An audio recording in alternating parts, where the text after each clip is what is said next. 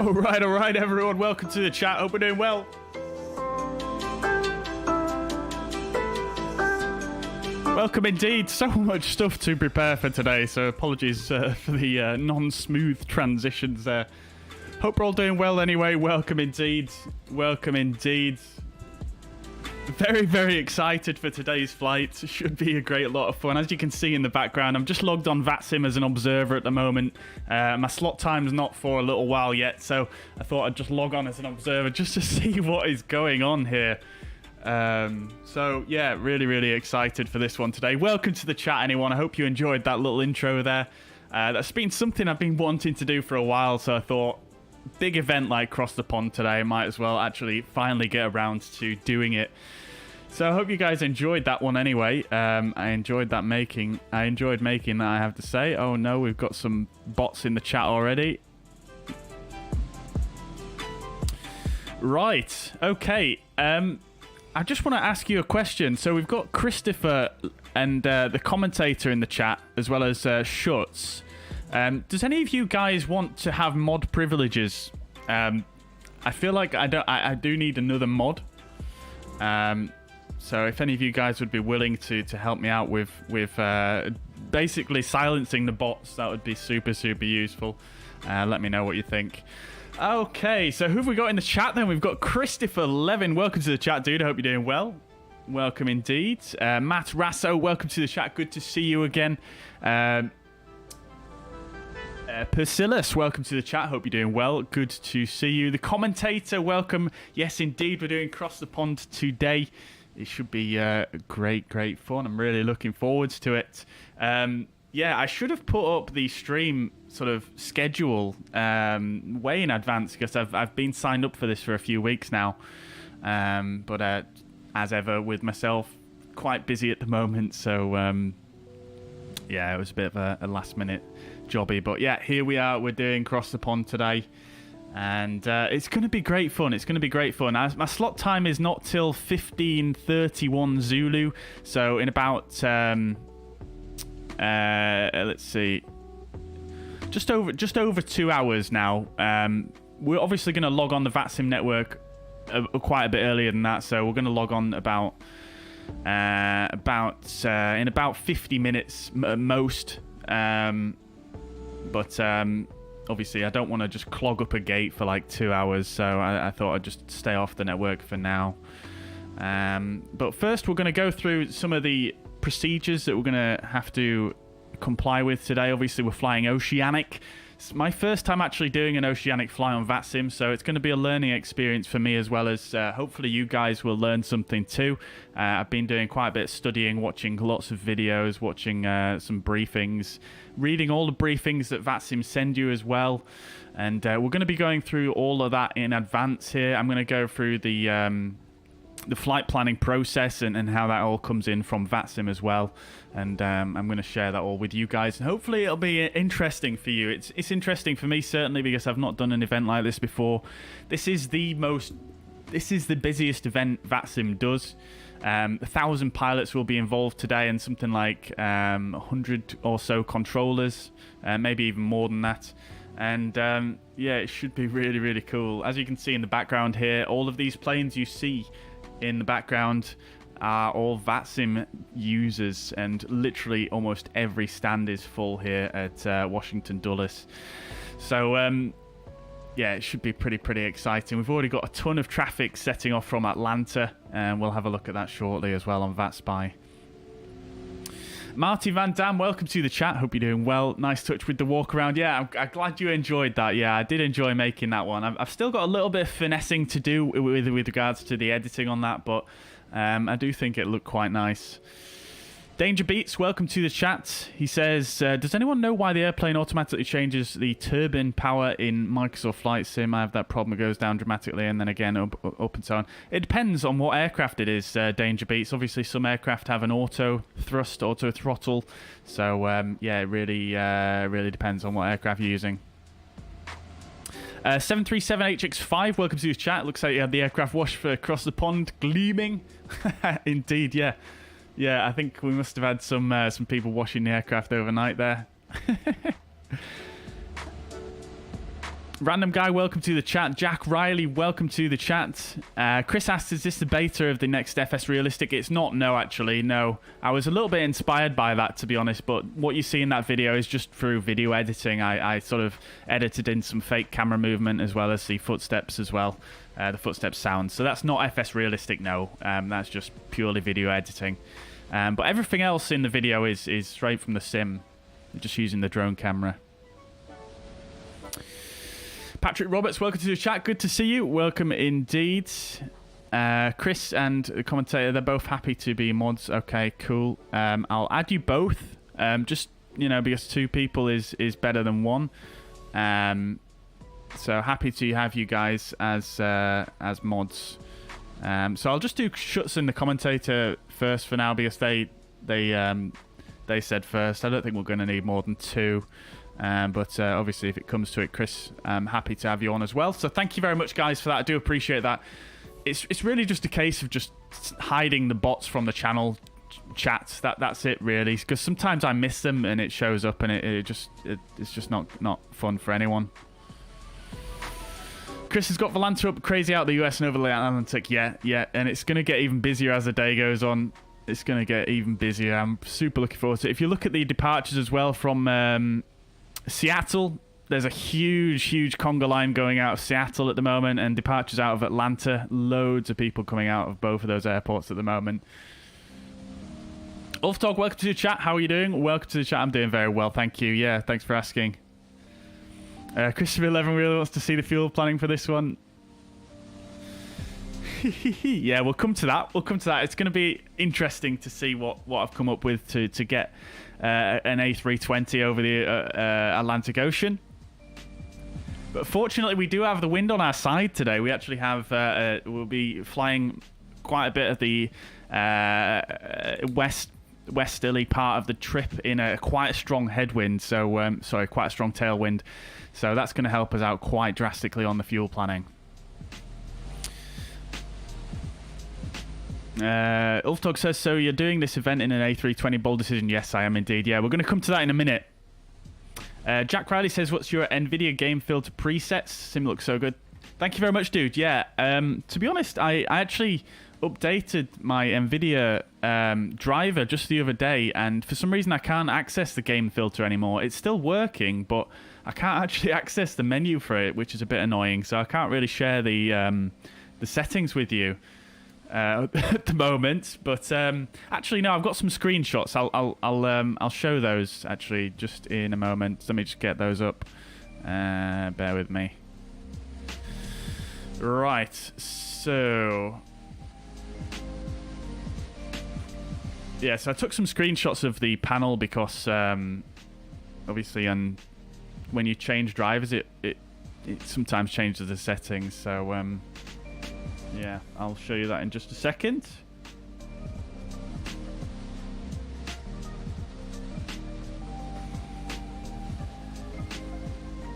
Right. Bring up the fuzz pad. There's the settings for NVIDIA filter. Feel free to take a screenshot, pause the stream, whatever you want to do. There's all the settings that I'm using for an NVIDIA filter. So yeah, feel free to take a screenshot and use them for yourself. I do actually have a preset file as well that I can send, but I've not got it on a shareable location at the moment, so maybe in the future. Yes, thank you very much, commentator, doing YouTube's job. Someone asked, YouTube doesn't seem to care about keeping the bots out. Yeah, exactly. It's super weird. Yeah. The real flight is an A321. Exactly, yes, the commentator. Yeah, it's an A321 Neo, yeah. Lee Rowland says verbal position reports are CPDLC today. So we'll be using CPDLC. That is the reason, one of the main reasons I wanted to fly the Fenix, to be honest with you, because it's the only aircraft. Well, not the only aircraft. The A320 can do it, but it's the only aircraft in Microsoft Flight Simulator that can both do CPDLC and it can do lateral offsets. So well, maybe the PMDG can do lateral offsets, but it doesn't have CPDLC. So that's the main reason I wanted to fly the Fenix for this one, and I wanted to fly Microsoft Flight Simulator. I did consider using X-Plane 11, using the A300 in that, but I've got the sceneries for Lisbon and Washington Dulles in Microsoft Flight Simulator, and I wasn't about to spend another like 60 quid on scenery for X-Plane when I'm only going to do one flight. So yeah, that's why I decided to do it in the Fenix A320. However, that being said, you don't actually have to do position reports, to my knowledge. I've looked on the briefing, and it doesn't say anything about position reports.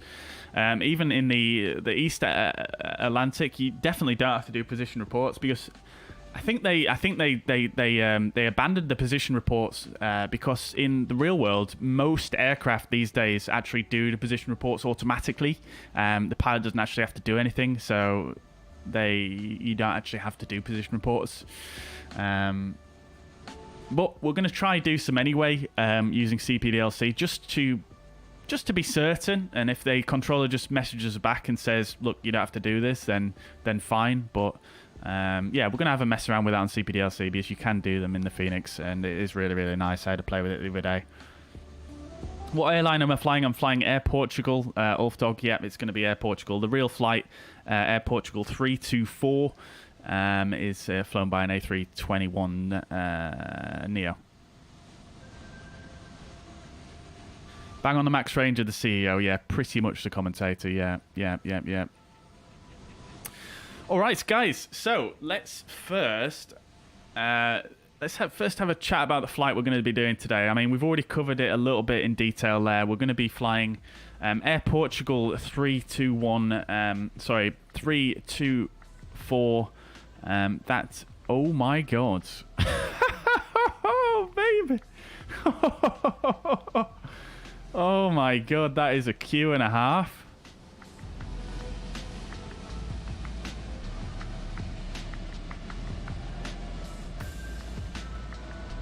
Holy crap, guys. Holy moly. So many heavy aircraft as well, though. You love to see it, don't you? Unfortunately, FSLTL is not quite doing... It's not quite covering all the models that we'd love to see here, but it's got a lot of them. Even got a Fly UK 777 there. I'd love to see that one. But yeah, as you can see, many aircraft here. That is a big queue and a half. Craig Sells, thank you very much for the sub, much appreciated. Thank you. As you can see at the moment, chat, we're also getting a pretty ropey frame rate.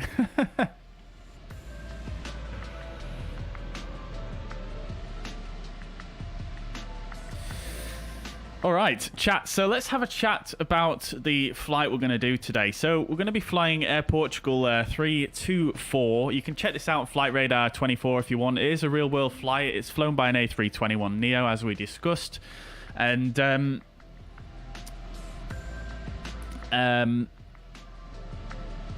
it's a real-world flight between these two locations. We're obviously going to be flying in the Fenix A320, like I said, because it is simply the most advanced aircraft in Microsoft Flight Sim. That's why I wanted to use it. I've already said why I wanted to fly Microsoft Flight Sim, because I've got the sceneries for both of the airports on this trip. So, you know, why not? I'm not going to spend extra money, like I said, on X-Plane scenery. I would have happily done it in the A310. Air Portugal did used to fly an A310. But again, like I say, I'm not about to buy a new aircraft and two new sceneries, nearly £100 just for one flight. I hardly use X-Plane 11 anymore. And especially with X-Plane 12 out, and any builds don't even support X-Plane 12 as it stands, so it would just be splurging for the sake of just this. So I thought we'll try it in the Fenix A320, and it makes it a little bit more interesting as well, chat, because you know, the A320 range is very, very much on the borderline of crossing the Atlantic. So yeah, let's jump into the flight planning situation then, and we'll take you guys through all of that. So So let's have a look then. So we've got the fuzz pad here. Just first of all, let's bring up VATSPY and have a quick look here at all the flights we've got for across the pond. You can see a big ass liner coming out of Seattle here. Look at all this aircraft coming out, heading over towards the north of Canada there. And then if we come in down here next to Atlanta as well, you can see there's a rather large stream of air traffic coming out of there as well. And even coming out of Dulles, currently this is where we are going to be departing from. And as you can see, we've got tons of ATC coverage on over the north of America here and Canada, and then into the oceanic airspace. Nothing on the mid-oceanic at the moment, because I'm imagining they'll come on a little bit later when more of the flights get sent out that way. But at the moment it's just mainly North Atlantic. For some reason Shanwick doesn't appear to be online yet, but I imagine they'll come on later. I think some of these aircraft down here is probably going to be non-cross the pond traffic. We've also got Reykjavik Oceanic on as well. I didn't even notice this. And down in the south of America as well, coming out of Brazil here, we've got some big streams coming out there. It's the first time I think they've done the South Atlantic on across the pond, which is quite cool.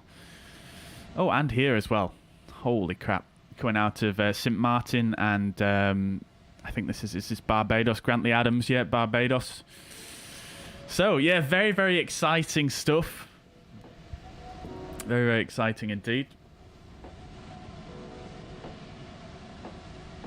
Am I using vPilot? Yeah, we'll be using vPilot, yeah.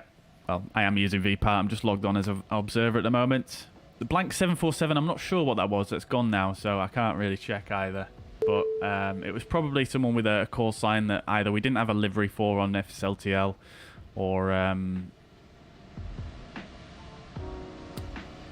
yeah, it was probably one we didn't have a livery for.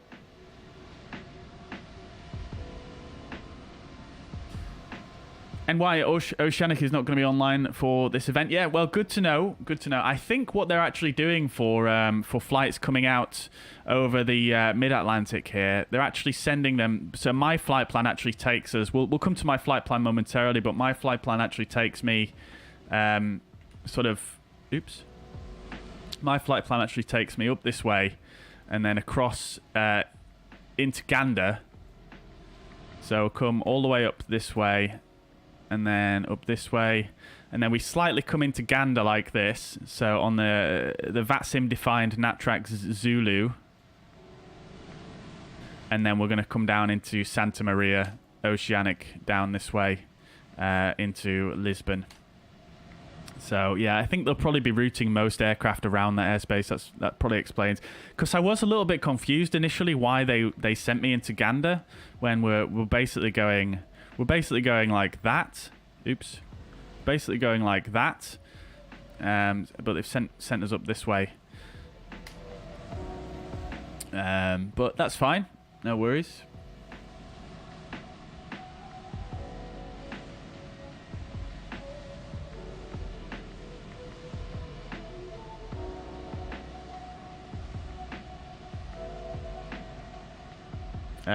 Scorcher Place says mine makes FSLTL planes on max throttle for some reason. Yeah, it does that for some reason. It's a bit of a vPilot issue, I think.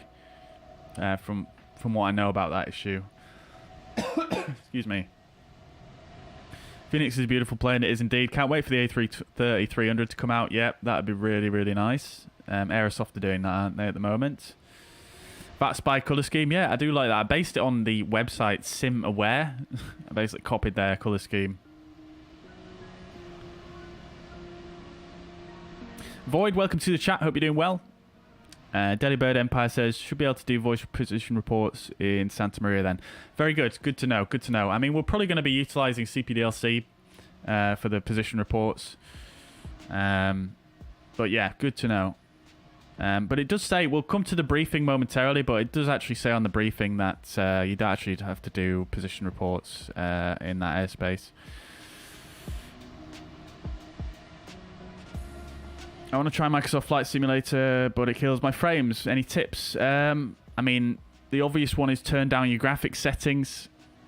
It is quite an intensive thing to run.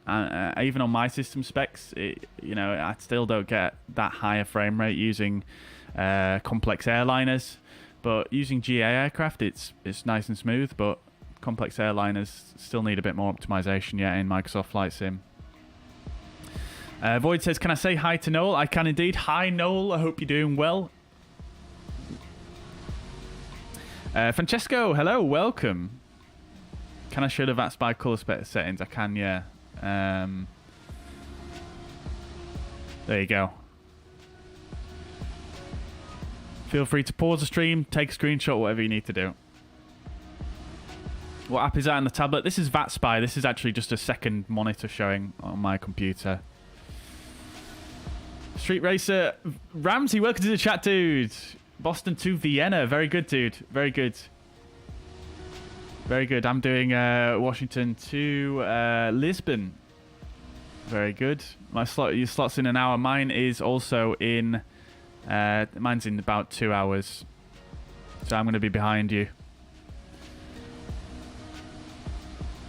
Tangimal. Welcome to the chat. Hope you're doing well. Give tips. How can I be a pro at this game? Just practice. Practice. And, if you want to be a pro, you have to kind of do a bit of studying as well, to be honest with you. I've done a lot of studying into various different aspects of aviation through the Flight Sim.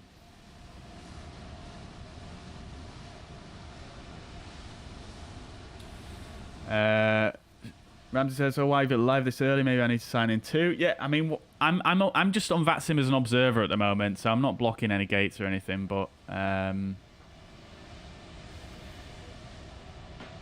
yeah, I'm live this early because I wanted to go through the flight planning and stuff with you guys.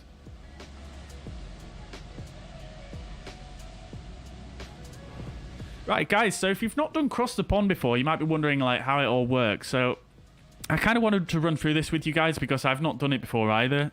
I thought it might be interesting to share with you.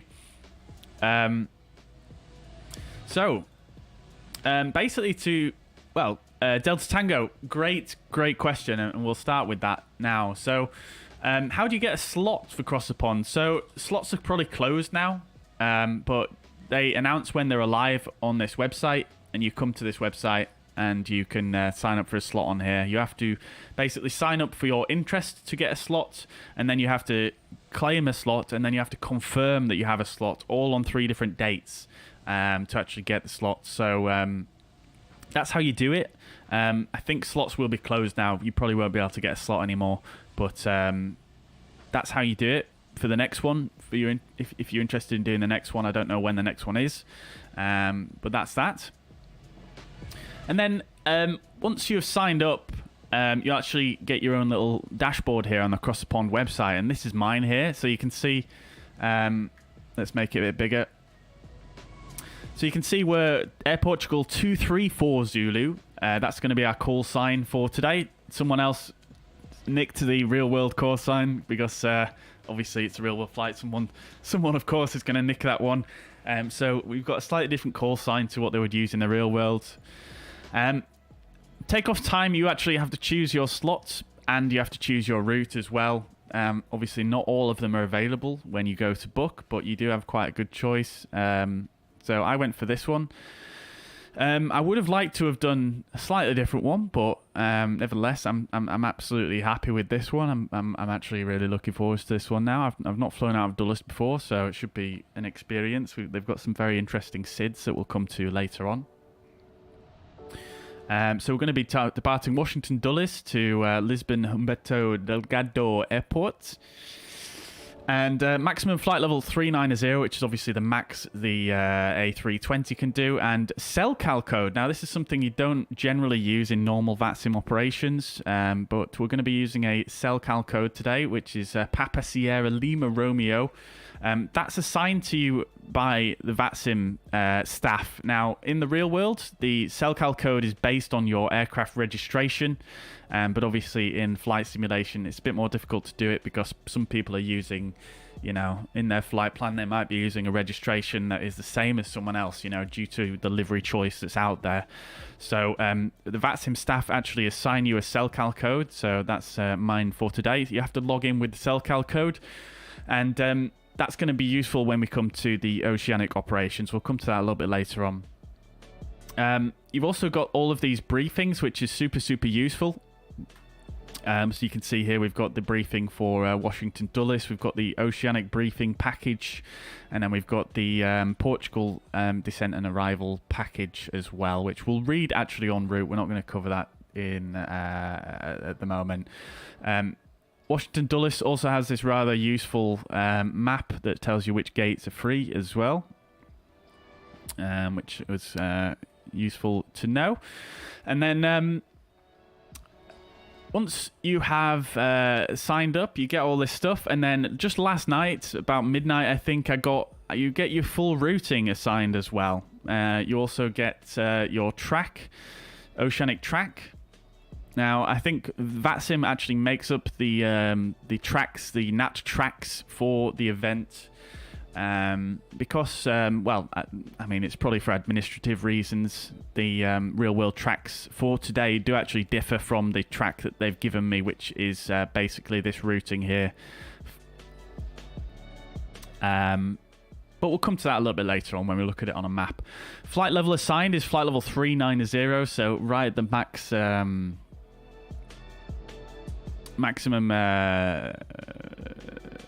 flight level for this aircraft, and again, CellCal code down here. You've got some important information here saying your flight level is subject to oceanic clearance. So my flight level 390, it might change. We'll see how it goes. But we're going to come to that when we do our oceanic clearance. And then conveniently it has this button open in SimBrief as well, so you can actually take it straight over to SimBrief. So we'll have a quick look at that now. Excuse me. Let's see. Ulfdog says, I'm going into the RF soon, working on aircraft. Can't bloody wait. That sounds amazing, dude. What kind of aircraft are you working on?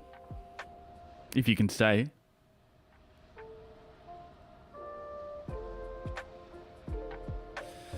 Ramsey is Delta 512. Very good, dude. I probably won't hear you on the radios, but yeah, enjoy. I hope your flight goes well, dude.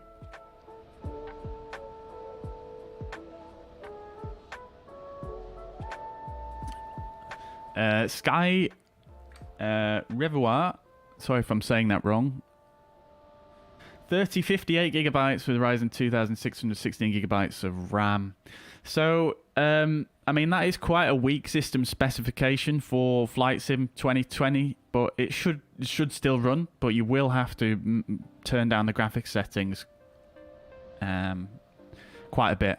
But it also depends on what aircraft you're flying. If you're flying just GA aircraft, you should be able to have quite high graphics settings, but if you're flying airliners, you might have to turn them down a bit. Breadmaster says, Dulles is crazy busy, being flying for 2 hours out of Seattle to Amsterdam. Very good, dude. Very good. I assume you're part across the pond as well. That's very, very cool. Very cool. Let's see if we can find... Breadmaster, what's your call sign? And we'll see if we can find you on VatSpy. Sharper Travel says, in real life, this would be an A321 Neo LR. I think, yes, indeed, Sharper Travel. In fact, we can actually give it a quick look as well on the old flight radar. So TP324. Or is it 234? 234, yes. Sorry, it is 234. Very good. Right, so yeah, you can see it's an A321 Neo. It's not an XLR, that's just the ICAO code for a Neo, just a normal Neo, isn't it? A321 251NX. I can't remember the code for an LR one, but I'm not sure if it's that. Unfortunately, we don't have that in Microsoft Flight Sim, so that's where we're at with this. Ramsey says the track they gave me is on 2 different ones. Like it goes from one to another. Should I fix that? That's interesting. Let's just turn the music down a bit here. It's getting a bit loud. I wouldn't fix it. No, I wouldn't try and fix anything. I mean, what are you using to verify that it goes from one track to another? Are you just looking on SimBrief here? Because you can see mine's NatTrack Zulu according to the oops, I've already done that. Mine's NatTrack Zulu according to here, but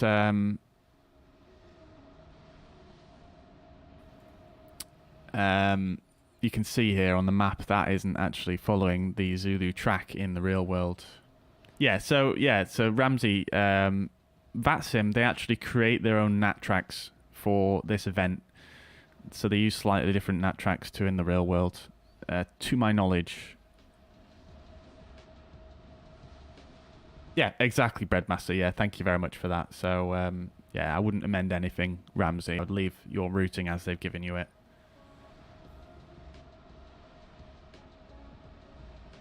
Ulfdog says I'll be working on fighter jets as well as the A400 and I think A330. That is super cool, dude. Amazing, man. That's amazing. I mean, if you can, feel free to come into the Discord and post some pictures. That'd be super cool to see.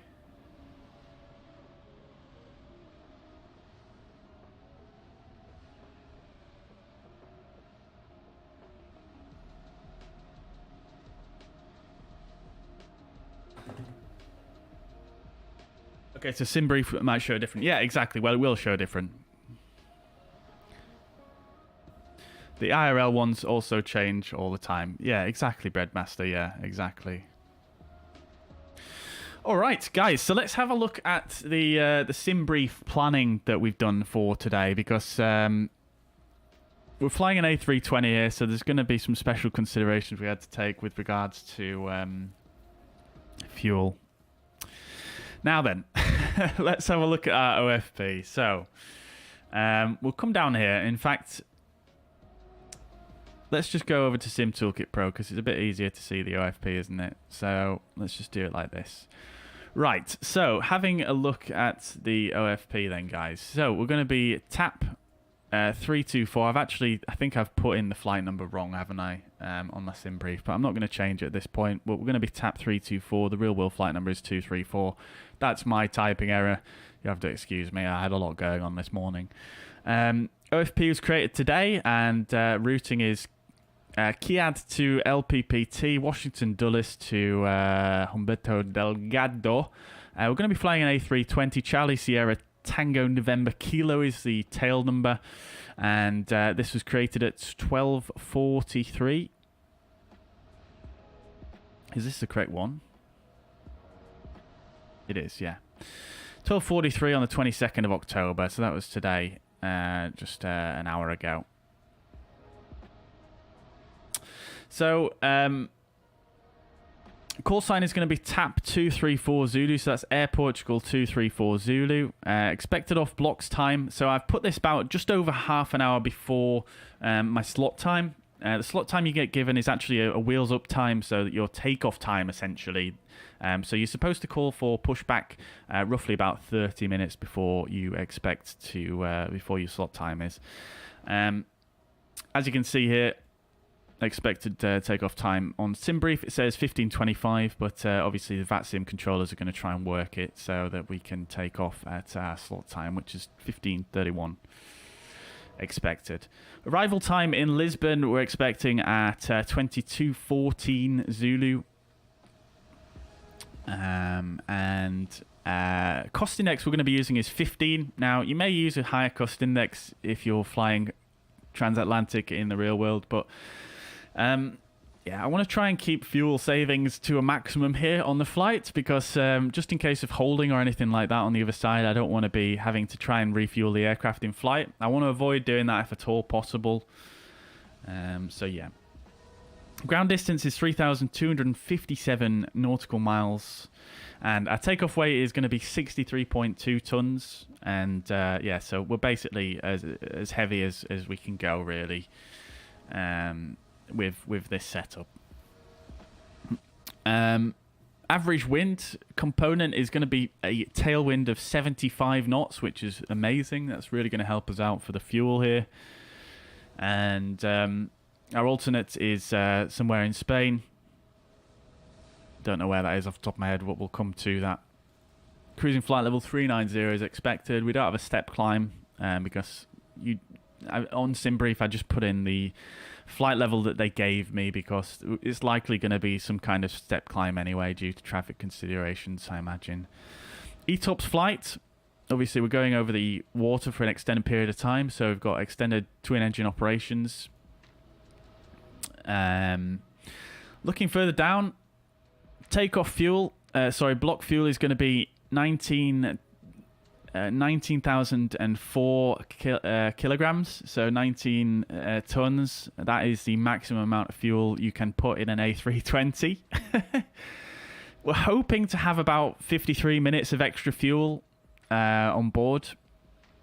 And for the trip, we're going to burn 13.7 tons of fuel. So we should have a decent bit of margin there. But like I say, things might change because of holding and obviously the step climb situation. So we'll see how it goes. But I did want to build in a bit of extra there because of the fact that the A320 really isn't built for flying this far. And you guys might notice as well, you might have already noticed the zero fuel weight here is quite low, which we'll come to in just a moment. So looking at the routing, we're expecting runway 30 at Washington, but it could be different. We're expecting the JW 4 departure. That's what was assigned to us on our routing. Which that actually covers 3 different runways, so it probably won't be 30. I imagine it'll probably be one. It looks like they're using one center mainly at the moment, so we'll see what happens. Just 1 second.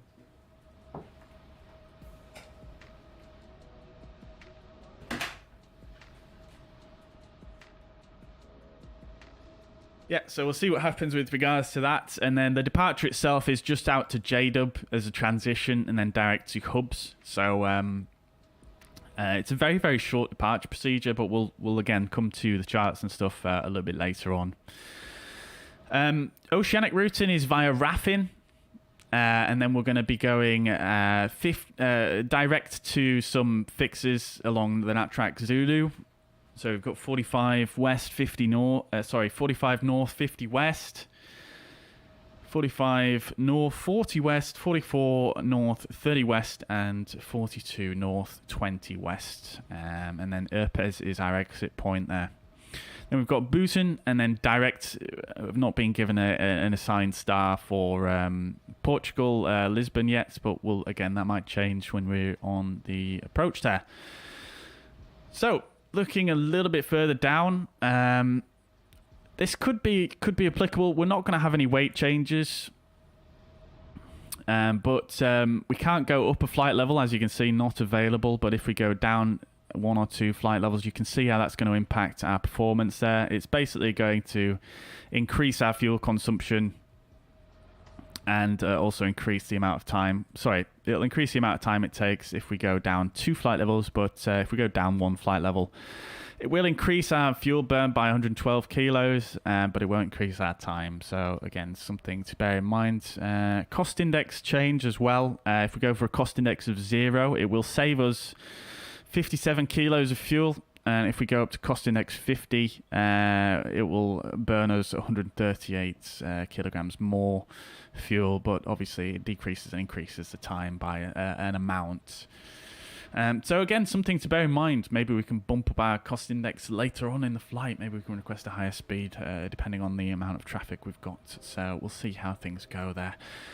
Right, so again, like I say, off blocks time expected 14:55 Zulu. And then takeoff time expected 15:31 actually is what we expect there. So we've got a block time of 7 hours and 90 minutes in total, roughly. That could be more, could be less. I'm hoping for less. We'll see how it goes. And then looking further down, so this is where the interested stuff came in terms of trying to get an A320 across the across the Atlantic Ocean. We've got 6 passengers on board today, so a very exclusive flight. You're going to be getting a very exclusive service today on Air Portugal. You 6 passengers. And we'll decide who's going to be the 6 passengers a little bit later on in the stream, I think. So yeah, 6 passengers and 100 kilos of cargo. So very, very light in terms of the payload. But required, really. If you set a normal passenger load, you just cannot make it across. It's quite simple. That's the simple fact of it. If you set a normal passenger load, like over 100 passengers, even over like 30 passengers, you're not going to make it in an A320.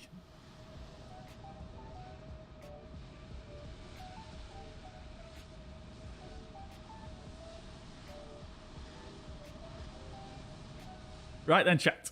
So, as you can see, fuel is 19 tons. That is the maximum fuel we can take. And takeoff weight 63.2 tons. Zero fuel weight only 44.6 tons. Landing weight 49.5 tons. So we can expect to have on arrival. We didn't actually check this, did we? The amount of fuel we can expect to have on arrival here. We'll actually check that a bit further down.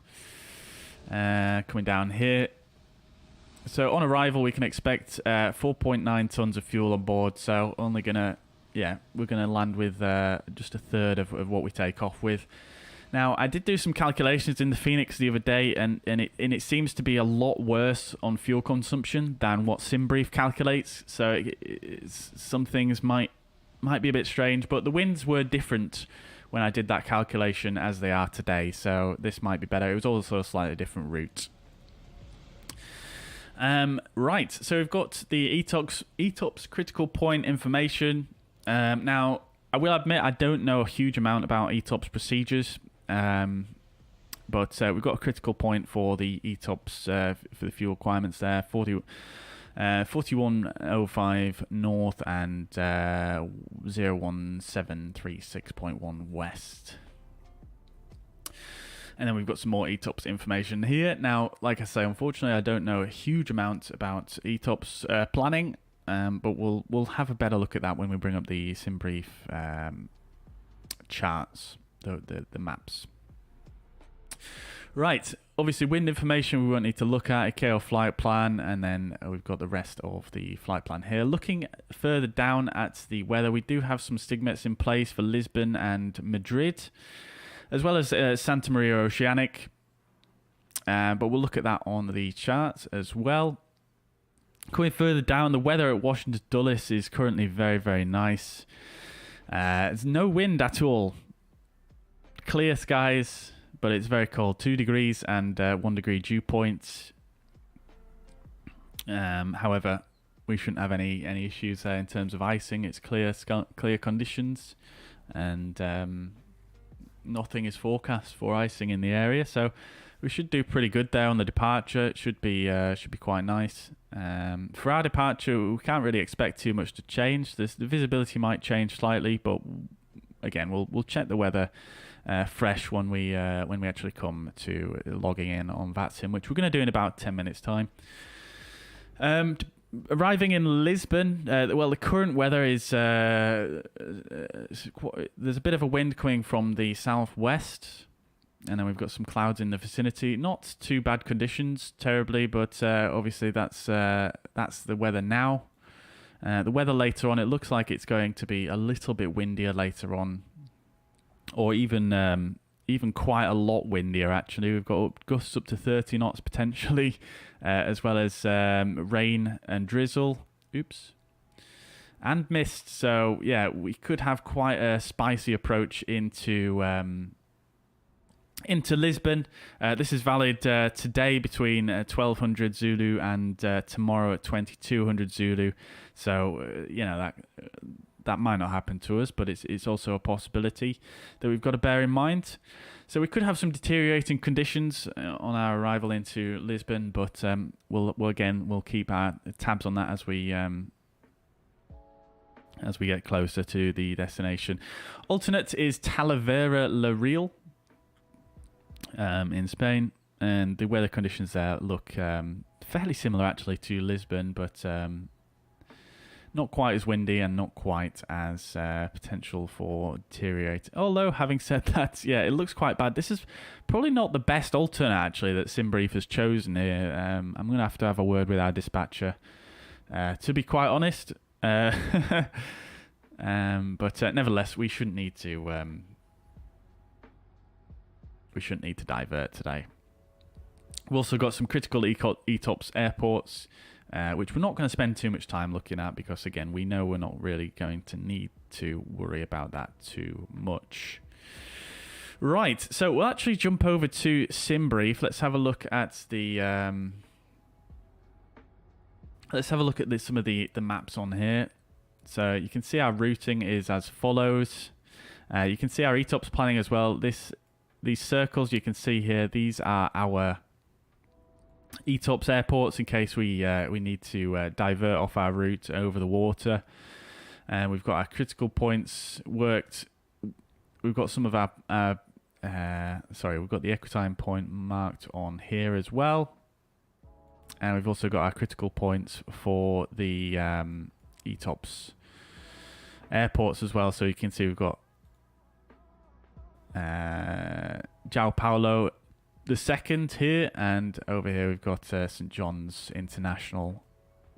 Again, we're not going to need to use those, so we're not going to go into those into too much detail here. I'm already taking on enough new stuff myself. Oh, look at that. The nat tracks have actually changed already, even while we've been looking at this. So, we're going to be flying NatTrack Zulu, which is obviously assigned by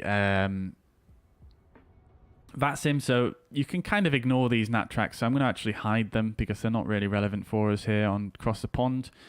You can see our routing takes us up through Washington airspace into New York and then into Boston. We'll then go into Moncton Center, and then we're going to enter Gander airspace at Raffin here. Raffin is actually, it looks like it's actually located in New York Oceanic, but obviously they're not going to be online, so we're going to assume that's Gander. As you can see, Gander is just right here. So that's that. Then we're going to fly in Gander for a while. As you can see, we're just skirting along the edge of it here. And then once we reach 45 north, 40 west, we're going to enter Santa Maria Oceanic, and we're going to fly down into the southeast, into towards Lisbon, FIR, and then down into Lisbon, of course, over the ocean. So that is our routing.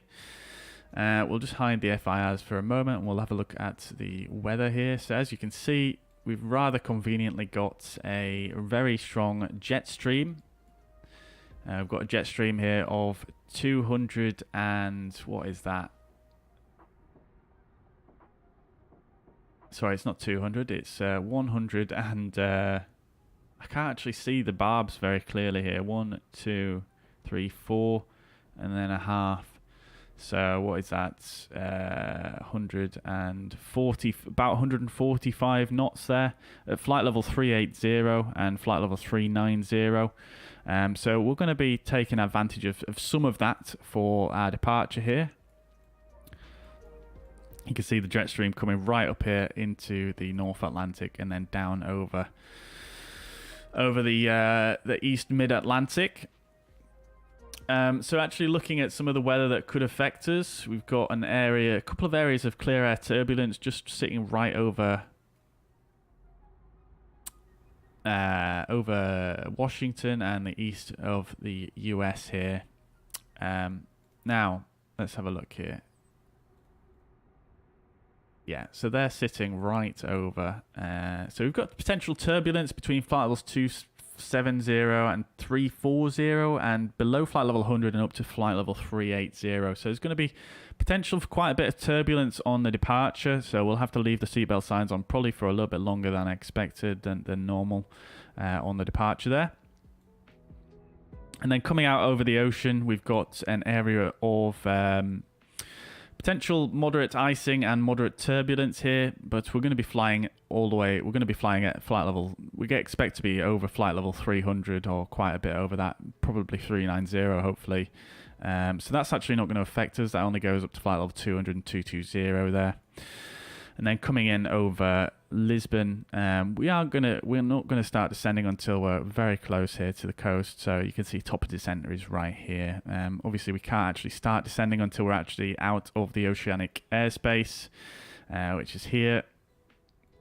So yeah, we're going to be clear of all of this weather as well, so we don't need to worry about that. We'll fly straight over the top of it and then descend down. But something to bear in mind, we do have some potential for some more turbulence on the descent. So that is it for the OFP, really. Hope that's yeah, pretty interesting stuff, isn't it?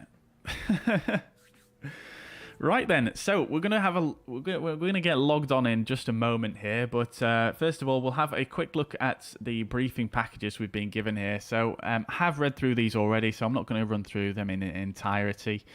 Just going to run through some of the key things that I think you guys might find interesting. So this is basically saying when we log in, we're going to get a PDC for the clearance. That'll come through vPilot, so we'll get that. We don't need to respond to that. And we won't get our departure runway in the PDC, so got to bear that in mind as well. We can check the 80s to see what the in-use runway is, but the runway is actually going to be giving us to by ramp control when you're ready to push. So we won't actually know what runway we're using until we actually push back, so we may need to change the runway. But if I actually do this here, you can actually see they've actually switched runways just while we've been talking here from one center to runway 30. So things have changed even already. So we can probably expect, we can check the flow as well. We can listen to the radios and things like that to try and get a heads up on what runway we're going to use on departure. But coming back to the fuzz pads, that's that for the departure clearance. And then we've got ramp control is going to be our next frequency. So there's going to be different ramp frequencies, and each of them are going to handle different departures. You can actually check that on their pilot's description on vPilot by right-clicking on them.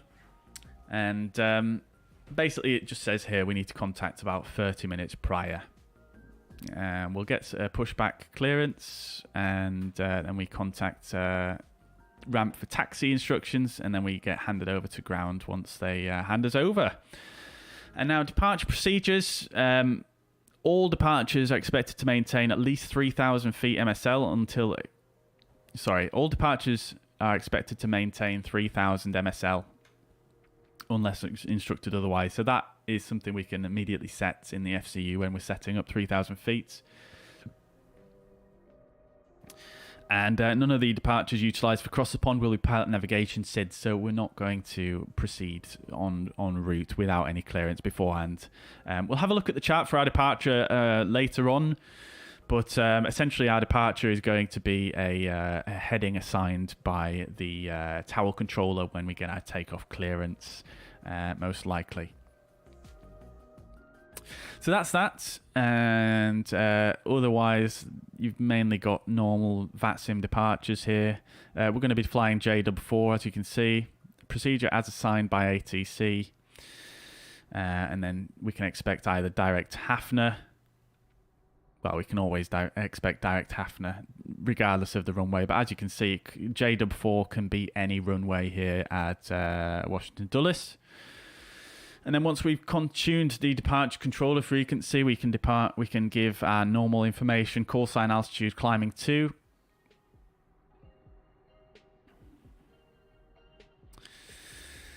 Let's see, non-event traffic is not relevant for us. And then gate checking, so that's that. Airport sceneries, and that's that's fairly self-explanatory. So that is the departure procedure for Dulles here. And then we've also got the oceanic briefing. Now, we're going to quickly skim through this. We'll probably have more time to do it in the air, but I'm going to quickly skim through this. So we've already covered some of this already in terms of the CellCal code. And we've already discussed regarding the flight planning. So for us, what we're going to need to do is we're going to need to contact Gander 90 to 60 minutes prior to entry. So that's probably going to be fairly shortly after our takeoff. We're going to have to get our oceanic clearance. Now, we don't actually use voice to get an oceanic clearance. We use this system called NatTrack that I've never used before, but you can get onto it here, which I'm going to bring up, and we'll need to log into that once we get logged onto the Vatsim network. But 60 to 90 minutes, we need to contact Gander on NatTrack. So we don't actually need to do that by voice. Let's see. So you must fly your clearance, not flight plan. So if they give us a different clearance across the ocean to our flight plan, we have to amend our flight plan to that. And then once we enter oceanic airspace, we have to squawk 2000 or 30 minutes after radar is terminated, whichever one is first. And then once we approach our first fix on the ocean, we have to call for a CellCal check. So that's where the CellCal code comes in useful. They'll send us a tone, and then we have to obviously respond to that. SLOP, we also have to do. Every pilot has to do it. Strategic lateral offset procedures, which is pretty exciting, to be honest, because we've never done that in the Fenix before, and it can do it. So we're going to do that. You don't need a clearance to do that. So we'll come to that once we get actually into the ocean. And then mid-Atlantic handoff, we have to do a CellCal check once we speak to our next Atlantic air traffic controllers, or our next Atlantic position. And it does say here, position reports are not required, which is what I was talking about earlier.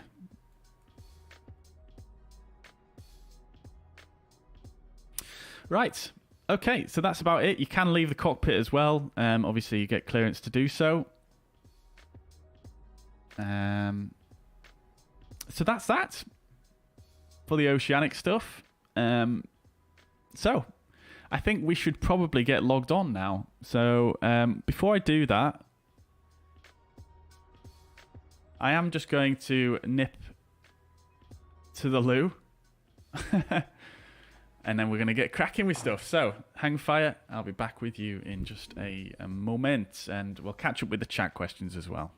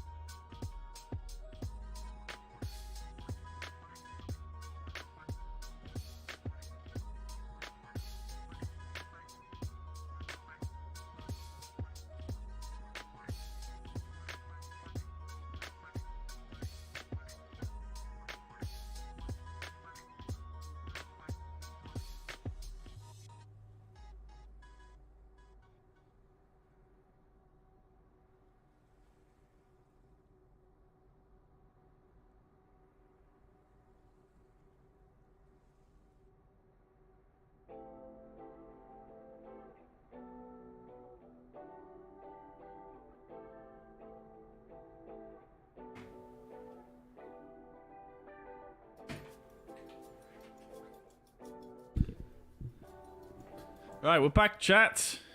Look at that queue. That is a beast, isn't it? That is absolutely mental, to be honest. That's even longer than what it was before. Right. So let's catch up with some of the messages here. I've probably missed a few, but let's see. How frequent is the Cross the Pond event? Yeah, I think commentator answered that, but I think it's a couple of times a year. Scorcher says, what apps do I use for streaming, for all the overlays, etc.? SimToolkitPro, and then OBS.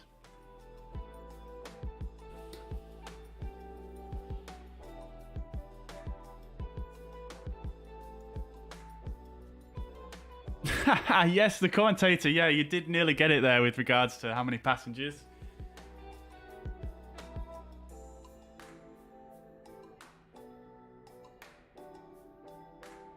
Yeah, I nearly did 0 passengers, but that would be just boring, wouldn't it? So we've got 7 passengers.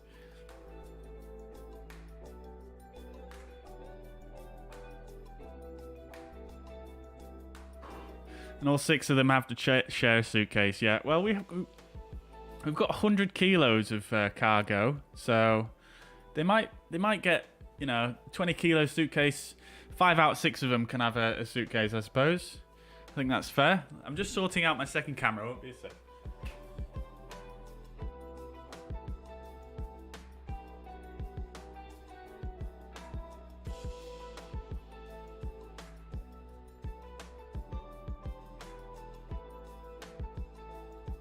All right, there we go. Okie dokes. Pot noodles are very light indeed. Yeah, indeed, indeed, Chris.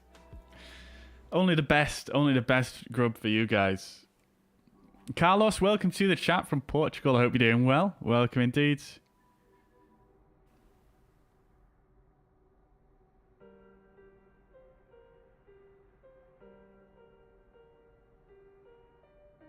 Lego Lancer, welcome to the chat. Good to see you again. I hope you're doing well. Welcome indeed. Leonardo says, was watching back the stream, and one thing I like about FSLTL over AIG is it gives us a right model with a blank livery and it doesn't have the livery. Yeah, exactly. Yeah, it is nice. I mean, I do see some of the default generics, unfortunately, on Vatsim still, but yeah. Hopefully in time we won't have to deal with that.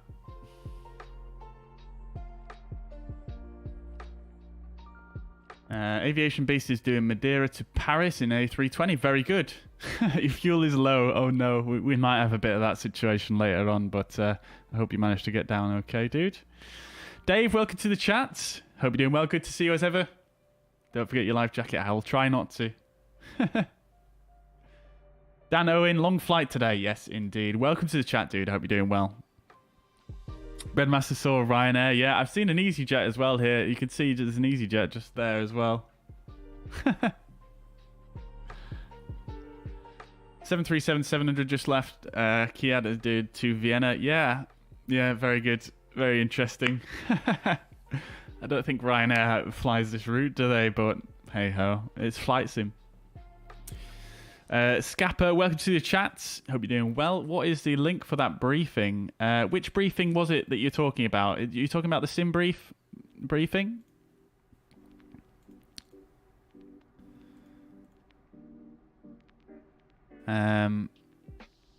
James Salt booked his first flying lesson today. Congratulations, dude. Very good. I hope you enjoy it.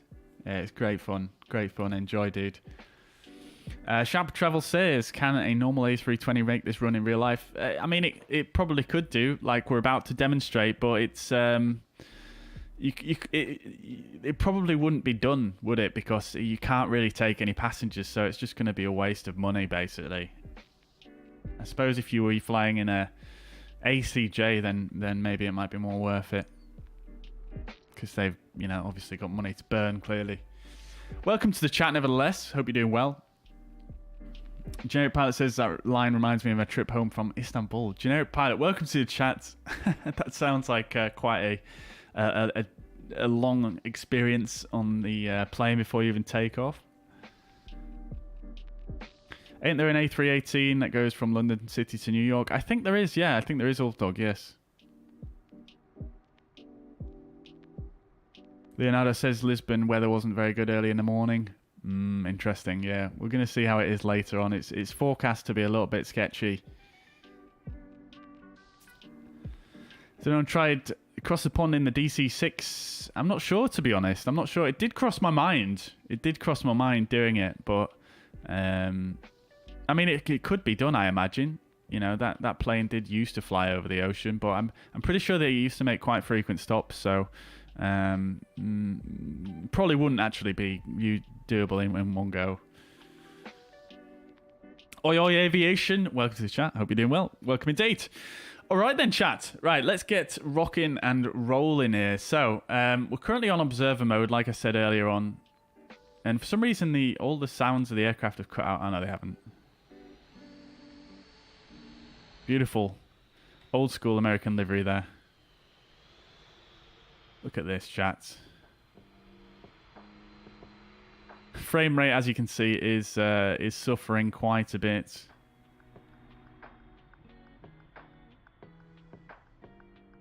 Right, let's see if we can find us a gate, shall we? We're currently actually right here. There's someone parked there, obviously, so we can't use that one. The gate that this flight uses in the real world is right here. As you can see, someone else is clearly emulating that flight in the A321neo. I imagine they're probably an X-plane using the beautiful TOLIS. So let's see if we can find ourselves a gate here. We could probably go on the other side here if we wanted to be relatively close to that spot. I think we'll probably do that, actually.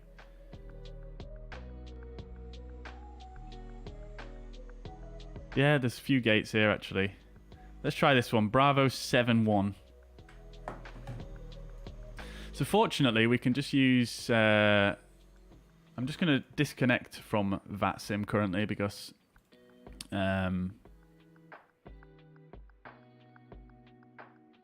because we...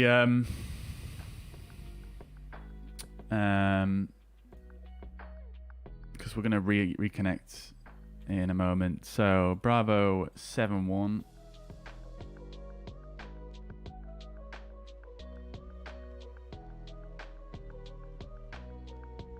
There we are. Oh, what's just happened? Why is the camera not... There we go. Okay. Come on, camera. Catch up.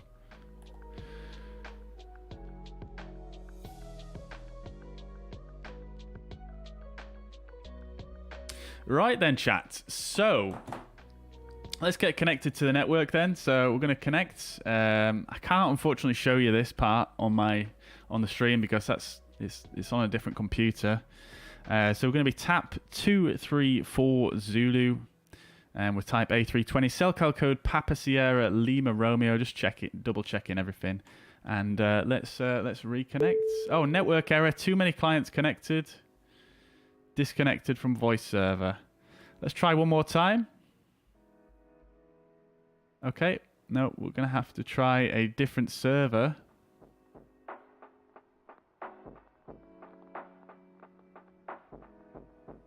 I actually forget how you change server. It's been such a long time.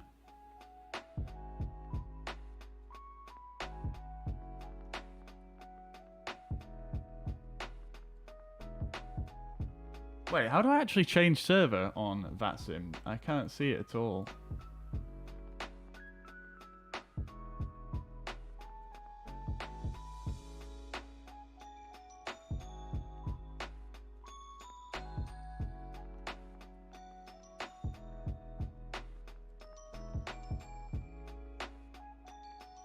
Might have to do it on my host network. Oh, there we go. Okay. Let's try USA East 2. Right, there we go. We're on. Lovely stuff. Right then, chat. Here we are. We're ready to rock and roll. Let's go. Let's go.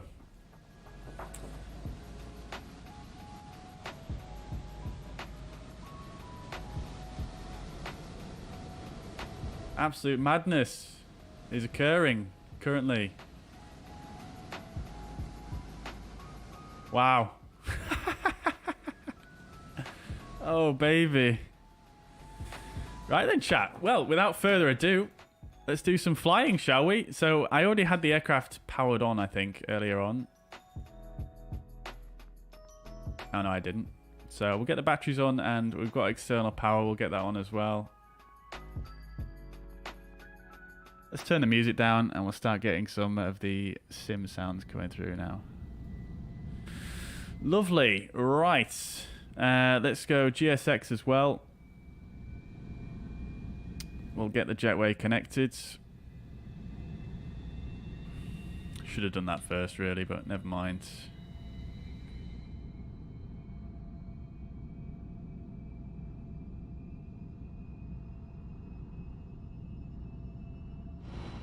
There we are, lovely. Austrian 777 going by there. Very good indeed, very good indeed.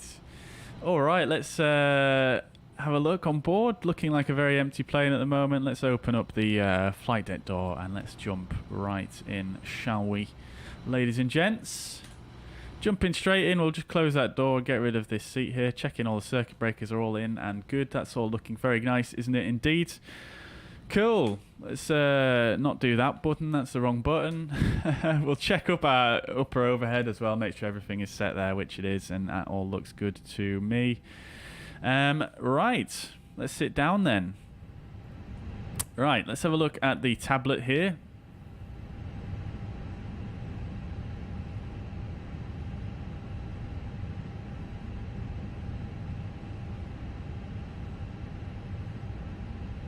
Right then. I tell you what we didn't do, chat. I always forget you can do this. You can actually pull your seat back like this.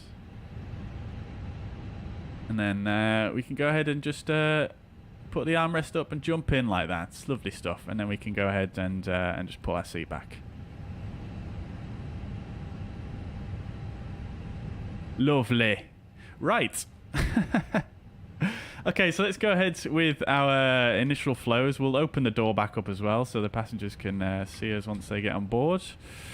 Right, so let's have a look down here. Everything looks good. Transponder is off for now, and weather radar is off as well. All looks good there. Let's turn the integral lights up a little bit here. We're going to use the COM2 radios, so we'll switch over to that. That all looks good.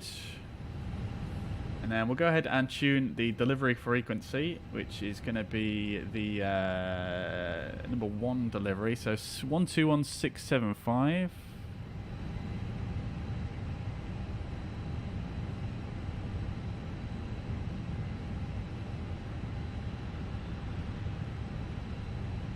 Now, I haven't had my PDC just yet, but nevertheless, we shall hang fire for now. Right. Let's grab the ATIS as well whilst we're here. So let's just bring up the Fenix app.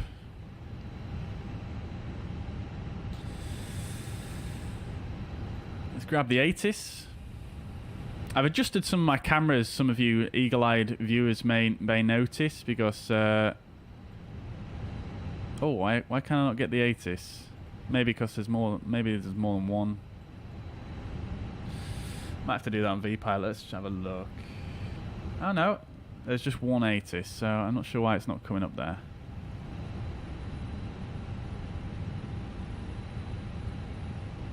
I can't click on anything here.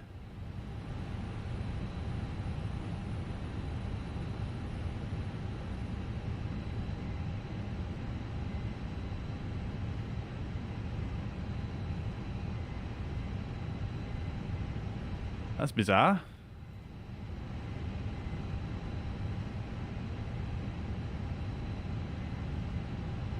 I can select the TAF. I can't click the ATIS. I can't click arrival or alternate or anything. Let me just try re-import.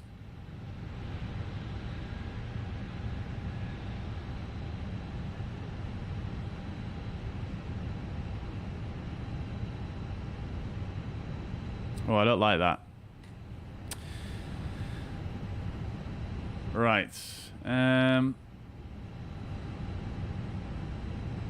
Okie dokes.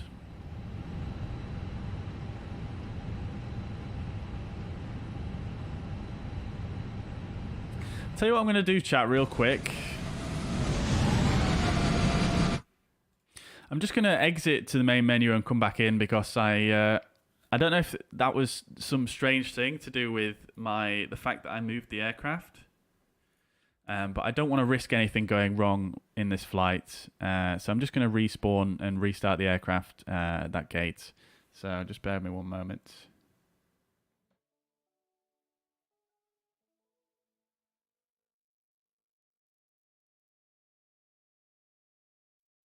Poseidon, I do apologize. I've not updated that command for this flight yet. But if you scroll down to the video description, you can see there that we've got the up-to-date scenery noted there in the video description. So apologies for that. Thankfully, it doesn't take long to load at all with the Fenix.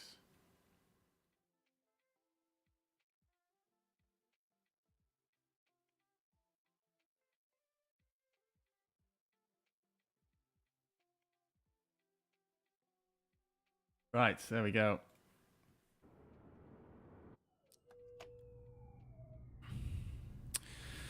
Okie dokes. So we'll do that again then.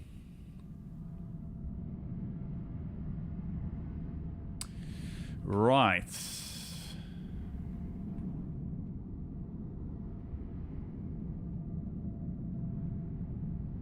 Why am I not hearing any sounds?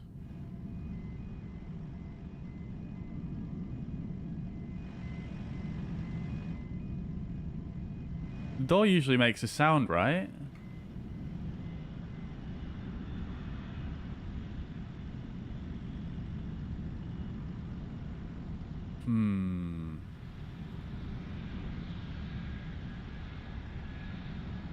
Right. Okay, it's still not working, but...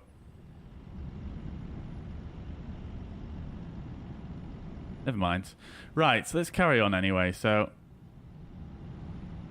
Oh, the Fenix is not making any sounds whatsoever. That is... It's just the click spots are not making any sounds. That is very bizarre, chat. What the hell?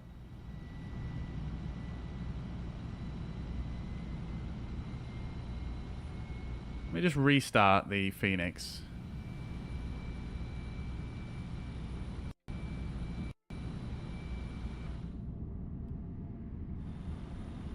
Just using the Fenix app to restart it.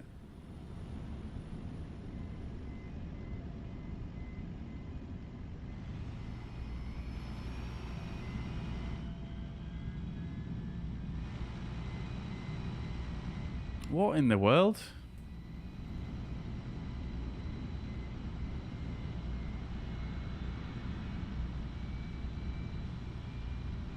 I've restarted the Fenix app.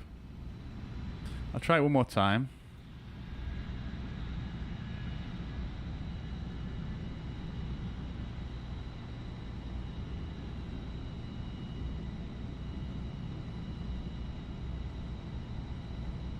If I have the KDCA Scenery installed. Lack of sounds? No, I don't have that one installed. Ah, there we go. I think it's fixed it by restarting the Fenix app. Right, let's try that again. No. No.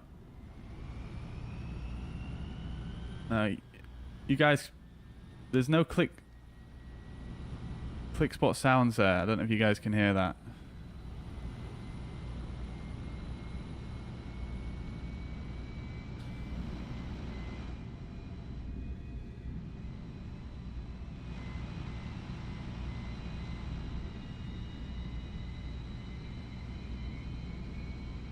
That is so strange.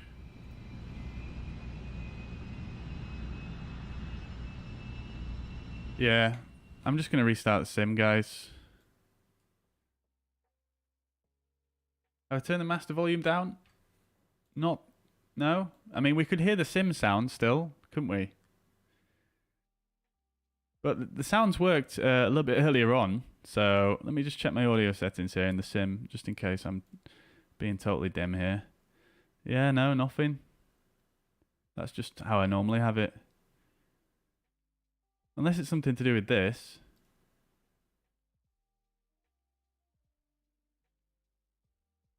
All right, we'll just try one more time.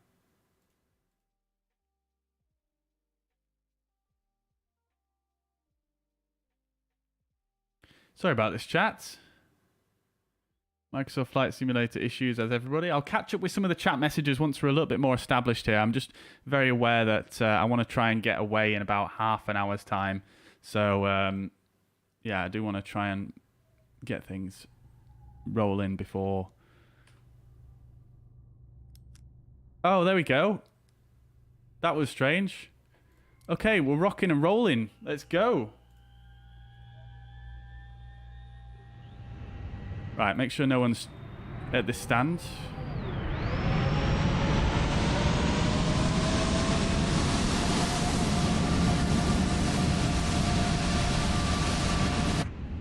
Lovely stuff. Right, okay, let's get things set up then. So I'm going to race through this quite quickly, the setup, guys, because, yeah, I don't want to be late for my slots. So we'll get crew supply oxygen on, ground control on for the cockpit voice recorder.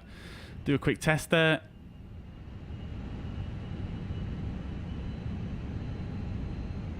Hello?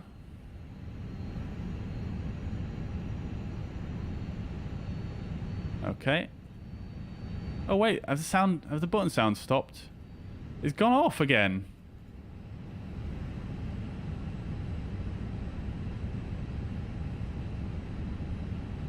What in the world, chat? The button sounds have disappeared, just like that.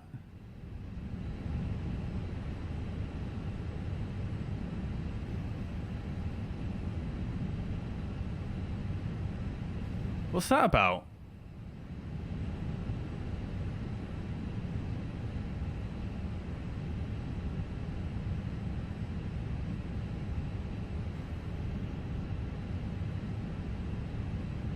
I'm so confused.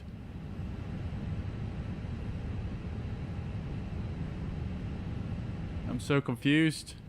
I mean, the button sounds worked initially, so I wonder if it's just an issue with the all the Vatsim traffic, maybe, potentially.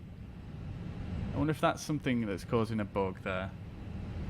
Let me just do a quick test. I'll just disconnect from Vatsim for just a second here, and let's just see if they work now. Oh. Yeah, it's something to do with Vatsim. I wonder if it's just because all the engine sound is actually droning out the sound of the switches there. That's possibly what's happening there maybe? Because there is a lot of rumbling going on, isn't there?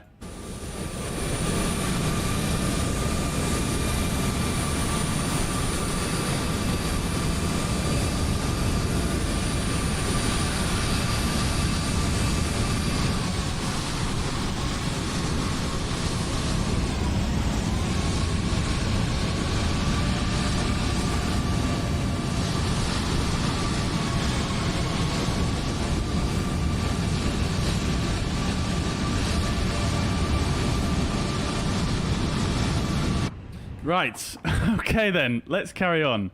So, emergency exit signs on, everything looks good here. Let's just turn down the temperature a bit, although it's not going to get too warm in here. I think it's quite cool today. We'll go pack flow low because we've got only 6 passengers on board, and then everything else looks good as it is. We'll run the fire test here. Oh, that's not even making any sound. So I wonder if there's some bug there with regards to the sim and playing certain sounds when there's so many aircraft around. That's interesting. We'll press on anyway, chat, because I think once we get out of the airport area, the sounds should hopefully come back. Right, so let's carry on then. We'll come down here. Everything looks good here. We'll get the integral lights turned up here. We'll come back to the MCDU momentarily. We'll get the displays turned up. That looks good there. 14:31. We've got an hour exactly to our takeoff time.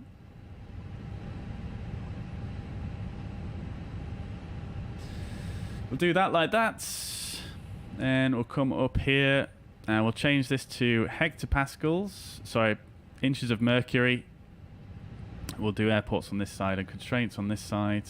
Whilst we're here, we'll just go ahead and turn the PFD up for the captain, who is going to be the pilot monitoring for today. And we'll turn the... Sorry, that's the PFD, that's the ND. Those labels look like they're the wrong way around. That's very interesting. And we'll get rid of his tablet as well, just because. Right, okie dokes. And then we'll have a look at our monitors here. We'll get this cranked up.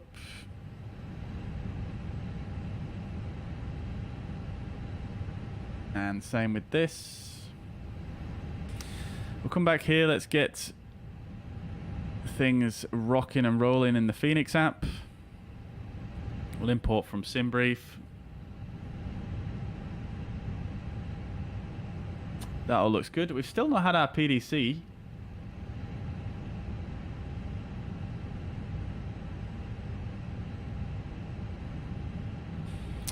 Let's just come down here, make sure we're on the correct frequency. 625.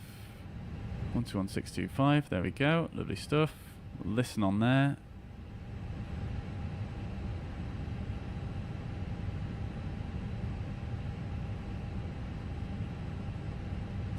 Right, okay. Let's just do a radio check as well. What is the call sign for this station? I'll just check that.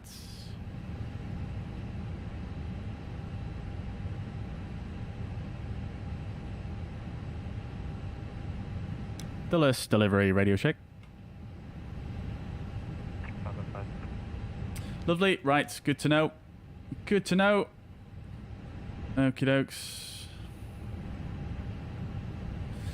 Okie dokes, so 22 minutes till our departure, so we best get our skates on here, chat. Let's go ahead and we'll come into GSX. We'll request the boarding of the aircraft.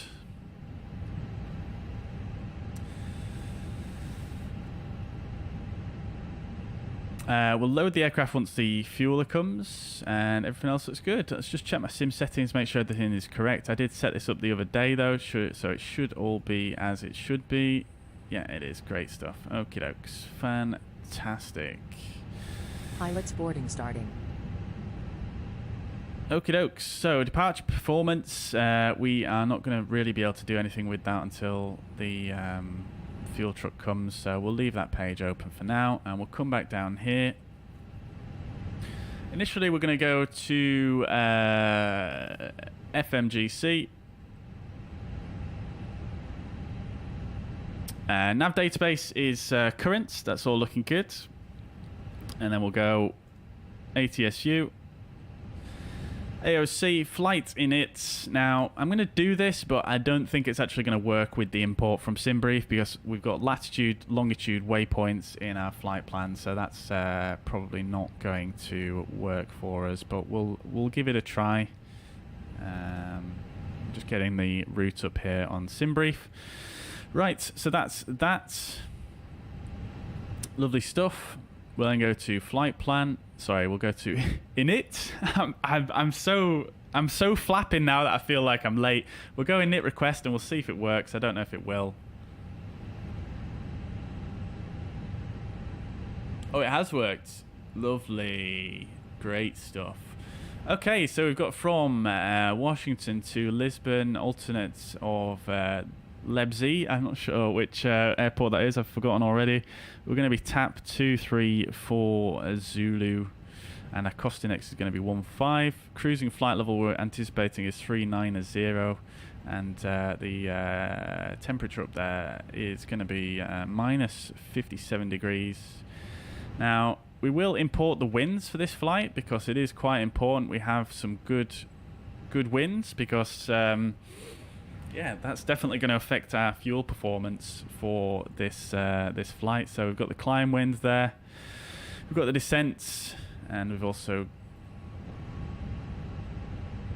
we've got the climb wind and the descent wind. That's fine, lovely. Right, tropopause is going to be at let's see, tropopause. 442, so we'll go 44200, and then the temperature currently on the ground here at Dulles is 11 degrees, so it's warmed up substantially since we looked at the weather situation. So flight plan, we're going to expect runway, we actually don't know what that's going to be, do we? Washington delivery, good afternoon, Austrian 88 Sierra with you, Charlie 7 ready for push and start.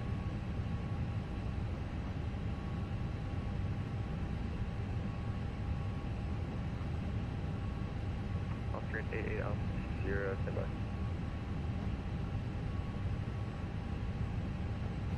So what I might just do is, let's be realistic about this.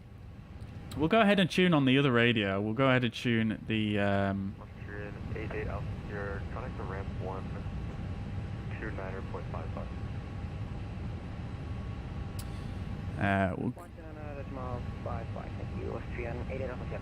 We'll go to 2955, as this guy has just been transferred to. And we're going to monitor that frequency. And just see what runway they're actually using.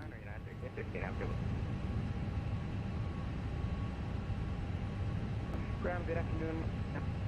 How are you on Charlie 7 ready for push and start? Austrian 88 Alpha Sierra, settle to ground, hold position, it'll be a few minutes. Copy that, holding. Okay, so we don't know what runway they're going to be using. We might have to just cheat and use the drone camera. But it looked like they were using runway 30 when we looked previously, so we'll use that. That's on our flight plan as well. We're also Good morning, KLM 6562. we're going to be using the JW4 departure, and we're not actually using a transition, so we'll just insert that as it is. 562 Heavy, Dulles ramp, it'll be a few minutes, I'll call you back. So we've got JW, Hafner, JW, and then to hubs, which is correct. Then from hubs, we're going direct to Sierra Whiskey Lima, which is correct. Then direct to B-line 147. Dasher. It is finally your time. Turn left and join taxiway Delta and Your hold crew short has of boarded. Passengers boarding starting. Okay, so he didn't say runway in use there, but nevertheless, let's carry on. So, Dasher, let's just watch our 6 passengers board real quick, though. Virgin 1 Alpha, follow the B-line A330, heading to your right. Follow the B-line aircraft, Virgin 1 Alpha. United 4201, follow the Virgin A330. 4201, follow the A330, thank you. And B-line 147, it is runway 1 center for departure, contact ground 121.65.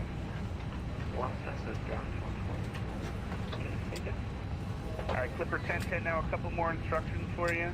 Once you get around that Speedbird, I want you to go back to Charlie one more time. Hello, passengers, are you there? Back to Delta one more time, and then you're going to wind up Delta short of Juliet. Yes, delivering. Alright, so let's go around the Speedbird, go back to Charlie one time, get around to Foster, and then back to Delta. Okay, we're just gonna ignore that. We're just gonna ignore that. Right, let's carry on. So Dasher to Preppy, then direct to Money, then Yahoo, and then Vital Raffin. Then we've got 4550 north, which is correct. 4540 north. 4430 north, which is correct. 44220 north, which is correct. Erpez, and then Buzen, and then our destination.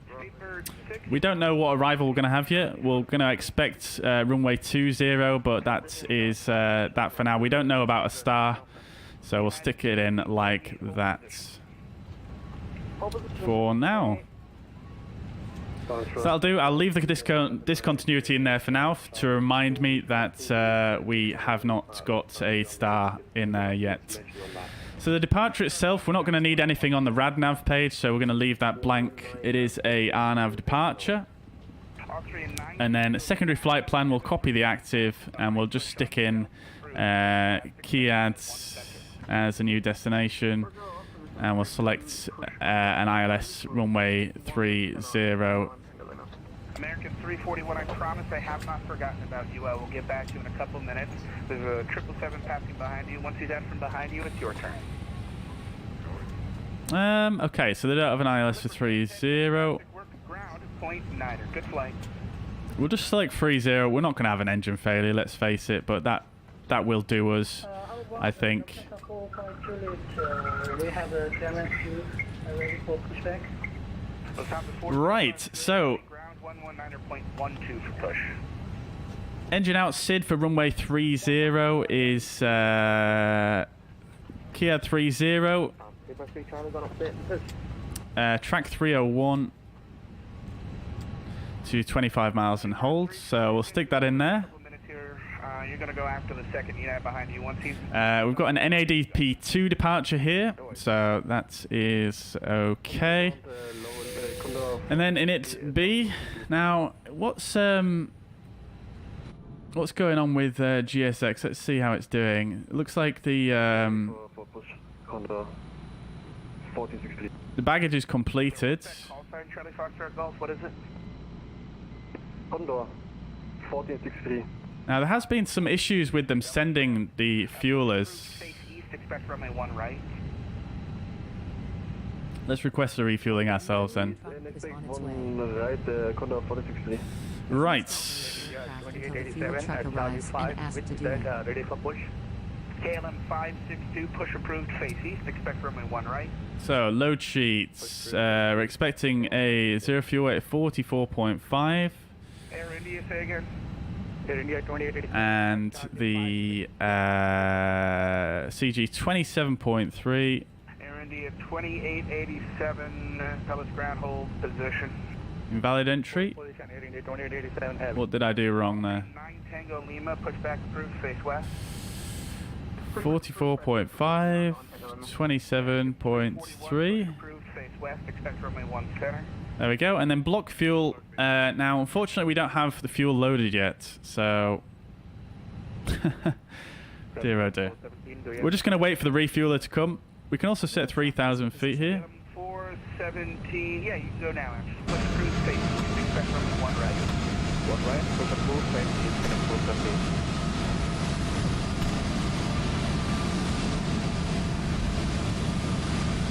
Right, Porsche and 17 Johnny, can we continue with us? Oh man, Trevor, fully sync that out before I say yes, but probably. United 93, you called this push, right? No, but Virgin 9 when Echo Mike, you did. Virgin 9 when Echo Mike, push approved, face west. Right. 1 center. It's so loud out there. Chat, I will catch up with your messages, I do promise, once we get a little bit further on here. I just want to sort of get a little bit more established here Did you mean to say in the setup. I didn't mean to say 919, but I do have you on my list, 919.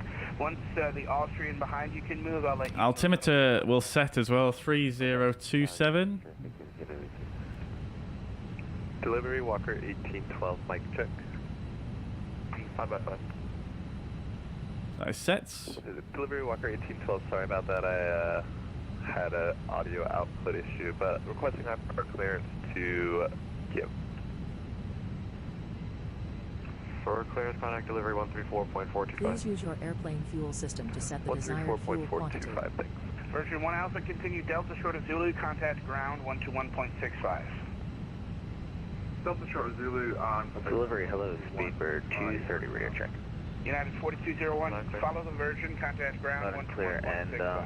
I hate to be that guy, but I couldn't find my booking this morning, so I filed normally. Is there any chance I could get out? United 1738. Contact delivery 134. Oh dear, what's happened? Delivery Walker Please use your airplane 1812, fuel requesting system hyper to set the clearance desired fuel to keep. quantity. I had an error on VPilot, but it seems to be okay now. 330, contact delivery 134.35. I'll help you. Yeah, we still had no PDC though, unfortunately, chat. Right, he was asking to set the fuel, so let's do that. 230, delivery. Delivery, hello, Speedbird 230, radio check. We'll do fast time because we're a little bit delayed due to sim issues, so we'll not do real time because we do want to get things rolling here. We've got a lot of fuel to load. Be interesting to see how much it costs. Right. Clearance delivery, good morning. Moonraker 24 Uniform Alpha, heavy radio check. Loud clear. Roger that. Moonraker 24 Uniform Alpha, looking for IFR clearance to Kiev. Connect delivery 134-425. 134-30, 134-425? Yes, sir. Right. 425, see you later. I'm just going to go ahead and request my clearance because it seems like people are requesting clearance, even though it doesn't say necessarily to do that on the briefing. Go ahead.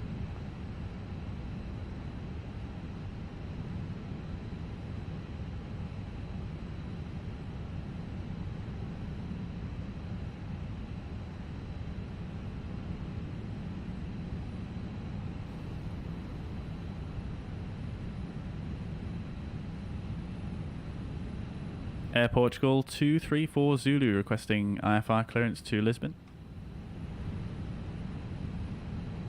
Air Portugal 234 Zulu, I thought I'd give you clearance, I'll set another.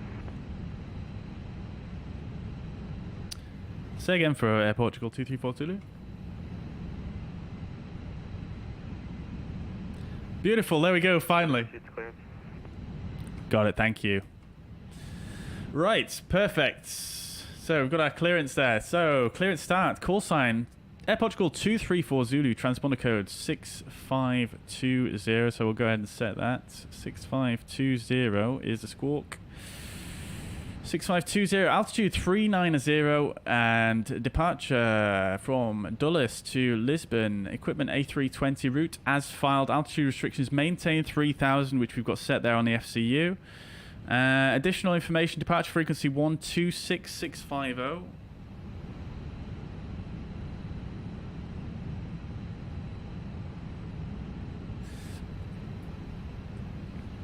Check ATIS for correct ramp frequency and contact them for pushback with your position on the airports.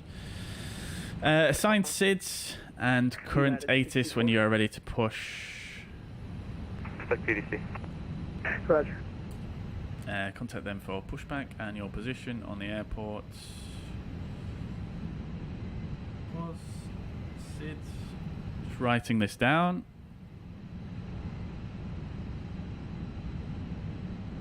ATIS.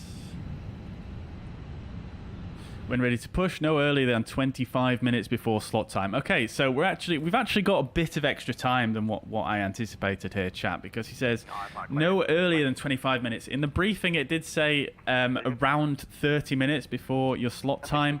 So we've got about just over 10 minutes extra there. So that's fine. This message serves as your departure clearance. You do not need to reply. Clearance end. There we go. Okay, lovely stuff. So we've got our clearance. That is fine with me. So let's just go ahead and just check the ATIS one more time then. So we've got information Delta. Bear with me.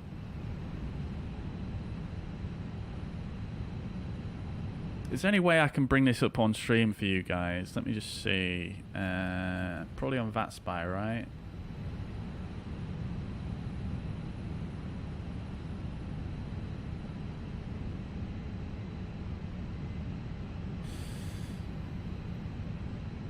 It's not really working that well on VatSpy. It's a shame it doesn't work on the tablets here.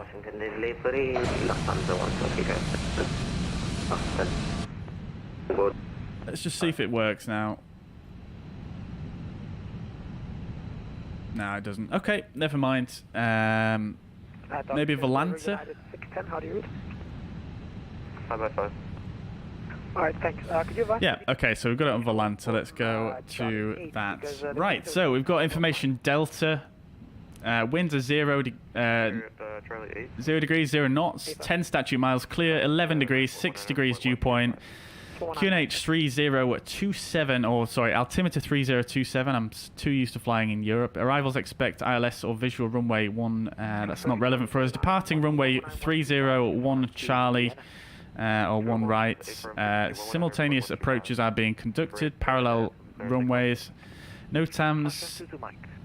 ASDX in use. Operate transponder mode Charlie on all taxiways and runways.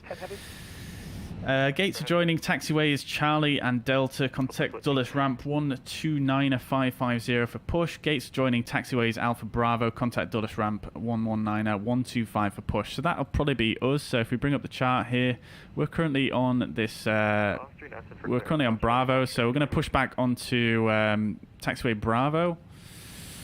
So. Joining taxiways Alpha Bravo. We're going to need to contact 119125 for push. Welcome.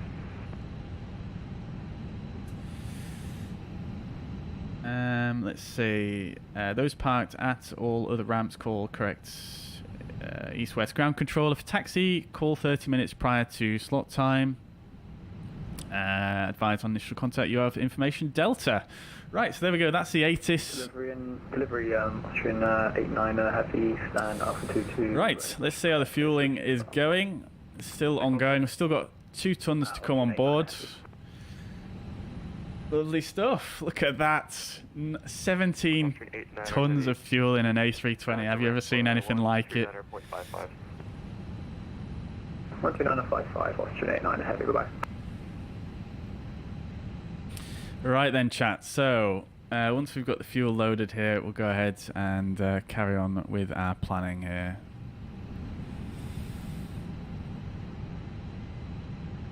Although to be fair, we need our fuel tanks full anyway, don't we? So it doesn't really matter, does it? We'll just go ahead and put 19 tons in there. Cruise flight level above max flight level. Oh, okay, that could be difficult for us. Right. Let's see what we've got then. So, in terms of fuel, trip fuel is it's estimating way more than the Simbrief flight plan, unfortunately, for trip fuel. I'm also going to bump the taxi fuel up a bit because we are going to be potentially waiting around for a while, although I am going to do a single engine taxi, which should help on the fuel savings. Contingency, we can drop that down. Alternate fuel, we're going to require 1.5. Final reserve is 1 ton as normal, and minimum destination fuel on board 2.5 tons. We've got minus 1.7 extra. Yeah, I was expecting something like this to happen, but we're still going to roll with it, chat, because I have faith. I think this trip fuel that the Fenix calculates is usually a bit off, so we shall see how it works there. Right, so we'll go ahead to our perf page and we'll finish setting up the performance. So we'll do our takeoff performance. We don't know what runway we're going to have yet. We're going to assume runway 30 and we'll have a PAX on takeoff. In fact, shall we do PAX off just to save a bit more fuel as well? Let's do PAX off. And we'll sync the load sheets, we'll sync the weather conditions, and we'll calculate. Right, lovely. So 138, 140, 141. I feel like the brightness on this tablet is a bit low, so let's go ahead and just turn that up. There we go, lovely. Right, okie doke. So 384041 up 1.6 and 68. Let's yeah, let's do that.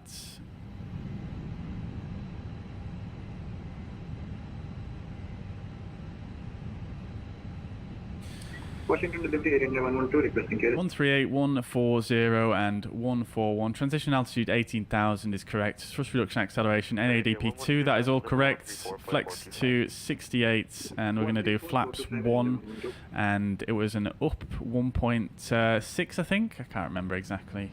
Yeah, up 1.6 and 68, that's all correct. Right, lovely. So that is that all set. Let's just have a quick look here. And Ocean 22 Mike, clearance received, and we're ready for the push. Right, alright, alright. 119.125. 119, 2.5, Ocean 22 Mike. Okie dokies. Optimum flight level is 360, and then the max flight level is actually 384. So what we'll actually do on our departure is we will actually request a lower flight level for the flights. In fact, no, we'll ask the delivery controller now, actually.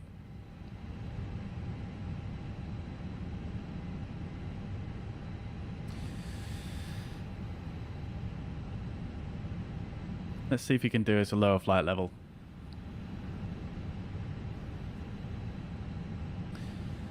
Dulles delivery, Air Portugal 234 Zulu. Could we request a lower cruising flight level for flight plan? Anything below flight level 384 would be great.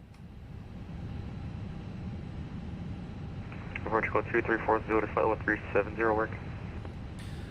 Flight level 370 will be fine, yeah. Air Portugal 234 Zulu. Roger, I'll tell you to clear shortly. Thank you very much. Right, cool. So 370 is going to be our new new cruising flight level. So we'll amend that. That's fine. We've got a new clearance. 6520 is transponder code. That is all correct. 370 as file. Maintain 3000. Everything else is the same. It's literally just the cruising flight level that's changed. Cruising flight level is 370. So let's just get the winds off the. Bear with me. Not going to need to get the winds. Let's just see if I can find the temperature at 370. Minus 54. So that's all set. Trough bores will be the same. Ground temperature is the same. Okay, cool. So that's all set and looking good. We are going to burn a little bit more fuel at 370, unfortunately. But obviously we can't go above the max cruising flight level here. We might be able to request higher later on. We'll bear in mind to request 390 if possible. Yes, we will get better fuel burn up there. So we'll go ahead and do that a bit later on. I'm just going to go ahead and mark on the flight plan as well some fixes that are going to be important for us for this trip in terms of when we're going to switch to the Oceanic. So VTOL is let's see, sorry. We need to put RAF in, which is going to be our entry point to Gander Oceanic.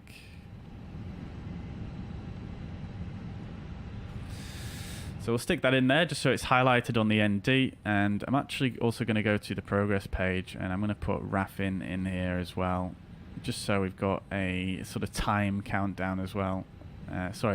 Distance countdown to that fix. Just to hand, so we'll stick that in there. Lovely stuff. Okie doke. So, as you can see, fuel on board at destination 1.2 tons. That is a bit scary, isn't it, chat? But let's see how things go. Right. Okie dokes. So, that is all looking good. I think we're just about ready to rock and roll. Let's see if we've got a final load sheet here. We do indeed. So let's accept that, and we'll just make sure everything matches up as per the init to B page. Let's see, compliance with okay, so I don't think we need to actually change anything here. No, we don't. Okay. Usually it says here at the top revisions or something like that if you need to change anything. Everything looks good. 27.8 is fine, and 44.7 is our zero fuel weight, but yeah. I mean, let's change it just for prudence. 44.7 and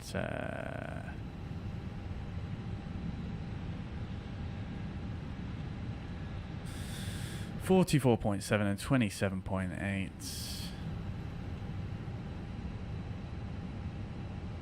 Not really going to change too much there for us, so that is all okay.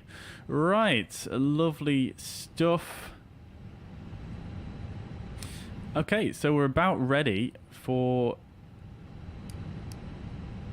requesting pushback. We've got about half an hour till our slot time, so we're all good on timings there. Let's get the APU fired up.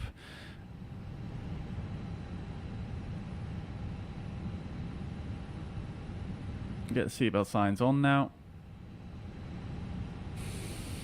Okie dokes. Right then, chat. So, whilst the APU fires up, let's go ahead and do a bit of this.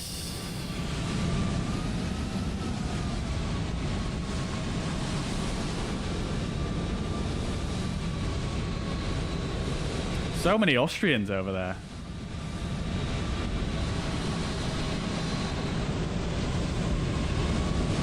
Wow. It looks like they're using 1 center now for departures.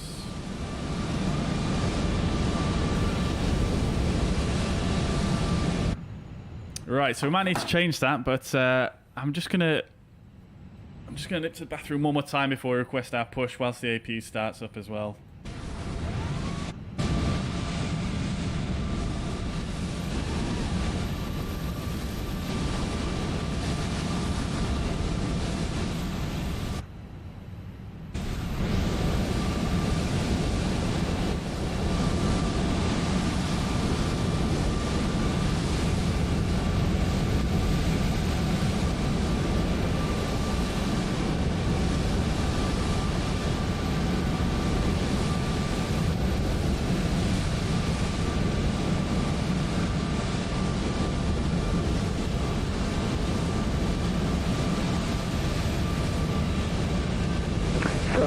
Disconnected United 64. Forward back. Roger, cleared distribution, just W valve. We need you. We were just expecting a text. Right then, chat. Who's ready?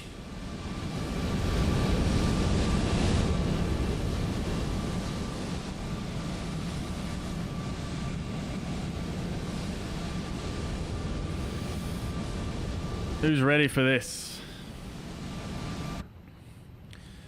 Right, we'll also bring up GSX. We'll make sure the tug's connected and that we're fully ready for the push when we request our clearance. Right, we'll leave the GPU connected for now because that can take some of the strain from the APU whilst we are waiting for our pushback clearance. We'll go to ground services. We'll remove the chocks though. Parking brake is set, and we'll do our cockpit preparation checklist.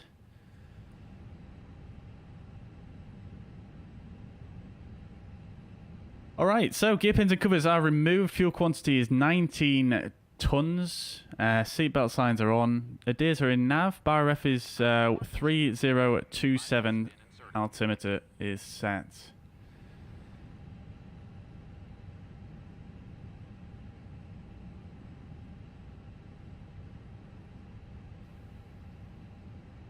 Right, lovely stuff. Good to know, good to know.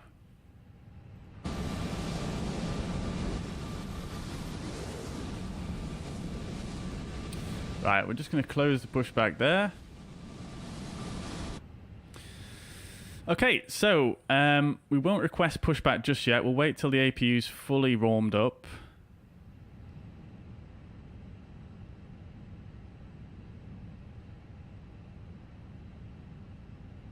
Alright, chat, I'll catch up with your messages once we get underway here. For the push, we do need to contact 119125.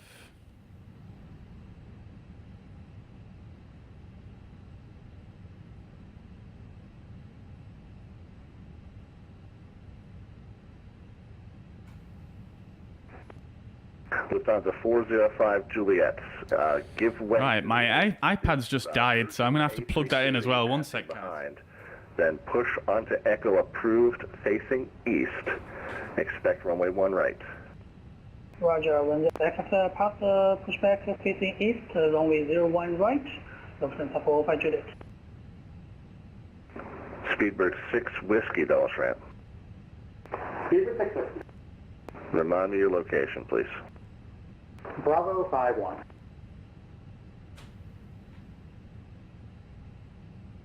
Speedbird Speedbird 6 Whiskey, push onto Bravo approved facing west. Expect runway 1 center. Okay, west on Bravo, expecting 1 center, Speedbird 6 Whiskey. Tools ramp, this is Viking 2, and I'll have the Delta 3, several requesting push and start.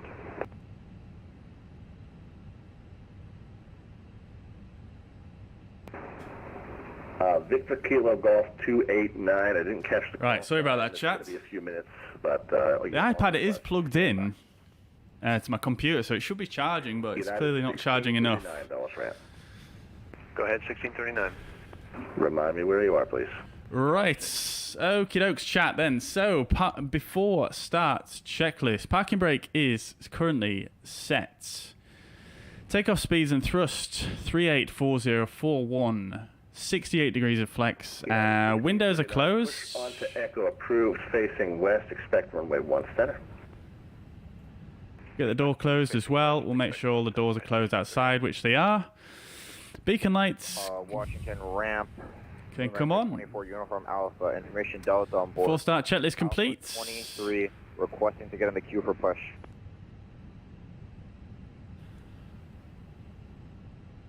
All right.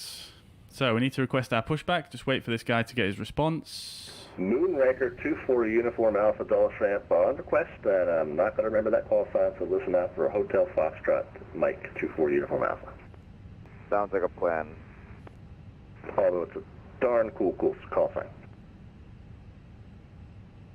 American 112 Kilo, they're holding short of Echo.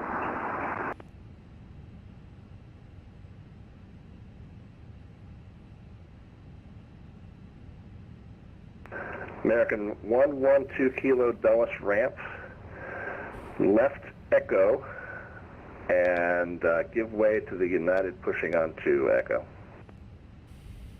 Dodge ramp, left on Echo, give way. American 112 Kilo. Dulles ramp, very good morning. Air Portugal 234 Zulu at stand Bravo 71, ready for push.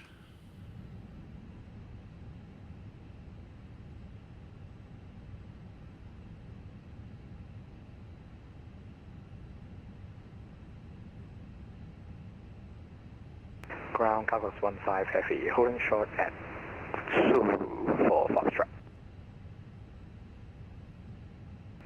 All aircraft on frequency that have not yet pushed, stand by. Delta 1152.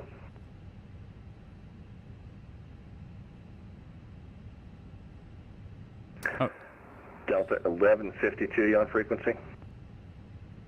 Okay, he said stand by.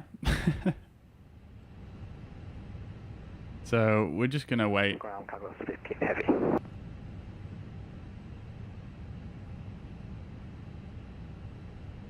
All right then, chat. Let's see if I can catch up with some of these messages then. So let's see. Let's see. Javier, welcome to the chat. Happy Saturday to you too. I hope you're doing well. Oyo Aviation says, what airport is this? This is Washington Dulles Airport. This is the Flightbeam scenery. Expect runway 1 right. Push on the Bravo, Uftok says, I took off from Lisbon before. Weather was fine, but wind was very gusty. Yeah, it can be quite gusty at Lisbon from what I've learnt. Definitely. It's quite a bad day in Lisbon, says Oyo Aviation. Oh, good to know. Good to know.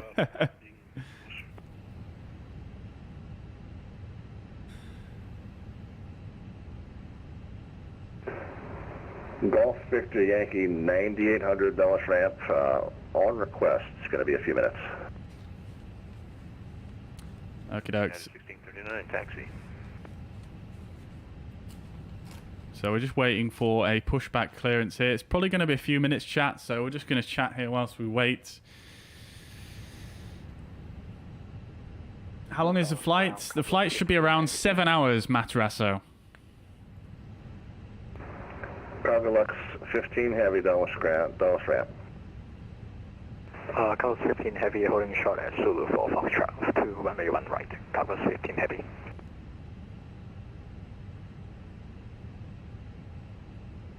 Cargo Lux 15 Heavy, I'm sorry, you where? 7 hours, 24 minutes, a good long haul length. Certainly is. Certainly is. Hopefully it won't take us that long because of the wind today. Hopefully it should be a bit quicker than that. The hollow ground, Lufthansa 405 Juliet, we are ready for taxi runway 0 right. Seems to be a lot of traffic that FSLTL can't match still. Yep, there is quite a few, but it's just doing a pretty good job, I think. Cargo looks 15 heavy. Are you trying to get over to runway 1 right? Yes, sir. Carlos 15 heavy. Have I seen the new Gibraltar scenery? No. Oh, animated cars across the runway. Oh my god, that sounds sick. I've not seen that. No, who's developed that? Contact Dallas ground 121.65. 2165, thank you for the service, speed about 1439. Keith says, can you actually cross the pond in an A320? We're going to find out today, dude. We're going to find out today, but I think we should be able to make it, yeah. Not too much leeway in terms of if we had to divert, but... Contact Dallas ground 121.65. I think we're going to be okay. 1165, Western 366, goodbye. Virgin 1 Alpha. Virgin 1 Alpha. You can contact Dallas ground 121.65. 12165, Virgin 1 Alpha. Ramp hello, ExitJet 260 on short of Foxtrot for taxi information Delta. ExitJet 216, Dulles ramp. Enter the ramp via Foxtrot, then hold short Echo 2. Taxi Foxtrot, then hold short of Echo. Ivan says the only problem I'm having with the Fenix A320 is that when I'm flying for a bit with the TCA throttle, it will be automatically disconnect and reconnect. That's strange. What, the controller is actually disconnecting? Push and start. If you're not already in the queue, stand by. It's going to be a few minutes. Ramp to the 650 taxi Alpha Bravo. United 1639, you hear? 1639, ready. United 1639, runway 1 center, taxi via left Echo 3, then Foxtrot, and hold short Zulu. 1 center, Echo 3, Foxtrot, hold short Zulu, United 1639. Yeah, so is it your controller that's disconnecting or the Fenix that's disconnecting there? Does anyone know what to say to ATC when you're on vectors? For example, you have to turn right to capture the localizer. But the ATC has not said anything to keep you going forward. You have to wait for the ATC. What you could say is if you're about to intercept and they've not given you a vector yet, you could say to ATC. Remain my frequency for now, please. You could say to ATC, you could just say your call sign, we're about to intercept the localizer, or something like that, or request intercept heading, or something like that. Yeah, you could say tap Air Portugal 234 Zulu, request intercept heading, something like that, and then it might just jog the memory because they might have just forgotten about you or something. Want me, Ek, welcome to the chat. I hope you're doing well. Welcome to the stream. Jaideep, welcome indeed. Hope you're doing well. Welcome, welcome, welcome. Welcome indeed. We're just waiting for a pushback hit clearance, by the way, guys, chat. So do apologise for the delay. As you can see, it is extremely busy here at Washington Dulles. Extremely busy.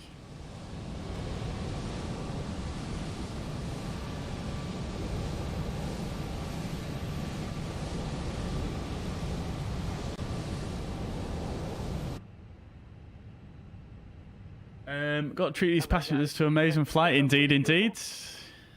Able to increase... How's the volume on ATC now, by the way, guys? Ulftog, you asked me to increase that. For Vatsim, is it recommended to have a notepad in front of you? 100%, yes. I don't think I've ever flown on Vatsim without a notepad in front of me.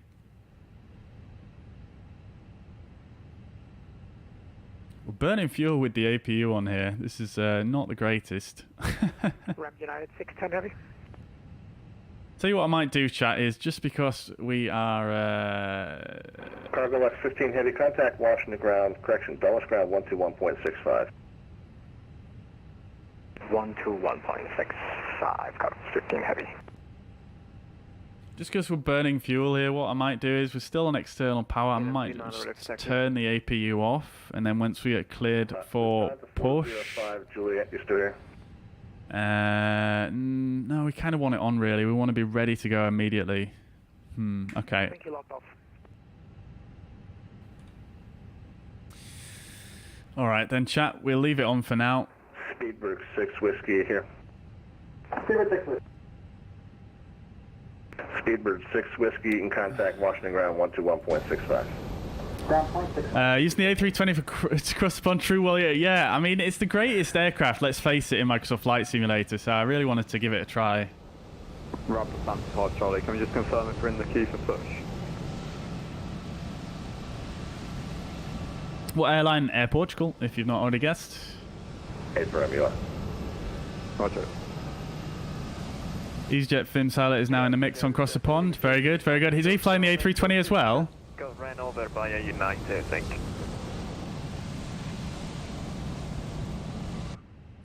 Alex says no chance for an alternate landing. Indeed, yeah. Now that may change though. I have a feeling the fuel prediction in the MCDU here is going to be a little bit off. So I think that should change. Aircraft caller said they got run over by another jet. Say again. Picture Jet 260, only short Echo 2. What does up 1.6 mean? Yeah, that's the trim. That's the trim. That's the pitch trim for takeoff. Yeah, it doesn't actually do anything in the MCDU. It's just for reference, really, and it will throw up an ECAM if your trim's wrong for the takeoff. But yeah, it doesn't actually change anything. You have to obviously set the trim yourself. KLM 9 ready for taxi. ExitJet 216, it's going to be runway 1 center, continue taxi via Foxtrot, follow United. Gene says, for this flight I can load the Fenix with 112 passengers at maximum 180 with the A320. Interesting, well I couldn't get that many passengers in when I did my calculations, but you might be using a different route to me. That's also a possibility. You might also be using different winds to me. Ground 121.65. 121.65, United 1639. ExecJet 216, contact Dulles ground 121.65. Wild people are still on the ground when I've been going for 3 hours 30. Yeah, it's crazy, isn't it? It's crazy. Ramp Austrian 26 Tango Golf. KLM 29, runway 1 right, taxi via Bravo, hold short Juliet. Bravo Juliet. Right. Just put by, I'll be in and out all evening. Very good. How do you get the tips popping up for a moment ago? You can turn them on in vPilot. You also need to go into your Microsoft Flight Sim settings and go into assistance options and make sure you've got on here. You've got push on to Alpha approved, facing west. Expect runway 1 center. You have to make sure you have software tips on as well. Thank you. How much longer for United then? Wolfdog's going to say this whole time, very good, dude. Glad to have you. Glad to have you. United 946 saying any location. Is a HOTAS T-Flight X a good starting throttle and joystick? Yeah, I hear it's quite good, yeah. I hear it's okay, yeah. Yep. Right. I'm just going to get my desk sorted out, really. It's probably about time I did that. I'll give you guys a bit of entertainment whilst I do that. 26 Tango Golf, heavy radio check. 5x5. Roger, we thought something was wrong on our end because we don't know if we're in the queue or not. We haven't been responded to.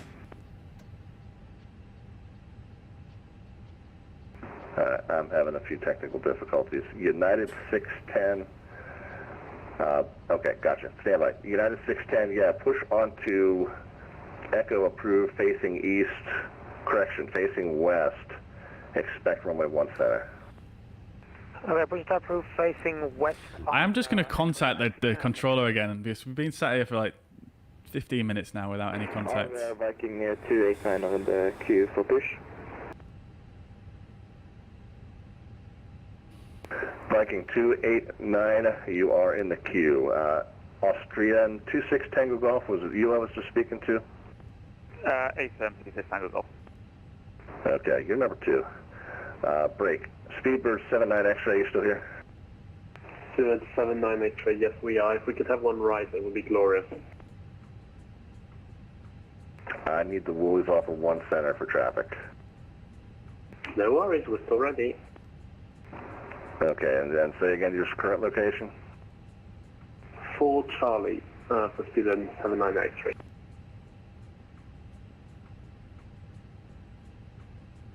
We do need to do a departure briefing at some point, chat, but I think because we've got so much time here, We have a China Eastern jet that's... we'll have a look at that momentarily.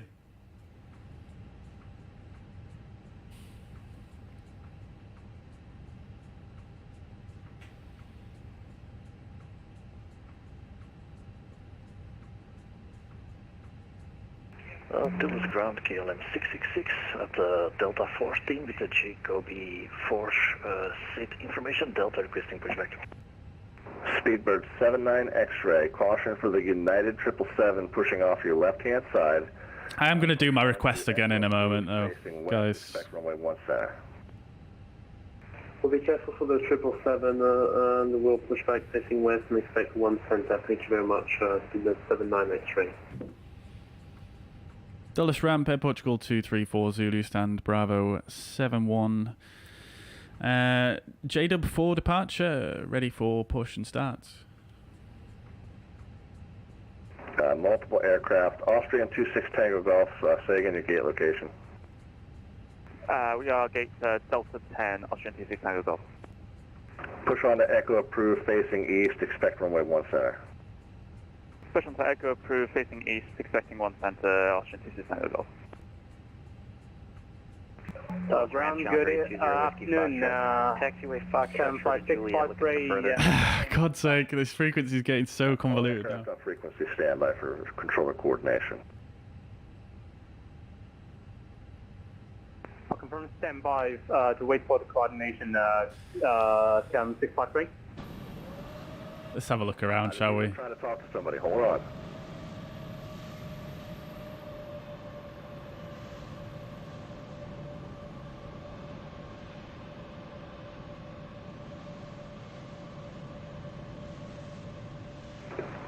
KLM 29 Heavy, you still here?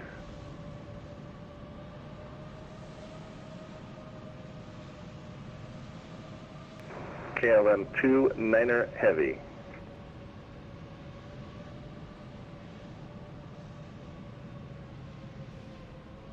Madness, chat. Madness.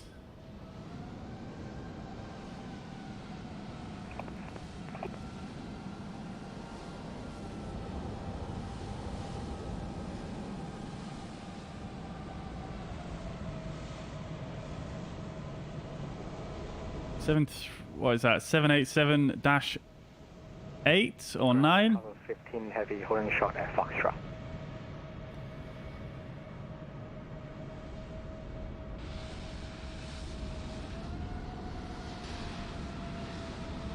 Madness, guys.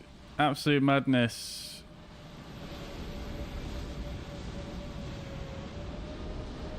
Someone landing over there as well.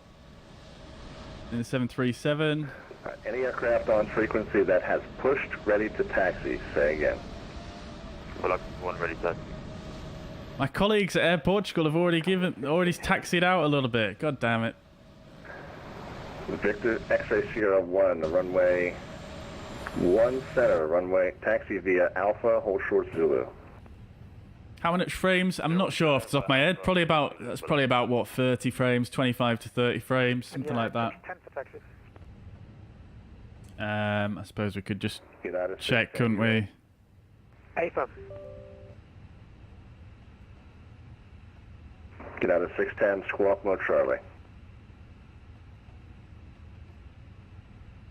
Yeah.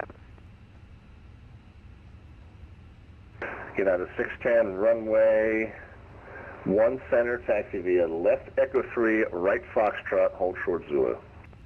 Echo 3, Foxtrot, short of Zulu for 1 center, United 610. Let me just see if I can remember how to show the on-screen display for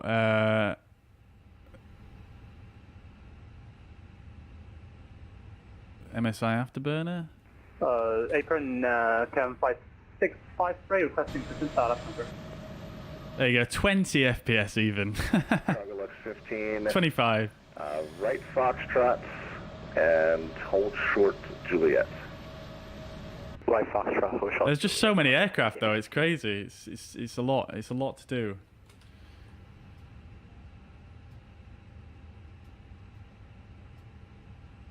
Yeah, 649 request looking start. 946, sorry. What time is off blocks? Well, our takeoff time is actually in 5 minutes. 820 Whiskey Foxtrot here. So we are late. Whiskey Foxtrot, we're here. Okay, and you're trying to get to runway 1 center, is that correct? I don't know, the last ground controller just sent us here. He didn't give us an assignment.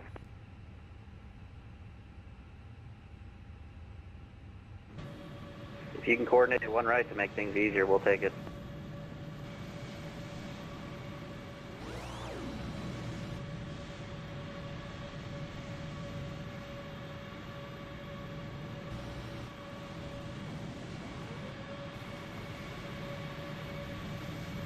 Delta Ground, KLM 650 at stand Delta 24 is ready for pushback. The controller I think I'm supposed to contact doesn't seem to be online, so just looking for guidance. I'm sorry about this, guys. This controller seems to be half here and half not. It's a bit strange. KLM 650, Donald Ramp, standby.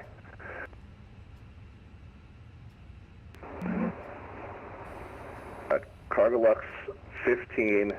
All right, Challenger 820 Whiskey Foxtrot, hold position. United 610, hold position. Holding position, Challenger 820 Whiskey Fox. Yeah, we're seeing 610. We almost got this figured out, guys. I'm sorry. Yeah, 649, sorry, 12, request looking start.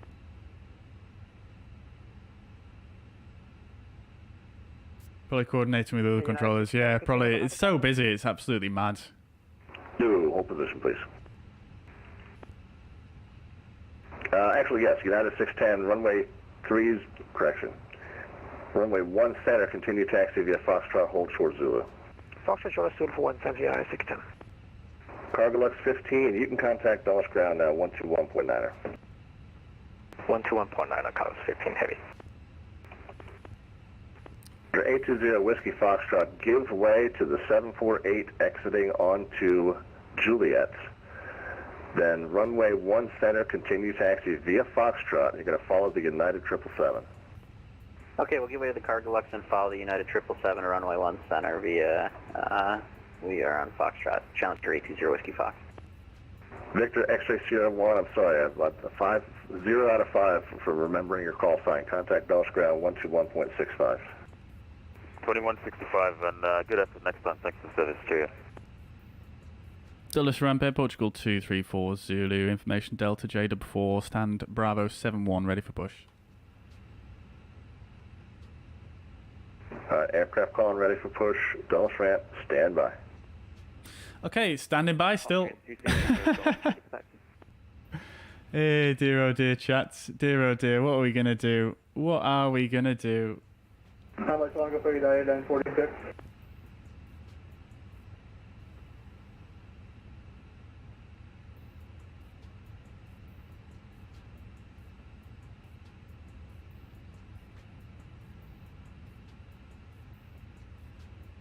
United 239 Dulles Ground here.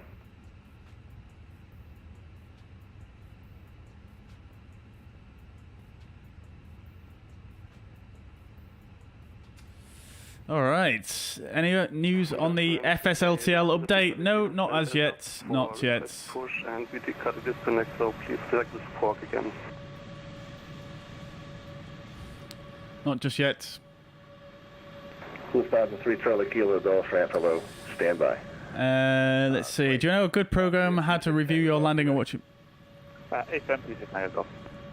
Do you know a good program on how to review a landing and watch it back? Yeah, you can use SkyDolly and then SimToolkitPro as well. They're both good applications to review landings.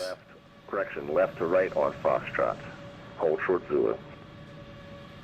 We're going to need to refuel mid-flight? Maybe. I hope not, though. I hope not. Echo to Foxtrot, following the Challenger from left to right on Foxtrot. Hold short Zulu, opportunity to stand off.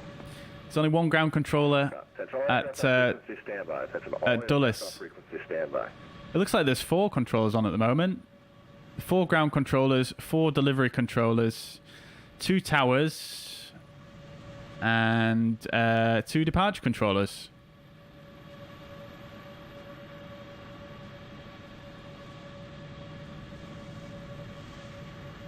Why are they not taking off? Looks like they are. Obviously, they need spacing as well for the prior aircraft. Right then, chat. I think what we shall do then is let's do a departure briefing whilst we've got some time to kill here. So let's have a look at the charts then before we get rocking. So let's bring that up on the fuzz pad. So let's have a look. This is the 20-9 sheets for Washington, D.C., Washington Dulles International. Airport elevation is 313 feet. This guy has been waiting an hour for pushback. Holy crap.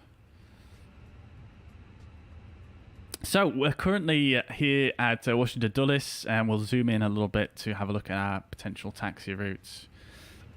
Excuse me. So we are currently sat at Bravo 71. And they're currently departing on runway 1 center, looking at the...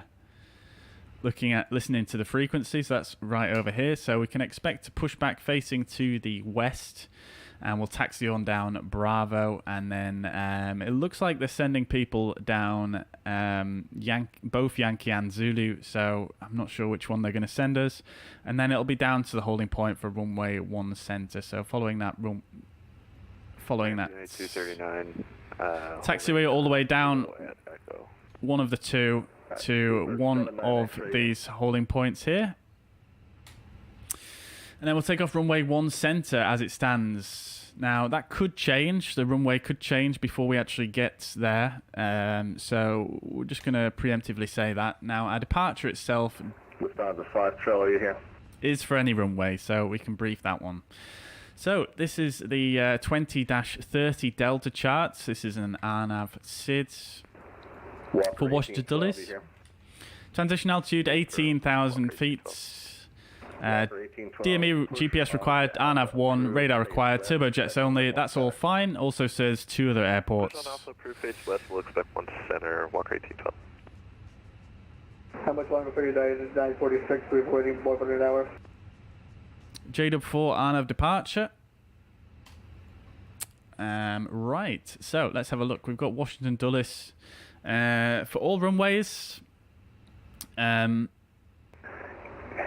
946, where are you? we need a minimum climb of 500 feet per nautical mile to 820 feet.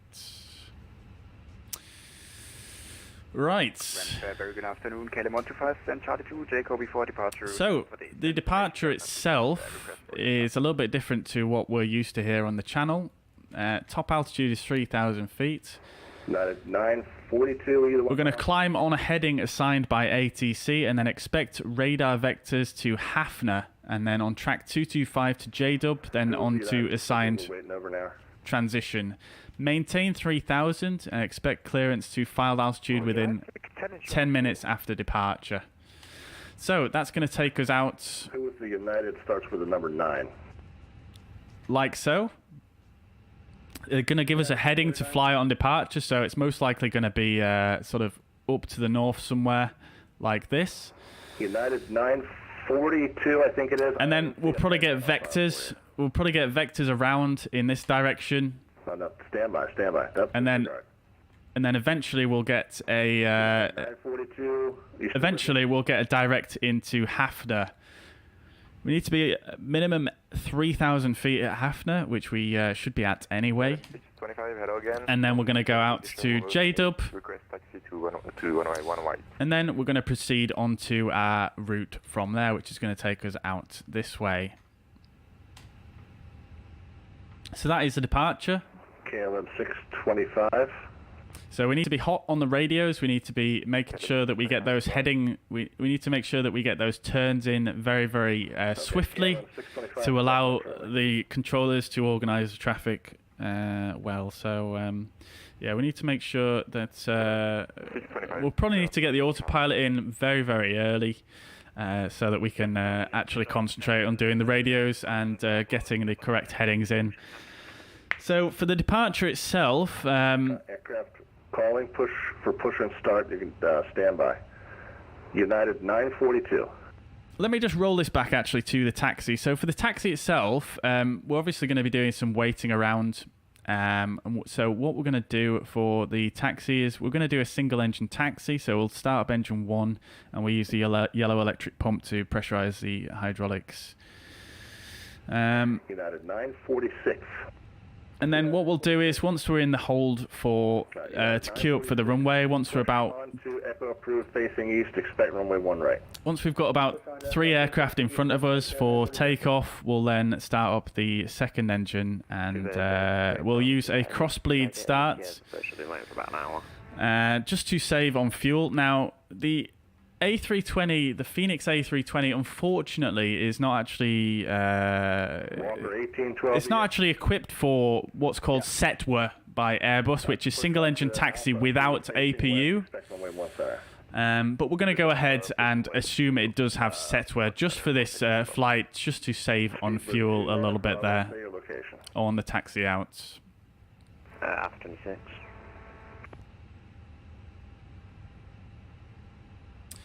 And then when it comes to the departure, like I say, we're going to stick the autopilot in nice and early so that we can operate the radios and get the right headings in as quick as possible.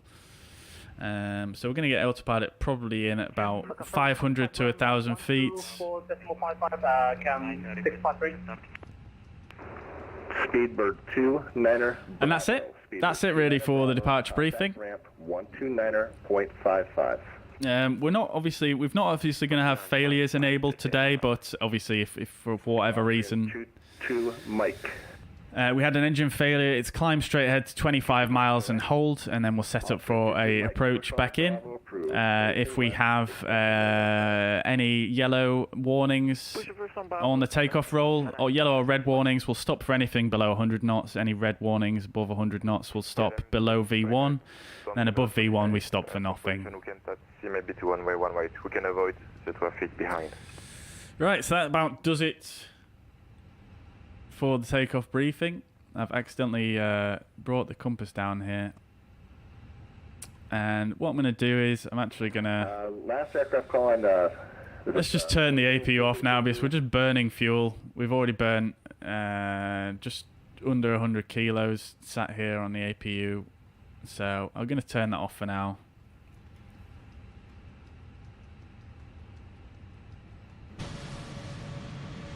It looks like there's not that much traffic pushing and taxiing from this end where we're at now. It looks like almost everybody is out, so I don't think it's going to be too much of an issue. Right now. Cool. Viking 289 here. Viking 289 is out. Give me a location, please. Delta 30.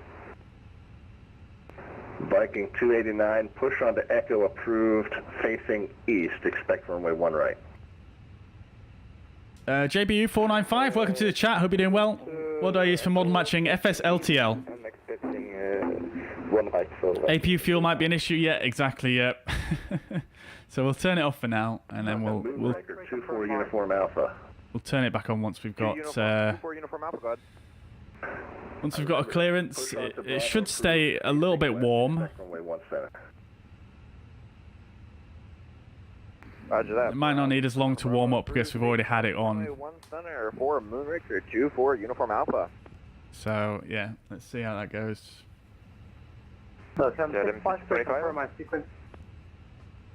Still on the ground indeed, Breadmaster. Yep, still on the ground. E.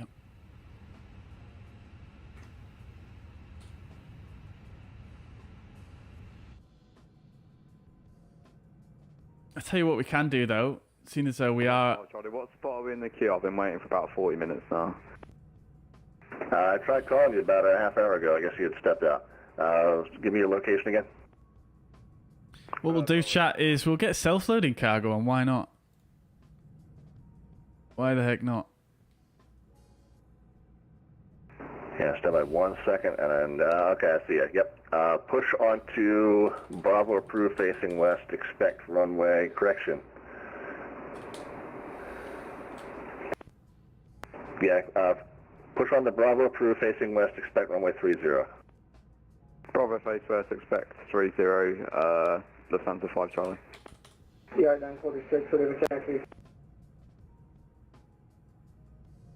Yeah, let's do self-loaded cargo. Let's get. 2768, radio check.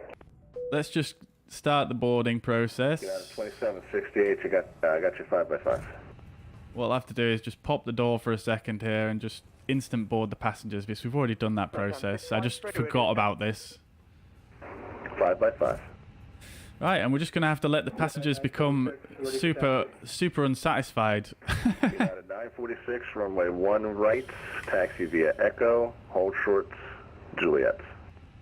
Alright, so Echo, hold short, Juliet, yeah, 946.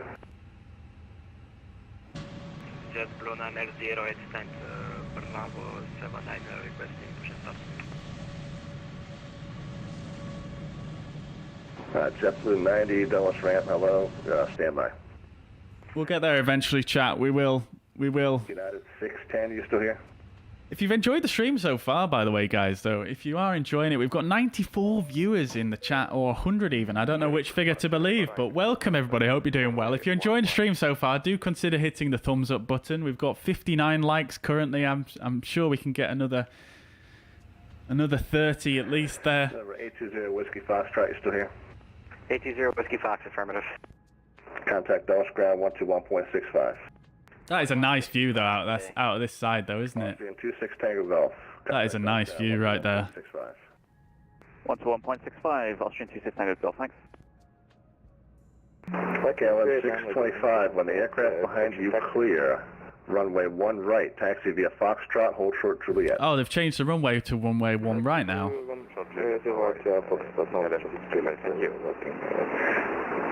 So that could be a push to the east.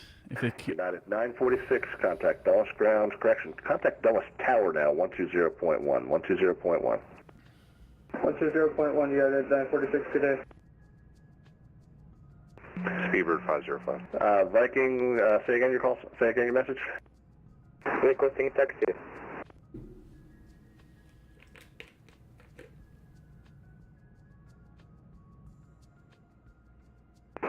Viking 289 is requesting taxi to... Lil Pop, how's it going? Welcome to the chat, hope you're doing well.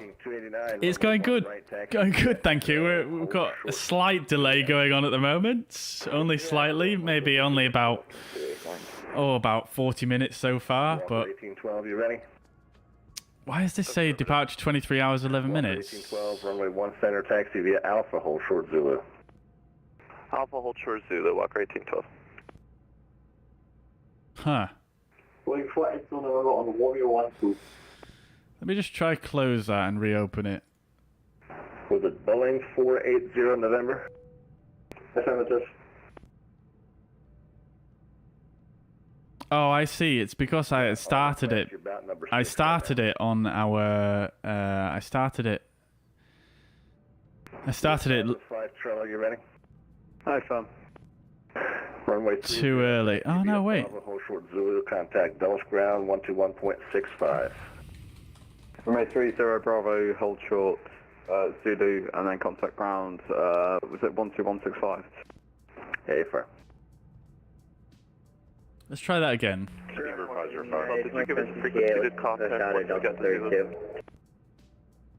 Who was asking? I don't know why it's saying that. That's so strange, but Walker 1812. nevertheless, we'll roll with it.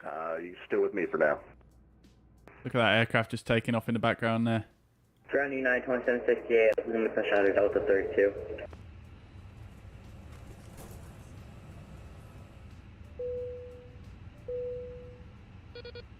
United 2768 on request. You're about number 7 at the moment. Golf Victor Yankee 9800. You still here?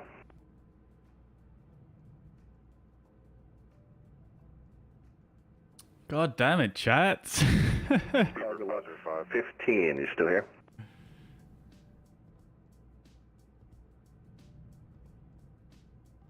Softload Cargo desperately needs an update. Yeah, it really does. I'm not sure what the developer's doing with it at the moment, to be honest with you. It's really he's not done an update for ages. He was supposed to. He did say previously he was going to update it sort of early this year, but just never happened. Just never happened. Hold on to push for just one moment. All right, so copy that. Thank you. KLM 653, you still here? KLM 650 still here. KLM 653, 653. Affirmative, KLM 653 is here.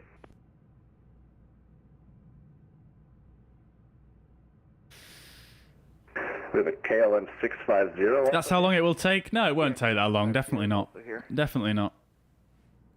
We'll just see what happens once we push back. It might update itself.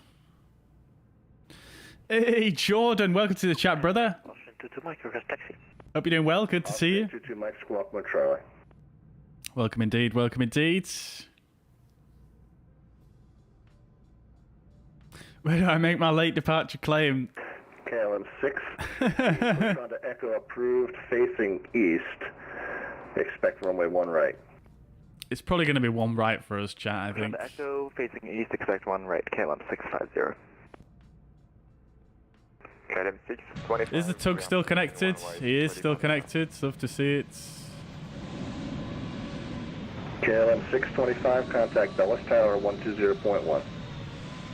Tower 120.1. Thank you. Come on, we must get pushed. There's only 1 aircraft down there. 1812, contact Dulles. Oh, there's a guy here, so we probably won't get pushed just yet. Once this guy passes, maybe, or both of these guys pass, and then we can go that way. 289, contact Dulles Tower 120.1.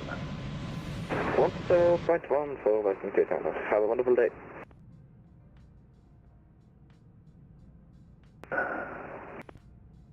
Moonraker 24, Uniform Alpha, you ready to go? We'll turn some of the passenger ambience up, why not? Even though there's only 6 people on board, it's definitely not going to sound like this.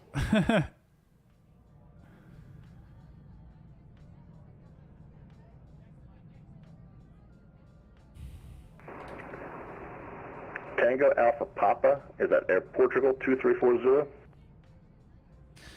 Correct, yeah, Air Portugal 234 Zulu with you. Air Portugal 234 Zulu. Give way to the 767, the Austrian 767 passing right to left behind, then push on to Bravo approved facing west. Expect runway... No, you're going to push west, but you're going to expect runway 1 right, however. Roger, give way to the Austrian 767 going right to left behind. After that, push approved, facing to the west, runway 01 right, Air Portugal 234 Zulu. Lovely stuff, chat, let's go! Okay, 653, can I have my expected runway? KLM 653, expect runway 1 right. Right, there's the Austrian that we're waiting for. 1 right, KLM 653, thank you. Ramp, Moonraker 24 Uniform Alpha Heavy. And Frisian Delta on board on Bravo, facing right, so APU is firing up again. Love to see it. Here we go, chat. Moonraker 24, Uniform Alpha, runway. Right, APU is available. We'll start the chrono. It should already be nice and toasty, but nevertheless, we'll start the chrono before we turn on the APU bleeds. Okay, I'm going to have one more in between, so just hold short Alpha 2 for now. Roger, we'll hold short Alpha 2, Moonraker 24 Uniform Alpha.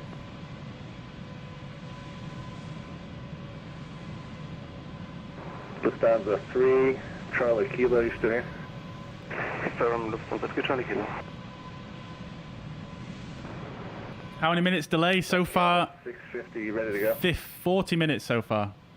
KLM 650, yeah, we can start. Well, our takeoff time was originally at 31, so it's technically 19 minutes, but we started requesting pushback at 50 minutes ago. For Juliet, Squawk 1 Charlie, KLM 650. Lufthansa 3 Charlie Kilo, you'll have a KLM A300 passing left to right behind. After, push onto Echo approved, facing west, expect runway 1 center. So the KLM pushback approved on Echo, facing west, and 1 center is... Right, so we're expecting 01 right, so let's go ahead and change that. 01 right. Still going to be the JW4 and no transition. What was the last call sign there? Fraction 17 Romeo, November Juliet Echo 17 Romeo.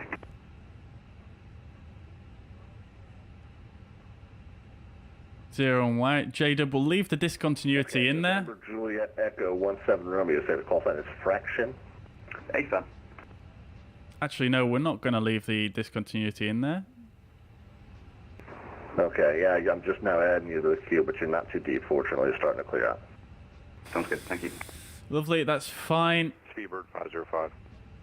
Okie dokes. 505. Right, so we just need to redo our performance data here for 01 right.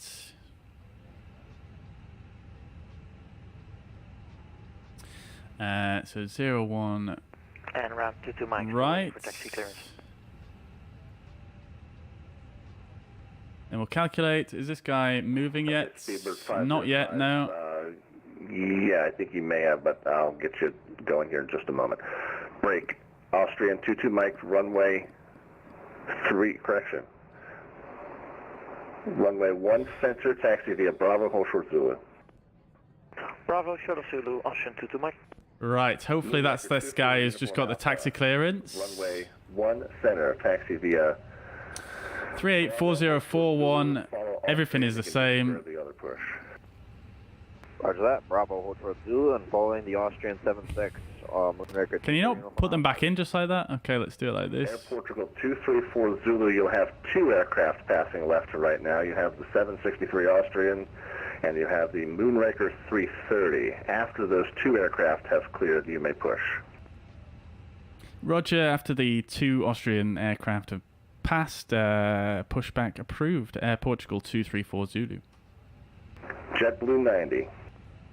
JetBlue 90. All right, guys. You will have 2 aircraft passing behind you, a 767. This guy's going to push after us. Austria, and you have a Moonraker. And these guys are going to go. Right, here we go, guys. They're coming. They're coming. Before start check, this is complete. Let's get the APU bleed on. We can disconnect the external power now. We'll get the ground crew to pull that out of the way. Goodbye. Let's bring up GSX. Continue pushback. Facing west, expect runway 1 right. Question Bravo, face west, expect run right. Can 653, thank you. Right, here we go, chat. Here we go. The 3 Charlie Kilo, you here? Hey, from Lufthansa 3 Charlie Kilo. Lufthansa 3 Charlie Kilo, runway 1 center, taxi via Echo, hold short, Zulu. Alright, let's go, chats. Runway 1 center, taxi via Echo and hold short Zulu, Lufthansa 3 Charlie Kilo. KLM 6. Parking brake is released. Walk in your assigned code 6214. Let's get the squawk. Let's get the transponder on so he can see us. Right, here we go, chats. KLM 650, got it, thanks. Contact Dulles Tower 120.1, 20.1.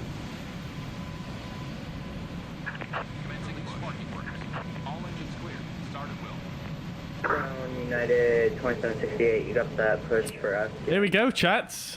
Let's do this. So we're going to start engine 1, single engine taxi. So engine mode selected to ignition starts, and engine 1 starts. 1.65, Austrian 22 Mike. 2768, you're number 2 right now. Let's go! Moonraker 24 Uniform Alpha, contact Dulles Ground 121.65. Ground 121.65, Moonraker 24 Uniform Alpha, thanks so much, have a good day. Boeing 480 November, push approved, facing west, expect runway 1 center. Facing west, 1 Boeing 4. We're not getting any rotation on the engine. APU bleed is on, fuel pumps are on. Now at 2768, where are you? 2768, we're at Delta 32. Okay, I see you. You're right on the corner. Delta, correction, United 2768. Are you going to be able to push onto Echo facing west, or are you going to push onto Zulu? For some reason that's not in ignition start. It should have been. I turned it on my controller. You can try to get on to Echo. There we go. N2 rotations. Lufthansa A320 passing east to west on Echo. When that aircraft is clear, push on to Echo approved facing west. Expect runway 1 center.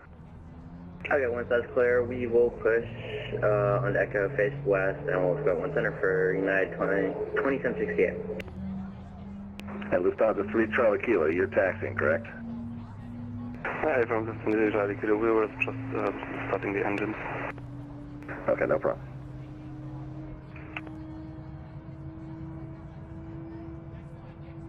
Lovely stuff. Set parking brakes. Go ahead, please. Parking brake is set. Location for good engine start. Charlie 2, sir. Alright, that should be a good engine start right about now. Oh, the chrono didn't start either. It should have done. Okay, then 125. Okay, AP engine 1 is avail. Confirm good engine starts. And expect runway 1 right. Disconnect. Pushing on to Echo Unlocking gear. 50, and expect 1 right. Okay, then 1 right.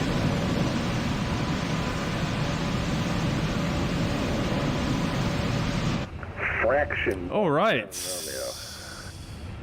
Engine mode selector 2, normal. Why is that not working?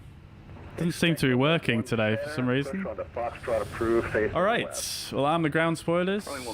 Oh, that's not working either.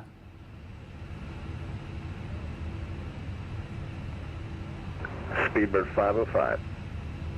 Speedbird 505. Alright, I think it's all clear behind you. Push on to Bravo approved facing west, expect runway 1 center. Tow truck disconnected. Bravo west 1 center, Speedbird 505. Okay, my SPAD.neXt is not working for some reason, so I'm just going to have to deal with that momentarily. So, ground spoilers go to arms. Right.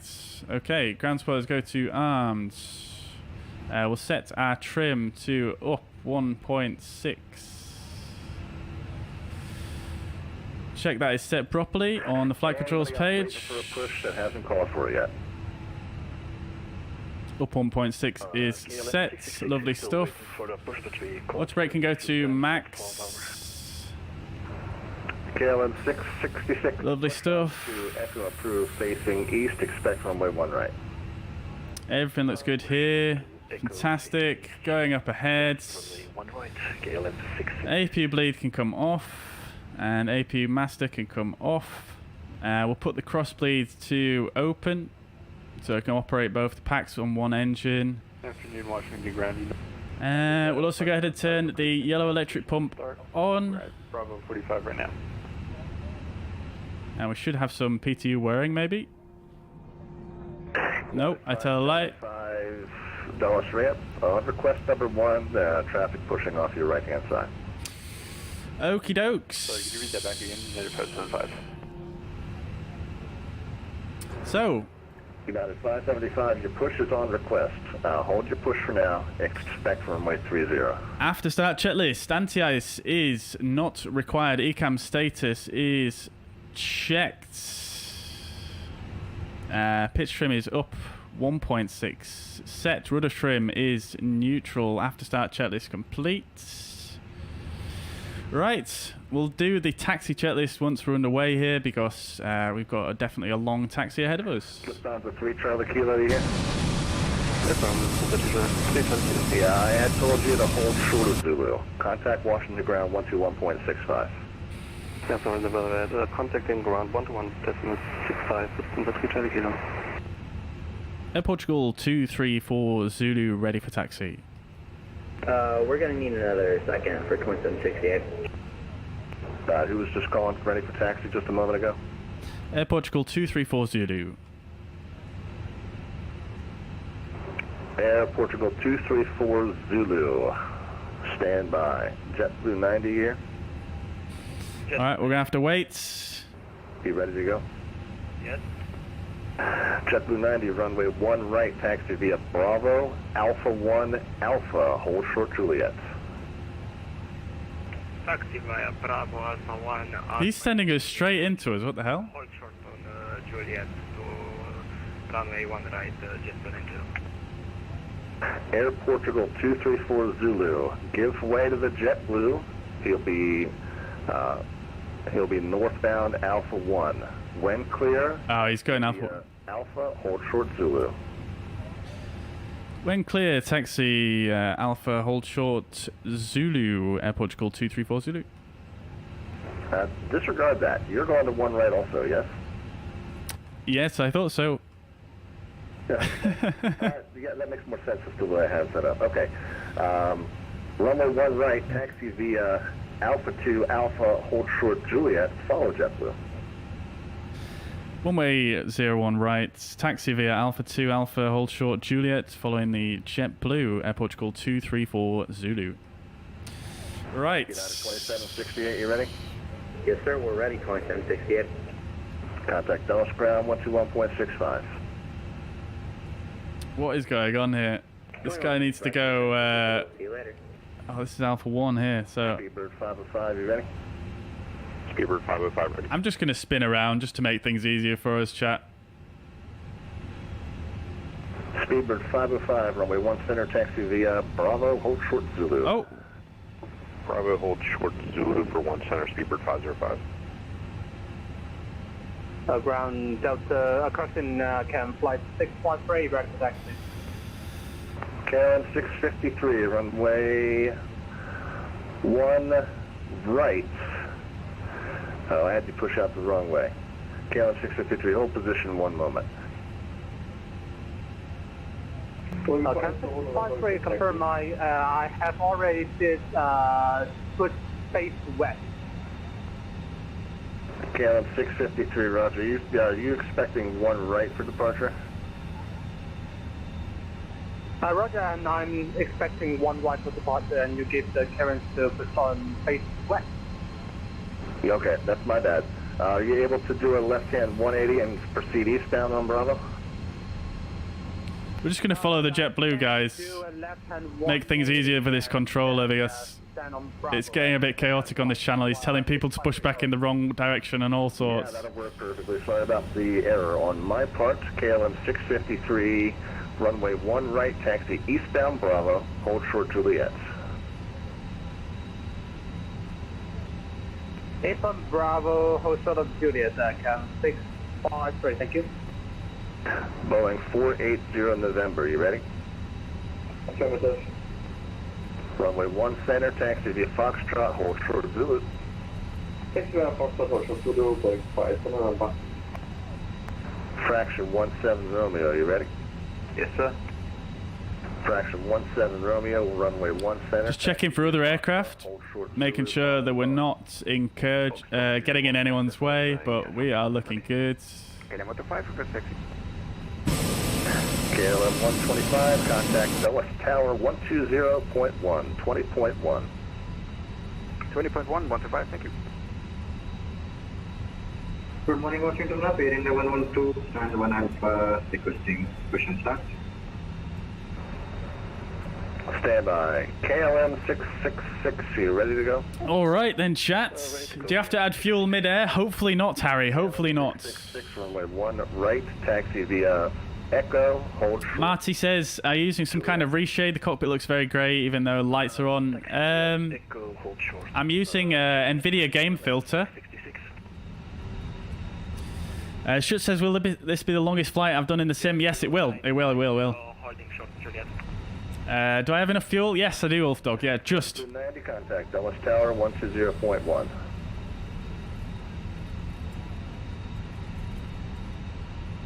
One to 0.1, jet 190.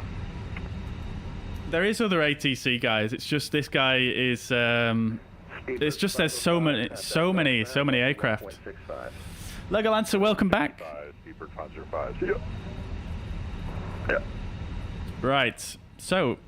We are continuing on down here, chats, all the way to the end, and we're holding short Juliet, which is this taxiway right at the end here. 408 November, contact Dulles ground 121.65. 11565 for Boeing 5 November, away. Fraction 17 Romeo, contact Dulles ground 121.65. 121.65. Going all the way to the end here. This is Juliet. We'll hold short there. We're going for one right, which is down there. United 575, you still here? Just trying to making sure to stay on the center line here. We've only got one engine here, so we're having to sort of compensate. United 5. All right. Let's set the flaps anyway to 1.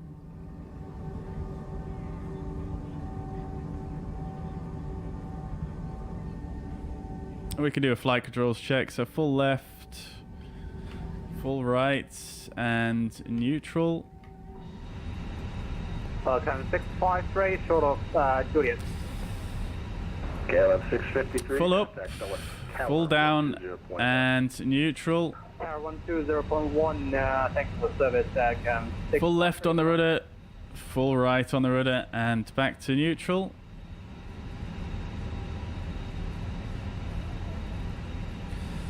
Lovely stuff.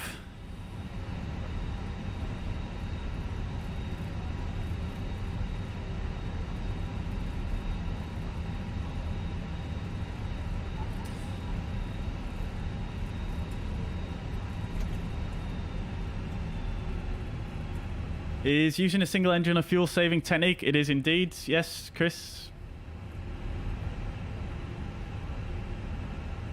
It is indeed. Save fuel, save emissions as well. Right, we're coming up to Juliet here, which is where we'll need to hold short. Just going to come in here and adjust the engine out SIDs.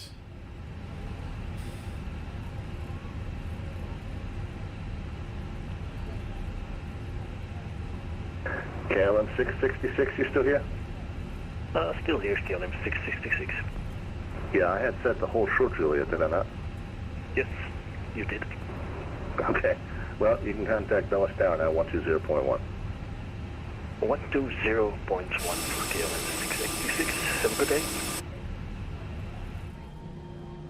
Air Portugal 234 Zulu, contact Dulles Tower, 120.1. 120.1, Air Portugal 234 Zulu. Anybody else still waiting for a pushback? Bearing 112, Washington left.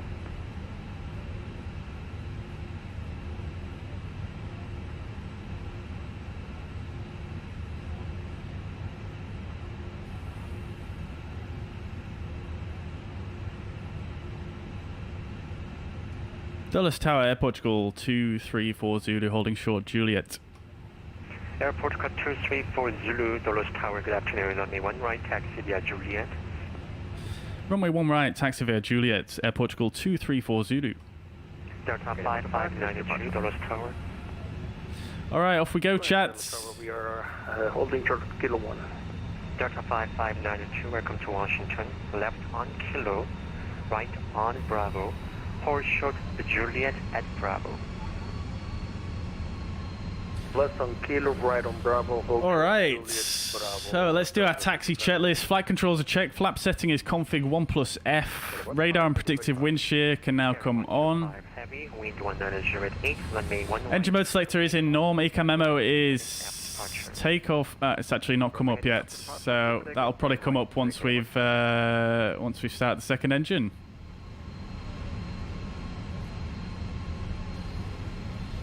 Need about 3 minutes for the engine to warm up, so we'll have to try and time this properly for... KLM 666, taxiing on Juliet for hold short on Juliet. KLM 666, Dulles Tower. For when we take off. Hold short runway 1 right at Juliet. Hold short, runway 1 right at Juliet, KLM 666.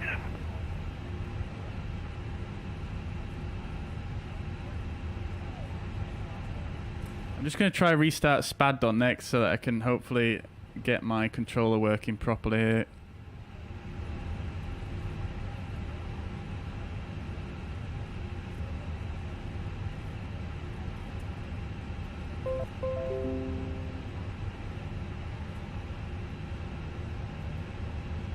Alright, let's see, does it work now? No, it doesn't. Bizarre.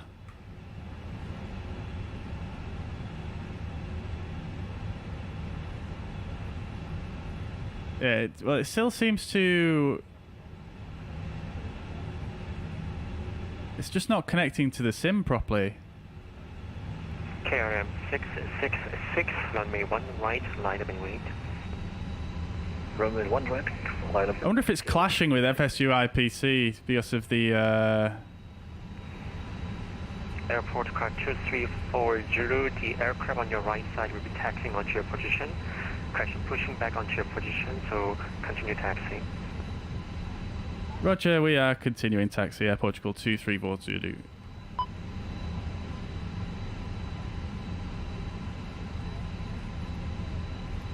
Oh, we've got a pack 1 and 2 faults.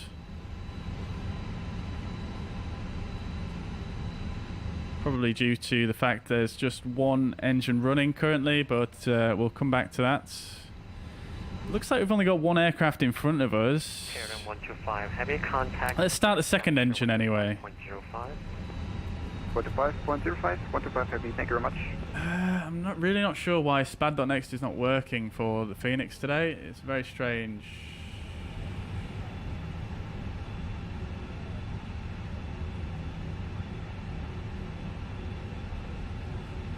Oh, there we go. Fixed. Lovely. Love to see it.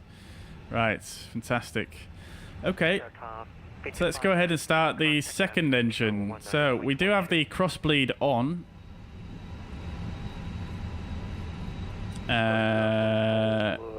We do have the crossbleed open, so we should be taking the bleed from engine 1. Could you repeat the frequency, please?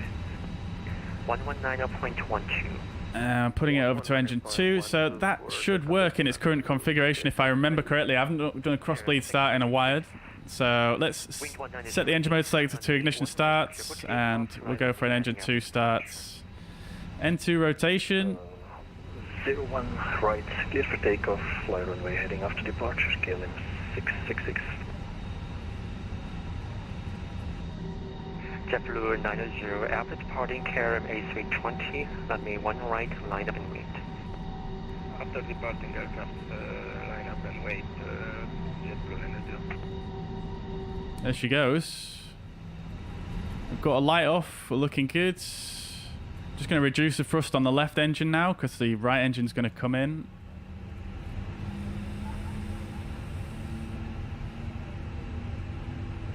Lovely.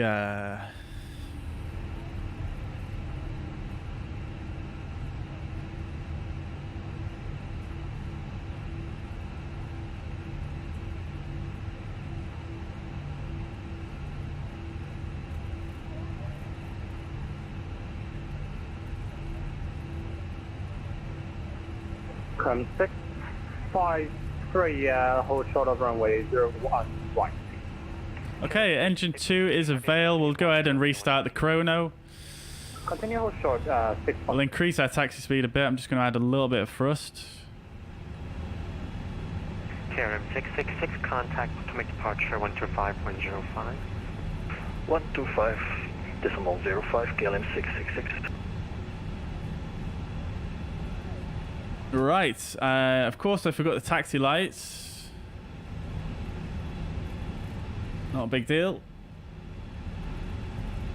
Right, so we can go ahead and get the crossbleed back to auto now.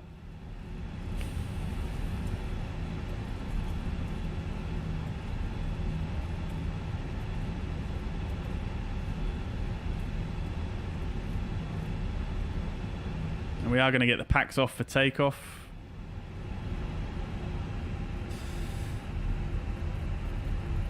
JetBlue 900, wind 190 at 8, runway 1 right, clear for takeoff. Shouldn't I enable mode Charlie? Yeah, it's already on. Clear for takeoff, flying runway heading after departure, JetBlue 900. Aviation boy, I'm doing well, thank you. Yeah, how are you doing? Welcome to the stream.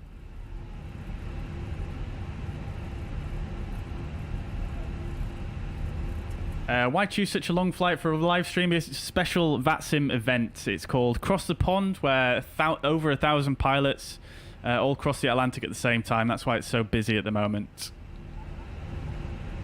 What are my specs? My specs are in the video description, or you can find them if you type !specs in the chat.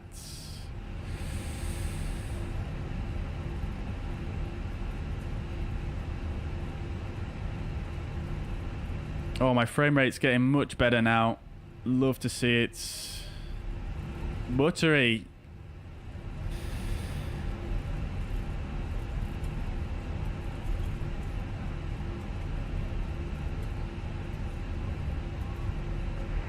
JetBlue 90, contact automatic departure 125.05. 125.05, just a minute, yeah. We're going to go 120.1 next. That's tower frequency. Actually, no, we're already on with tower, aren't we? My bad. 653 Heavy, are you ready for departure? He hasn't given us a heading for departure yet, so we don't know which departure frequency we're going to go to yet. Runway 1 right, clear for immediate takeoff. Fly lovely heading up the departure, traffic 5 miles minor. Lovely. The engine's going to be nice and warm for the takeoff there. So we can complete the taxi checklist now. The ECA memo is takeoff no blue. Taxi checklist complete. And we'll go ahead and restart the chrono. Engine mode selector can go back into normal as well. We'll go ahead and get both packs off. Should be nice and cool in the cabin regardless. Looks fine. Lovely. Okie dokes. Here we go, chats. Here we go.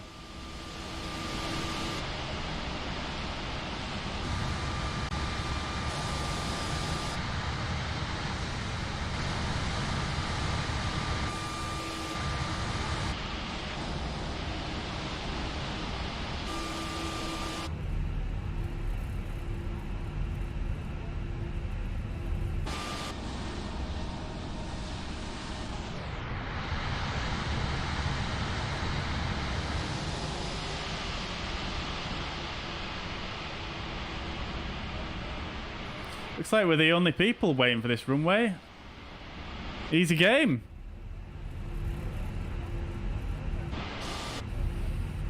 Right, we're probably going to get cleared to line up straight away, so let's get the TCAS to TARA.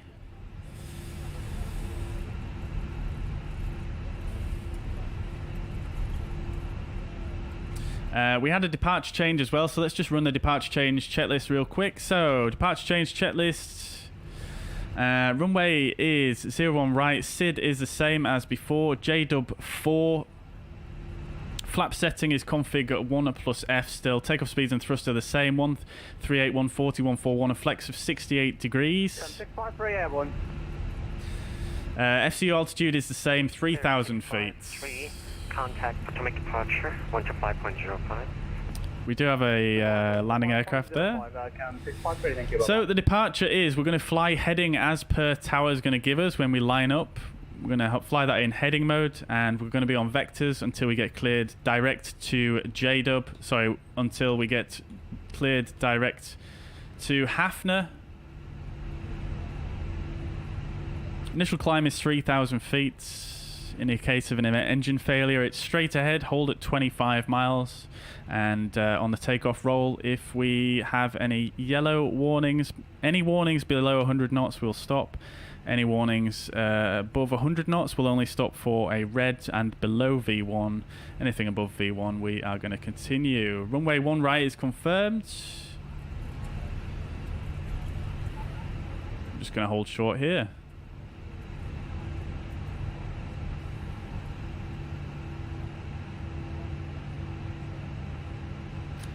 Parking brake is set.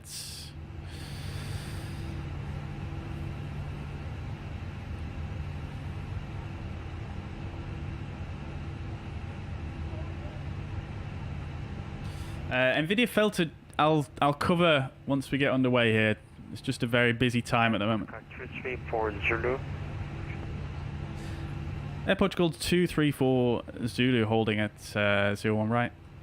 Air Portugal 234 Zulu, wind 190.88, runway 1 right, clear for takeoff. Fly lovely heading after departure. Clear for takeoff 01 right, fly runway heading Air Portugal 234 Zulu. Alright, runway heading it is, so that is 011.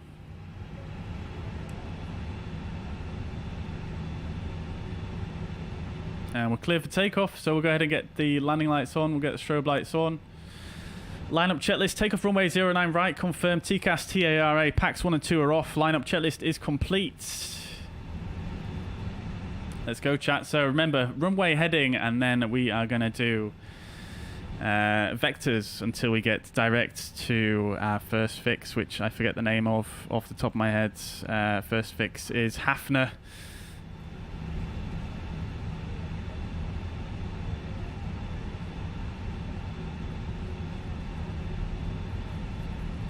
Okay, so we are ready to rock and roll, chat. Let's see.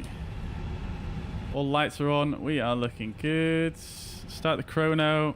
Throttles up to 50%. Let's go, guys. Engines are stable. Up to flex. Man flex 68 SRS runway. Auto thrust is blue. Flex set.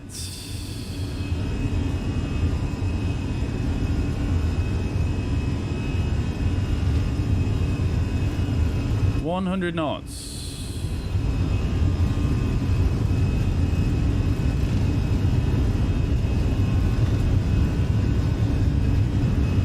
V1 rotates.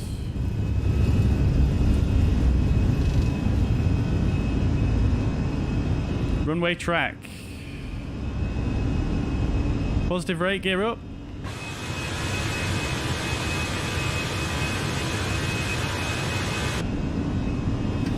AP2, as we said earlier, getting onto that autopilot immediately.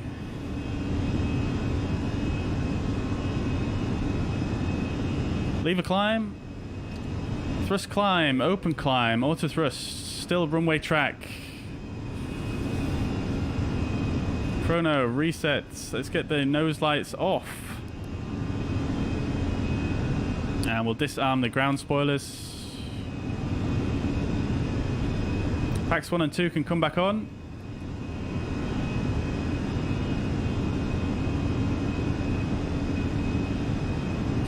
Getting VS 700.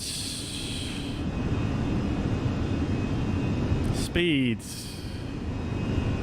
Going up to the S speed now. Flaps to 0. Speed is checked.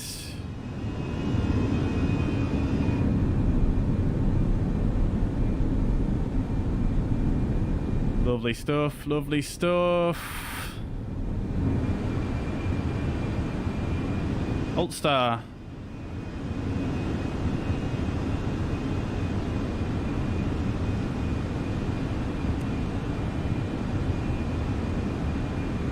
Right, so we're just waiting for a turn now.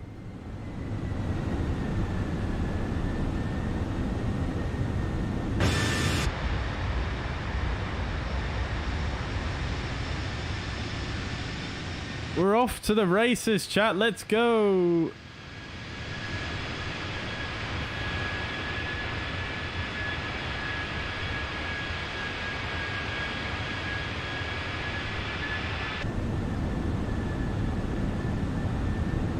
Oh, we need to contact departure, don't we, chats?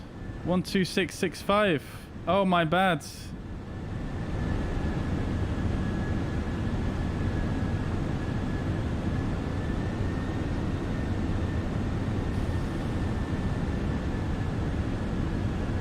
Automatic departure, Air Portugal 234 Zulu is level at 3,000 feet, JW 4.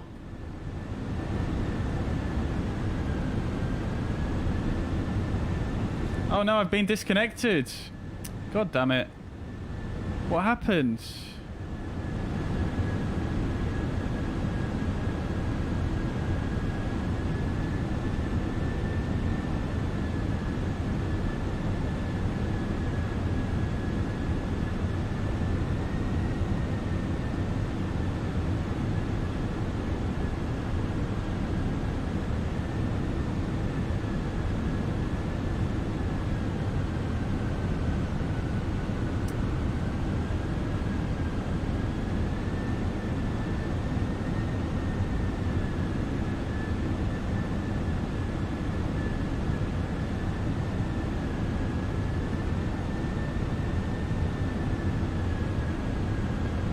Washington Tower, Air Portugal 234 Zulu. We just got disconnected. I don't know if you handed us off. If you could confirm.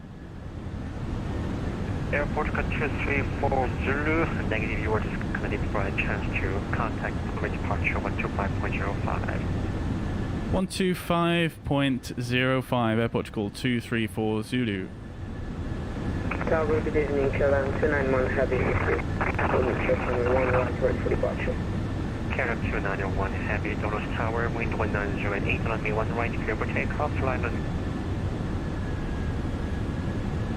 Boeing 40 November, approach 125.165. 125 Delta, boarding flight, no day. November Juliet Echo 17 Romeo, contact approach 125.165. 125.65, approach 17 Romeo. Lufthansa 3 Charlie Kilo, turn right heading 090. Turn right heading 090, Lufthansa 3 Charlie Kilo. Bottom departure, Air Portugal 234 Zulu with you at 3,000 feet, flying heading 011. Sorry, we got disconnected. Air Portugal 234 Zulu Potomac, hello. Turn left heading 270. Left heading 270, Air Portugal 234 Zulu.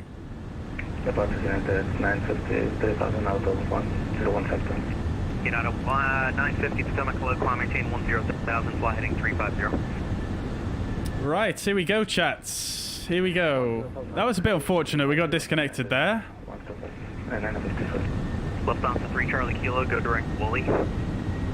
Direct Woolley, Lufthansa 3 Charlie Kilo. Speedbird 505, direct Woolley. Direct Woolley, Speedbird 505. Guys, I'll catch up with your messages momentarily. I just need to listen now. Contact approach 125.65. Pilot Stud, welcome to the chat, dude. Hope you're doing well, mate. Good to see you. Air Portugal 234 Zulu, fly heading 200, climb maintain 5,000. Fly heading 200, climb maintain 5,000, Air Portugal 234 Zulu.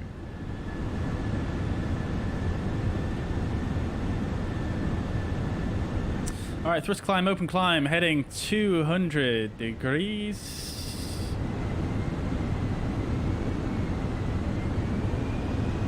Air Portugal 234 Zulu, let's make that a 210 heading.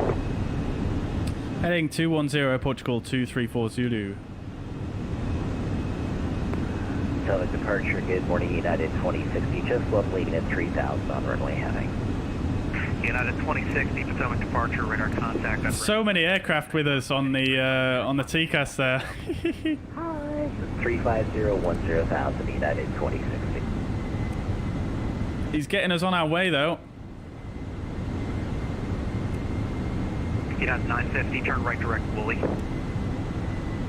Ulster. Lufthansa Cheat 3 Charlie Kilo, speed 310 knots, contact approach 125.165. Right, I'm just going to turn the volume down a touch. Seems like the sound with the switches has seemed to have fixed itself. Alt. Speedbird 505, on reaching 10,000, speed 310 knots, contact approach 125.65, see you. 310 after 10,000, Speedbird 505, going to departure. Alright, alright. That was super immersion killing there, the fact we got disconnected. I'm so upset about that. I'm so upset. Air Portugal 234 Zulu, climb maintain 10,000. Climb maintain 10,000, Air Portugal 234 Zulu. United 2060, direct Woolley. Thrust climb, open climb. United 2060. Departure, good evening. KLM 291 heading with you. Landing to 3,000 feet on runway heading.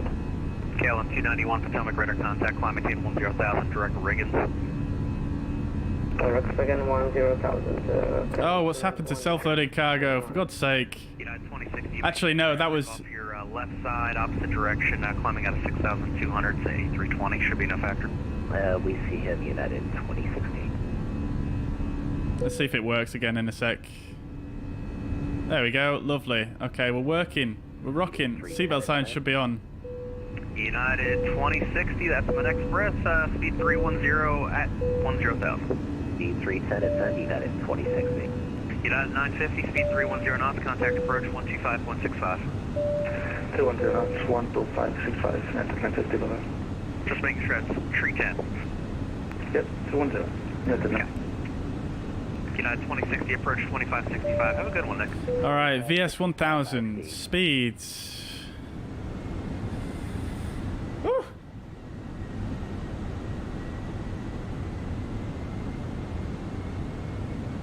All right, guys. Departure, hello, Speedbird 23. How's the volume like? How's the volume for you guys? 3000. Speedbird 230 Heavy, Potomac, climb maintain 10,000. Come maintain 10,000, Speedbird 230 Heavy. Air Portugal 234 Zulu, direct Jade up, climb and maintain 17,000. Direct JDub, climb maintain 17,000, Air Portugal 234 Zulu. Alright, we're continuing on up here, chat, and we're direct to JDub. Love to see it, let's go. 210 direct Wooly. Alright, thrust climb, open climb, nav. Coming up to 10,000 feet here. We're going to leave these seatbelt signs on just for a little bit here, chat, because we do have the weather forecast saying moderate turbulence possible. So we'll just leave the seatbelt signs in just for a little bit longer so we can gauge the actual 234 Zulu, contact approach on 119.85. 119.85 for Air Portugal 234 Zulu. Thank you, bye.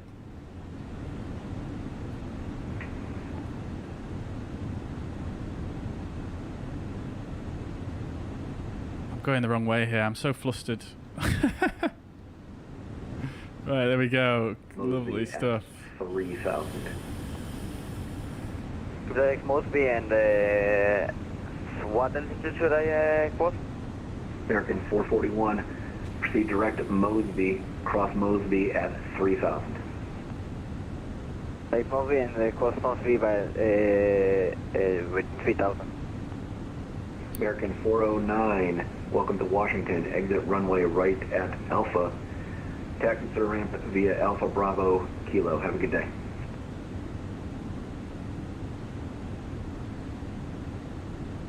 Taxi via Alpha Bravo Kilo, American 409. Potomac, Air Portugal 234 Zulu, passing 13,000 for 17,000, JDub 4. Portugal 234 Zulu, tone departure. Proceed direct Hafner. We're already direct JDub by the previous controller, Air Portugal 234 Zulu. Portugal 23-4 Zulu, roger. Welcome aboard. Thank you. Dear oh dear, I probably should have said direct to JDub there, never mind.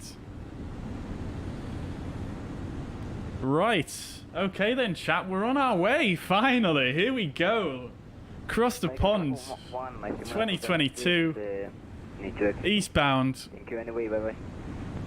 Let's go guys, let's go. Alright, American 441, radar contact lost.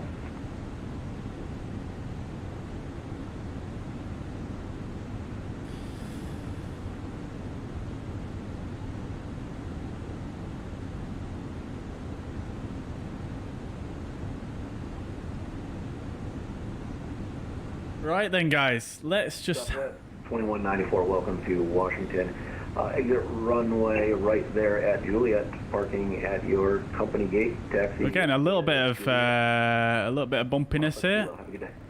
We're leveled off though, Alt Star. Portugal 234 Zulu, contact Potomac departure 125.65. 12565 Air Portugal 234 Zulu. Oops.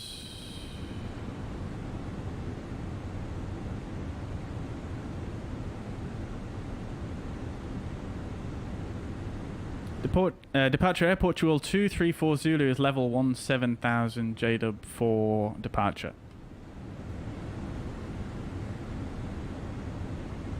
Air Portugal 234 Zulu, Potomac departure, greetings. Maintain 17,000. Maintaining 17,000 Air Portugal 234 Zulu. Alright, keeping us down. Hello, Speedbird keeping us down. Speedbird 230, Potomac departure. Climb maintain. Flight level 190. Maintain flight level. Let's have a look at this chat then. Let's have a look at this. Look at this. Look at all this traffic going. 768. Boom. Washington Center 132.52. See ya. We are all the way down here. 2768. Take care. November Juliet Echo. Going out to JDub, then we're going to continue on route. 132.525. Fraction 1 from Romeo Sierra. Delta 210, Potomac departure, climb maintain, flight level 190. Alright, jets. Alright, let's see how far we've got to go to Raffin. 1,200 miles to go. So still a fair while. Raffin ETA is going to be at 1926 Zulu, so still a ways away yet. Good 3 hours till we get towards oceanic airspace. Guys, I'll catch up with your chat messages once we've got our next clearance here. I feel like we've got one imminently coming. Alpha India Charlie 112, Potomac departure. Greetings, climb maintain. Flight level 17,000. 17,000. 170 India 112.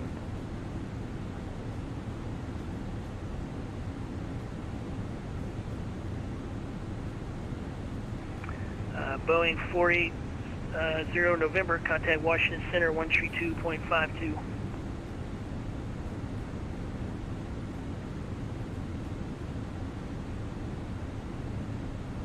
Right then, chats, let's get settled in. We didn't bring up our pilot briefing here on the tablet, but let's go ahead and do that.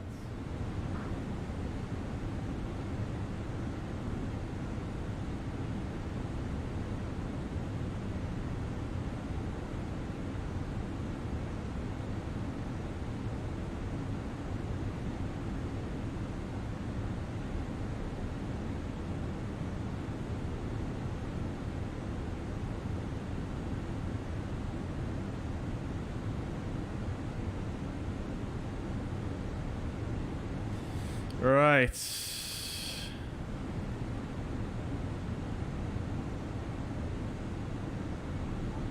So then, let's go back over yonder. We'll come over here. Let's see if we can bring up our route on here. And we'll bring up our high en route airways. I don't really want the dark version of the map, but nevertheless. I don't know if there's a way to turn that off, to be quite honest.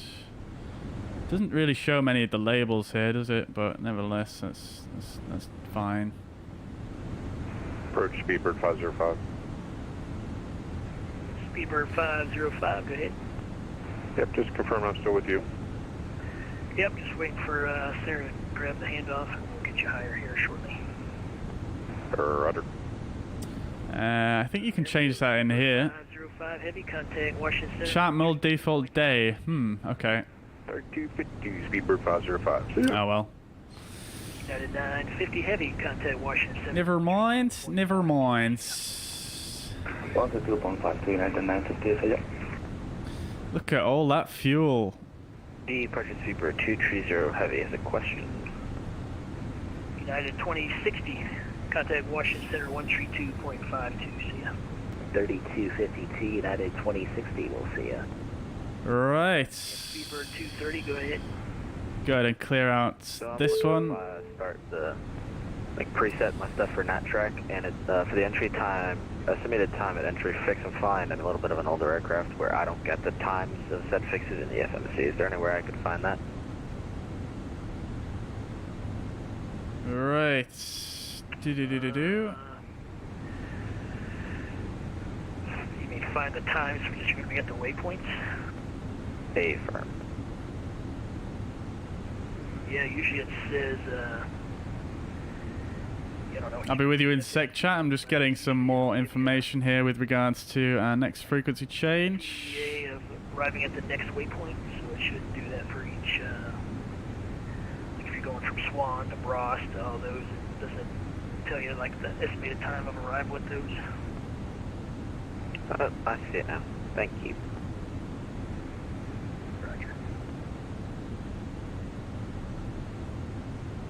Also, I'm at flight level 190. Roger, we'll have, as soon as I get you over to center, he'll get you higher. Roger. Speaker 2, true.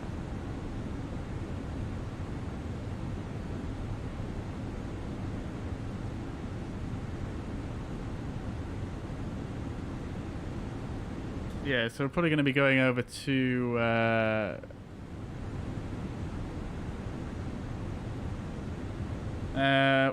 Washington Center next, I believe it is.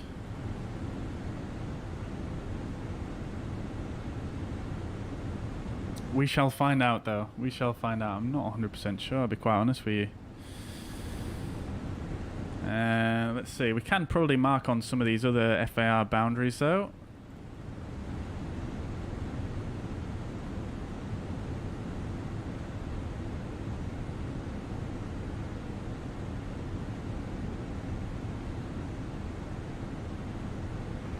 Delta 210, contact Washington Center 132.52, see ya.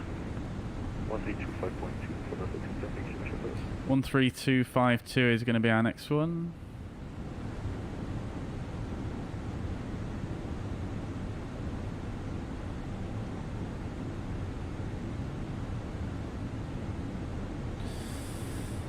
Right.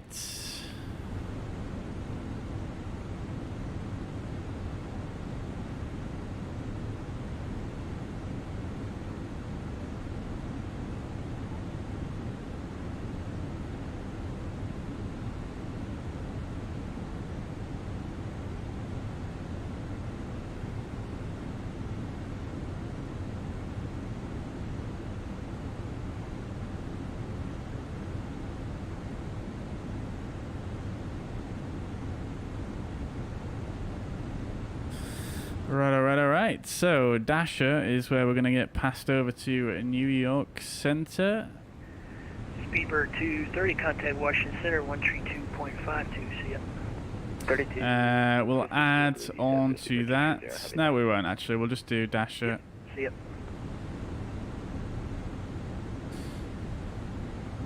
And then Boston, we're going to get passed to Boston at Money. Alpha India Charlie 112, contact Washington Center 132.52, good flight. And then our next switch over after there is going to be to... Could you repeat the frequency again, please? Yep, Washington Center 132. It's going to be Gander, probably. Or Moncton, even. Maybe Moncton. We'll see. I'm not sure about that one at the moment, so we'll see how that one goes. 132.55, thank you. Right. Lovely. I forgot to turn the landing lights off, obviously, so we'll turn those off now, and we might as well take the seatbelt signs off now. Wait. Oh, look at that. The seatbelt sign syncs up now with self-loaded cargo. Very nice. Very nice. I like.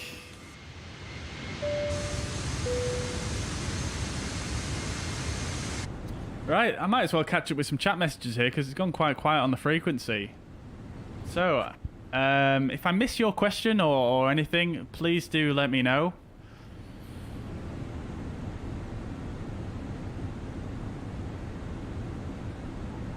But yeah, let's try catch up with some of the messages in the chat. Right. Let's see. Where do I make my late departure claim? Said Dave. Air Portugal 234 Zulu, contact Washington Center 132.52. See ya. 132.52 Air Portugal 234 Zulu. See ya.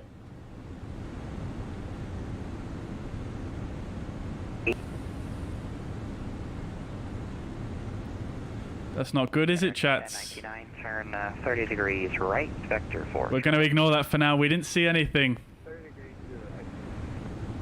American 1099. United 2768, turn 15 degrees to the left vector for descending traffic. 15 to the left, 2768. Washington, Air Portugal 234 Zulu, level at 17,000. Air Portugal 234 Zulu, Washington Center, climb and maintain flight level 370.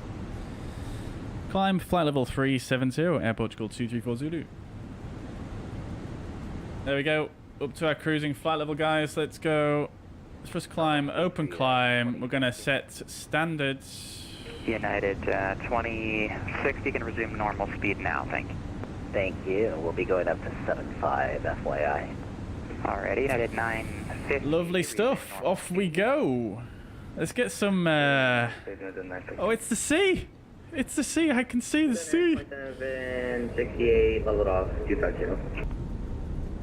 I'm so excited, chat. I'm so excited. 68. Thank you.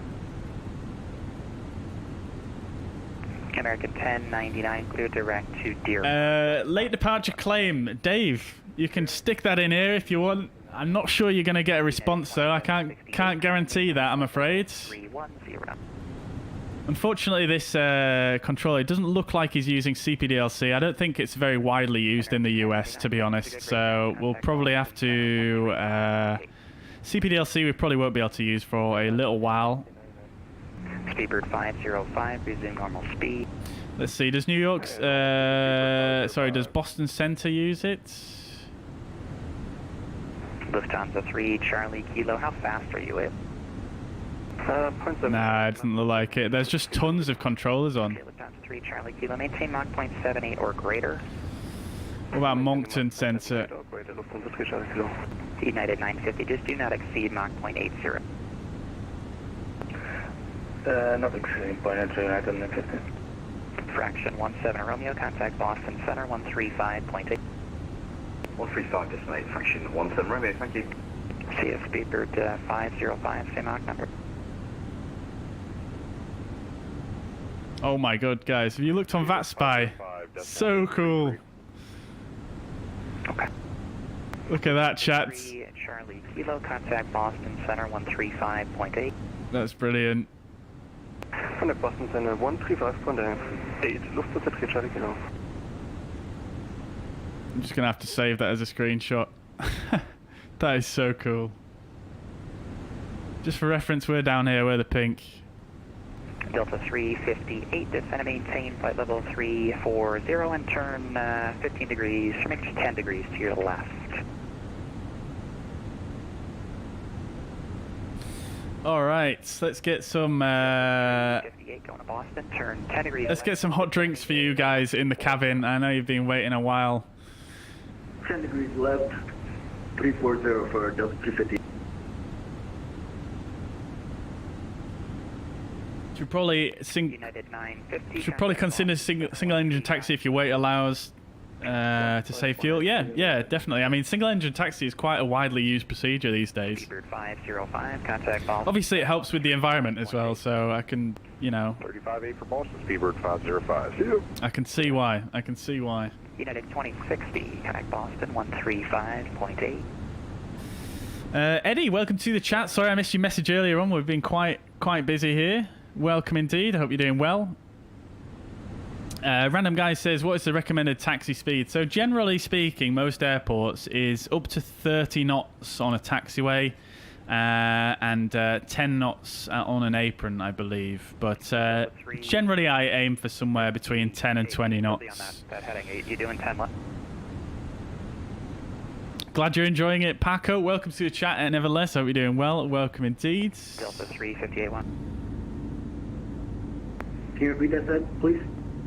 Yeah, it looks like you turned back on course. You should still be on the heading, right? Snowstorms, welcome to the chat. Hope you're doing well. Welcome indeed. How many minutes delay? Quite a few. Quite a few. Let's see. Okay, I see you're turning back to the left now, thank you. It took you, I see you went left and then you went back to the right. I want to make sure you're going to stay left on that heading. You're heading much better now, thank you. You'll be able to get lower reference traffic at 33. Sounds good, Delta 350. What in the world just happened? Well, okay, Delta 358, you're supposed to stop at 34. So I'm in the altitude, maintain flight level 320. I'm so sorry about that, chat. I have no idea what happened there. I think that was something with the guys Delta 358, I'm in microphone. maintain flight level 320. I'm really triggered that you can't turn off night mode here on this. Area 112, I'm in altitude, maintain flight level 310. 310, Air India 112.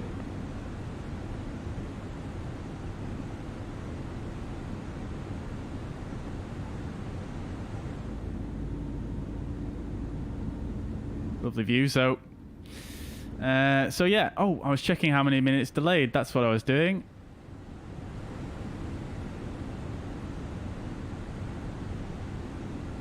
We'll probably have a company message. We do. Let's have a look. Company message. Why is my satisfaction tanking? Washington Center. I don't know. Just unhappy passengers. Let's get the pot noodles out. Oh, it's because the music's still on. Why the hell was that still on? It's supposed to do it automatically. What the heck? Right, Air Portugal operations. We've got an ADC for 59 minutes. Air India 112, yeah. Fly heading so, 0. let's do an ADC delay. 1 second, Washington Center. I think we have gotten the issue under. Right, so 59 minutes was the amount of time, and we want to go ahead. We actually have a proper reason this time, so late en route slot delay. I think that's the one. ATZ. Oh no, ATC startup delay. I'll take that. AMZ. I think AMZ is going to cover it. That'll do it. Lovely stuff. You're welcome. TAP operations. Air India 112, contact Washington Center 133.72.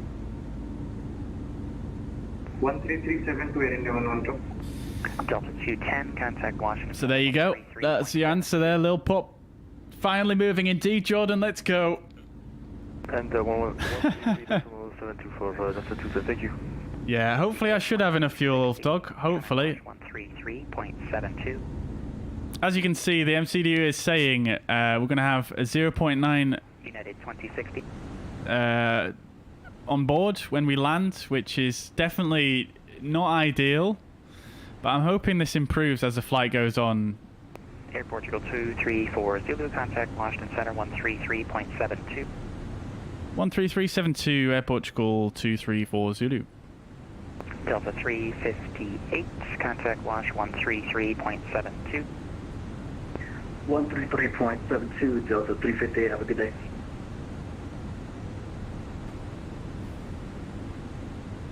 Washington, Air Portugal 234 Zulu, with you, flight level 304, climbing 370. Air Portugal 234 Zulu, Washington Center, let's not maintain flight level 370. Climbing 370, Air Portugal 234 Zulu. Okay, lovely. Yes, as you can see, it's not looking good on the fuel predictions. Washington Center, Delta 358 with you, flight level But I'm hoping, as the flight goes on, that improves. I'm hoping for some favourable winds here. Delta 350, Washington Center, roger. Flight level 240, K11, 25 Alpha. Yeah, so at the moment we've got a nice 28 knot headwind, tailwind, and that should increase as the flight goes on.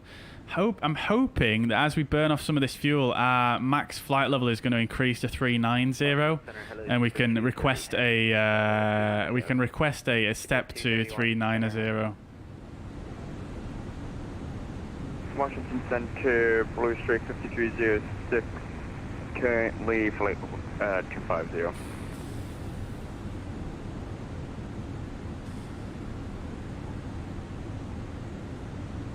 Lucy 5306, Washington, LS Squawk 0571. 0571, Blue Streak 5306. Got a 2060, contact Boston Center 1 35.8. Washington Center. Lovely. Seven with you. 14. Right. United 2060, contact Boston Center. Are we there yet? Not even. Do I need to? Yeah, we're not even close. United Not even. Contact Boston Center 135.8.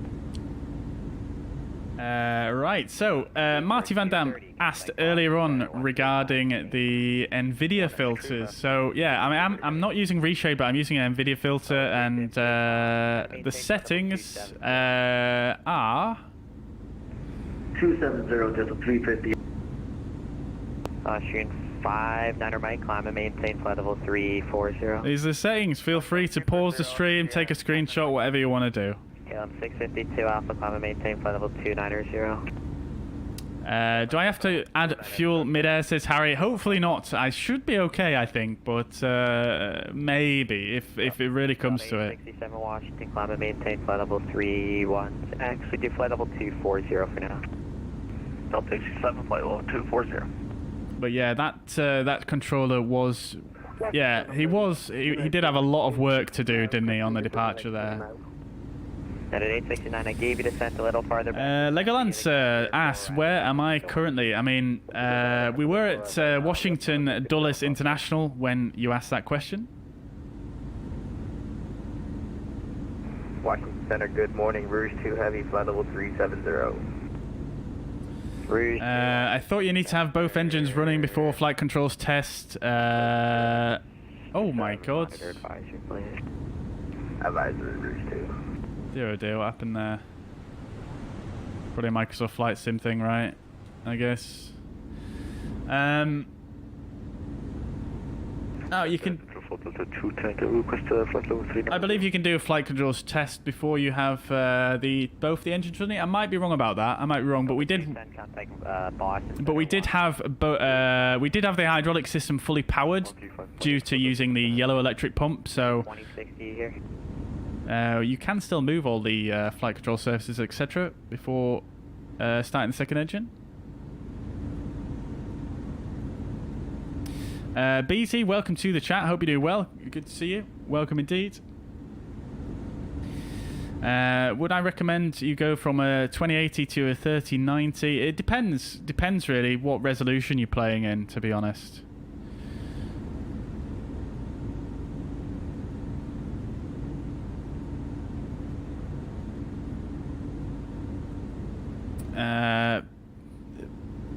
Pedersen says, I want to fly on Vatsim for the first time soon. Any tips? Yeah, definitely. Check out some tutorials before you log on for the first time. I would also recommend logging on as an observer the first few times just to see what, how it all works, and you can listen to other transmissions and stuff. For your first flight, log on at somewhere which is quite quiet. Check before you go online on either SimAware or VatSpy or Volanta or SimToolkitPro. Check where the traffic is. Go somewhere that's quiet. Don't go to an event for your first flight. Make sure you have a notepad. Make sure you know what you're doing before you actually log on. Make sure you know how you're flying your airplane and what route you expect to fly, and make some notes with regards to what you can expect the controller to say. So, for example, what departure you expect, what runway you expect, what the initial climb altitude is, what your stand number is, all that stuff. Make a note of that before you actually contact for your initial clearance. And don't be afraid to ask questions as well. When you submit your flight plan to Vatsim as well, right at the bottom there's a remarks section. Right at the bottom there's a remarks section. Make sure you put in there new pilot. You can also have a look on the events schedule as well. So if you just Google the Vatsim events, sometimes they do some events for new flyers as well. So yeah, if you want to fly along with other people who are less experienced, that might also be helpful for your confidence. And they do them relatively often, but you will have to have another look on the on the Vatsim website. If you just Google Vatsim events and see if you can find a First Flyers event, that might be that probably will be useful to you. I recommend that to everybody. That's what first got me into. That's what first got me into using live ATC by doing one of these beginners events on a different network, but that's what got me into it. It was so good. This guy's going offline, no way, that's so unfortunate. Guys, I think we are one of the last aircraft to depart. That's so sad. Hopefully all these controllers don't go offline as I'm crossing the various borders. That would be so sad. JetBlue 1701, I'm closing, radar services terminated, frequency change approved. Well, see, in flight entertainment, I'm still yet to decide on that, to be honest with you. I haven't had much. Contact Boston Center 135.8. I haven't had enough time really to work anything out. But what I might try and do is, whilst we're in flight here, is I might work out some kind of quiz we can do. I might just do questions off the top of my head, but I might also look up some things that we can, some things that I can quiz you guys on, and we'll see if we do a bit of competition that way. But other than that, I'm not sure at this very moment in time. I will stick some music back on though, so we've got a bit of background music.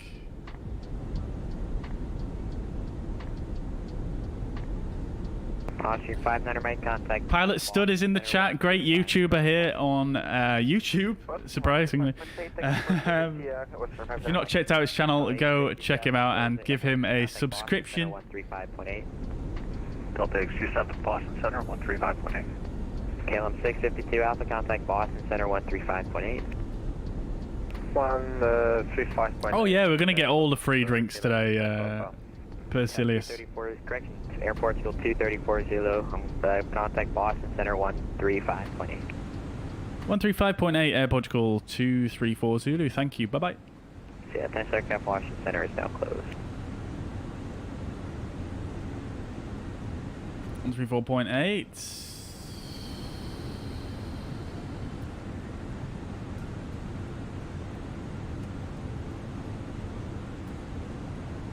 All right. 134.8. Okay. Boston, very good afternoon. Air Portugal 234 Zulu, flight level 370, inbound Preppy.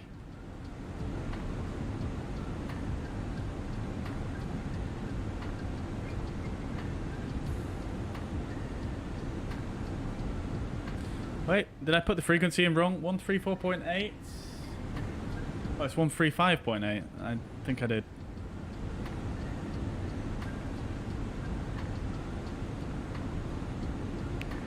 Delta 867 with you, flight level 250, about 10 miles south of Zirk.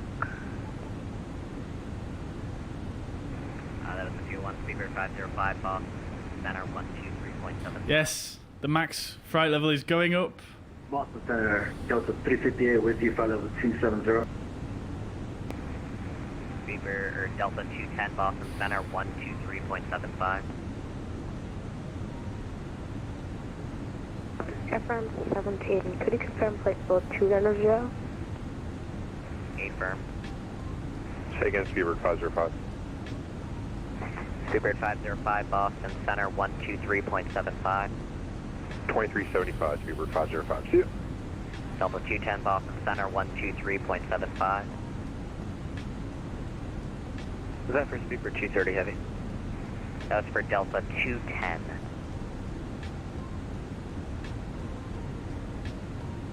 Boston, KLM 652 Alpha, flight level 290. KLM 652 Alpha Boston Center, hello. Could we climb final flight level 350, Boston please? Center 123.75. Just waiting for a second to speak here, chats. Boston Center, Delta 358 with you, flight level 270. Alright, everyone just hang on. You guys are all stepping on each other. You gotta let each other talk. Speedbird 230 just checking 123.75. Delta 210 Boston Center 123.75.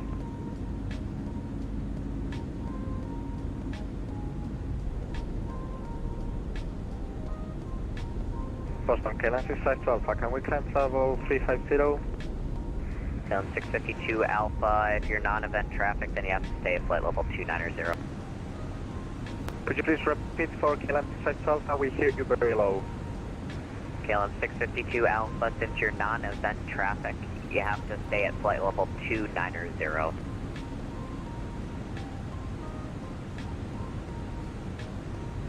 Confirm we have to keep flight level 290 due to traffic, KLM 652 Alpha. Yeah, due to the event, you have to stay at 290 for now. Okay, 290 for now for KLM 652 Alpha. KLM 653 Boston Center 128.75. Boston Center 128.75 at KLM 6653. Thank you, bye-bye. Air France 17 Boston Center 128.75. 128.75 here. Delta 358 Boston. Waiting for a second to speak here, chats. Waiting for a second to speak. Boston Center, Delta 358 with you, flight level 270. Monitoring fuel is the entertainment. Love it, love it. United 950, climb and maintain flight level 350. 350, thank you, United 950. Boston Center, Delta 867 will be flight level 250. Delta 867 Boston Center, hello. Boston Air Portugal 234 Zulu, flight level 370, inbound Preppy. Air Portugal 234 Zulu Boston Center, hello. Lovely, lovely, lovely. Max flight level's gonna go up soon. Chat, let's go. We're gonna go request 390 once we get that. That should hopefully give us a bit better fuel burn according to our flight plan. Oh, I'm looking forward to it. Give me those tailwinds. All the tailwinds, please. All the tailwinds. Right. Digital says, so at the beginning of your stream you had so much traffic. How is that? Digital, very good question. It's because it's the Vatsim Cross the Pond event today. So if I just bring up the all of the Vatsim traffic for today at the moment, it's current time. Beaver 230 heavy, sorry, just want to confirm, did I... You can see all of this traffic going over the North Atlantic at the moment because that's part of the event. People flying from various different airports in the US and also down in the Caribbean up here, going up that way, and then from South America as well, across to Africa as well. So as you can see, tons of traffic currently crossing the Atlantic Ocean on Vatsim. It's quite a sight to see, isn't it, really? Look at that. Absolutely incredible. So that's why. Very busy event. It's the most popular event on Vatsim of the year, I believe. Paul says, I deleted all of my AIG files. Is it worth downloading again for liveries? It's entirely up to you. I'm actually in the same boat as you. I actually deleted my files accidentally the other day. And I mean, yeah, it's really up to you, honestly. I'm not going to bother with it, to be honest with you. I'd prefer to have the extra disk space. I don't really mind, really. I might, if I keep coming across the same airline that I'm not matching with on a frequent basis, then maybe I will download some from AIG on a selective basis. But I'm definitely not going to download the full package just for some edge cases. Leonardo, thank you very much, dude. I don't know if you're still here, but nevertheless, enjoy the rest of your day. Pedersen and Max C, thank you very much for the subs as well. Obviously, I missed you earlier on due to the crazy departure there, so thank you very much for that, guys. Hyper Turtles as well. I think I missed you, as well as Marcellus. Thank you very much, guys, for the subs. And if I missed anyone else, I do apologise. Batman Flies, very good username there. Thank you very much, dudes. Just wondering what this little add-on program is you're using. That's called Self-Loading Cargo. It's basically a passenger simulation. I probably wouldn't recommend it, to be quite honest with you, because it's in desperate need of an update. So I would probably just yeah. There's another one that you can get called PackX, which is similar, but I think that's a bit more well maintained than this. But it is nice. I just really wish they updated it. It's running a little bit.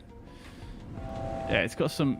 What is going on with the weather, man? Seriously, why does it keep updating like that? It's knocking me off my altitude.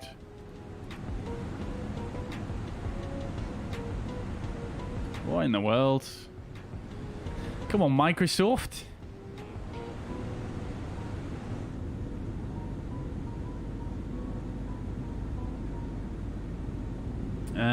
Scorch players, do I have any tips? 3 Charlie Kilo Boston Center 134.905. Do I have any tips for streaming Microsoft Flight Simulator? I don't really know, to be honest. Bye-bye. I don't really know what I could say to that. It's just, you know, it's just like streaming anything, really. You know, I suppose it helps if you know what you're doing. I think viewers get a little bit agitated if you just sat there fumbling your way through things. But then again, that's how I started way back, just after this sim came out.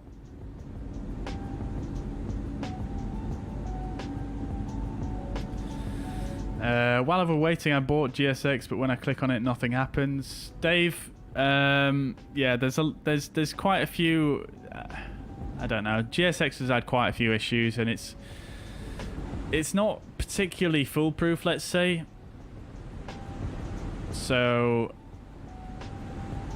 yeah, it's quite a hard one just to troubleshoot on the fly. But if you want to send us a message with some screenshots, then more than happy to have a look. Oh, look at that down there, another aircraft passing us. Love to see it, don't we?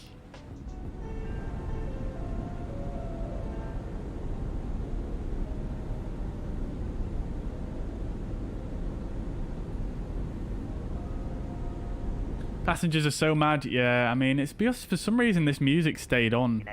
It usually goes off on its own, because obviously that's the cabin crew's duty to do that. I only have 6 passengers. Yes, indeed. That's probably the only way we'd get across the Atlantic in this aircraft.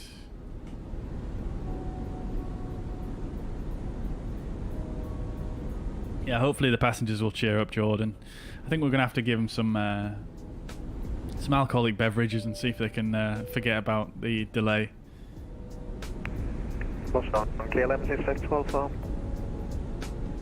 Find GSX takes 2 clicks before it opens each and every time. It depends, Batman. Yeah, it depends. Sometimes, if this is already highlighted, yeah, it's going to require 2 clicks. But if it's not, it's going to require 1 click. It just depends how you previously closed it, really. Could you please know the estimated time until we climb to level 350?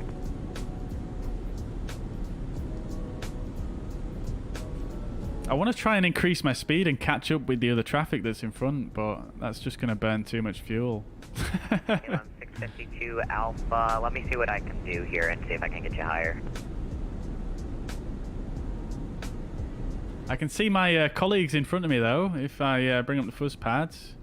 Yeah, because we don't understand the situation, so if you could... So we're TAP 234 Zulu, that's the... And then we've got TAP 234, that's the OG call sign for this flight. Text for you. Thank you. And then we've got 232 Kilo in front of us, and a TAP 192 there as well. TAP 234 Yankee. I think that's... No, sorry, 234 Yankee, that's the OG call sign, isn't it, for this flight, 234 Yankee. Let's see, is any of them doing it in an A320? Yeah, that's A321. That's a A320 Neo. A321 Neo. A320 Neo. And that's it. And then there's me down here. Lagging behind because I had such a delayed departure.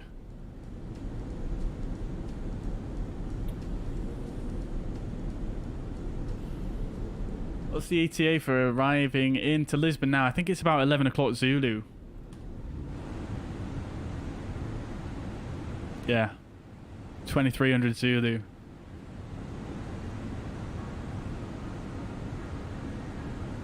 Aero, 20 kilometers passage, flight level 170, climbing 220. Oh, 2321, sorry, I'm looking at the wrong thing here. It's up there. Oscar X-ray, yeah.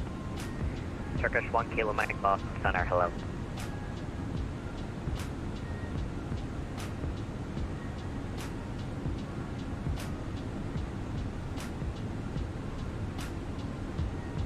So you can see now, chat, estimated fuel on board now at destination is now 2.7 tons. So that's gone up from 0.7 to 2.7.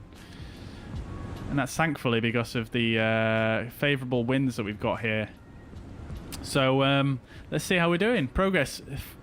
Flight level max 390. Let's request it.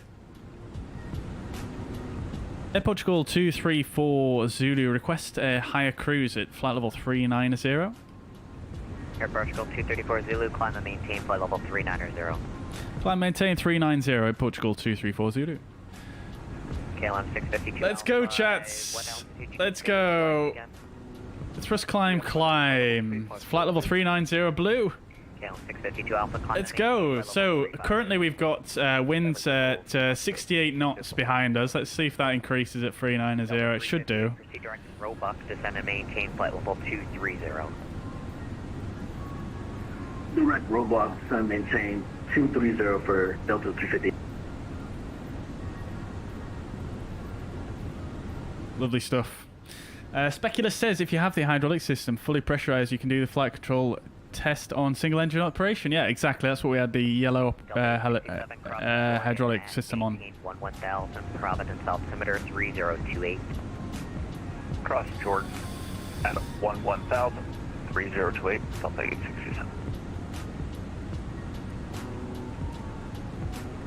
I'm surprised we can't see any other aircraft on TCAS, to be honest. We're very well spaced out here. I think, like I say, it's because I was so delayed at getting that clearance. We've just been a little bit screwed, really, in terms of flying with the pack, so to speak, which is a bit sad, actually. I would have liked to be right in there, but never mind.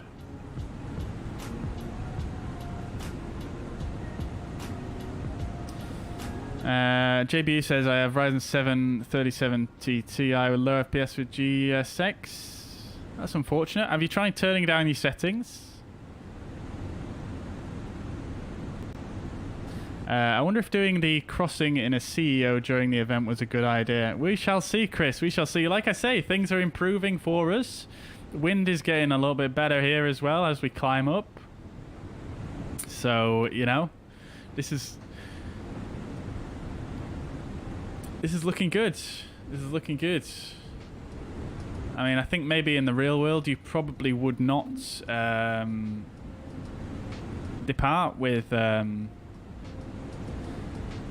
low, you know, fuel warning for your destination, but nevertheless, we're chilling. 2.9 tons on board now on arrival. We are absolutely, yeah, we're good. We're good. I'm gonna eat my words though. We've got a long flight ahead of us. It might not always stay that way. We shall see. We are doing a very, very slow climb here though, which is fine with me.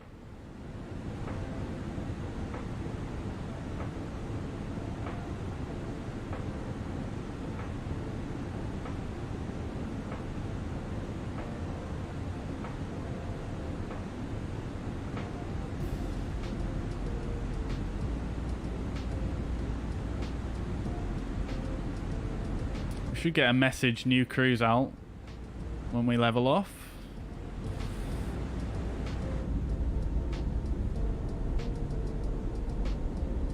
Alright, if optimal is 370, don't climb. Well, the winds are actually much better for us at 390, so that's what we're going for.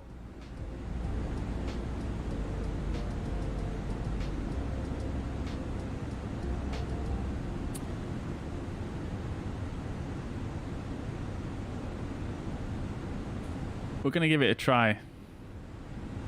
So there we go, leveling off, slightly higher winds, not that much greater, to be honest with you though. Not that much greater, but never mind. It is a little bit better, so that's fine with me.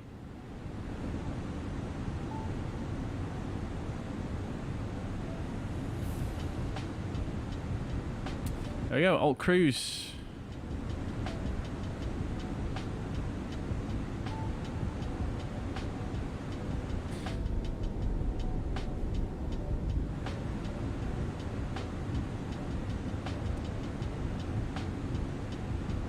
It's gone very quiet on this frequency, hasn't it? Is he still online? He is, yeah.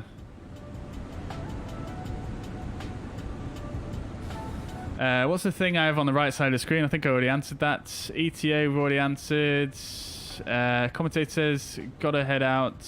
Enjoy the flight. Maybe able to check in later. No worries at all, dude. No worries at all.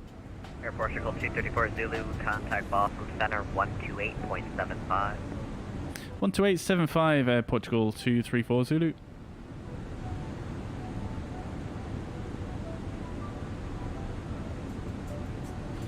Boston, very good afternoon. Air Portugal 234 Zulu with you at flight level 390.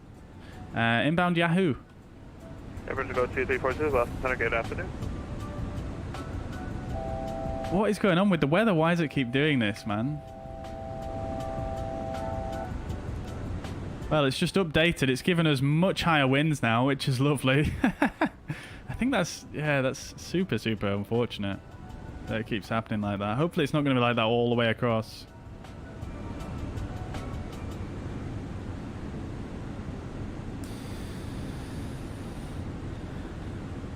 Boston, could you say this is KLM 12, flight level 3, top speedos. Yeah, 6 2 after Boston Center, good afternoon.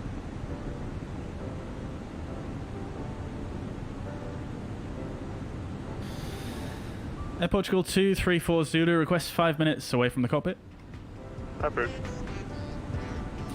Okay, right guys, I'm just going to take a few minutes just while I nip away and just make a quick bite to eat, and I'll be back with you momentarily.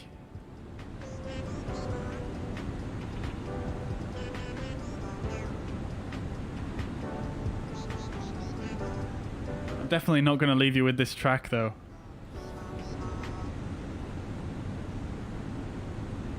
Alright, enjoy the views.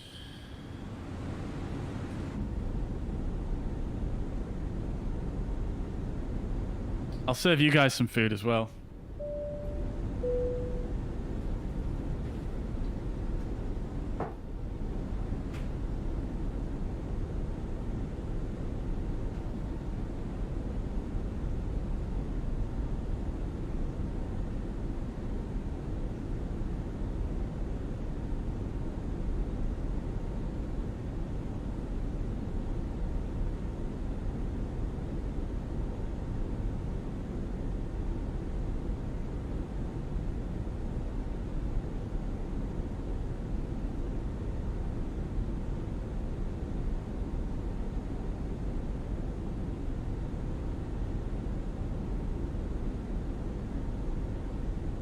Boston Center, hello, Virgin 14 Lima, passing 14,000. Virgin 14 Lima, Boston, hello, climb and maintain, flight level 350. Climb maintain, flight level 350, Virgin 14 Lima. KLM 653, contact Moncton Center 132.7, good flight. Mountain Center 132.7, can 653, bye-bye. Jin Air 921, contact Moncton Center 132.7, nice flight. Roger, contact Moncton on 132.7, Junior 921, heavy, good day.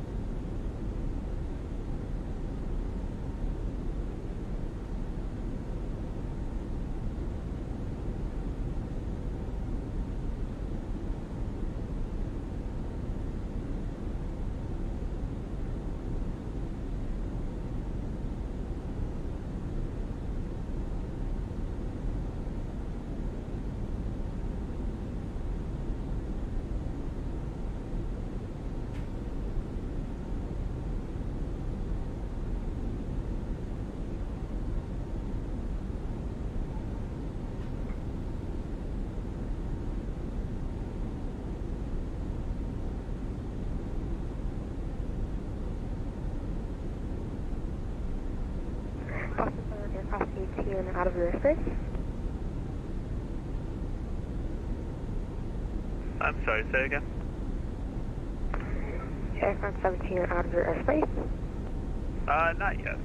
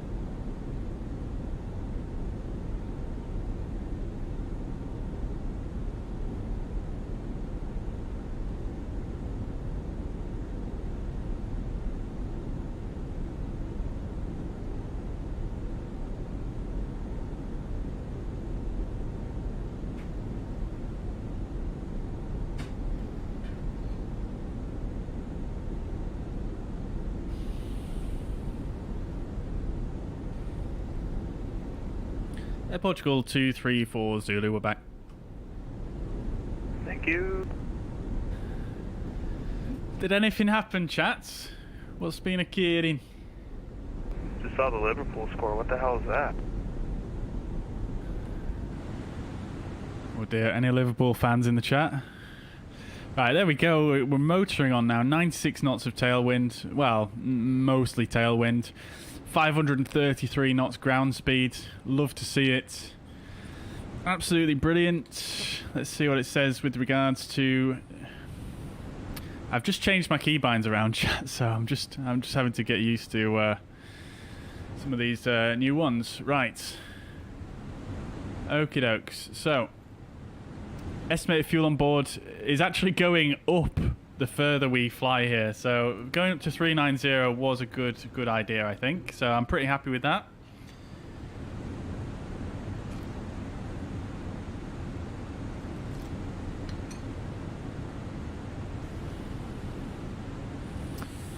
Right. There's a hen party in the back. We are fine. It must be a small hen party. What's happened to the music? Did Spotify crash or something? What happened there? I apologise for that, guys.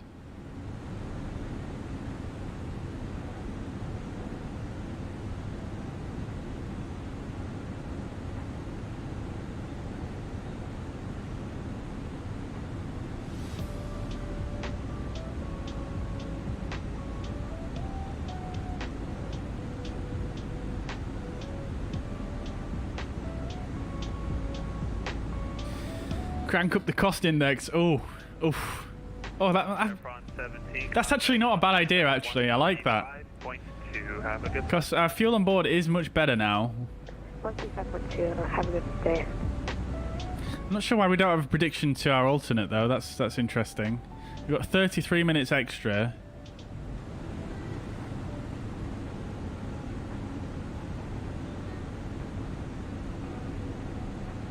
Yeah, if anyone knows why we don't have a estimate to our alternate, is that because we won't make it?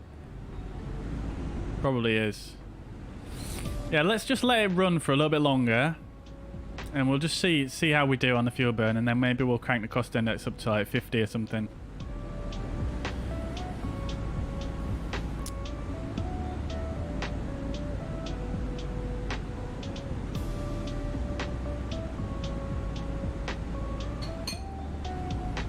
Right. Coffin corner coming up. Unfortunately not. Fortunately not. Oh, did you miss the mod status, Chris? So we actually had a couple of people. We had the commentator come in and Schutz come in. Actually, I'll mod you now as well, Chris, because because commentators headed off. How's the flight going, Mariner? Welcome to the chat, dude. Hope you're doing well. Good to see you, man. It's going very well, actually. Yeah, although we were an hour late on departure, so yeah, not the greatest departure, but hey ho. Oh, we were an hour late, and then as we were on our initial climb out, I got a disconnect on the.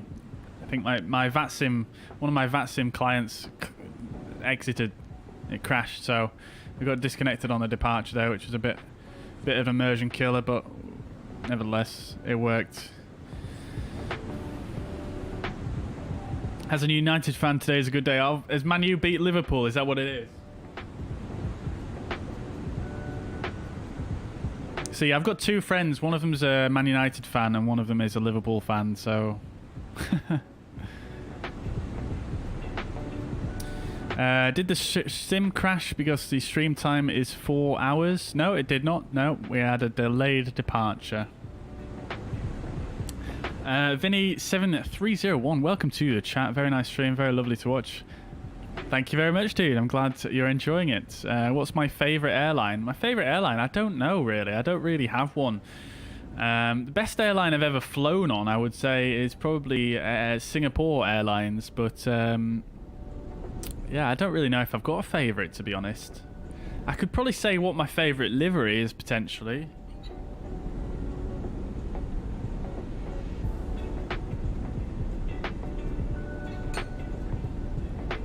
Sorry, I'm just eating some soup. Yeah, I think probably my favourite livery is either this one, actually.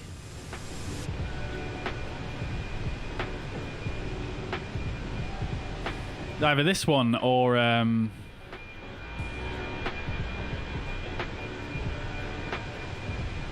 the Scandinavian old colours.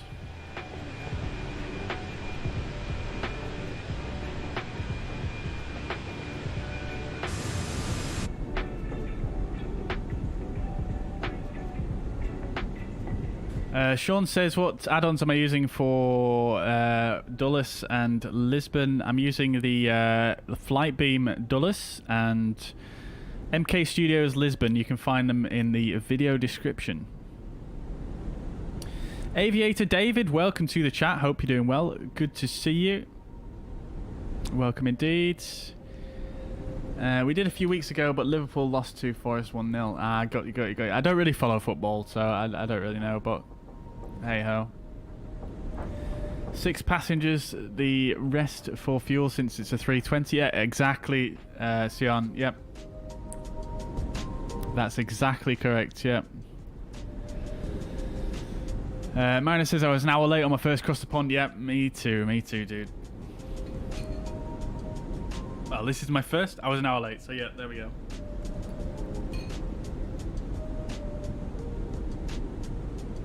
One day I'll be brave enough to fly in a more congested Vatsim airspace.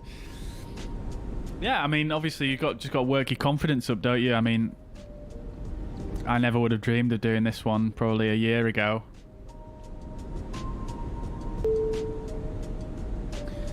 Sean, thank you very much for the sub. Much appreciated, as well as I think I got everyone else, didn't I? Great stuff. Man United going to get beat by Chelsea in the second half. I'm watching now.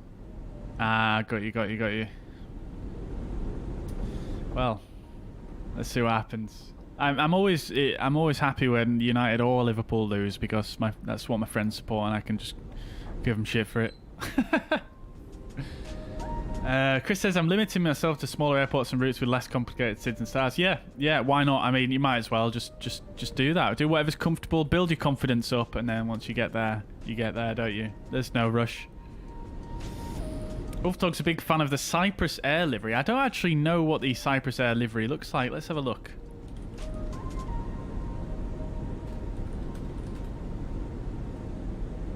Cyprus Air Ways, I assume it is. Oh, you know, I've never seen that before. I've never seen that. That's quite nice though, chat. I quite like that. Oops. Well, we'll do that anyway. Yeah, there we go. Cyprus Airways. I like it. That's pretty smart, that. Pretty nice. Clean. Oh, look at that with the green. Oh, yeah. That is nice. Yeah, I'm a fan, actually. I like it. I assume that's the one you're referring to.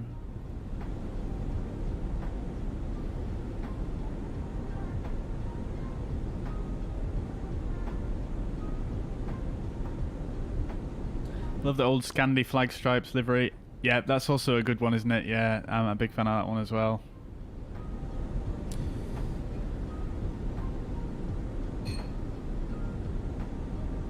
Right.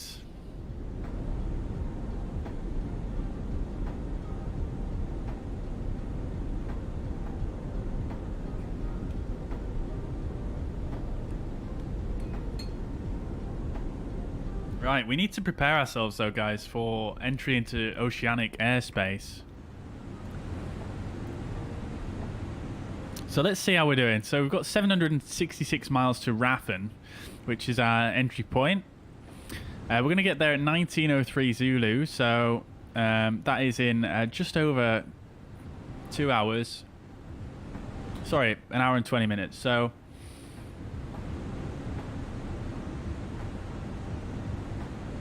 hour and 20 minutes. So we need to contact Gander with our clearance request before entry on the NatTrack Vatsim page 90 to 60 minutes beforehand before we reach there. So I'm actually going to contact them. Let's say in about 20 minutes time we'll contact Gander using the NatTrack. 132.7. Have a nice day. Wellington Centre 132.7 Bijan 14 Lima, thanks. Good night.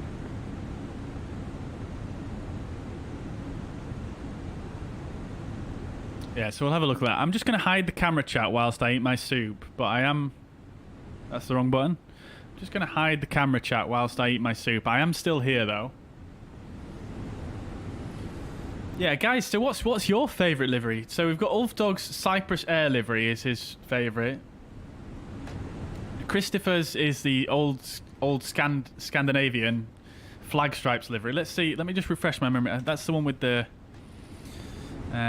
Scandinavian retro livery. That's this one, right, Chris? This is the one you're referring to. Yeah, that is a nice one.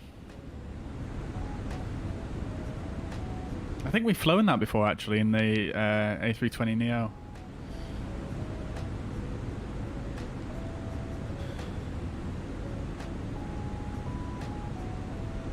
What's everyone else's favourite livery? So, Mariner. Yeah, that's a good one, actually. The Swiss livery. It's just super clean, isn't it? Super clean, but it is nice. I do like it.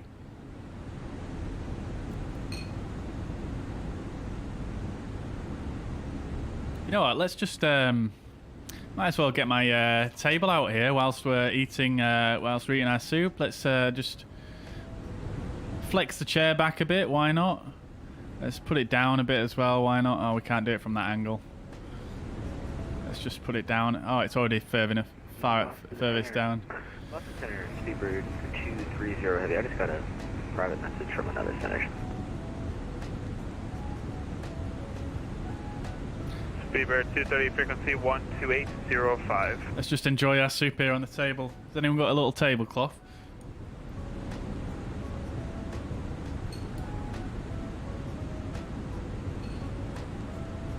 Monarch is nice. Yeah, I like the Monarch one as well. The old school Monarch one. 12805.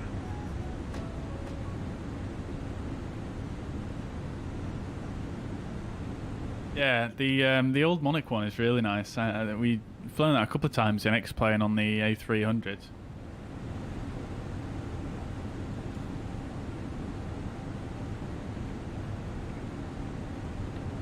Air Portugal 234 Zulu, contact Moncton Center 135.2. Have a good day. 135.2 Air Portugal 234 Zulu. Thank you. You too, bye. KLM 652 Alpha, contact Moncton Center 135.2. Have a nice flight.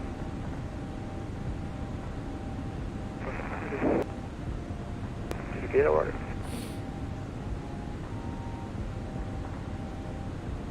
Moncton, good afternoon. Air Portugal 234 Zulu, flight level 390, inbound VTOL.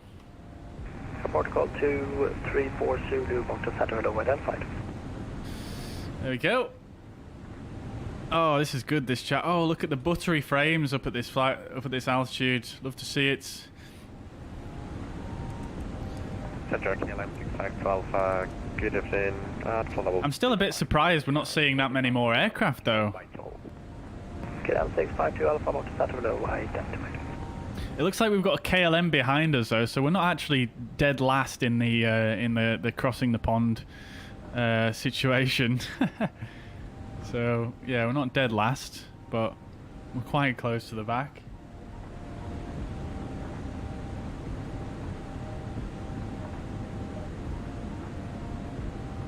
United 64, we're back.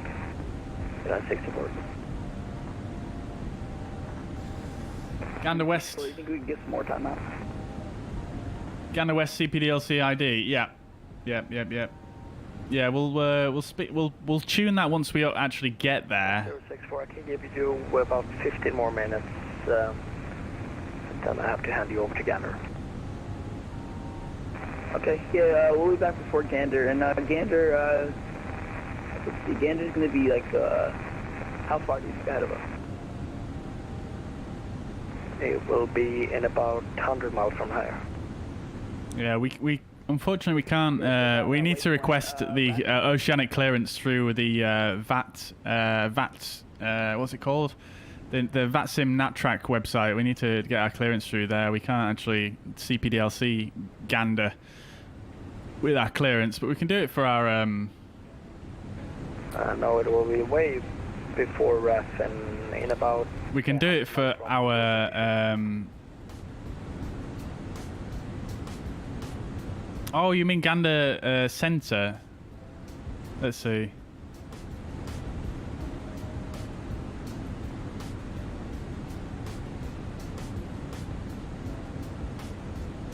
I'm not seeing it.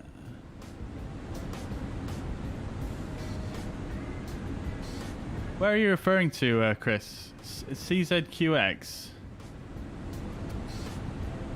It doesn't say they have... Oh, okay, yeah. So one of the... It depends what frequency we get passed to be honest.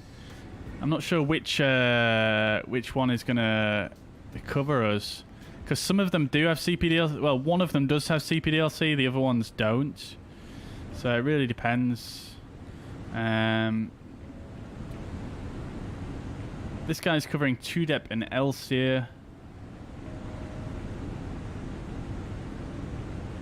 Just trying to find the one that's covering my entry point, which...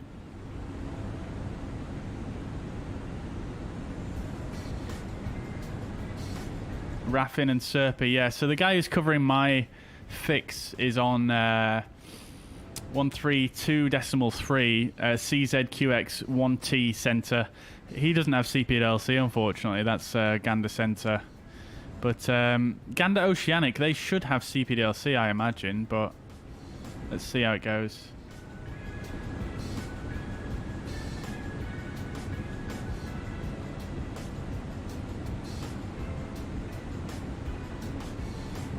No, I'm not actually seeing any of the Gander Oceanic who've got CPDLC. Interesting. Gravity 9800, contact Dallas Gander 132.3.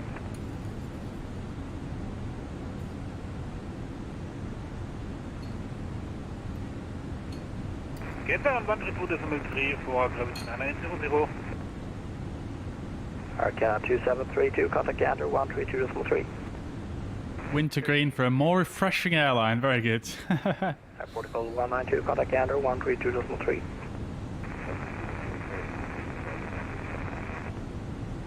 Thank you. Delta 1152, Moncton. Yes, sir. Contact Gander 132.3. That's going to be our next frequency, 1323. Have a good day. Okay.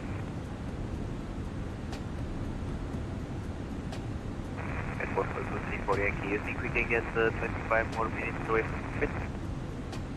Air Portugal 234 Yankee, you can take it with Gander Center if you contact them 132.3 entering their airspace now. 132.3 Air Portugal 234 Yankee, thank you. Bye-bye. Chris says, I'm a big fan of the Hawaiian livery, but I often like the ones where they paint the entire plane like ITA or old BMI. Yeah, I agree, Chris, yeah. Yeah, I mean, I do like a good clean livery, but at...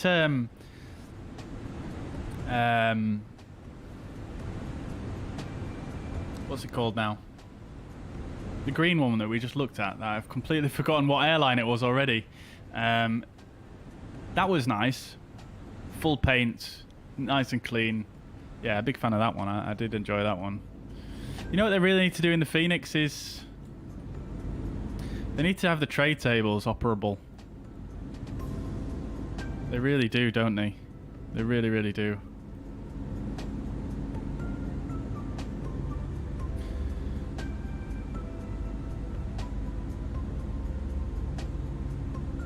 Hello.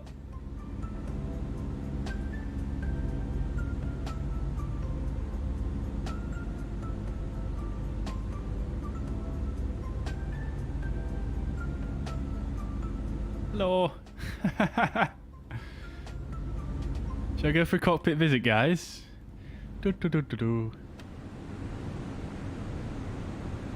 Yeah, I have no idea what was going on earlier, chat, with regards to the sounds of the buttons and stuff, because they seem to have come back. I think it must have been... I really don't know what that was.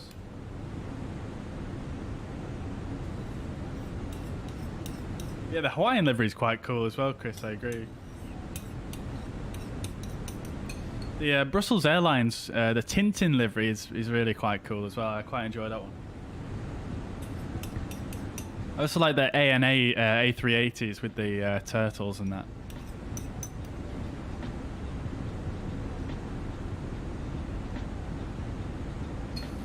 Look at that now, guys. 106 knots on the tail. Love to see it. I'm not sure why it's reporting 370 as being the optimal, because that's clearly not as good for us. Fuel on board estimated at destination is still going up. It's like we're gaining fuel in the cruise here.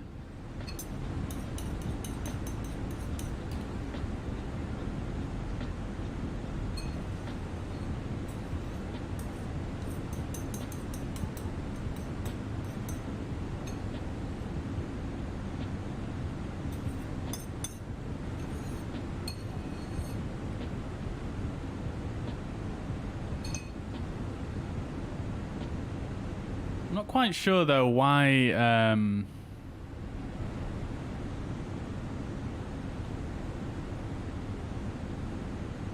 oh, wrong thing. Right, I'm finished eating now. Yeah, I'm not quite sure why we're still in climb thrust though.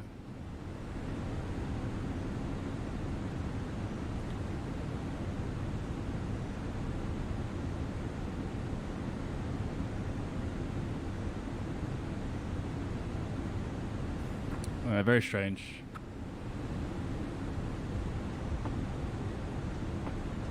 Right. Passengers are chilling. 5 hours and 8 minutes, apparently. See how we're looking. We've knocked 20 minutes off our flight time so far, chat. 20 minutes off the flight time.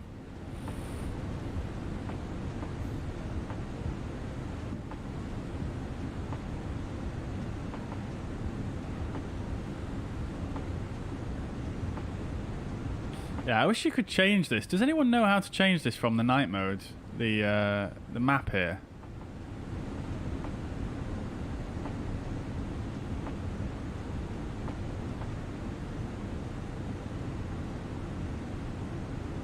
Also, it doesn't seem to be drawing us properly on the line here. VTOL.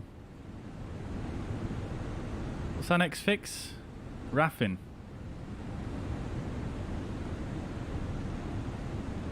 Such a long way away, this 643 miles to the next fix.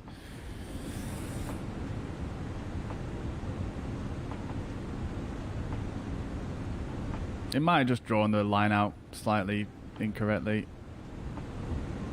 Yeah, I don't know how to change this from night mode. Yes, in my settings I've got it selected day mode here. United 064, contact Gander 132.3. I'm loving how smooth the frames are up here though. Check this out. Look how buttery that is. Because like, it's super hard to see the... it doesn't make sense because it's super difficult to see the little arrow here on the night mode. United 064, Moncton.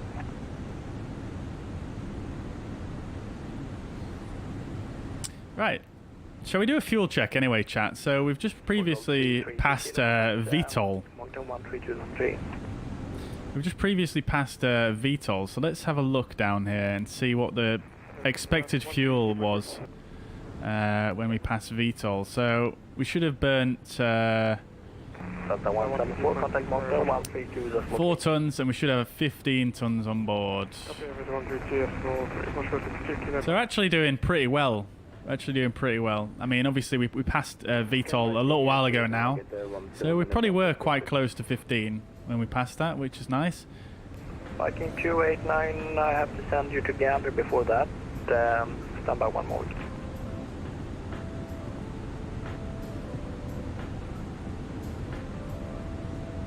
Right, so we're going to request our clearance to enter Oceanic in about 7 minutes time, chat. About 7 minutes time. Delta 174, contact Gander 132.3. Let's get the armrest down.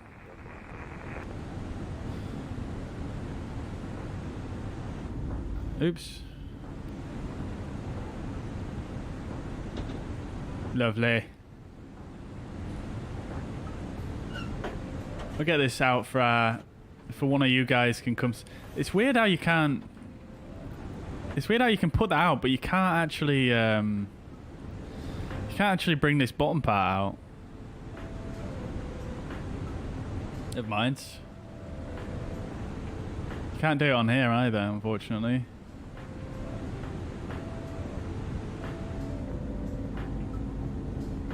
Just to confirm, what's the frequency 123.3 for Viking 289? How much fuel did I take? Says Mantoga. We got full tanks, so 19 tons.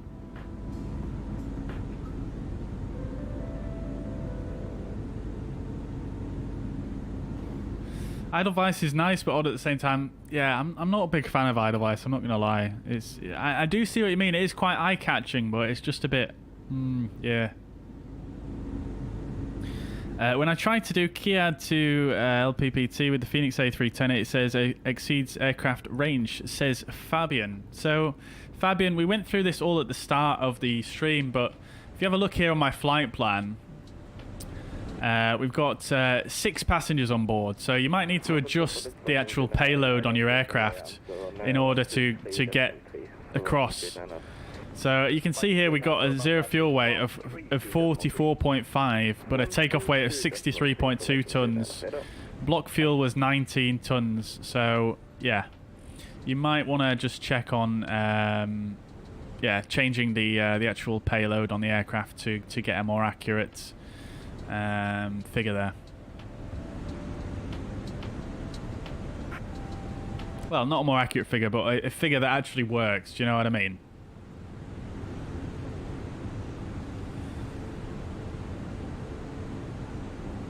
So many airways in this airspace, it's absolutely crazy.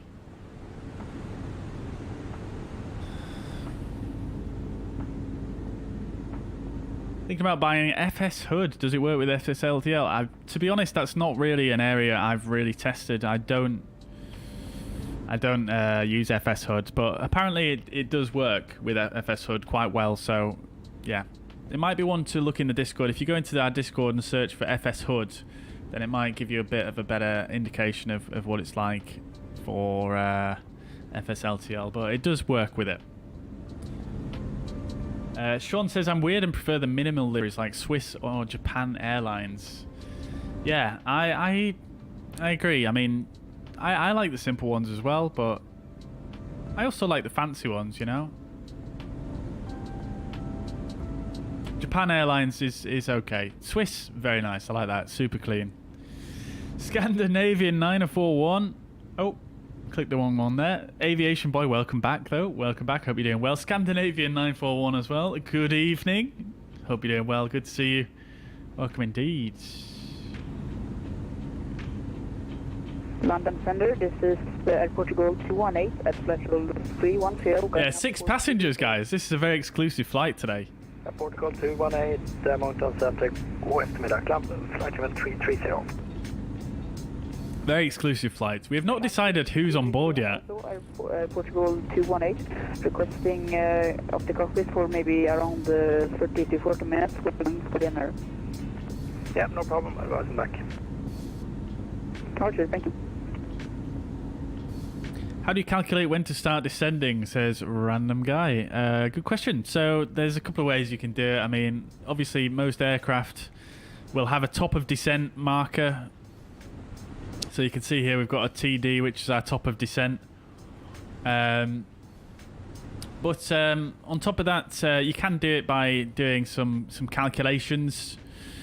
So I haven't done this in a while, so I might be a bit rusty, but I'll bring up the fuzz pad so I can write it down for you guys. So let's say, for example, we've got we're flying at flight level 390, which is our current altitude, and we want to descend down to, you have to obviously take into account the altitude of the airport, but let's just say for simplicity's sake that the airport is at sea level, so we want to go down to 0. So you basically want to initially work out what the difference is between your current altitude you want to descend from and the altitude you want to descend to. So in this case, it's 390 or 39,000 feet. And then what you can do is take 39,000 feet, divide that. Sorry, I'm doing this wrong, aren't I? 390, divide that by 3, which is going to give us 390 divided by 3, 130. So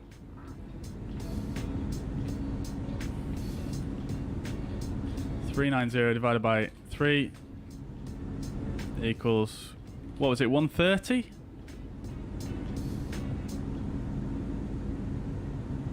So that's 130 miles. And then usually you want to add 10 miles to that to allow the aircraft to slow down. So that's going to equal 140 nautical miles before our destination is when we need to descend. Now, if you've got a tailwind, you want to add 1 mile per 10 knots of tailwind, or minus 1 nautical mile per 10 knots of headwind. So that's how it works. Obviously, if you're not flying a flight level, it's essentially the same calculation. So let's say, for example, we're flying at 12,000 feet. Divide that by 3, and then times, and then divide the figure. Divide the resulting figure by 1,000 again. So 4, 8, 12. So that's going to be 4,000 divided by 1,000 gives 40. Am I right with my maths here?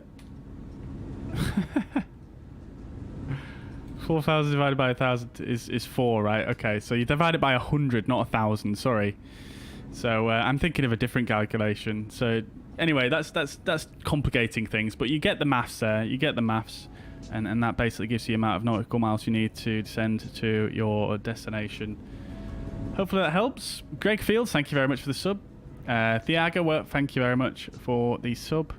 Much appreciated. Welcome to the stream. Hope you guys are having a fantastic day. All right. PSV Wally, welcome to the chat. Hope you're doing well.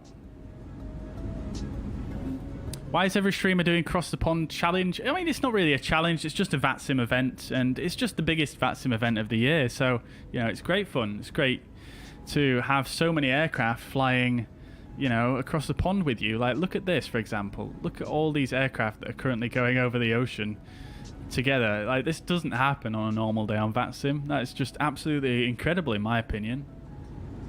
We're down here. Look at how much spacing we've got. We've got a KLM over to our side here. He's taken us over, though. He was behind us before, I'm sure.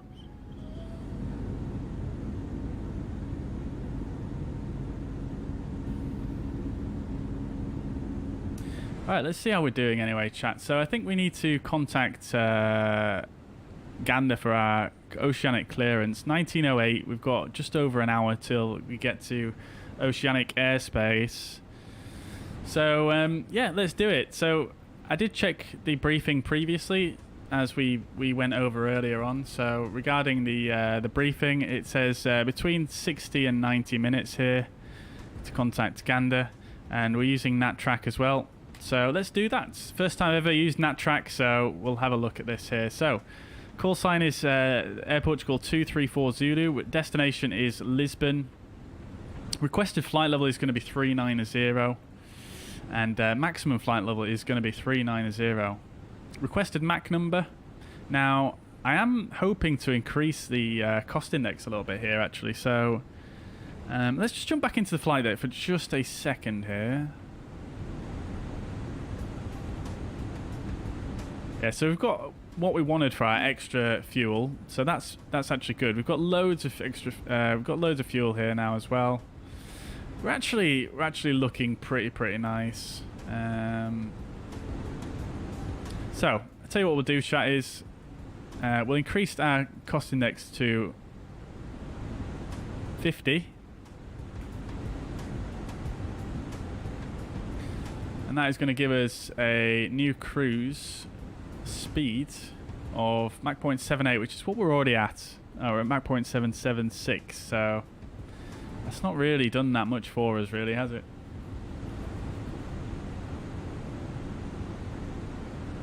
Might be nice to get to Mach points. And we're going to get too close if we go much faster than that. So we'll request Mach 0.78, let's say. I think that'll be fine for us. So we'll go back to the fuzz pad. We're going to go for Mach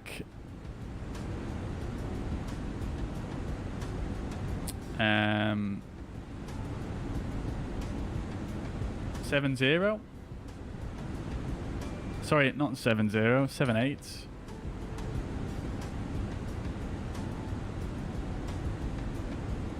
780. Requested NatTrack is Zulu. That's what we're given on our flight plan that we covered earlier on. And requested random routing. We don't want that. Entry fix is RAFIN. And then estimated time at RAFIN is going to be, as we said just now, 1906.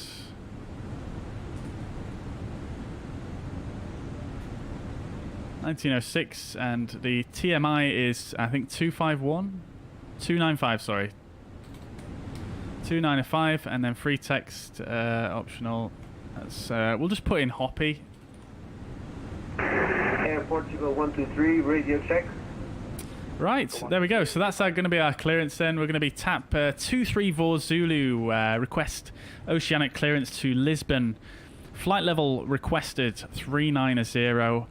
Able 390 at Mach 0.78 via NatTrack Zulu. Estimated time at RAFIN 1906, TMI 295, and that would be our request if we were doing it by voice. So we're going to submit that.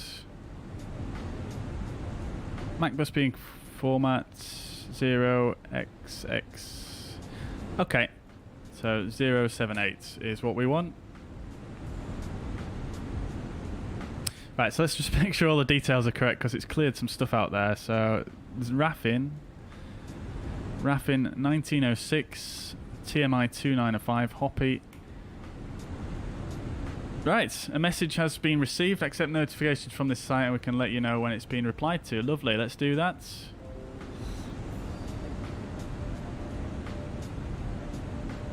there we go. Tap 234 Zulu, request clearance to Portugal via Raffin 1906, track Zulu, flight level 390, max 78, maximum flight level 390, TMI 295. Lovely, there we go, chat. So that's our clearance sent. I'll let you know when it comes back. Exciting stuff though, chat. Exciting stuff. I absolutely love it.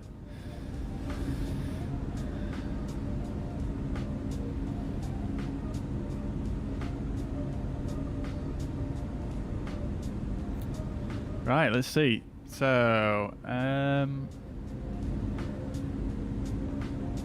no, but every streamer is doing it only in this sim. Well, I actually beg to differ. I saw some people doing it in Prepared earlier on. I imagine it's probably not the only simulator. I've seen some A321 Neos as well today, so they're probably an X-plane.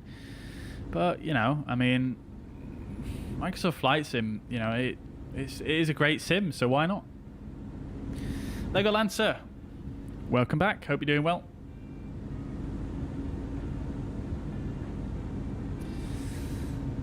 Yeah, I like that Scandinavian. I like that. Vatsim is just brilliant. I mean, you know, if you don't fly Vatsim, you probably won't understand really what I'm talking about. But it's just so enjoyable being on Vatsim and doing the real procedures and having the real clearances and having everything work as it should do in the real world. And it's just super enjoyable. You know, I just enjoy that. You know, people like what they like. Maybe you don't enjoy that, but there's plenty of people that do, obviously. And it makes for good content. It makes for enjoyable content to watch because, you know, things can happen that, you know, are not scripted and all sorts. It's just enjoyable. I can't really say it any other way. That aviation boy says, since I'm at flight level 250, I do 350 divided by 3, which is approximately 116. Then plus 10, which is 126. Tailwinds are 50 knots, so 131 nautical miles before I need to descend. Tailwinds are 50 knots, so plus 5. Yeah, exactly, yeah. I mean, I assume you meant to write flight level if you're at flight level 350 there, but yes, exactly, you got it all correct there. Ah, yes, you corrected yourself. Very good.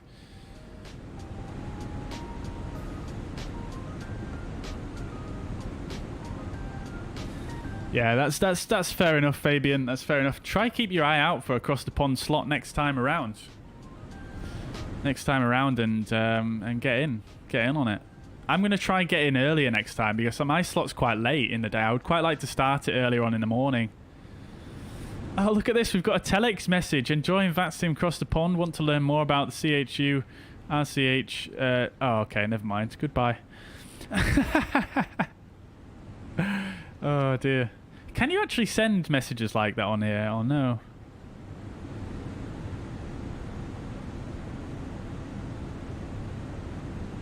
You can't send messages like that, can you?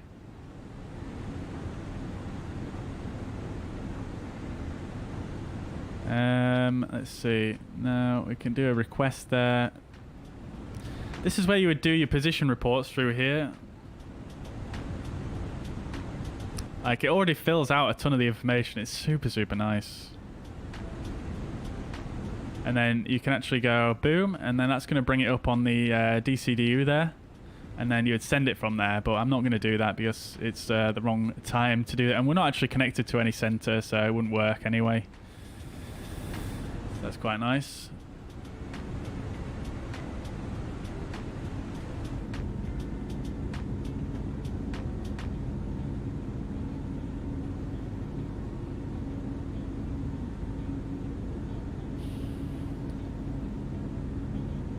Sadly, the cost index number only changes how the plane climbs, but not how fast it cruises. Oh, I did not know that, actually.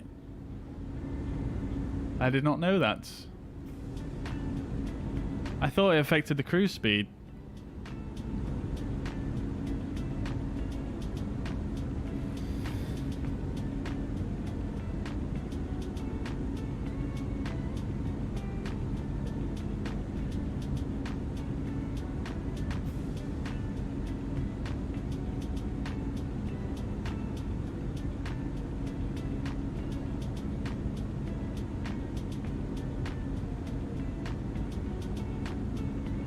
Still not got a clearance yet, but nevertheless, all good, all good. What I'm hoping to do as well is, when you get your oceanic clearance, they're going to give me a time that we need to cross Raffin at. See how time slipped back? As time slipped back, oh, it's actually gone forward by 1 minute.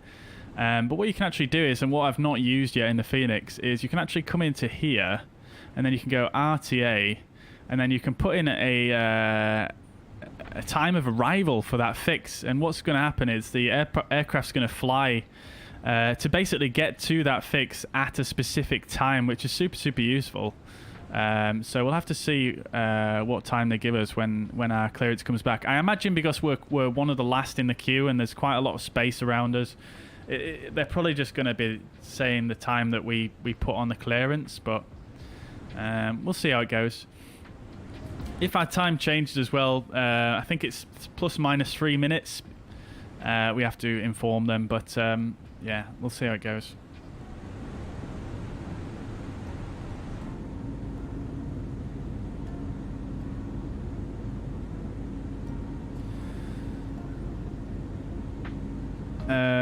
Kurga, welcome to the chat. Hope you're doing well. What's the best airport in your opinion? You mean the best airport scenery in the sim, or just the best airport in general?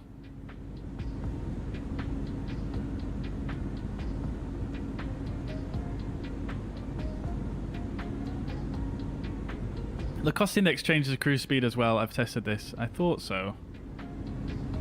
Protocol 234, contact Gander 132.3.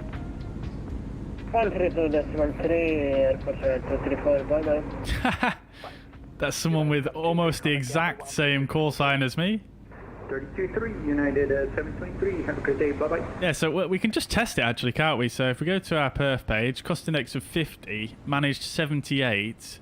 So if we drop the cost index now to 0, 75, yeah, so it is changing your cruise speeds. There we go, yeah. I thought it did.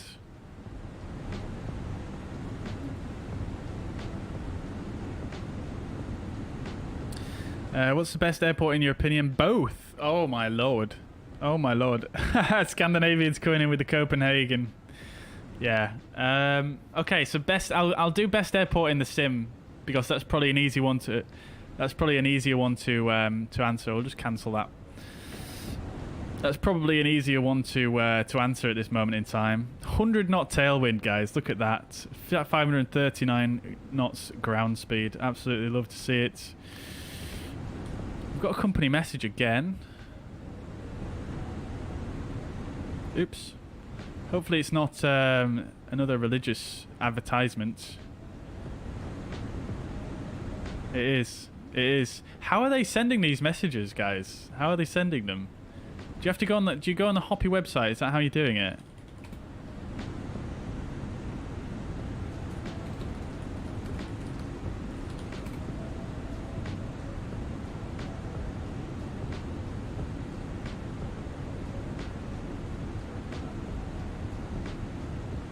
Mountain Center, aircraft 17, cross separate from the cockpit for 20 minutes.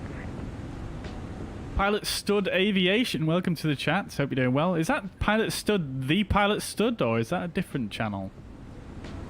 Air France 17, that's approved of Vatsim back. Black White Beast says EBBR. Yeah, I'm just having a look at my scenery list here just to see if I can find which one. So yeah, I mean, I think technically speaking, the best airport scenery in the sim is probably Brussels. Or Belfast. I think they're probably like technically the best sceneries in terms of the quality and the detail. But I mean, they're both nice, but I would say the approach and departure out of both of those airports is a little bit bland, to be honest. Like, it's nice, don't get me wrong, but it is a little bit bland. I think probably one of my favorite airports to fly into, and I've not been there in real life, but in terms of having a really nice approach and departure and stuff, is Bergen in Norway.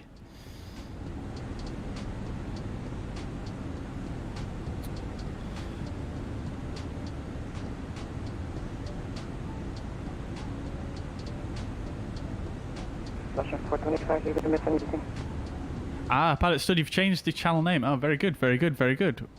Welcome to the chat, nevertheless, dude. How are you doing today? It's good to see you. Good to see you. Did we miss anything?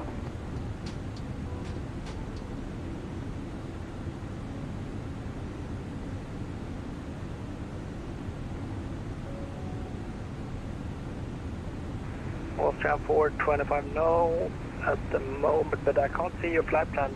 You have disappeared from my scope.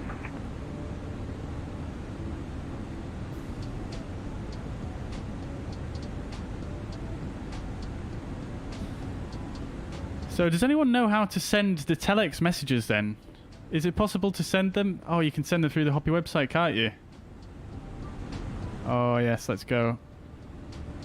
Right. Is anyone in the chat? Anyone in the chat flying on... Austrian 424, have you turned off your transponder? Is anyone in the chat logged on to Hoppy? So if you're in the Fenix or the fly-by-wire and you're doing cross the pond, let me know in the chat and let me know your call sign. Try to resend your flight plan, maybe.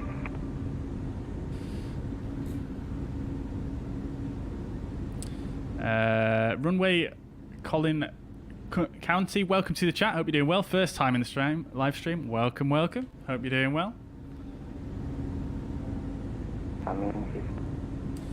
Scandinavian says I live in Belgium, so I know that one by heart. Also, Aerosoft EBBR is pretty close to the real life one. Yeah, it is, and I mean they've got a lot of stuff on that airport that I've not seen in any other airports, and just the quality overall is just absolutely impeccable. Aerosoft 280, Mountain Center, low identified. Copenhagen is a very good one. Yeah, Fly Tampa Copenhagen is nice. Really nice approach into Copenhagen as well. I agree. Austrian 425, contact Gander 132.3. Still not received anything back on our clearance for Oceanic. Pilot Stud says, really glad to see your channel pick up lately. Your content is top notch. Oh, Pilot Stud, dude, that's super, super nice of you. I'm flattered from someone who's been obviously so successful on YouTube with Flight Sim. Yeah, that's really, really nice to hear, and really appreciate the kind words there, dude. And anyone in the chat, if you don't know who Pilot Stud is, or you've not watched his videos yet, he does some great videos and covers a lot of different add-ons, a lot of previews of add-ons to come, and things like that. It's really good to keep up with the news in Flight Sim. So go check him out, hit the sub button, and yeah, say hello. I have EBBR from Just Sim. I have a pretty old CPU and GPU, so a bit scared of buying the Aerosoft one. Yeah, I don't blame you. I don't blame you. It is quite heavy on the frames, but it's not that bad. I mean, it depends what you do. If you fly on Vatsim and you fly in the Fenix, then that's probably the worst scenario you could probably do in Aerosoft Brussels. But if you're flying like the fly-by-wire or the PMDG, I think it would probably be okay on a lower end system, because it is quite well optimized. I can't lie. Like they've done the different LOD levels really well, and you can see they've done it quite aggressively to suit quite a lot of different system types. But yeah, I mean, it is definitely one of the heavier airports. Obviously, it's quite a big airport at that matter as well. So yeah. Oh, another one as well, Kirga. Flightbeam. 17, turn right heading 120 immediately for traffic. Right heading 120, Air France 17. Flightbeam, Wellington or Auckland, both absolutely stunning airports. I would say probably Wellington is probably top 3, I think. Airport sceneries, I would say. Really, really nice. 17, nice approach as well. Innie builds Queenstown as well. Absolutely stunning approach. Can't fault that. Super, super nice.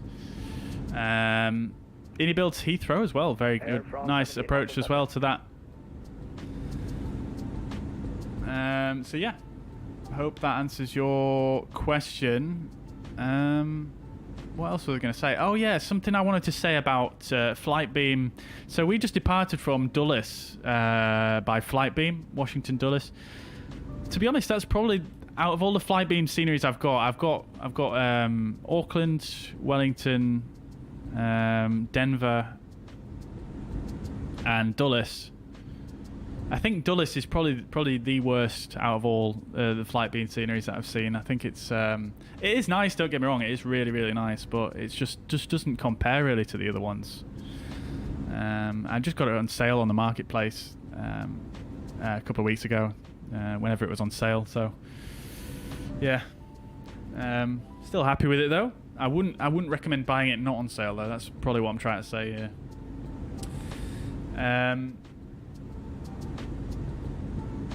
Right.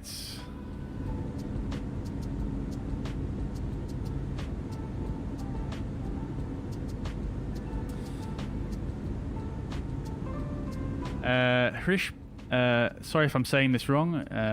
Hrishab, welcome to the stream. Thank you very much for the kind words there, dude. I was booked in for this event as well. Departed Dulles for Kiev and had massive issues with autopilot. Oh no, that's unfortunate. What? So you had to cancel it out? That's really unfortunate to hear. Kurga says, what CPU do I have? I have the Ryzen 5 50 something or other, 5600X. Something. I can't remember, to be honest. It says it in the description of the video. Flight is coming along nicely indeed. Generic pilot, we've requested our oceanic clearance now. We're just waiting for a response to that. Boeing Italia, welcome. Good afternoon. Hope you're doing well. Oh, look at that spit of land down there. That is very on its lonesome, isn't it? That's quite cool to look at, though, to be honest, isn't it? This is one thing I really enjoy about long flights. It's just staring out the window and, like, when you're flying through the ocean or whatever and you see something, it's just like, I don't know, it's just really interesting to, like, look at these places and people that are just completely out in the middle of nowhere. Matt Rasso, no worries at all. Take it easy. Thank you very much for dropping by. Sergey says it showed Pilot Stud on the YouTube search page, but when I clicked on the channel it said Pilot Stud Aviation. Very good, very good. Aerosoft Brussels is a must-have. The FPS aren't bad on Vatsim. Yeah, it's not too bad. I think it depends on the plane again, but yeah. Oh, Chris, thank you very much, dude. I appreciate all the kind words there. New Zealand is a bomb. Yeah, New Zealand is just a fantastic place to fly in, honestly. Pick an airport, fly there. New Zealand, brilliant.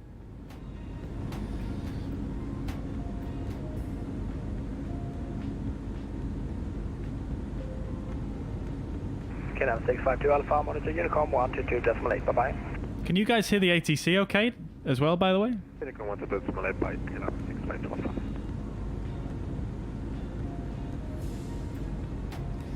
Aerosoft LDZA. Which, where is that, Chris? I don't think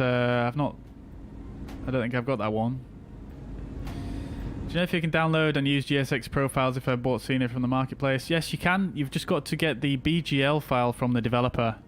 Or you can enable the Navdata API beta. Which doesn't work very well, by the way. I did try that out the other day.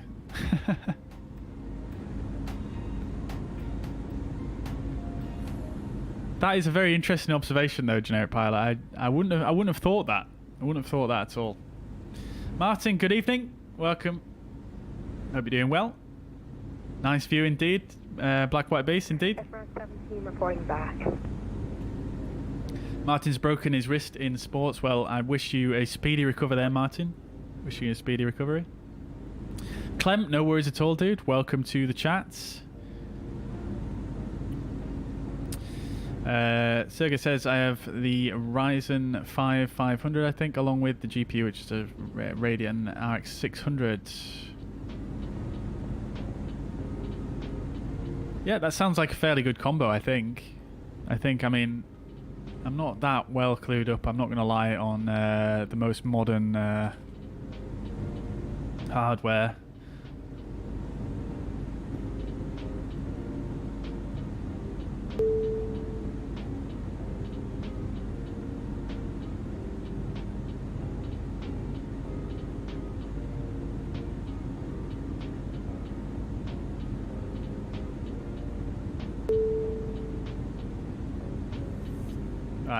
I've got Ramsey. Ramsey was in the chat earlier on, and he was. Let's see.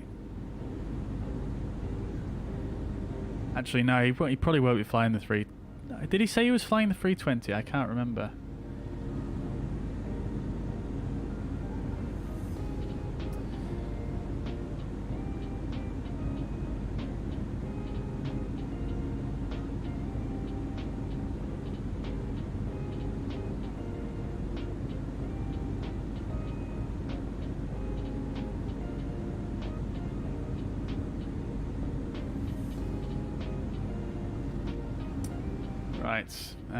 Okay, I just need to bring the chat up on my other screen here. I'm struggling to read this screen when it's far away. It's not worrying at all. Will Smith, thank you very much for the sub, dude. Welcome to the stream.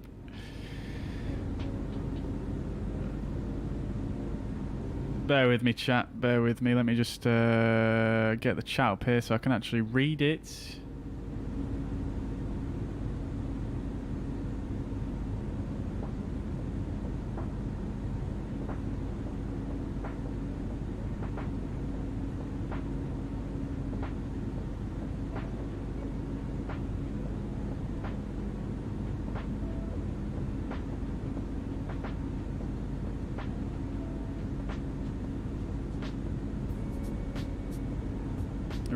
Alright.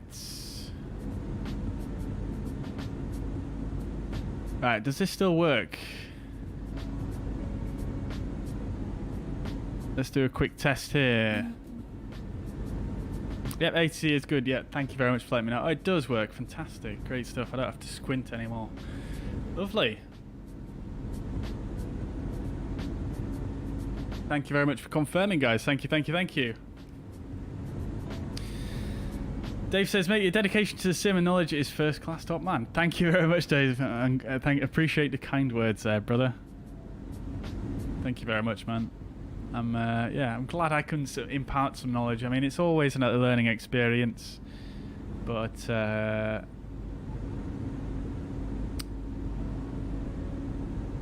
I do like to try and pass that on whenever I learn something. That's what this channel's all about, really. Sergey's going, no worries at all. Thanks for dropping by. Oh, it's Zagreb. Interesting, yeah.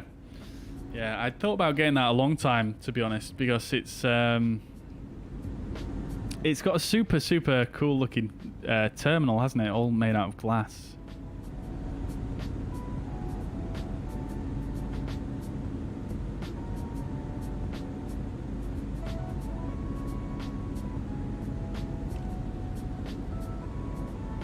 See if I can find my friend here on VatSpy. I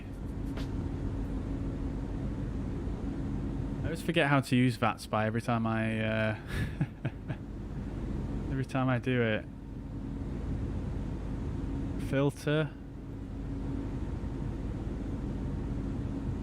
Where's my? How do I edit a filter? Hang on.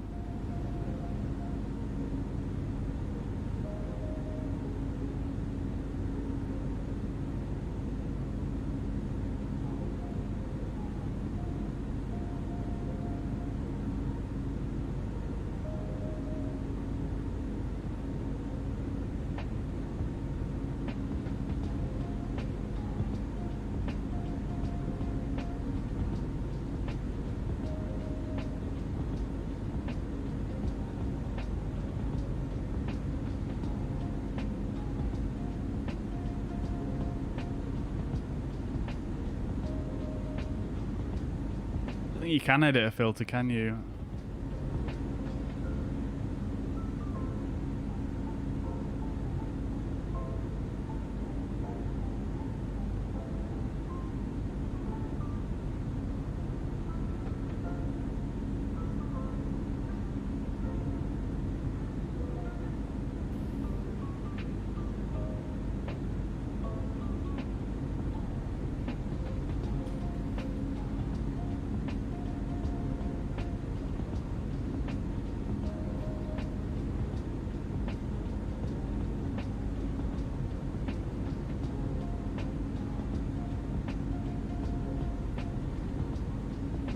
Oh, you can edit the filters. Sorry, I'm so dumb.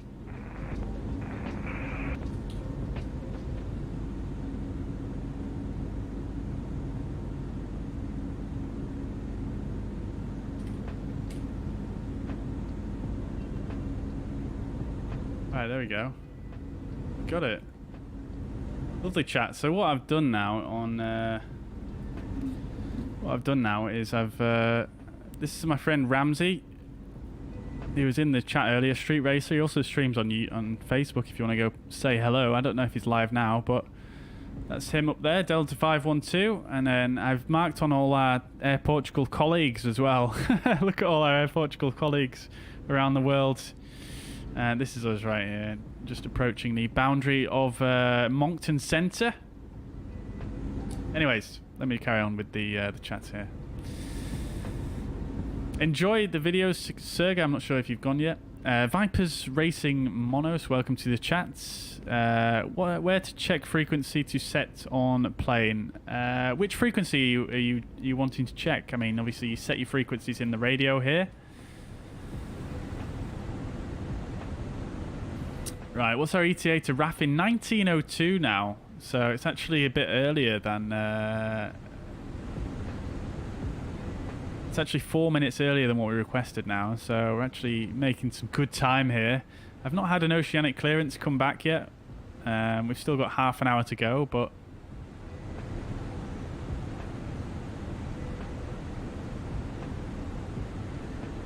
Protocol 234 Zulu, leaving my airspace shortly, monitor Unicom 1228, bye-bye. 1228 Air Portugal 234 Zulu. Protocol 2123, leaving my airspace shortly, monitor Unicom 1228, bye-bye. Oh, what? We're on Unicom? Really?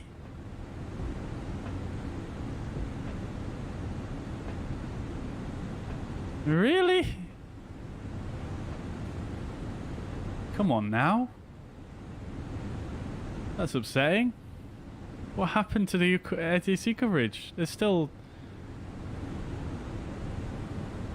Gander Centre's still online. Let's see what happens once we get closer. Maybe we'll get contacted.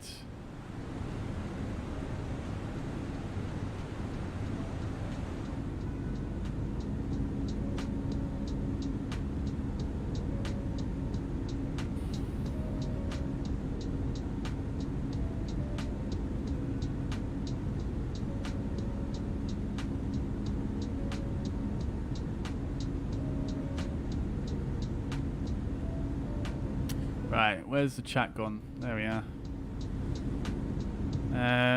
Only 4 packs out of 6 are satisfied. Ungrateful. Oh no, that's secured. That's secured. It says 90% satisfied, and that's like a satisfaction level. They have the entire cabin for themselves. Yeah, exactly. They should be just absolutely over the moon with it, really. Honestly, come on now. Asa, thank you very much for modding there, dude. I didn't know you were in the chat, but hello. Hope you're doing well, buddy. Is this the Fenix? It is indeed. Yep.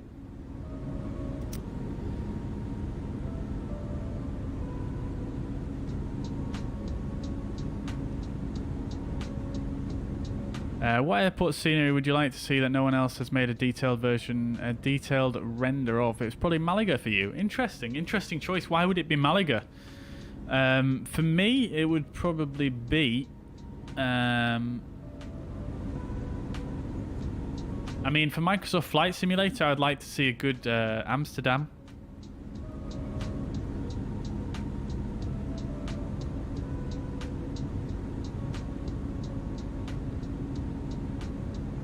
Yeah, I'd like to see a good Amsterdam, I think.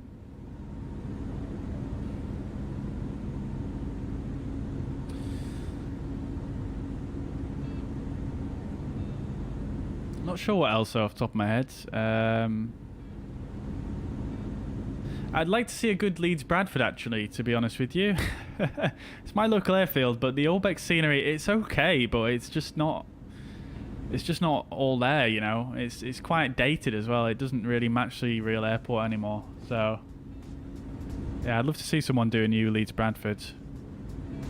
Mako Sim should do an LE to Bradford.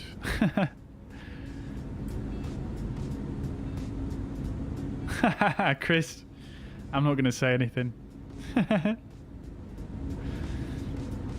Oh, PSV Wally, he agrees with me. Yeah, very good. Yeah, I'm glad I'm not alone there. VatSpy is not easy. Volanta is easier to use. Yeah, I agree. VatSpy is a little bit of a... it's not the greatest user interface, is it?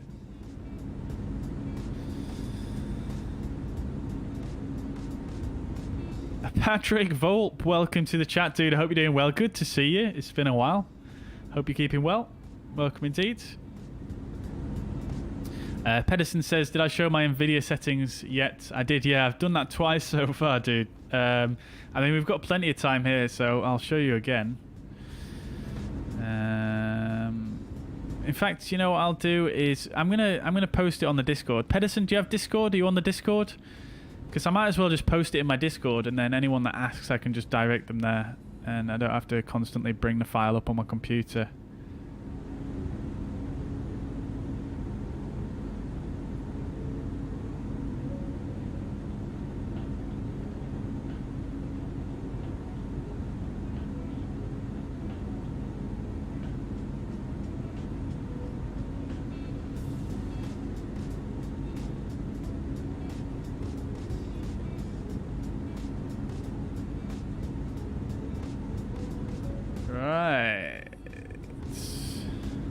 I'd love to see it. Flying Fabio's doing Sao Paulo to Johannesburg. Very good, very good. Right, Discord.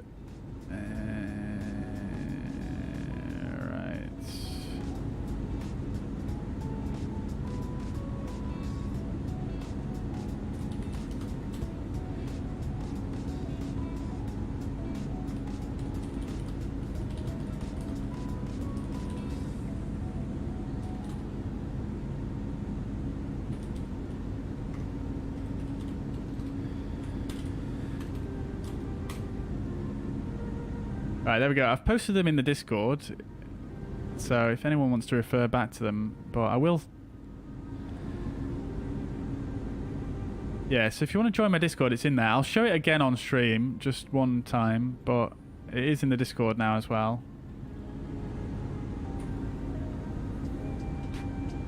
So there you go.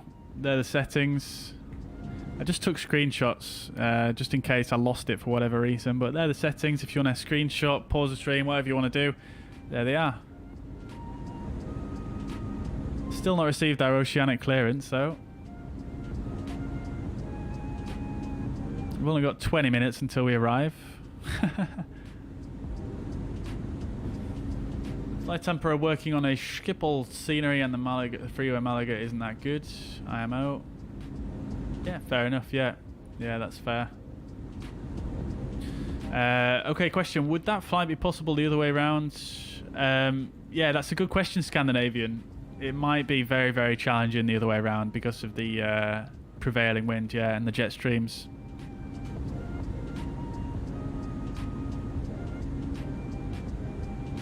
Ah, Frankfurt. Yeah, that's another one, Generic Pilot. I'd love to see a Frankfurt. Again, the Premium Deluxe or the included... handmade Frankfurt is pretty poo, isn't it? It's not that great. It's not that great at all. Right, 191 miles to go to Gander Oceanic. 1902 arrival time. Still no clearance.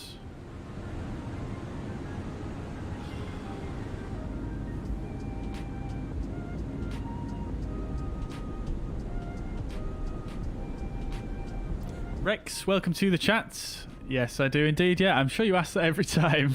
Welcome, dude. Ace is here quietly, been working on the MCP. Got it fully working. Amazing, dude. Glad to hear it. Had to edit an options file and into SDKs. Yeah, it sounds like a job, that, but the panel's fully working now. That's amazing, dude. Amazing. Yeah, I'd love to have an MCP panel. I think for me, because I have quite a minimal setup, the things that I want the most in my flight sim setup is I want a radio stack and an FCU or an MCP. FCU would probably be better because I always fly Airbus, but Either or is going to work, I think.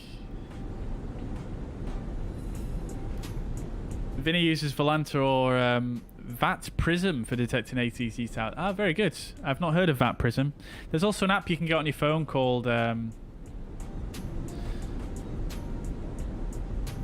VAT Scope, which is quite good.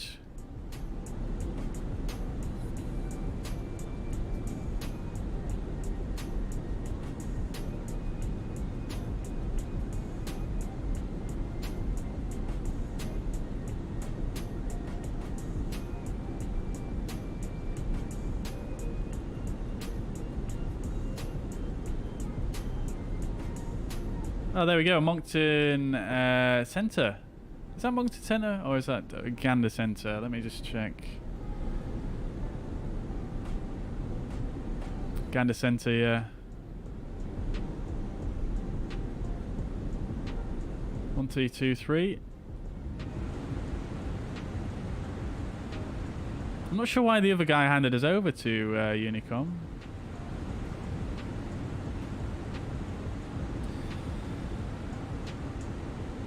Gander Centre, very good evening. Air Portugal 234 Zulu, flight level 390, inbound Raffin. Air Portugal 234 Zulu, Gander Centre, good evening. Lovely, we're on with Gander. Gander.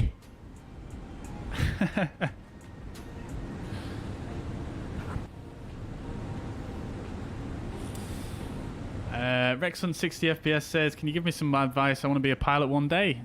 Just work hard, never stop learning, and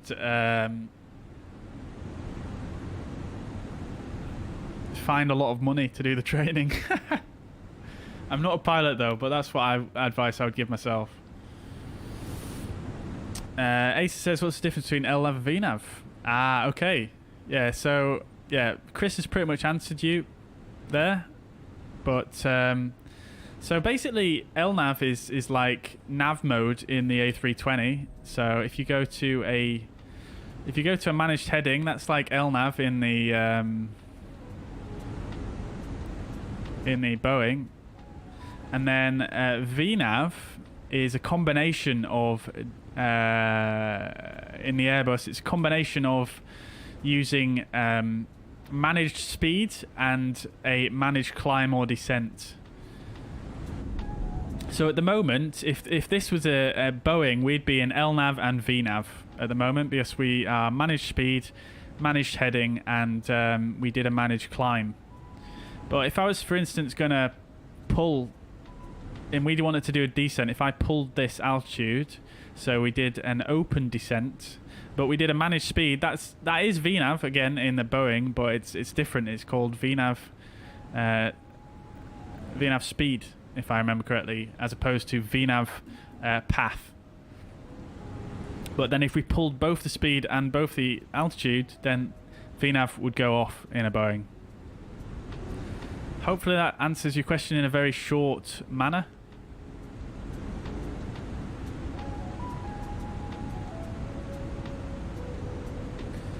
Oh, there's an entire team that's working on Frankfurt. Freeware. Very good, very good. I'm looking forward to seeing that. How did you find out about that one, Scandinavian?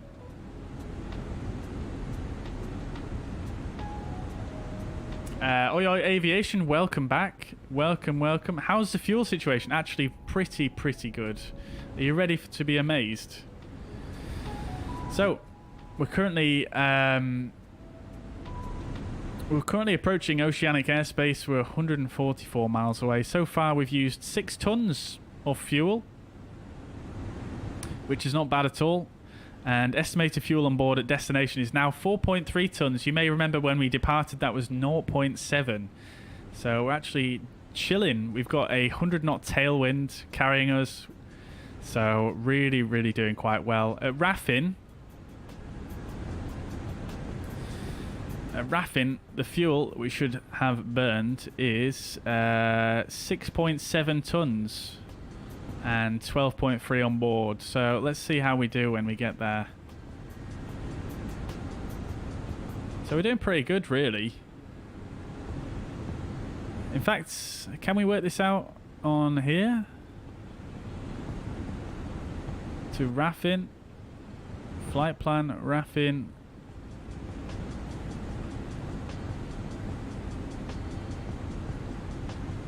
Yeah, fuel on board at Raffin is going to be 12.3 tons, so we're actually doing better than what our flight plan anticipated. So very, very nice indeed. We've knocked half an hour off our flight plan so far. Half an hour, guys.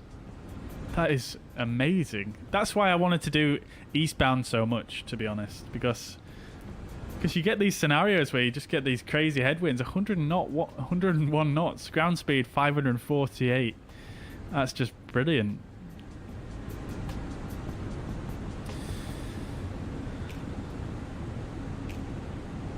Jordan's back. Welcome. Welcome. It's going very well. Thank you, Jordan. Yeah, very well indeed. We're just in Gander Centre at the moment. Not too far to go till we enter oceanic airspace. Only 127 miles. We don't have our clearance yet, though. Only got 10 minutes to go until we enter. Sorry, I'm so sorry, guys. I keep messing up my keybinds today, but because I've changed a few of them around, I keep pressing the wrong thing. So yeah, Raffin. Raffin, we're looking to enter at 1902. So yeah, just over 10 minutes. We still don't have our oceanic clearance, which we sent 45 minutes ago.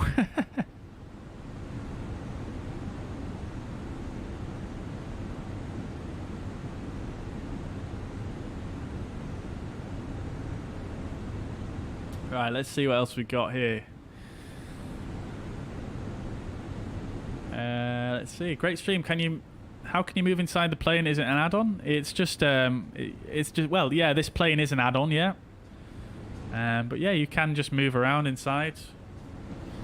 If I swing around like so,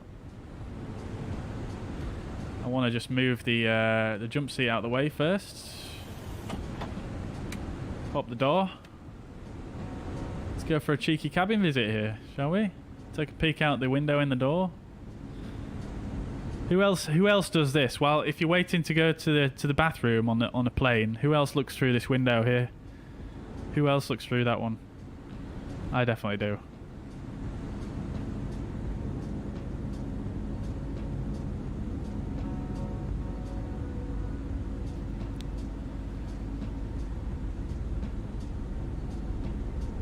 Weather here in Lisbon is still quite bad. Oh, very good. I love to see it. We've still got a good few hours to go yet, though, so we'll see how it is.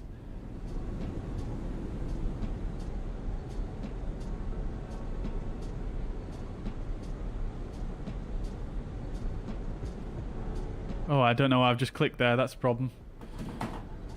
Let's go back here.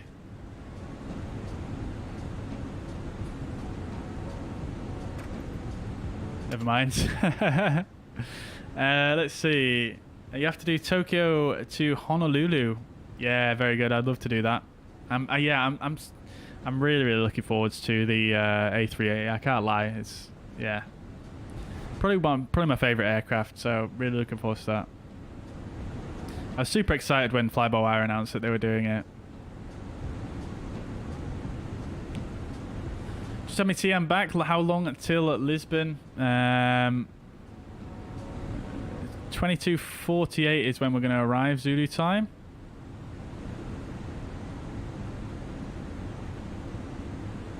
So, does this actually do a countdown on here?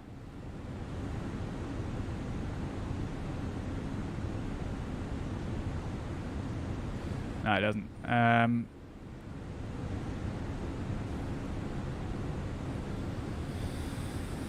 Yeah, 22:48. So let's see how far that is from now. 19, 20, 21, about three hours and a bit. In SimToolkitPro, I tell you what I can do with the streaming overlay is I can actually turn on estimated time. There we go. 4 hours 31 according to SimToolkitPro. It might probably be less than that, to be fair.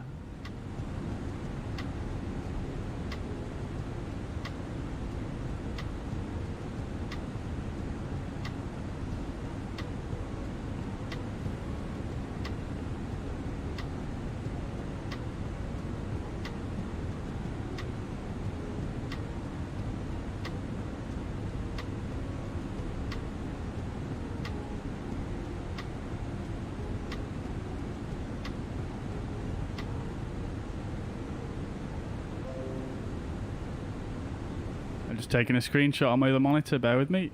Right. Okay, so let's see. Ask them about the clearance. Yeah, I think I will do if I get too close. Some people, I've said before, I've heard people say they only get their clearance, you know, around 10 minutes before they get to Oceanic. So, yeah, I'm probably going to have a word with them if it gets too close. Although, having that being said, RAFin itself, the entry point is not, strictly speaking, actually in Oceanic airspace, but that was part of my Oceanic routing clearance. So,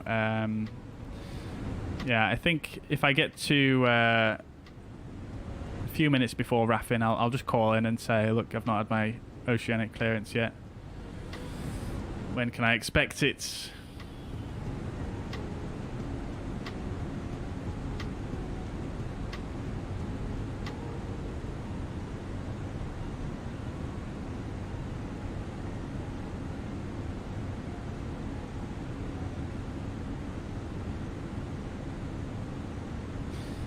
Jordan says, I literally have nothing better to do than look through that window. Very good, dude. Very good.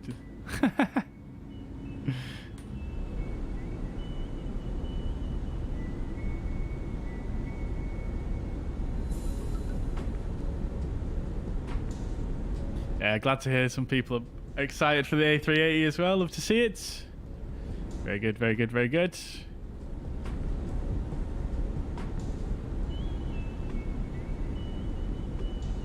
How do you set the chrono in the joystick? As a keybind?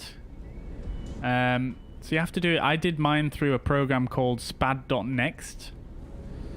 So I used this program here, and I basically bound it to this button, and you can see that's the command there, and it basically sends an update sim event. No, it doesn't send a sim event. It changes a local variable to press the button down. So yeah, I've done that for a few controls in the Fenix. Right, how are we doing on the clearance situation? 1902, 7 minutes to go. Let's just put a chrono on. If it gets to another 2 minutes.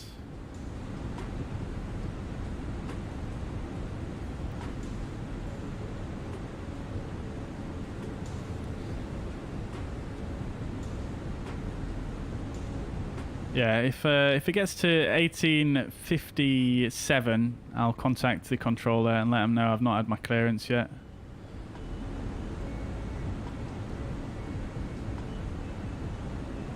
I'll tell you what I might do though, just to kind of be in line with my clearance. So I'll put 1906 here in the RTA, and let's just see what the aircraft actually does.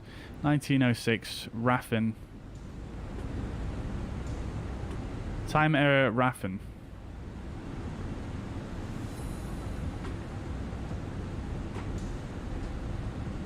ETA error. We're going to be there 3 minutes early. Okay. Looks like the aircraft can't do anything about it. I think I've probably put it in too late, to be honest.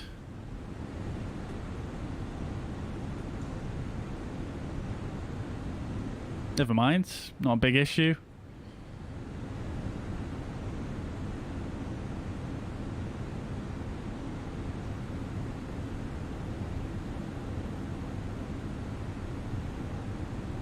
That's how you would use the RTA anyway. I definitely said that far too late, but never mind.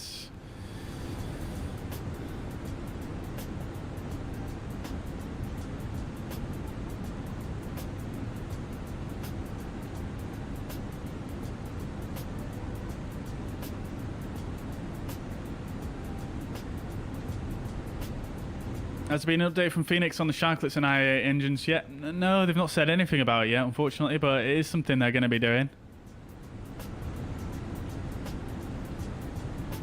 Right, let's have a word with this controller then and just see what's occurring.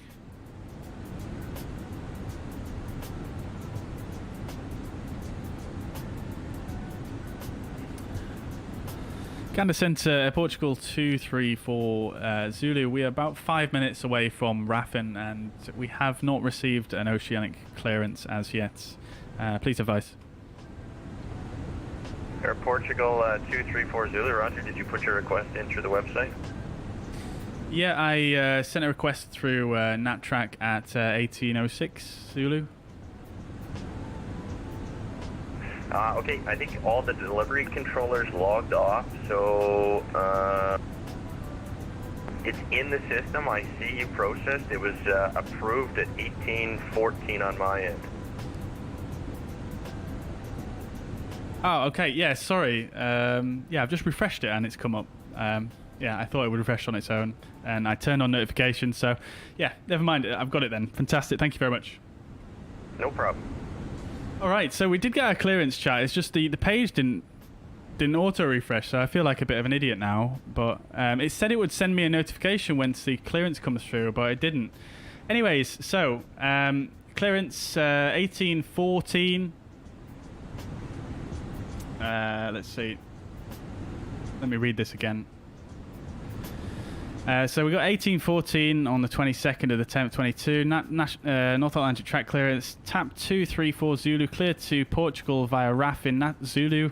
Raffin 455. We just want to check the routing here. 4550 north. 4540 north. 4430 north. 4220 north. And Erpes. So that's all incorrect. Raffin 1906.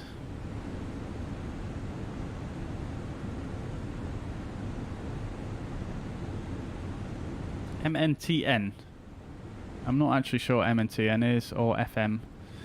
1906. Flight level 390. Mach 0.78. ATC good night. Clear of message. Okay. Cool.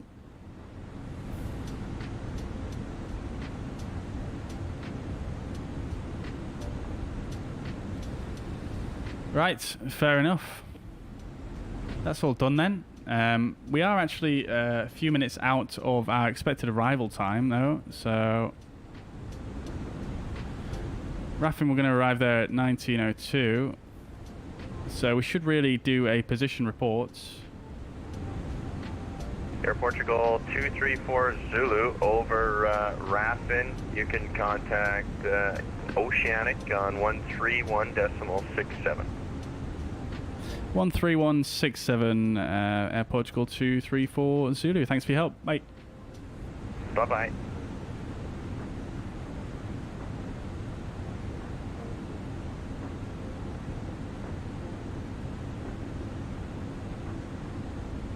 Alright, we're going to Oceanic now, chats. Let's just stick that in.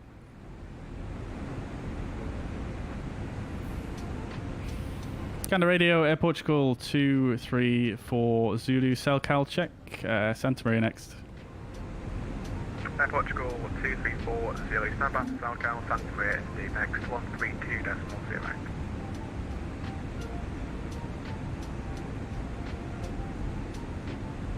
Delta Niner 374 requesting. That's our Selcal check, okay. Delta Niner 374, you can contact Shamwick Radio now, 131.550 and make your request back, please. Goodbye. Shamwick at 131.550. Thank you, bye bye. Air Portugal 234 Zulu, Selcal check received, thank you. There we go, lovely stuff. So if they need to contact us again now, they'll send us a bing bong on the Selcal. So the theory is, what you could do in a real aircraft is you could take your headset off at this point, Delta below function, no problem. and you just listen for a Selcal. But unfortunately, all the sound comes through my headphones, so I can't actually take them off, unfortunately. Never mind. Commander 887, it was probably just a mistake. It might be a duplicate Selcal using the same as the airport tried to say Selcal 2. That could be it, but it's fine. I'll call you back later. Right, MNTN is maintained. Oh, got it, Chris. Thank you. I should have really guessed that. Delta 980, Roger, stand by for Telco. Right, chat. So, we're currently on the HF radio with Gander Oceanic. You can hear that static in the background there. Now then, do they have CPDLC? That's the question. Let's have a look. Gander Oceanic 131675. Ben Wright. Delta 990. Have your Falco here with Golf Sierra Echo Juliet, and I can't change it for some reason, so either you're going to have to go without Falco and change your code to Golf Sierra Echo Juliet. I'm going to 810. That's correct, sir.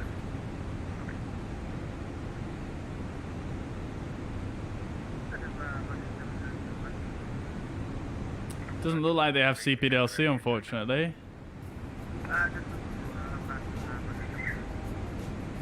Virgin 123, you're very quiet, so you're going for louder.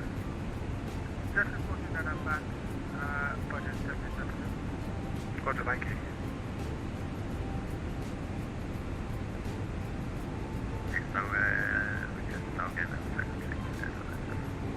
That's 90, Roger, stand by.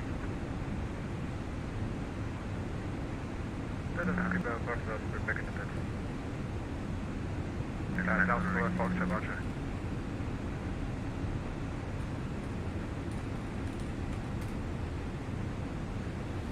I've sent him a private message. Let's see what he says.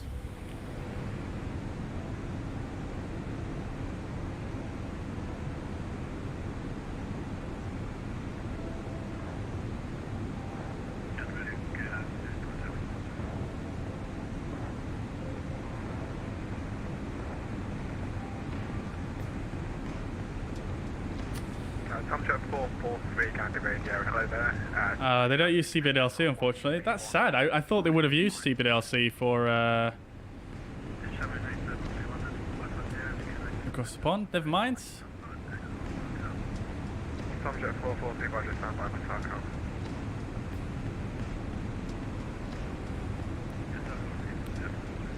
Right then, chats. Let's see.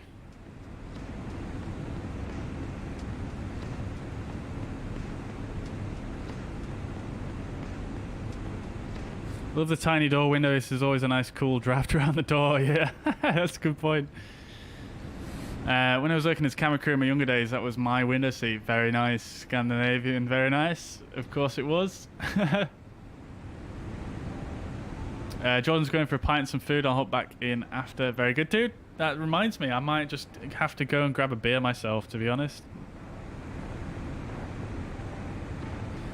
Andrew Milner says, jealous of how light the cabin looks, even at higher camera angles. Mine always stays so dark. Well, I suppose it depends on the lighting outside, but I do also have my NVIDIA filter on, which is also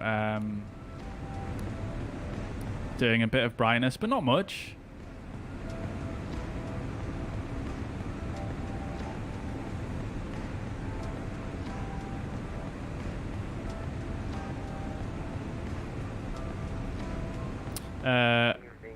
Conroe?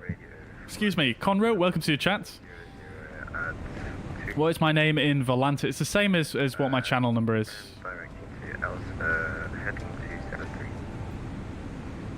Speedbird 1 Alpha 9, Gander Radio, Roger. If you wouldn't mind changing your call sign, please, to what is actually allowed. You can't have a number after the letter, so 1 Alpha would be fine, or 19 Alpha would also be fine, but you can't have 1 Alpha 9. Right. How does someone get to Gander Oceanic with the wrong call sign?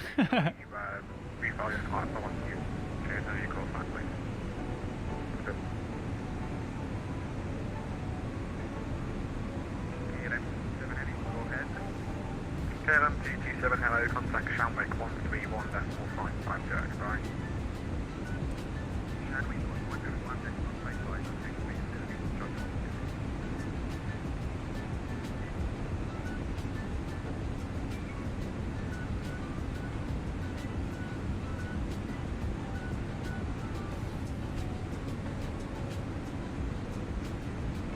Yeah, so it seems like we don't have to do position reports. I don't see anyone doing a position report here. It sounds like we don't have to, I guess. Speed down to 19. The letter has to go at the end, so it has to be 3 letters, at least 1 number, and then a maximum of 2 letters. So 19 alpha please will be fine, but you can't have alpha 19.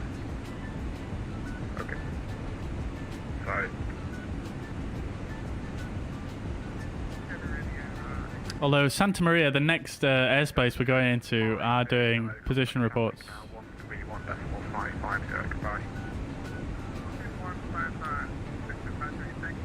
I'm going to do a position report of this next fix, and let's just see how it goes. I'm just going to write it down before I actually say it, though. 19 alpha, ready for consent. Leave it 19 alpha, thank you. I've got you now. You next. You'll be domestic. Sorry, I don't know what that means. Your next frequency will be a domestic, so it's not a shanning one.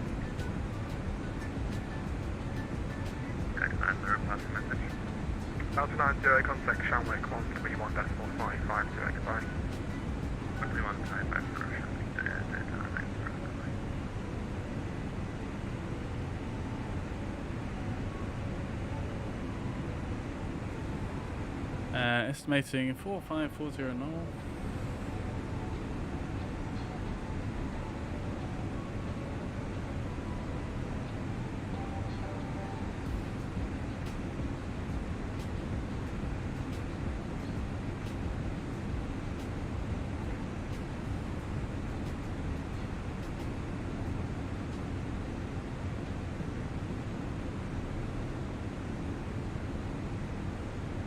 Right, got it written down. So my position report is going to be Air Portugal 234 Zulu at 4550 north at 1910.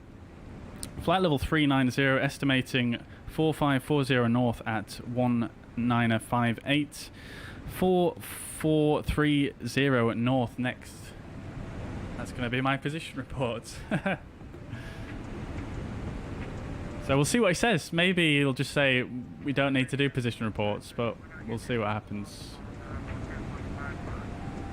And it looks like it's actually going to be 1911 arriving. Where they should be on is definitely 131.550. Actually, maybe not. No, we're going to be getting there. Let me go and chat them. Stand by. Executive 58, they've just accepted your time, which would infer they are definitely at their keyboard. Can you just try them once more for me, please, and then come back if they're still not answering? Okay, thanks. Air Portugal 234 Zulu position report at 4550 north at 1910 Zulu. Flight level 390, estimating 4540 north at 1957. 4430 north next. Portugal 234 Zulu, thanks. So normally with the position reports, you would just say position report and I'd say go ahead, but we're not doing position reports off the box, so you can just admit those for future reference. Ah. Okay, got you, no worries. I did wonder about that. Do you know if Santa Maria is doing position reports? Air Portugal 234 Zulu. If I was to hazard a guess, it would be no, just across the pond. However, I believe outside across the pond they do these position reports. I think the Shabak and Gander outside across the pond, it's down to the controller whether they want to simulate it or not. Cool, no worries. Thank you. Thanks for your help, Air Portugal 234 Zulu. Okay, cool. So they're not doing position reports. Fair enough. And he corrected me on my phraseology there, which is good to hear because I did forget about that aspect. Thank you. Contact Shamwick Radio 131.550. Goodbye. Right. There we go, chat. Well, that's how you do a position report anyway. Scandinavian 941 says, I love flying in Vatsim in Europe almost every week. I tried once transatlantic, wasn't very well prepared though. But turned out I wasn't. Such a fiasco, dead, never try it again. Yeah, well, I mean, there's a lot to it, but there's a lot of resources out there that's super, super useful now. If you want to do one, yeah, would really recommend. Give it a try. I am really enjoying this. I can't lie. It is quite enjoyable. I think on normal days it might be a bit bland because it's so quiet sometimes, and you generally don't have the controllers online and you don't have traffic around you, so it's quite quiet. But across the pond, absolutely amazing. I would really recommend doing across the pond if you want to do transatlantic. I'm going to be definitely keeping my eye out for the other ones as well, like across the land, across the Pacific and stuff like that. Really, really cool. I imagine the Atlantic will get quite busy when the Aerosoft 330 releases. Yeah, I imagine so. I imagine so indeed. And the flyby A380, exactly. Especially across the land as well, with the A380 from all the Emirates flights. Yeah, and the A310 as well. That's quite a well-known transatlantic cruiser, isn't it?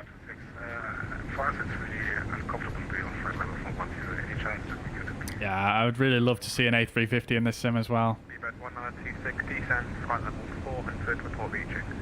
When is the release from Aerosoft 330 due? I'm not sure actually. They've posted some good previews, but they haven't really said when it's going to be. I hope you're not doing what I did one year across the pond when I must have pressed G on my keyboard accidentally, and I was flying for a good 15 minutes, and then I was like, why are we sending, and why are we like about to stall? I love how relaxed this controller is. He's so chill. Love it. Fernando, thank you very much for the sub, much appreciated. Welcome to the stream. King says, hi, I'm new here. Hello to you, King. I hope you're doing well. Welcome indeed. Hope you're doing well. American Polis says, what's cross the land? It's similar to cross the pond, but it's across like mainland Europe and the Middle East rather than over the ocean. Something like that. You can Google it and you'll find the old website for it, I imagine. Alright guys, I'm just going to take a few minutes away from the flight deck, so I'll be back with you momentarily. And Gander Oceanic, Charlie Fox Oscar Uniform Romeo. It's too late to try and get an Oceanic clearance. Charlie... I will do when I can speak. Romeo, you can try your very best with me, although I should warn you I don't control Shamrock Castle across the pond, so it might not be great, but go ahead. Okay, if I have a flight plan, so do I just go to radio to see if I can get an Oceanic clearance? Let me see, is there delivery online? I don't believe that is. You can try with me. What's your requested level, sorry? Okay, be flight level 270, stay below everybody else. In that case, 270, you might want to contact. I am really enjoying this though, guys, I can't lie. 102 knots tailwind, 549 knots ground speeds. Oof. Oof. How are we doing on the fuel burn? 4.5 tons on destination now. Oh, baby. It's like we're just gaining fuel. Oh, we didn't do a fuel check at Raffin, did we? 6.7 tons burn and 12.3 on board. Yeah, we're doing great. We're doing great. We could do a fuel check at the next fix, though, which is quite a long time away. 11.980. In fact, having said that, we passed this fix as well, 4550 north, and we had, yeah, doing absolutely fantastic. I dotted you and it said you're on evening com, so I wasn't sure if you're here or not. But it's 131.550, please.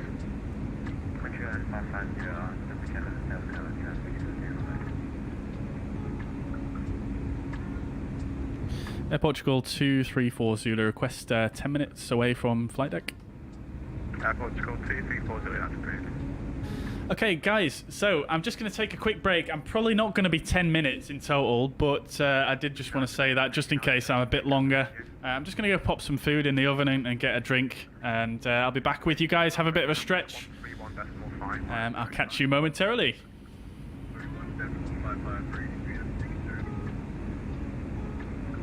Oh, I won't put the timer.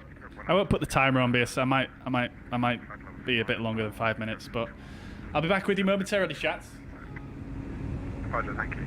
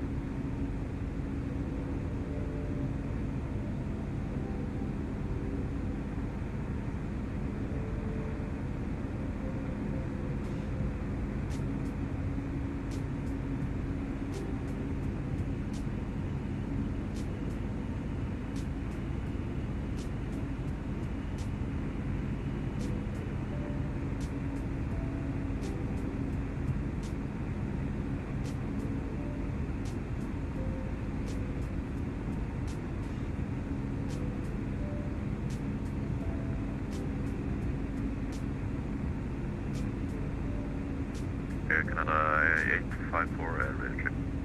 Canada 854, hello, contact Shamwick 131.550, goodbye. 131.55, correction 854, goodbye.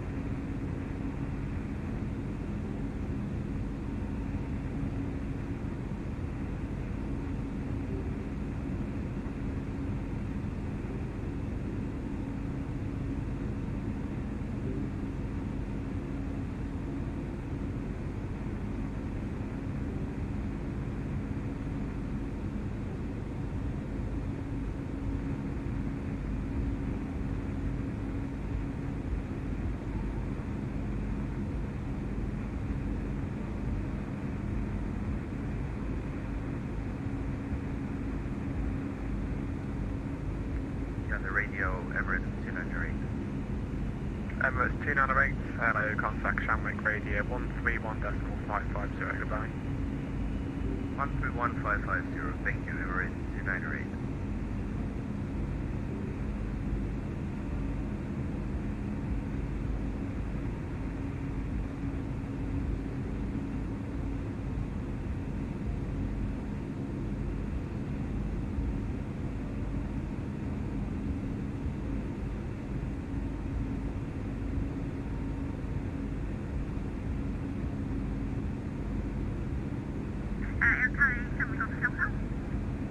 Canada 887, Canada radio, hello, contact Shamwick 131.550, goodbye.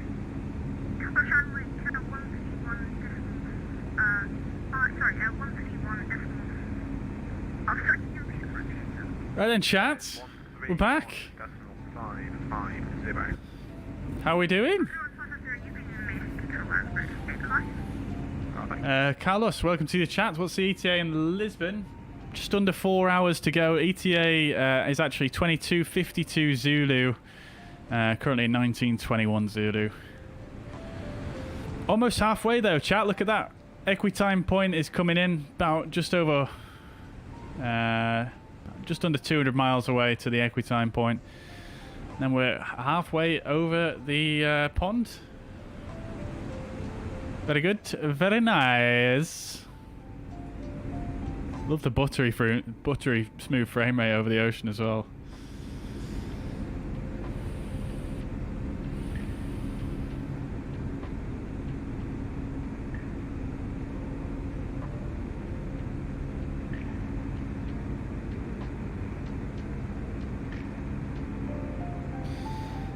So they flew from IC to Shannon. Let's see, catch up with some messages here.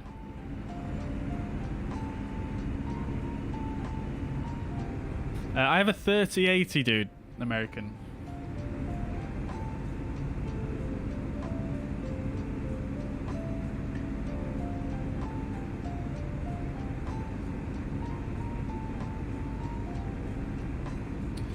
Yeah, do enjoy the Scandinavian livery, and to be honest, most of the Scandinavian airports are absolutely brilliant, and flying in Scandinavia on Vatsim is really, really nice too. The controllers are just so friendly.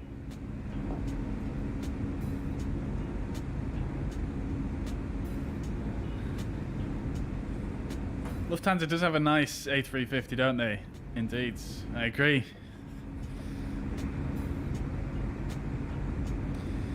When it comes to transatlantic flights, oh god, it's lagging.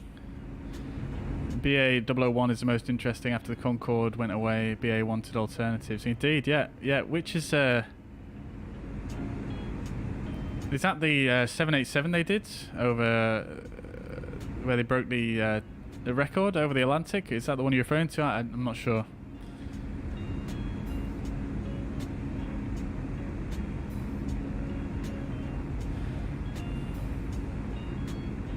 Etihad Manchester City livery on the 787 is good. Yeah, it's quite a good one, that, isn't it? Why is my computer going so slow, man?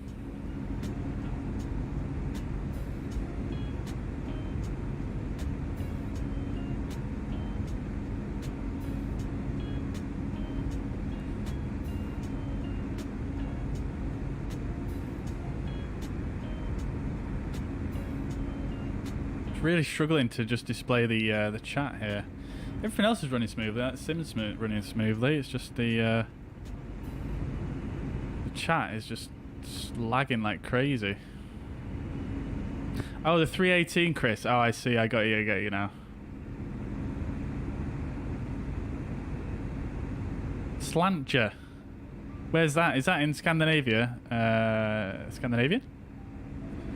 Yeah, 318. That'd be a really cool flight to simulate, wouldn't it? Right then, chat. Oh, Javiation as well. Welcome from the Netherlands. Hope you're doing well. Welcome indeed. So then, chat. I think we're probably gonna try and I'm gonna try and quiz you guys a little bit now. Let's see how many people we've got in the chat still. If you're in the chat right now and you're listening to me and you want to partake in a quiz, type 1 in the chat now.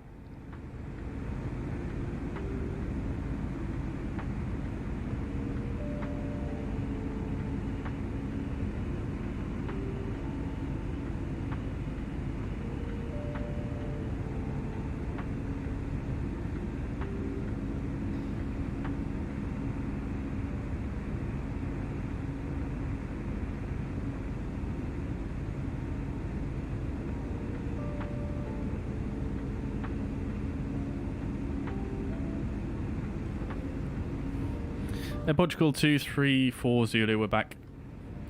Air Portugal 234 Zulu, watcher.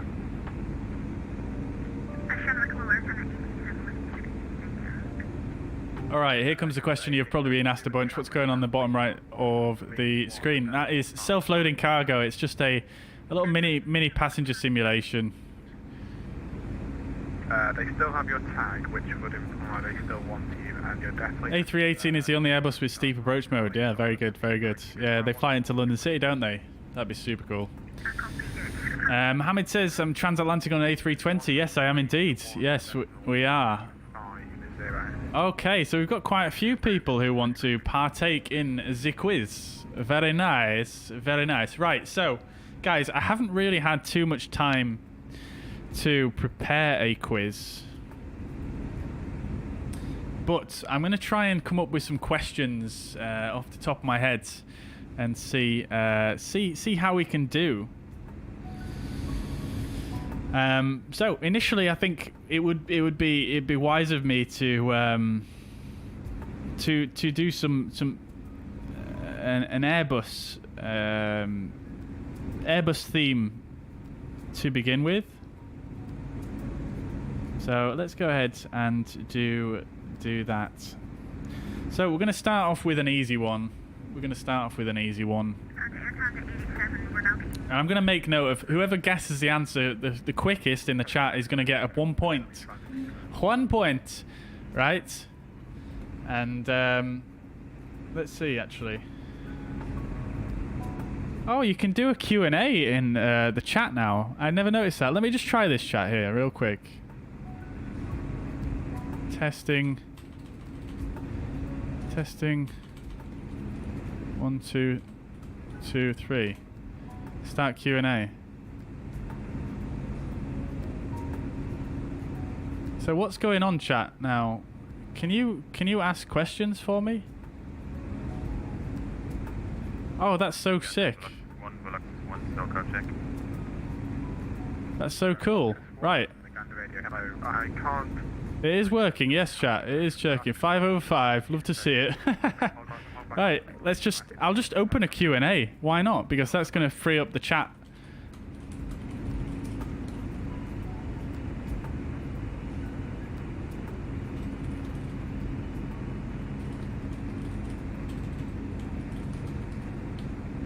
Alright, we'll say ask your simming questions here. So if you want to ask a question, then you can ask it there. Right. I don't know exactly how that works for you guys, but nevertheless, hope it works well. Anyways, right then, chat. He's definitely there. I've just spoken to him. So can you just try once more, please, on 131.55? Right, let's start with an easy question then, chat. So this module here is called the FCU. What does that stand for?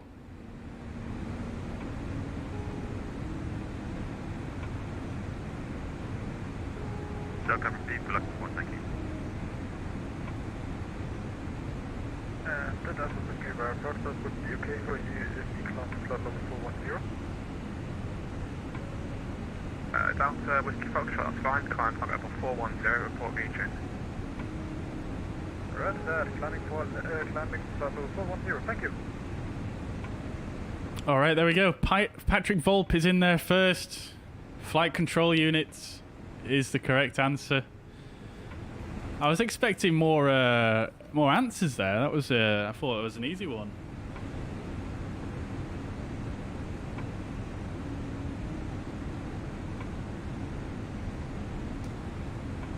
Right.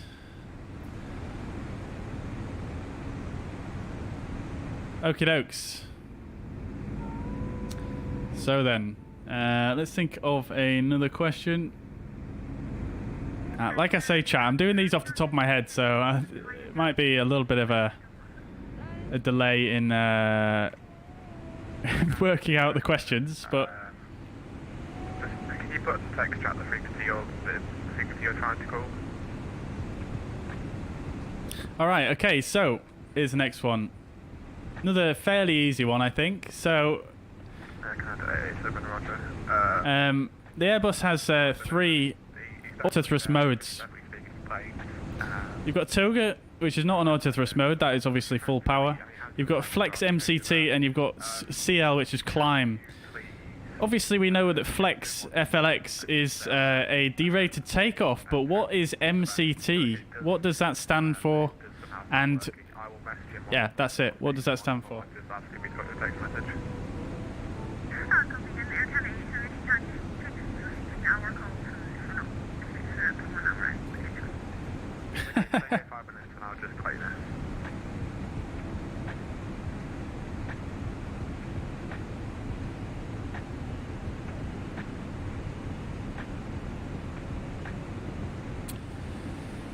Let's see, manually controlled first machine computer transaction. I like that. I'm not seeing a correct answer yet. Oh, there we go. Mohammed's coming in with max continuous thrust. There we go.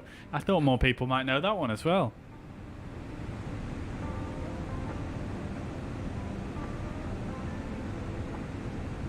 Love to see it. Thank you very much. Mohammed, you get a point. Mohammed gets a point. Very good. He has not received your voice or text messages, but just... Captain says, how long have we got to go? It says at the top of the screen there, 3 hours 42 minutes roughly. We're arriving at 22:50 Zulu at Lisbon. Actually, chat, just before we go any further, I do want to just... oops. I just want to ensure that I have a note here on the ND regarding my switch to Santa Maria, which is 4540 north, which is the next fix. So I suppose I don't really need to do that. I was going to just put a fix info on. We don't need this one anymore. We don't need this one anymore. We don't need that one anymore.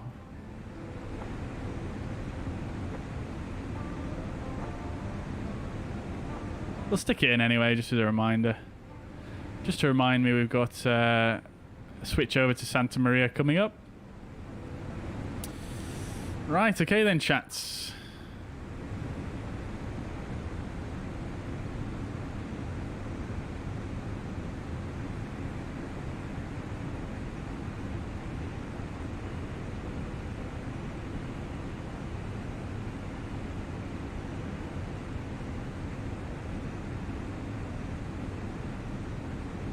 Right, let's do something. Let's do one that's a little bit more difficult then, shall we?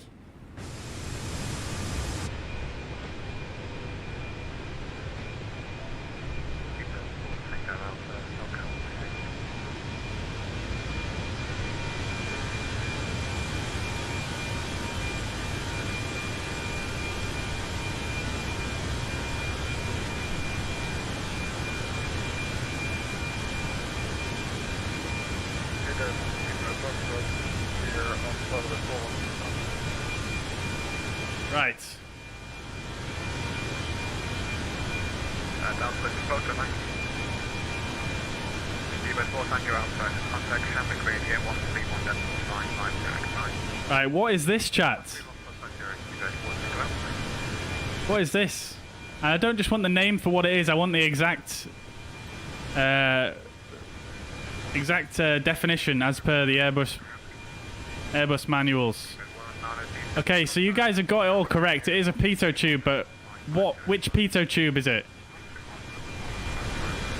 Who uses it in the aircraft is probably the best clue I can give you.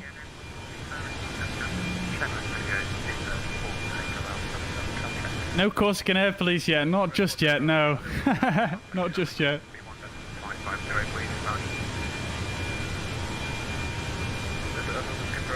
There we go, I'm going to have to give that to Fizzy.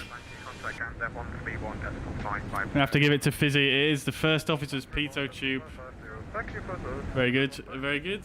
KLM 1135, contact Shamrock Radio 131.550, goodbye. Very nicely done. Very nicely done. It is the pitot tube used for the first officer. Speedbird Flight 1 Bravo, thank you. Contact Gander Radio 131.775, goodbye. Alright.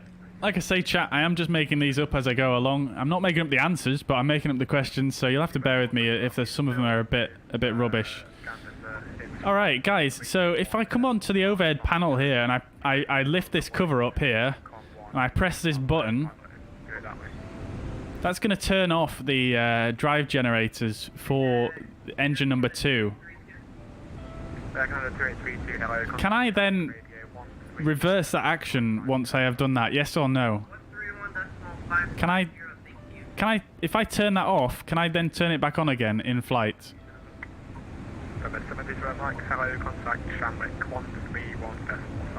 Fizzy coming in again. There we go, lovely stuff. Not really a Airbus specific thing, but no, you cannot. It has to be reconnected on the ground. Oh my god, we've still got the yellow electric pump on. I completely forgot about that. Holy crap. Dear oh dear. Still Cal there?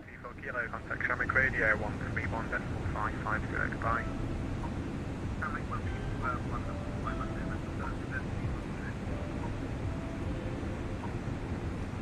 Gander Oceanic, Portugal 234 Zulu. Portugal 234 Zulu, contact Santa Maria Radio 132.0, goodbye. 132.0 Air Portugal 234 Zulu. Thank you, bye. Gander Radio, 132.0. Contact Shamrock Radio 135.550, goodbye. Are you able to reach flight level 400 for Airbus? Right. Bear with me, chats. Level 211, Roger, climb to flight level 400, report leaving and report reaching. Correct, climbing flight level 400 and we report leaving 380 right now. 100. Roger.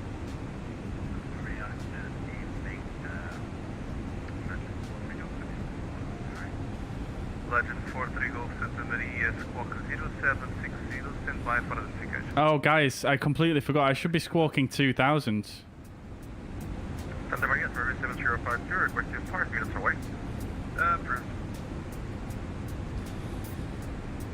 Santa Maria, Air Portugal 234 Zulu, Selcal check.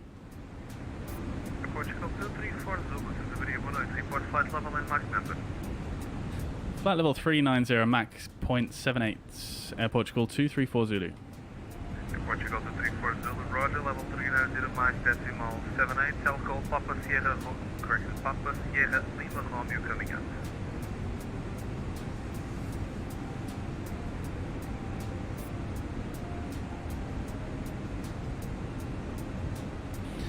Selcal check received for Papa Sierra, Lima Romeo, Air Portugal 234 Zulu.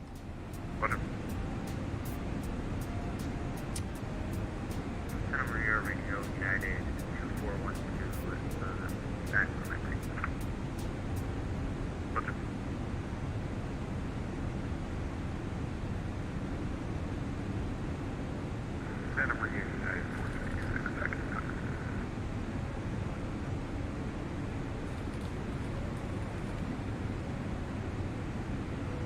Roger, something 654. Could you confirm with me that is in my position report? It will be 654. No need for the position, any first position. Roger that. You're something. Right. Information. We've got the chicken caution. Question is too specific and there is a cap on it. I think I said about the cap, didn't I? Roger, the closest traffic I have from your position, they are clear to flight level 370. How many looks are there in after a cargo door of an A320? Oof, that is a good example. That is a good question. I don't know. I don't know. Mohammed, no worries at all. Unfortunately, Right behind me. you may miss out on your chance to win the quiz, but no worries at all, dude. Take it easy. Is there a Vatsim event, says Sadistic? Yes, there is indeed. It's across the pond. Chris, no worries at all, dude. Take it easy. Thank you very much for dropping by, and thank you very much for modding. I do appreciate that.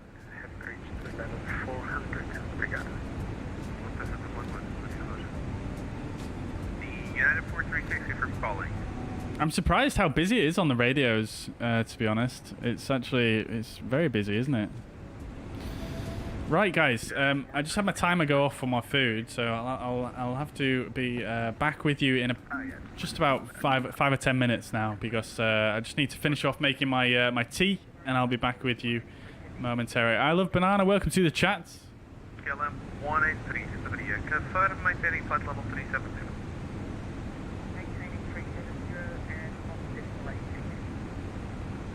Roger, just asking because the traffic closest to you, they're reporting a TCAS occurrence, and you're maintaining 3703, so just double checking one was done. Thank you.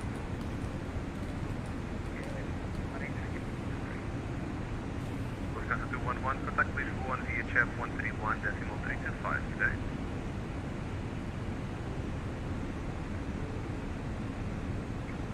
Lufthansa 211. I'm just waiting for a second to request some time away here. Thank you, Lufthansa 211. Air Portugal 234 Zulu, request a 10-minute break.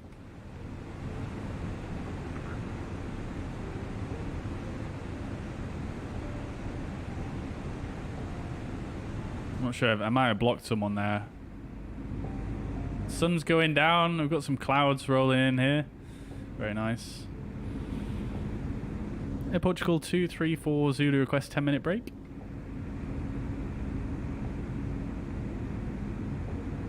Yes, invite for Holy Traffic. Give me a second. I can't hear him.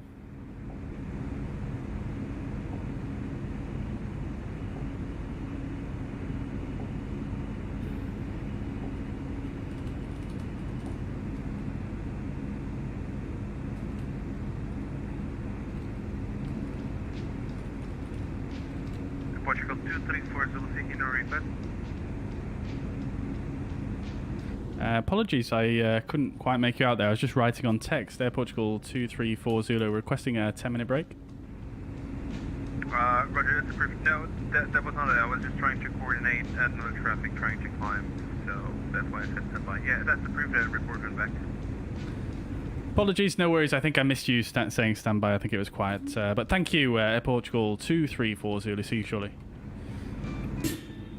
Right then, guys. I am just... It is a sign up in advance thing, Sadistic. Yep, it is indeed. It is. Yeah, you do have to sign up in advance, Fizzy, for Cross the Pond. I mean, you can show up on the day, but you're not guaranteed to have a slot or really a good flight level or any priority, really. You'll probably get a very, very long delay on your departure. But, yeah, any other Vatsim event, you can just show up and join anytime. Yeah. Right, guys, I'm going to be back with you momentarily. I'm just going to go finish making my my food. It's 8:45 here in the UK, so I do want to actually eat something for my evening meal. So I will be back with you fairly shortly. So I'll be, yeah, bear with me. I'll be maximum 10 minutes, I think. Portugal 505, Venice.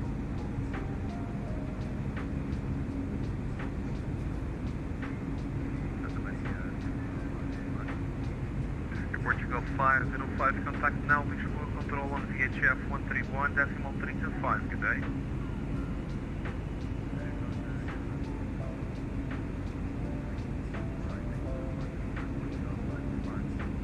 Yeah, you want unreadable, just to confirm, 131.325.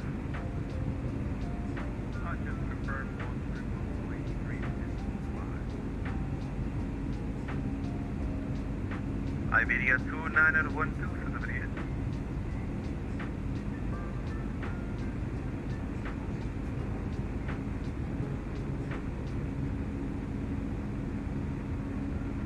Iberia 2912, Siberia.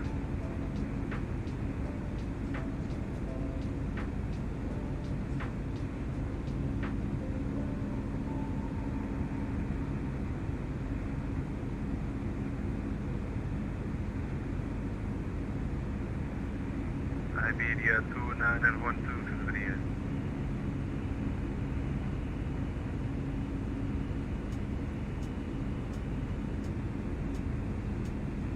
Virgin Caribbean 710 Bravo, contact now Lisboa, VHF 131.325, good day. Contact to Center 131.325, Virgin Caribbean 710 Bravo. November 1820 Delta, Siberia. Santa Maria, Taxiways 052, I'm back. November 1820 Delta, Siberia. Santa Maria, Iberia 2912. Iberia 2912, contact Lisbon, VHF 131.325, good day. Lisbon, VHF 131.325, bye-bye, have a nice night.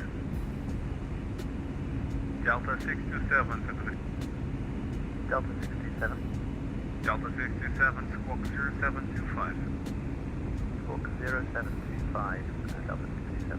Delta 627, contact Lisbon control VHF 131.325, good day. Contact Lisbon control 131.325, thank you, Delta 627. Legend 43 Wolf, identify flight level 410, remain my frequency. What remain with you, Legend 43 Wolf? Exact check 42 November Alpha, identify flight level 370, remain my frequency. Remain your frequency, explain search for November Alpha. November 1820 Delta, Siberia. Just great.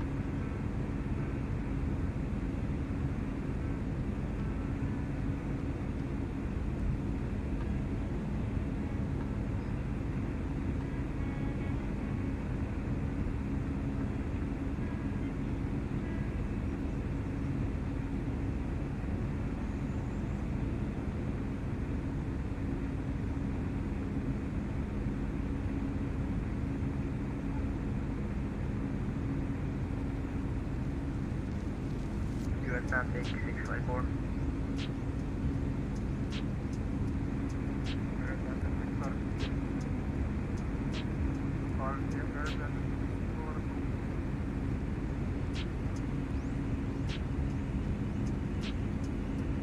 Ticket, I'm calling the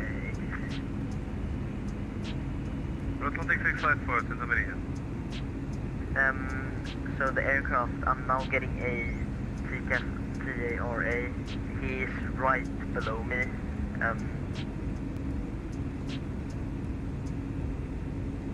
Like maybe 654, Roger, yeah. I don't have a radar, so I don't know specifically where they are. But I called them and they told me they are at 370. Confirm your, this may sound a dumb question, but confirm when you're flying at 380 with the standard QNH? Affirm. Roger. I'm just gonna double check with them, but they said they were 370, so. Weird. Yeah, probably different simulators may act like this. That's true. Santa Maria, KLM 183, receiving the ping. KLM 183, confirm, I'm sorry to bother you again, confirm you're flying at 370 with the standard QNH. Yes, 370 with the standard QNH, and yeah, we're directly underneath the other traffic.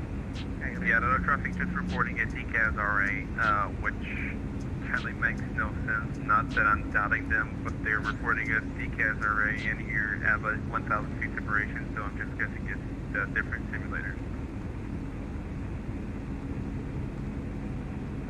Just for reference, what are you flying? We have a 183. What are you flying? Parking on 2020. Alright, and you're flying 654, what are you flying? Maximum later in a 777. What in the actual hell? Yeah. To be fair, I don't expect the PCAS to work that thing.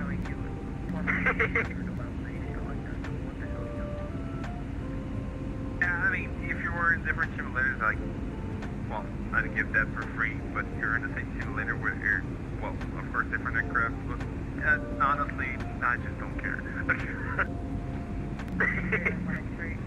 happy to increase the speed if you want to. I can go to about 9 if needed. The thing is, with speed, it's not going to make any much difference because it's going to take a while. But if your landing is comfortable with it, I'm happy keeping you guys as you are. But if they're not, and you can accept 360, that's fine by me as well. Yeah, I'll leave it up to them. Okay, let me try. I'm fine with this. Remain as clear then. Leave the aircraft below, okay,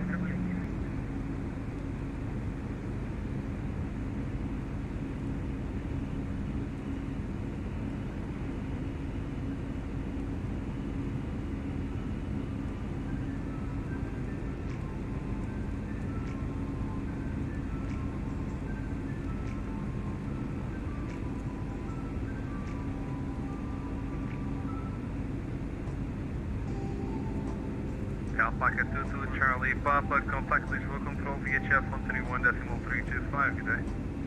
131.325, Alpaca 22 Charlie Papa, thanks, ATC7 line. Yeah. That's a nice APU.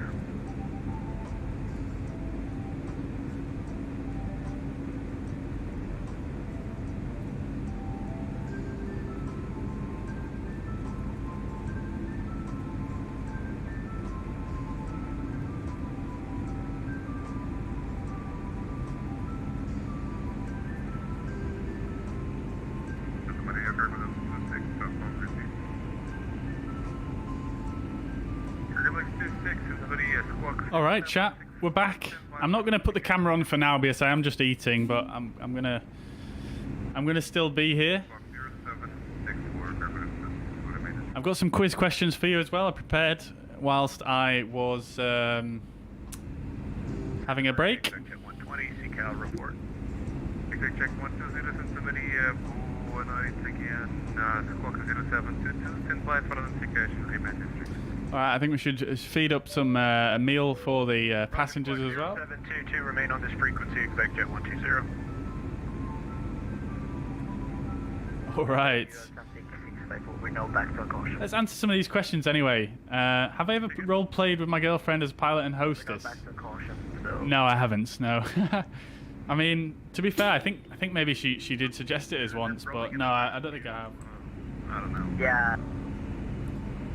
Yeah, they've already done.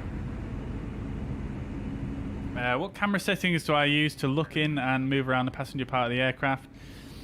So there's various settings there, Carl, that I use. So you've got to set it up. I can't really pause the sim right now because obviously we're on Vatsim, but basically you need to set up the translate options in the cameras, in the camera controls, and also I'm using my mouse just to look around as normal. Air Portugal 9030270. I can show you those after I've eaten. I'll show you them after I've eaten. And this final question is just hi. Hi. Hello. Right, so I'm just going to eat my food here, chat, but I am still here. Got a nice lentil cottage pie.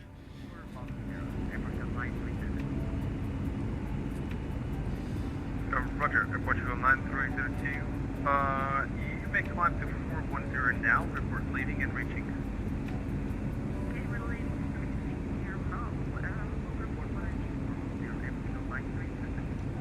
Report 6 Papa exit video.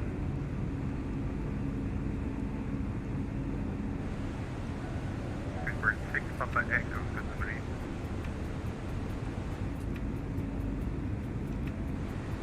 Look at that though, chat. That looks nice, doesn't it? Oh, baby. Level 340, Mach decimal 9 accelerating, request level 570. Difference 2007. It's like a sea of orange. Right, let's do a quick fuel check. We're at 4540 north. We've got 10.7 tons on board. 4540 north, 10.5 tons. So we were burnt a little bit more fuel than what we anticipated on the flight plan. So yeah. However, still looking pretty good in terms of the amount of fuel. 4.5 tons we're going to have on board when we land, so we're actually looking pretty sweet. I think I got you. What's your flight level in Mach? We're going to have an hour of an extra fuel in case we need to in case we need to hold or anything like that. So we're looking pretty nice, honestly. Delta 174, Scenery, Roger, level 380, flight level decimal 82. What's your activate for 44 North Jesuit?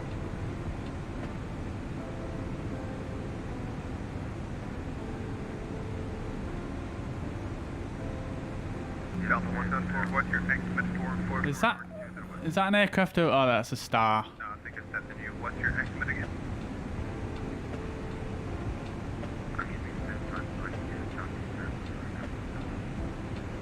Yeah, I got you. I'll wait.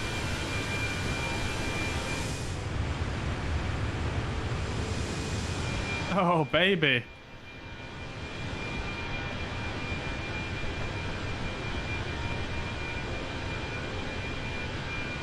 Difference 200. What's your Mach number requested for the oceanic? Or it'll be Mach. The Air Portugal 200 will be Mach. Beautiful. And the Air Portugal 200 will be... Look at the shadow off the horizontal stabilizer there. Beautiful.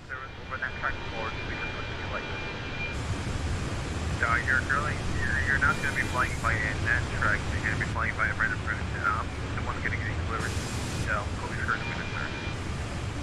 Roger, thank you so much. Everyone, we're 6 on back, please. 131, 325, okay?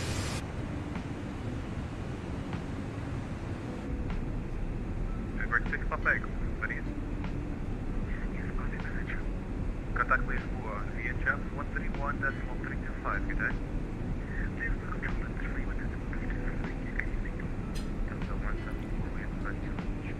This guy's so busy on the radio.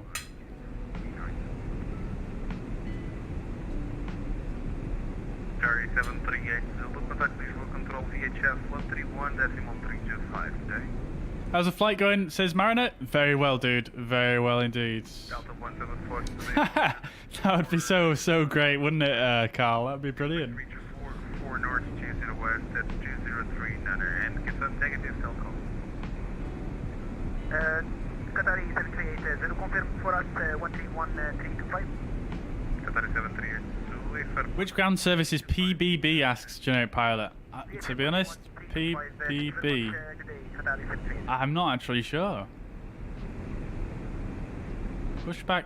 I'm not sure. 200 ready to copy your clear.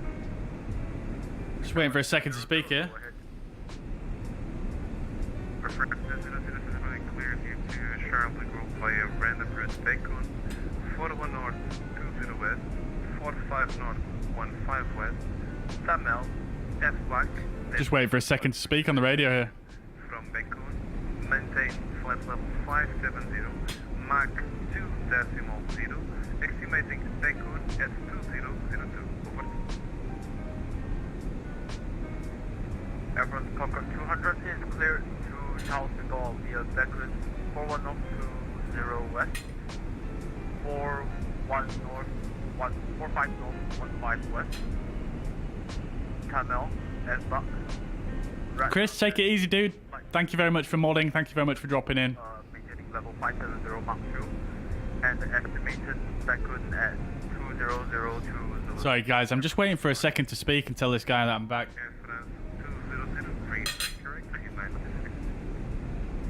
Repeat correct, remain this frequency, Air Portugal 200, thank you. Air Portugal 234 Zulu, we are back.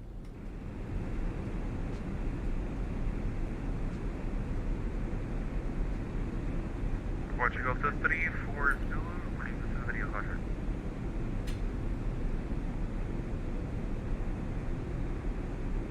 It's very difficult to hear this guy. I asked him on a private message if we have to do position reports. He didn't say anything, so I can only assume not. Exact check 120, identified plus level 390, remain at 266. Exact check 120 at 390. Target look 26, identified plus level 380, remain at 266. Roger, going 380, exact check 120.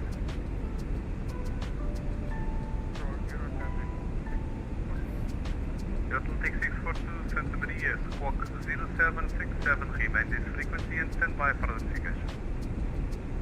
0767,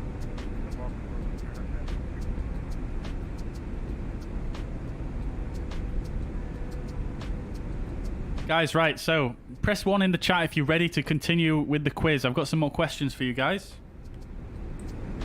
These are actually a little bit more considered as well. Still aviation related, but not all about Airbus. 0762.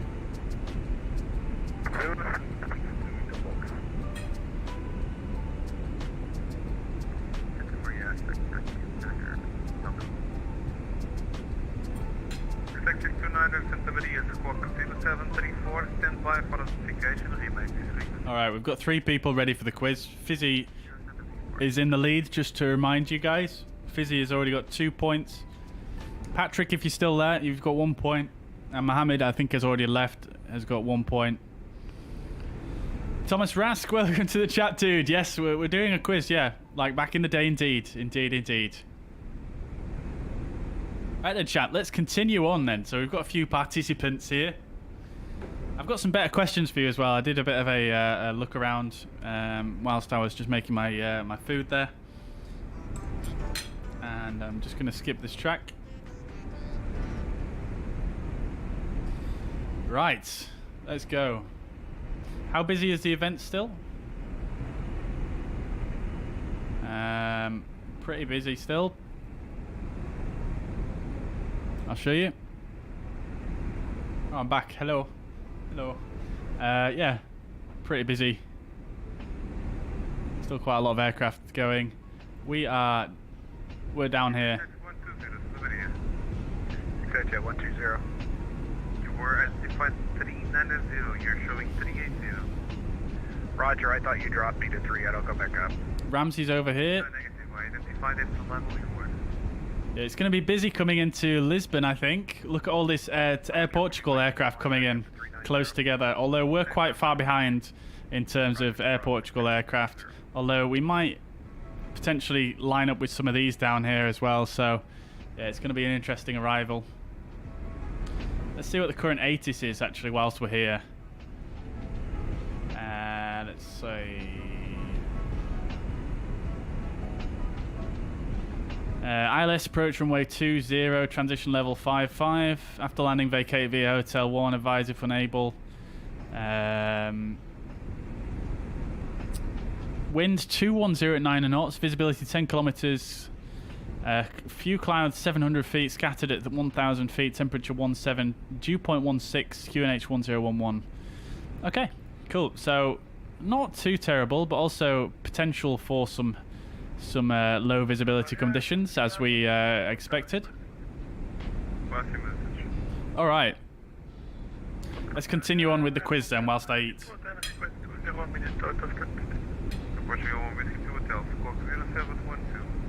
All right then, chat. So first question, are you ready?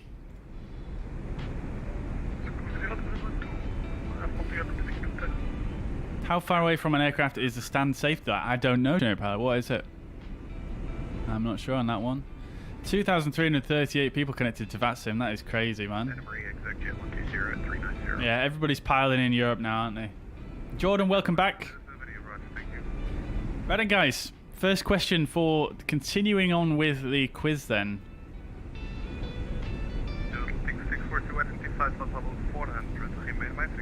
7.5 meters. I did not know that. I did not know that. Very good. Good to know. Thank you, Generic Pilot. Right, first question, guys. So, this is a multiple choice. You can choose A or B. So, what is longer? Now, it doesn't specify here which kind of Boeing we're talking about, but it's a Boeing 747. What is longer, the Boeing 747's wingspan or the distance of the Wright brothers' first flight? So, A, is it the Boeing 747's wingspan, or B, is it the Wright brothers' first flight? Which is longer?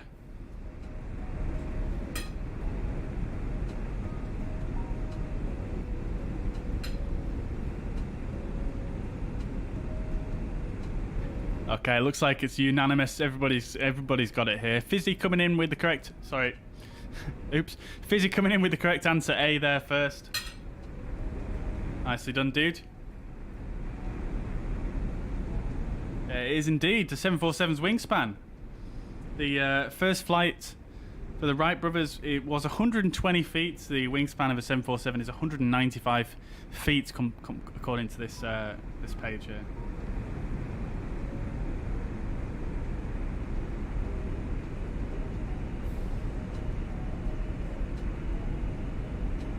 Right, Brufton in North Wales manufacture the wings for which aerospace corporation? Brufton in North Wales manufacture the wings for which aerospace corporation? Oh my god. That was close there, but Fizzy came in first on my end. It is indeed Airbus.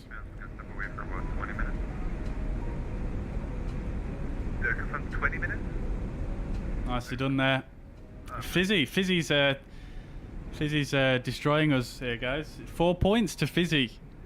No one else in the chat has currently got a point. Or at least it's active in the chat. Alright, next question. Let me just eat a bit more first.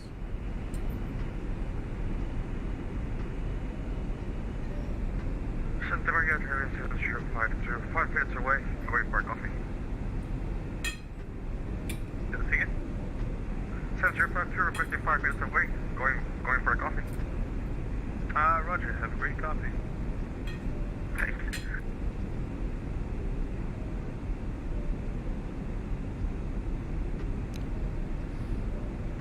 Getting pretty dark outside now. Yeah, Gamma Jet 246, Bleriot. Patsy message, Gamma Jet 246. Current tax please on VHF 131325, 19. 3132, good night. Right. Thank you very much, Fizzy. Okay, so next question. Where did the first ever scheduled flight of Concorde from London fly to on the 21st of January 1976? What was the first location it flew to? The first ever scheduled flight of the Concorde from London in 1976. Oh, let's go. Generic pilot is on the board. Bahrain. Nicely done.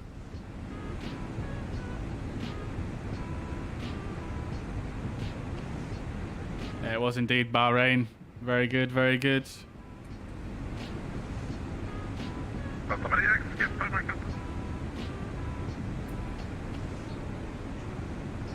Check 5, Mike Delta.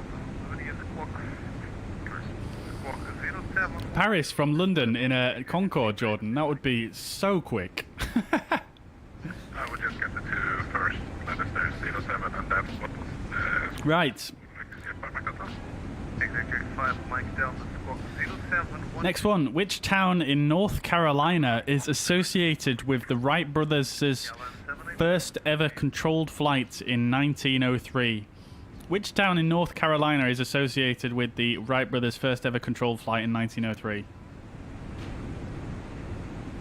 Airflight 200, radar service terminate. Report estimated time for 41 north, 20 west. 41 north, 20, the estimate is 3 minutes, so 041.0.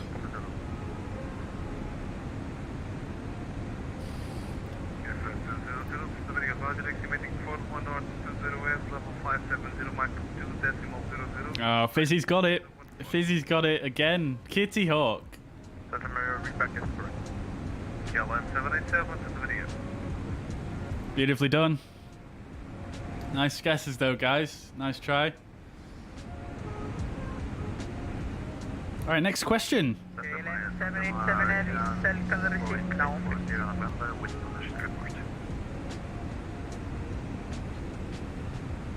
KLM 787 Heavy, cell color receipt now. KLM 787, contact now with VHF 131.325, good day. 131.325, KLM 787 Heavy, bye-bye. Oh, you know what we can do, chat? I totally forgot about that. We'll do real quick is we'll do an offset.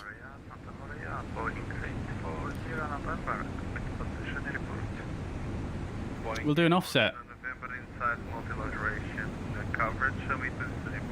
Let's go 2 right.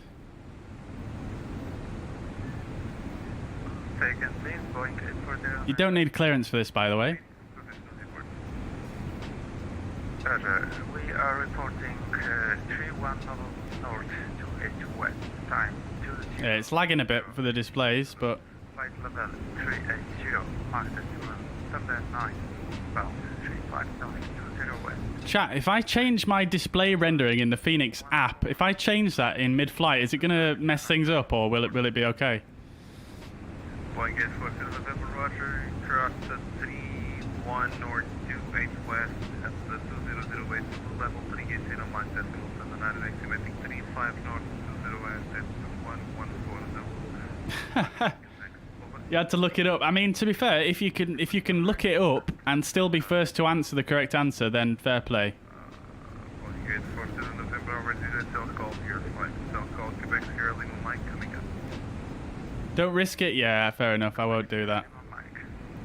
How's the fuel? Fuel's looking good. 10.2 tons on board. We're going to have nearly 5 tons now when we land.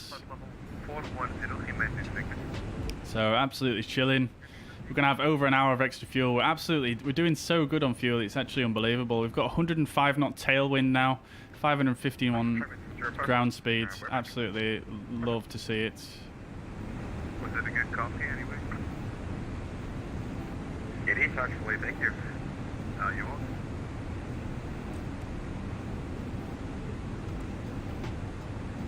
Why is our offset so large here? Have I done it wrong? I think I've done it wrong. R02.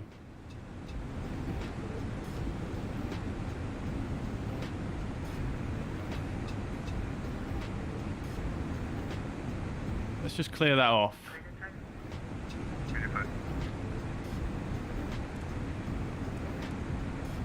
Oh baby, what is it doing here? Yeah, that's such a massive offset. I just put in 2 miles. It shouldn't be going that far out. Holy crap. Alright, let's pull the heading here.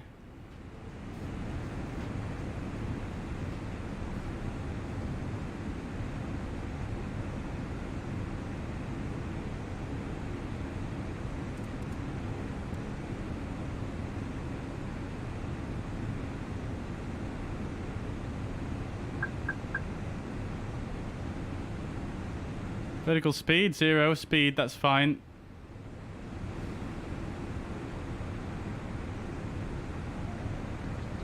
Whoa, whoa, whoa, whoa, whoa, whoa, what is going on here? Pull the speeds.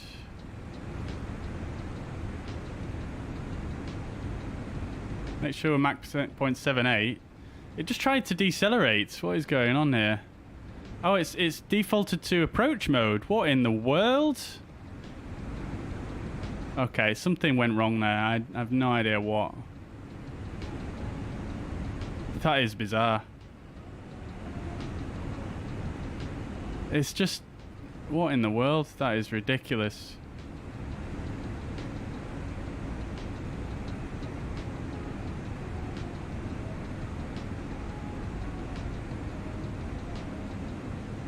Santa Maria, executive 120. Can I step away for about 5 minutes?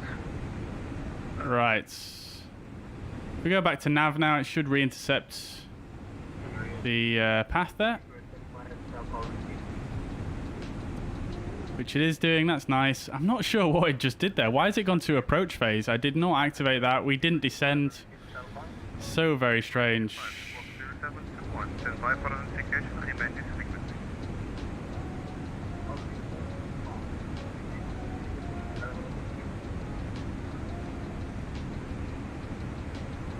Oh, it's cleared out my cruising flight level as well. Set manage speeds. Okay, alt cruise. We're back in cruise now. Yeah, I have no idea what happened there, chat. Let's go manage speeds. Fair enough. Okay, fine. I'm really not sure what happened there, guys. But maybe we won't mess with the offset then if it's not going to play ball. I'll have a look at it once I've eaten, I think. Maybe. Right then, guys. Let's carry on. Jordan McNamara, welcome to the chat. Hope you're doing well.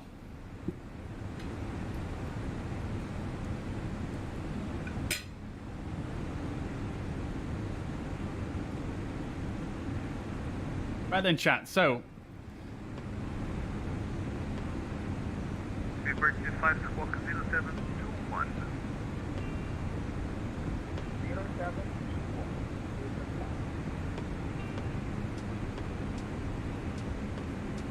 Atlantic 642, squawk 0724.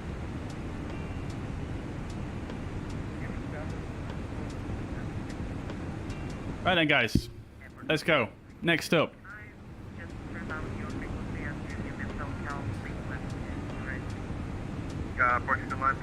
Which successor to the Sopwith Pup became one of the best-known fighter aircraft of World War I? Which successor to the Sopwith Pup became one of the world's best-known fighter aircraft of World War I? 654.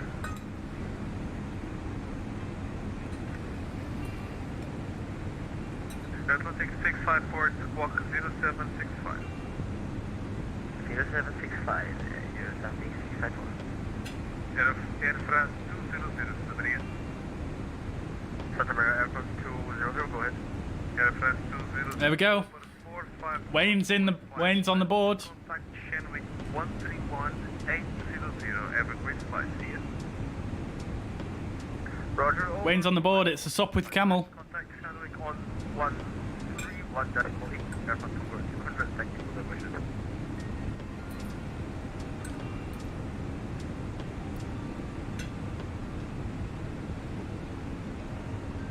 One with the square engine cover. I'm not actually sure if it had a square engine cover or not. 705 Santa Maria, Tribal 7052, go ahead.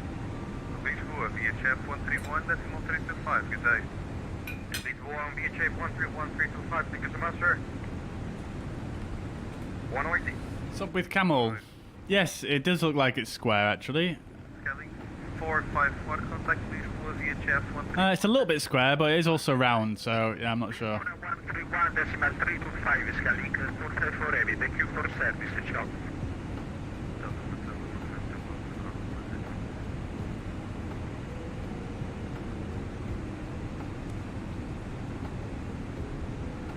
Approved. Got me on the big TV in the front room, amazing dude, love to see it. 0765. We're talking 0765, Euro SMD, 681. Right then chat, I'm just going to finish up my food because it is going cold and then we'll continue, so give me 2 or 3 minutes.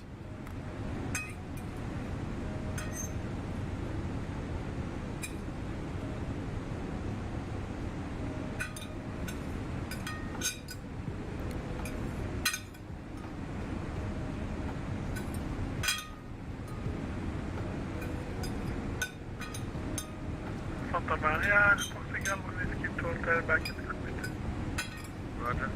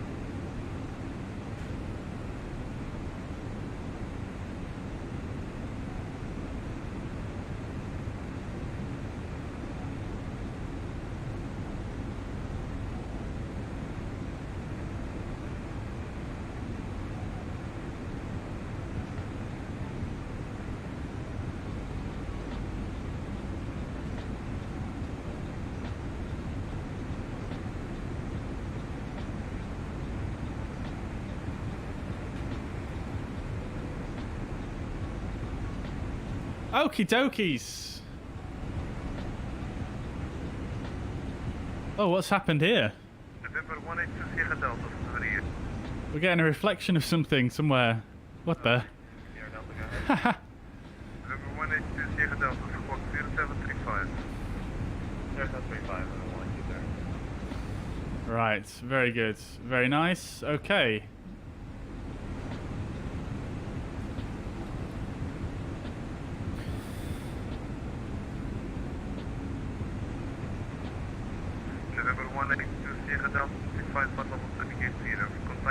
Is there really no backlighting for at the back here? That's very surprising. I've never noticed that before.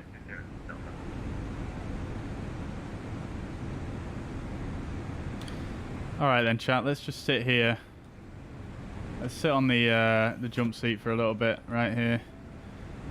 Oosh. Alright, there we go. So they are doing position reports on this frequency, but they're not required, I don't think. So maybe we do one coming up to our next fix. Right then, chat. Let's carry on with the quiz then, shall we? How long till arrival? About 2.5 hours. Maybe a bit less than that. 22:52. So yeah, about 2.5 hours, yeah.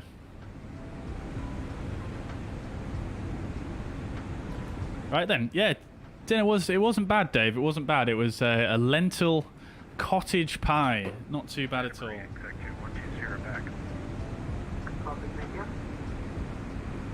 Here, this is a good restaurant. Yeah, apparently, yeah.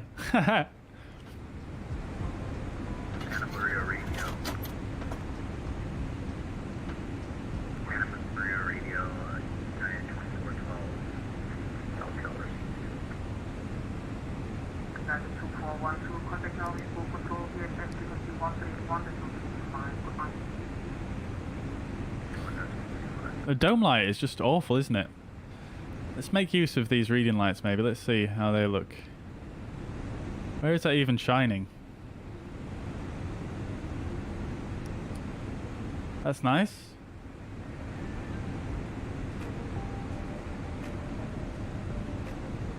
Yeah, I don't see where the reading light's actually shining there, to be honest. I'll do a bit of that. There we go, that's nice. Bit of ambiance in the flight deck.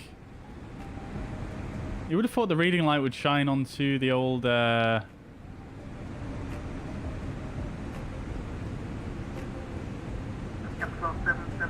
onto the table, but it doesn't appear to. Air Portugal 770, go ahead. Right then, chats.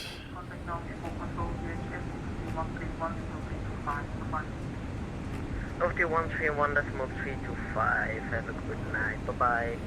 Air Portugal 770. Cellcal, you can do a Cellcal check. Yeah, we've done our Cellcal check already. Wing view. I mean, there's not much to see on the wing at the moment. Just darkness and flashing beacon lights.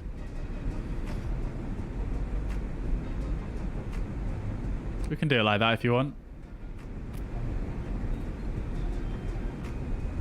Oh, they do, don't they, Mariner? Yes, they do. I forget about that. Under here.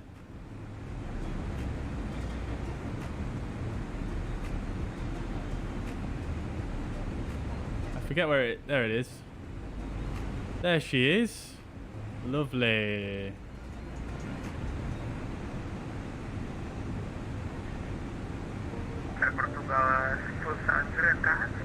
There's also this light here as well. Does that actually work though? Does that do anything? It's not done anything. Oh, there we go. I need to turn it on first. Oh, getting the lighting going here now, chat. Beautiful. Lovely. Fantastic. Alright. Great stuff.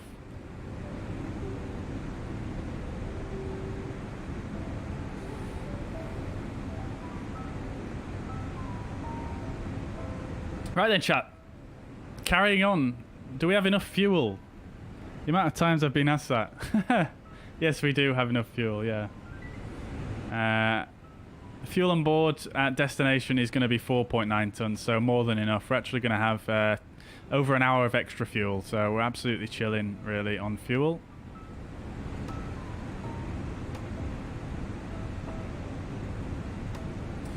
Right then, chat.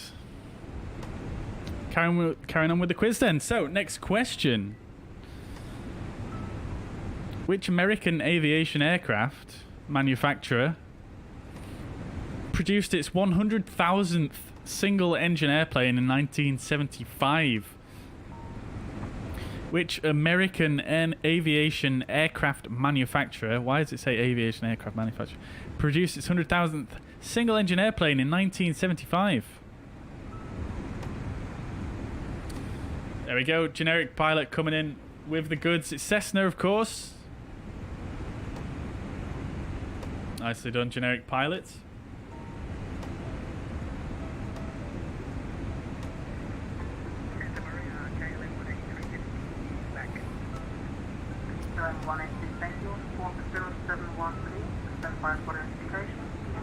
Next question. That's a big F, that, Jordan. By what name was the Hughes H4 Hercules flying boat better known? By what name was the Hughes H4 Hercules flying boat better known?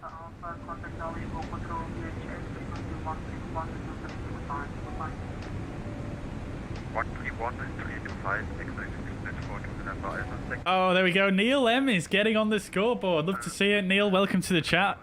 Hope you're doing well. It's the Spruce Goose, of course.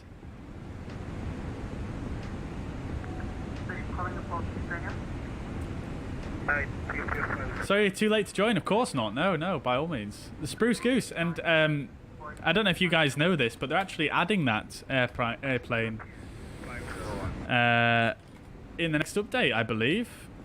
In the 40th anniversary update. There we go, yeah. Adding it to Microsoft Flight Simulator, the Spruce Goose. There we go, lovely stuff. That should be interesting, right?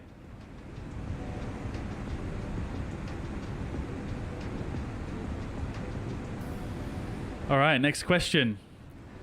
Name the British aircraft designer who designed the Second World War fighter, the Supermarine Spitfire.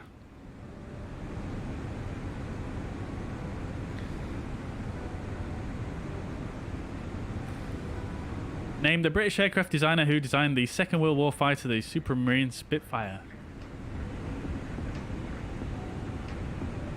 What was the name of the aircraft designer?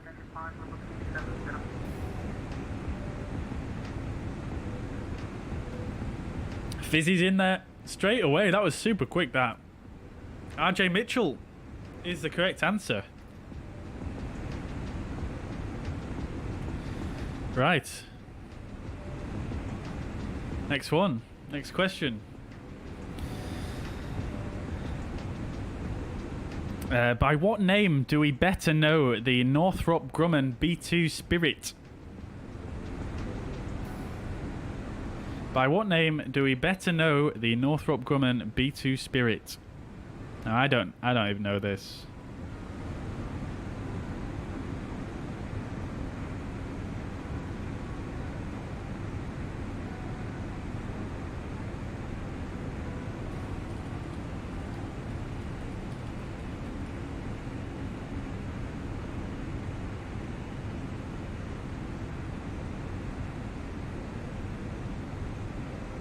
I need the full name. I'm gonna have to take Patrick's answer there. It is Stealth Bomber. It is indeed. That is the correct answer. Close there, Fizzy, but I'm gonna have to take Patrick for getting the full answer first. So Patrick, another point on the board.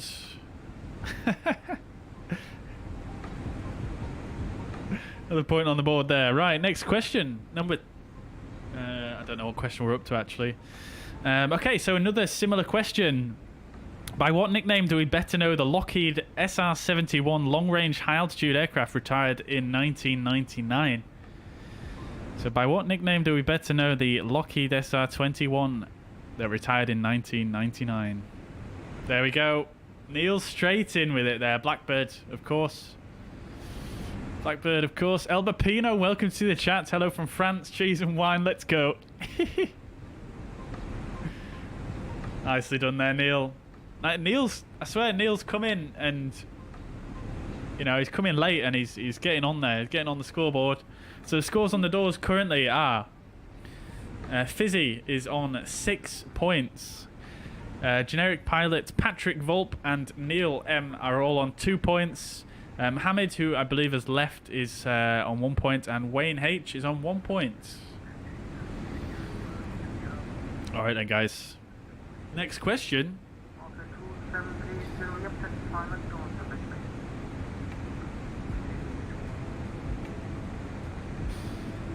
Next question is now this. I'm not sure on this one. Okay, yeah, fair enough. Okay, so which airplane was the first and original jumbo jet? I'm only going to say it once because it's so easy.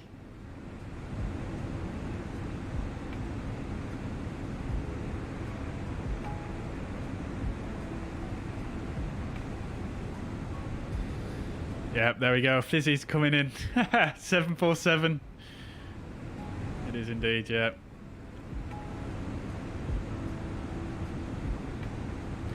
First and original jumbo jet there. Lovely stuff. Comet. Was the Comet a jet? I don't even... Oh, jumbo part. Okay, fair enough. Right, next question. Complete the nickname of the single-engine 5-seat composite aircraft, the Cirrus SR-22. The plane with the ... question mark. Quite an easy one, to be fair. Complete the nickname of the single-engine 5-seat composite aircraft, the Cirrus SR-22, the plane with the... what? Theodore, welcome back, dude. 7 hours ago you were here. Love to see it, mate. Welcome back. Ah, there we go. Hambone. Parachute coming in with generic pilot there. Taking second place. Nicely done, nicely done. So Cirrus SR-22 is the plane with the parachute, of course.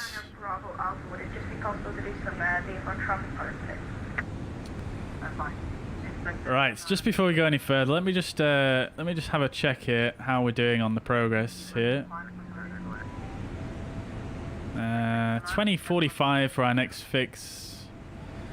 So about 10 minutes or so.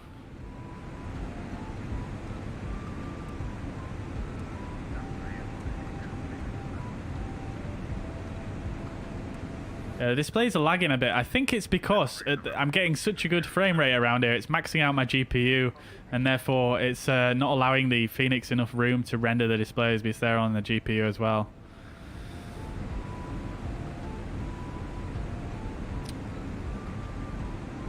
Right, okay. I tell you what I want to do, chat, though. I really want to work out this offset situation, so...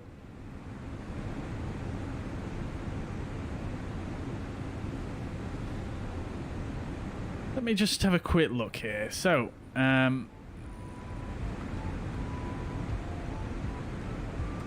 let's just bring this in a bit closer here. And we want an offset of right.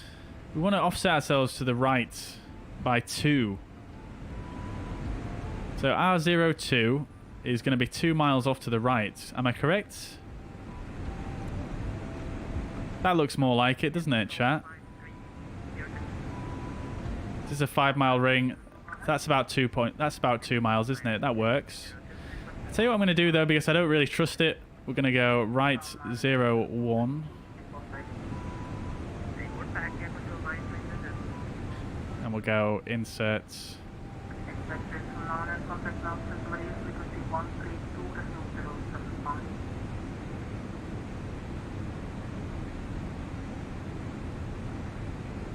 You have to forgive the displays being a bit funny. Like I say, I think it's just maxing out my GPU currently. Yeah, it's more like it, isn't it?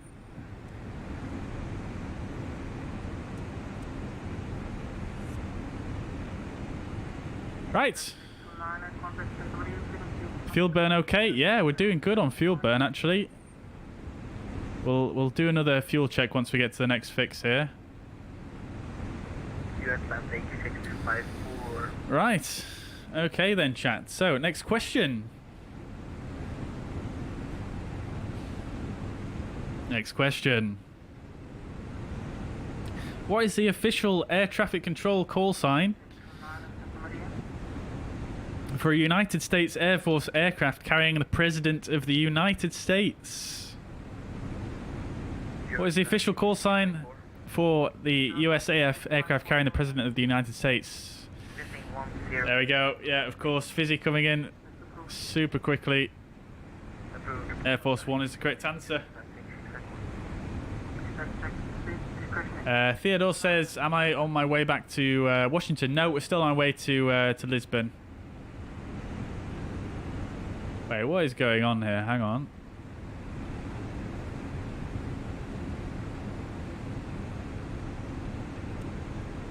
Okay, so it did a very, very strange intercept there, but nevertheless, I think we've just about managed it.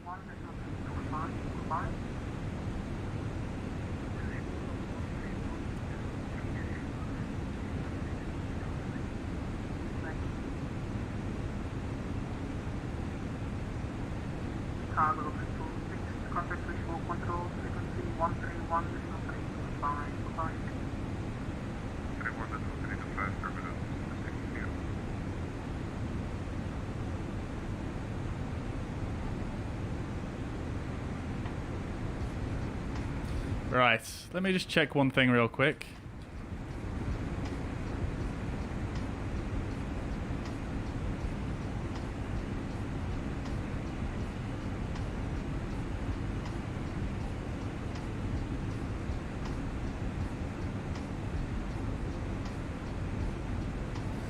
Yeah, I kind of want to fix the displays, chat, but let's just see. So if we go to documents and then Fenix user guides, display quality, page 5.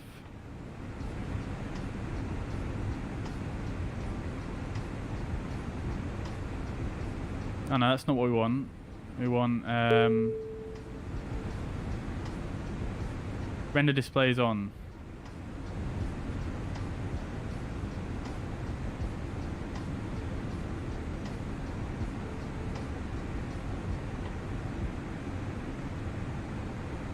Okay, it doesn't say anything about whether you can change that whilst you're still in a flight or not. I don't know if I want to risk it though, chat. Don't know if I want to risk it.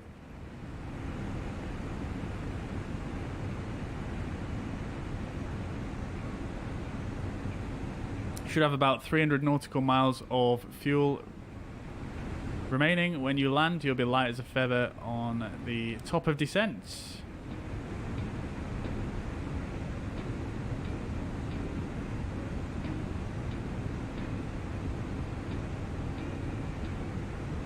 Sweet Aviation, welcome to the chat. Hope you're doing well. Flying to Lisbon indeed. Yep.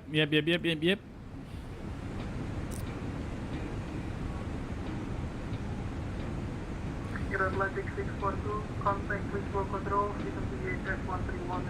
Yep, so Jonas, we're going to have about 3.4 tons left in the tank, an hour and 42 minutes. I think that's over 300 nautical miles, isn't it, off the top of my head?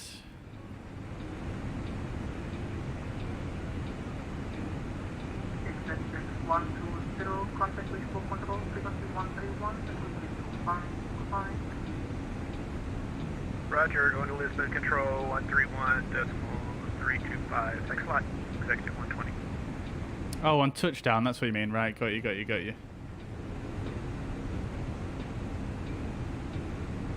Gotcha. What should I do to improve more FPS? Yeah, I would definitely up your RAM for sure.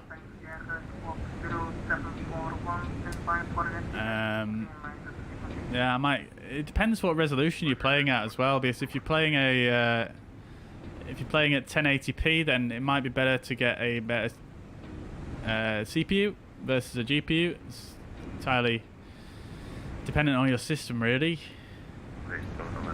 But I'm not. I mean, I understand a lot about PCs, but I'm not that up to date on what the best options are.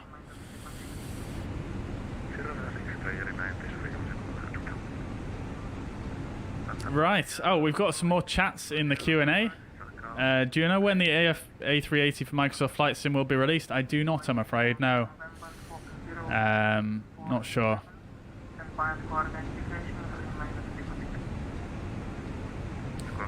Yeah, nobody knows, unfortunately. And Airbus or Boeing? Good question. To be honest, I would probably say Airbus.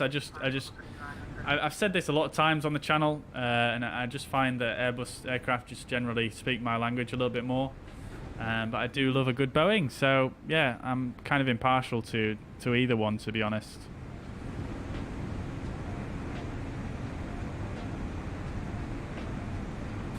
We're flying across the Atlantic in an A320 CEO. Yes, we are indeed. Indeed. Quizzy, no worries at all. Thank you very much for joining us. Thank you very much. Right, guys, let's continue on with the quiz then. We've still got some more questions to go here before we wrap this up. Right, so what name did Charles Lindbergh give to the aircraft that made the first non-stop flight across the Atlantic Ocean?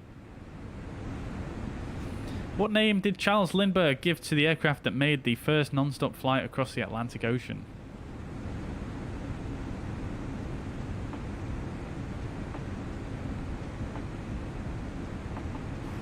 Oh, that was very tight there. That was very tight. I saw two messages come in more or less the same time, but I think Generic Pilots came first. So, congratulations, Generic Pilot. You're catching Fizzy up now.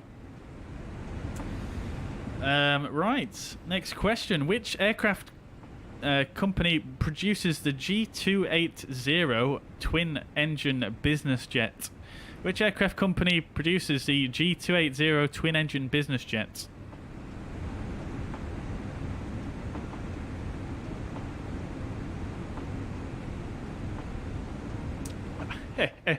Let's go, Neil. Gulfstream even had time to correct himself. Sorry, Patrick. I accidentally pressed on your message there. But Gulfstream, yep, that's the correct answer. Nicely done there, Neil. That was super quick there. Alright, next question. The Comet.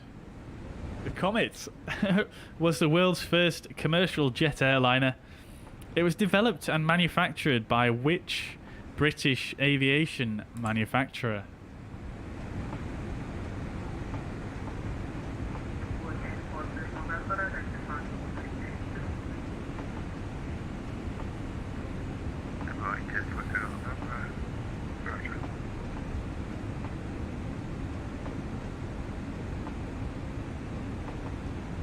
Oh, nicely done there. Generic pilots coming in. I think Fizzy has gone to sleep. I don't know what's happened to him.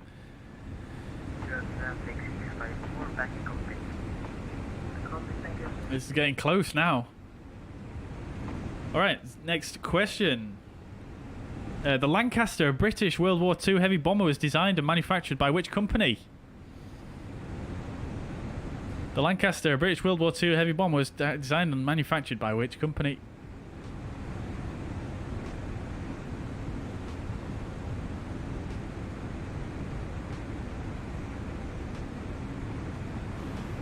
Oh, he's on fire now. He's on fire, his generic pilot. Avro is, of course, the correct answer. Nicely done, everyone else, for getting that right. But yeah, you're on fire now, dude. Right, number 18. What was the name of the Hawker Siddeley maritime patrol aircraft retired by the Royal Air Force in 2011? What was the name of the Hawker Siddeley maritime patrol aircraft retired by the Royal Air Force in 2011? Nimrod, very well done there, Neil. Very well done. Patrick says I was first then, sir. Not according to my chat, unfortunately, dudes, and that's what we've got to go by. I'm sorry to break it to you there. I'll tell you what, Patrick. I'll give you a point anyway. Just because you were basically exact same time answering as Generic Pilot on the last two questions, so I'll give you that. I'll give you that.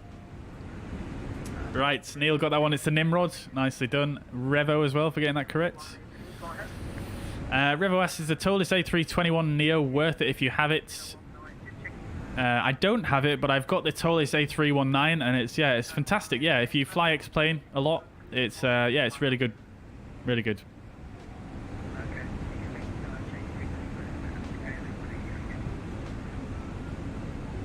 But yeah, guys, you've got to bear in mind my chat might look slightly different to yours. It's just a YouTube thing, unfortunately. It's just how it is. Maybe one day we'll do a quiz. I tell you what, next time we do an Atlantic crossing or any kind of long haul flight, is what we'll do is I'll put all the questions into one of those websites where you can all log in and we can all do the answers that way, and then therefore you don't have to worry about the chat.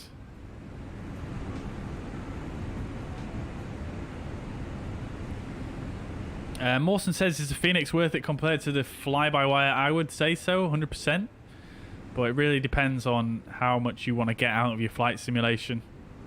I think the Fenix is absolute masterpiece of a flight sim aircraft. It's probably the best flight sim aircraft I've used in any sim, to be honest. It's just better in every way than any other that I've ever seen before. So, yeah, that's my answer. But, I mean, it depends. Depends how much you're into the aircraft and you're into your flight simming. Because, realistically, the difference between the fly-by-wire and the Fenix is not that big for the average flight simmer. But, yeah, if you care about all the gory details, then the Fenix has it. Right, next question. By what alternative name do we know the electronic recording device called the flight recorder? By what alternative name do we have for the flight recorder on an aircraft?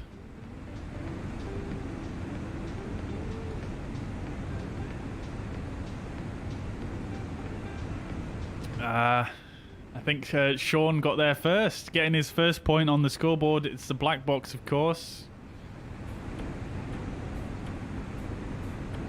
Oh no, Fizzy's back. No, have you? Did you go away for a second there? Oh dear, oh dear. Sean Delaney getting himself on the scoreboard there. Nicely done there, sir.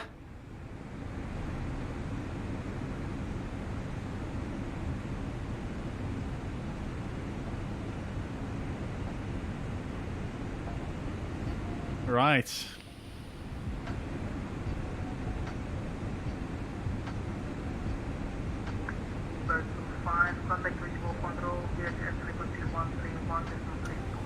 Okie dokes. So, final question. Actually, no. We'll do some more. I think I've got some more. Okay, yeah, I've got some more after this one. Let's see, actually, how far have we got to go till we get to Portuguese domestic airspace?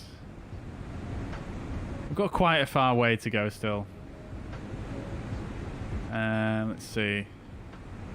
Erpes is our exit point. That's going to be at 22:17. So, yeah, we've got a fair way to go yet.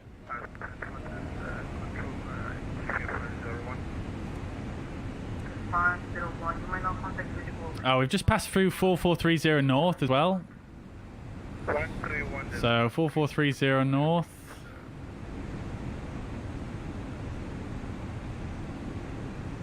Uh, 8.9 tons we should have on board. We've got 9.1 tons, so we're doing well, guys. We're doing very well. We're doing very, very well on fuel.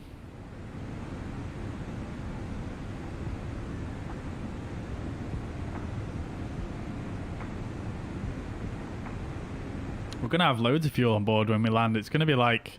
We're going to have more fuel on board when we land than we will do when we do a normal flight here on the stream.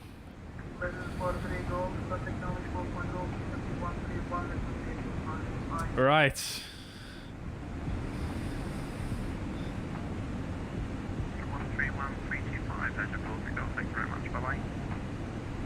Ground speed is doing great. Have a high tailwind, which is great fuel. Yeah, exactly.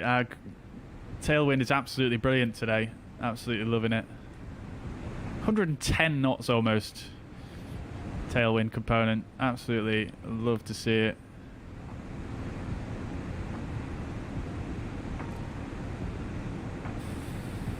Lovely job. Right.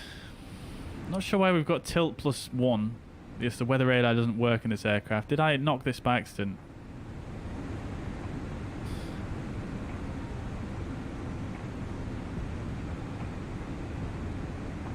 Oh, it's not even... Huh? Did I even have it on my side? Okay, I don't know. We'll just leave that. Right. Carrying on. Oh, flying back to the UK, use up the fuel. Don't think so.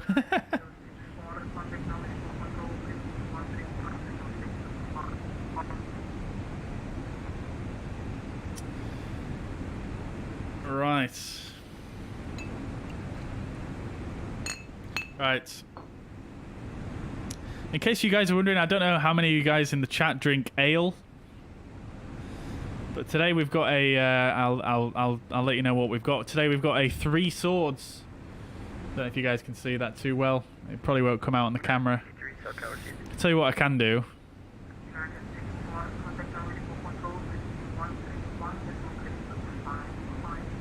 There we go. We've got a 3 swords extra pale ale by Kirkstall Brewery. 4.5%. This is a local brewery to myself. Very nice. 3132, thank you. Have a good night. United 64. Very nice.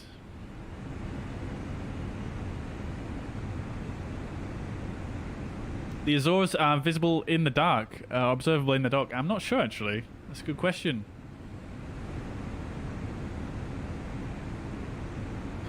I'm not sure how far off we are, the Azores. Oh my god.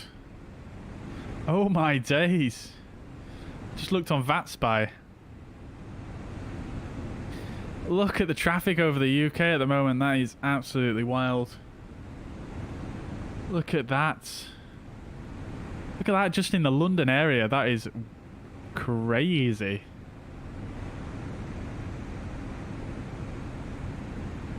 Most traffic here is now in the eastern part of the North Atlantic. This is us trailing behind.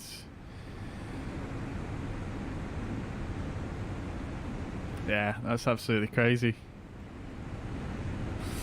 Right. Okie dokes. And this is the chat, guys. Say hello to yourselves. Right, so. Next question. Kirkstall was going to say that's local to me. It is indeed. Good promo, yep. You're more than welcome, Kirkstall Brewery. It's good in. I do like it. It's nice, smooth. Most of them are going to Vienna, are they? Very good, very good. Very, very good. Have I tried any Docks beers? I can't say I have. No, I don't think I've ever seen them in from Grimsby. No, I don't think I have. I'll have to look out for them though, that's for sure. Right. Okay, next question, chat. What name links a 2018 American science fiction film with the first military drone? Okay, that's an interesting one.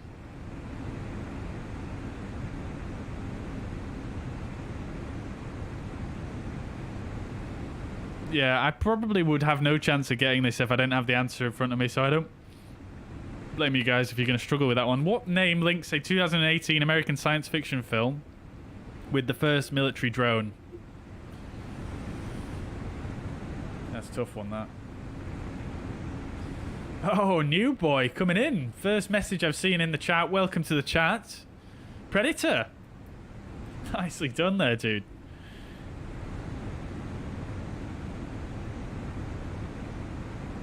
Nicely done there. Fantastic. Titanic. Love it.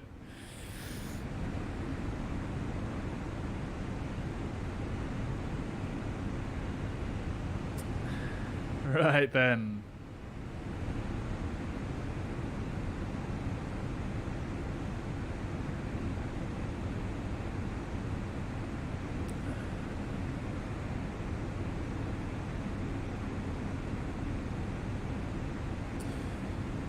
Okie dokes.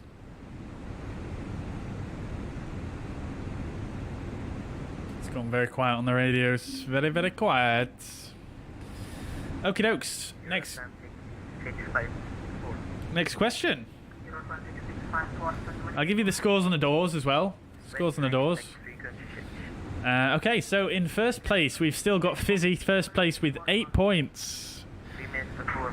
And bringing it up the rear, we've got Generic Pilots with 6 points. We've also got in third place Neil M with 4 points. Patrick V in fourth place with 3 points.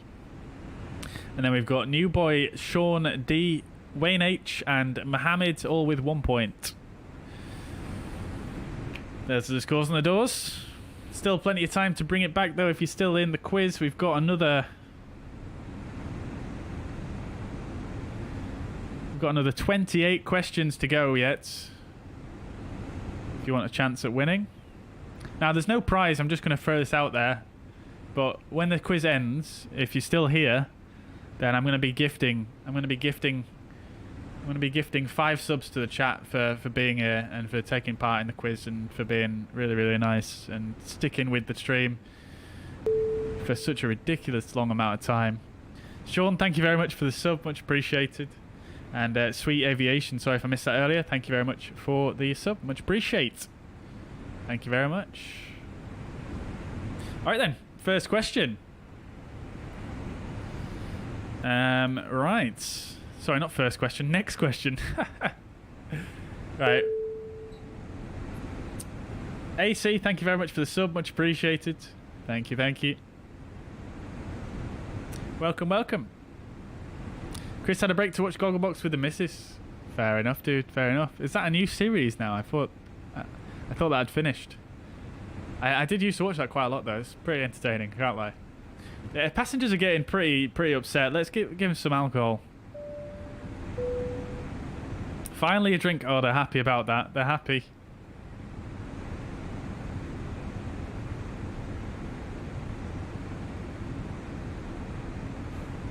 How much time till the landing? 22:58 is the estimated arrival time. Just under 2 hours.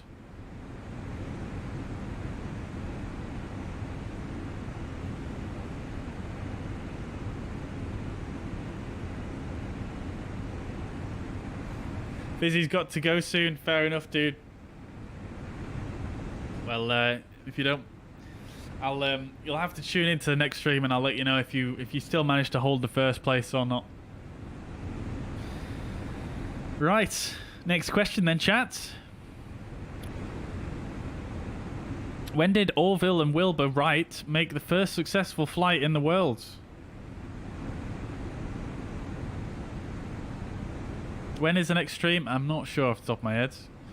Probably be next week sometime.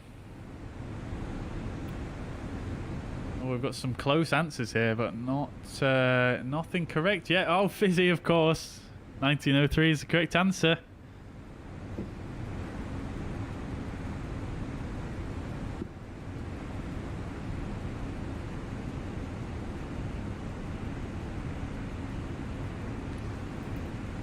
Tell you what, chat, what happened to last time we did a quiz? We had some nice sound effects.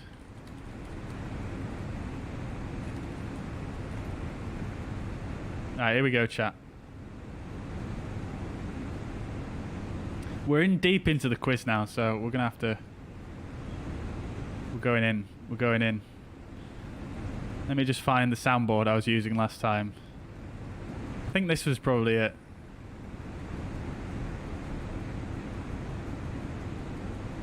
I think this is possibly it, maybe.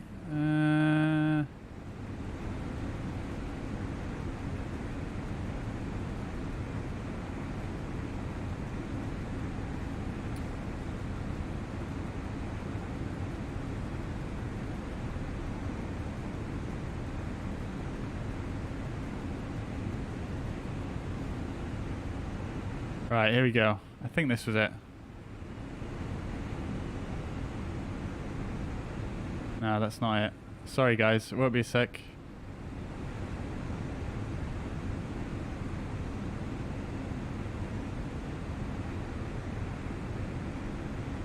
Alright, here we go, chat. Let's see how this works. No, that's not going to work.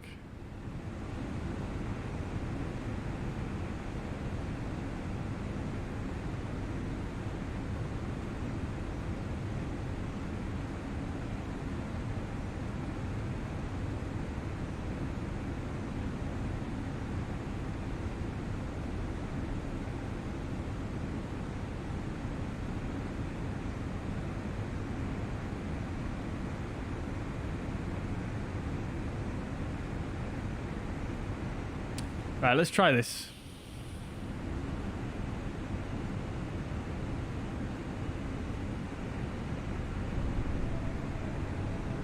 Oh, no, not that one, this one.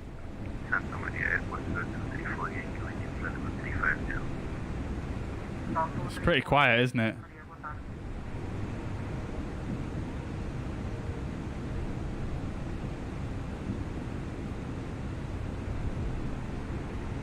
Right, we're gonna have to drop some of the other sounds.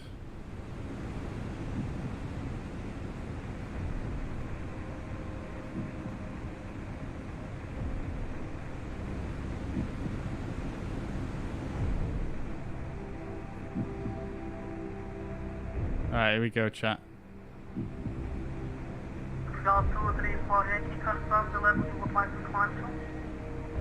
Alright, here we go. Fizzy, take it easy, dudes. Thank you very much for dropping in. We wanted to, but I don't think we can make it to 370. Pejus, welcome to the chat. Hope you're doing well. Welcome indeed. Alright, guys. Next question.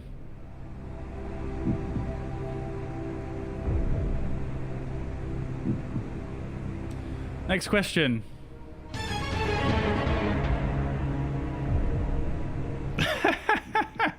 Which of the following facts is true about a supersonic airplane? A. It flies faster than the speed of light. B. It flies faster than the speed of sound. Or C. It does not carry passengers. LGM 183, contact now with all control, frequency 131.325. Thomas Rass says B. He was the first. Is that your final answer?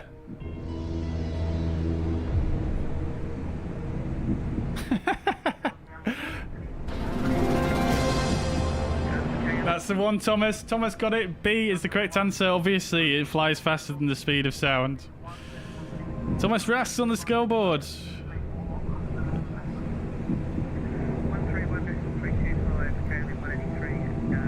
Alex, welcome to the chat. Yes, indeed, we're in the Phoenix. Yes, indeed.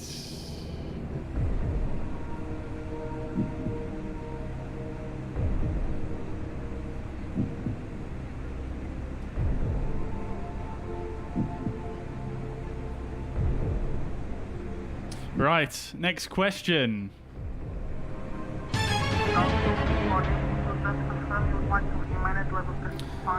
What was the name of... what was the name of airplanes that flap their wings up and down like a bird? A. Is it A. Velociraptors? B. Concords? Or C. Ornithopters?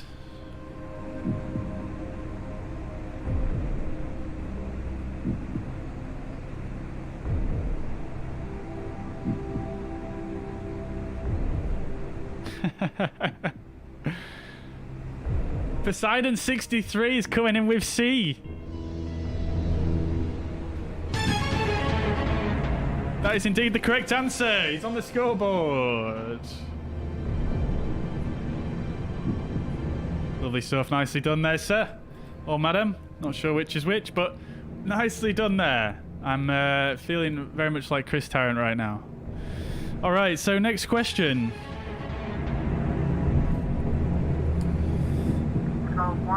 What is currently the largest passenger airliner in the world?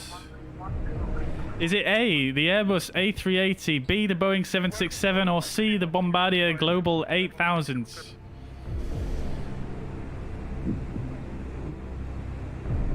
Chris is coming in. Shuts with the A. Of course, that is the correct. That is the correct answer. It's the Airbus A380. Shuts is getting on the scoreboard there. Nicely done there, sir. Nicely done. Nicely done. Oh, I'm loving everyone that's coming in the chat now. I love to see it. Thank you very much. Nicely done, everyone. All right, next question.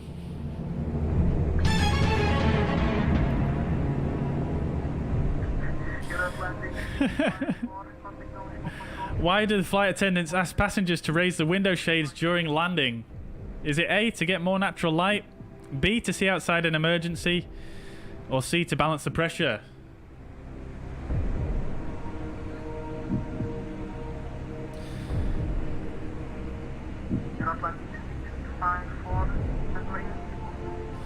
I just wrote that before I asked the question. Brilliant.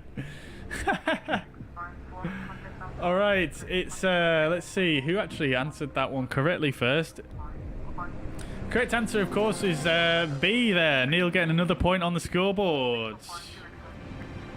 Love to see it. Love to see it.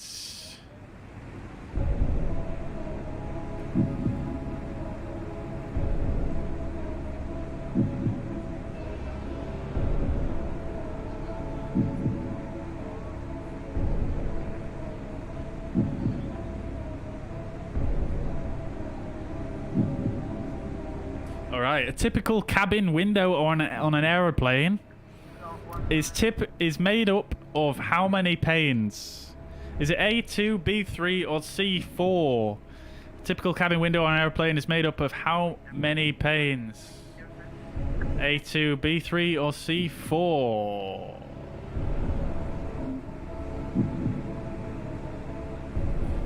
Pedersen coming in with the correct answer. It's B3.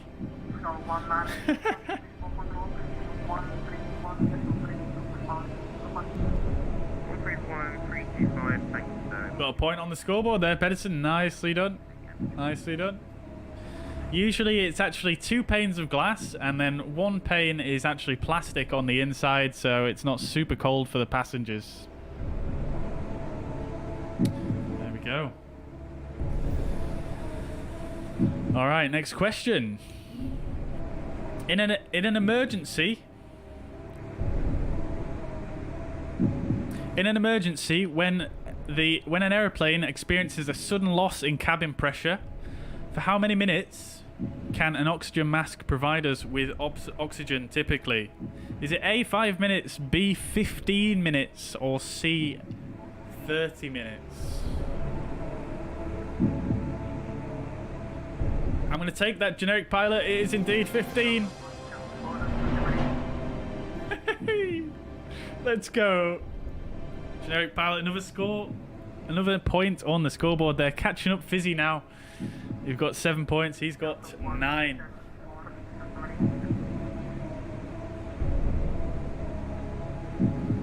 All right then, chats. This is getting tense now. Oh.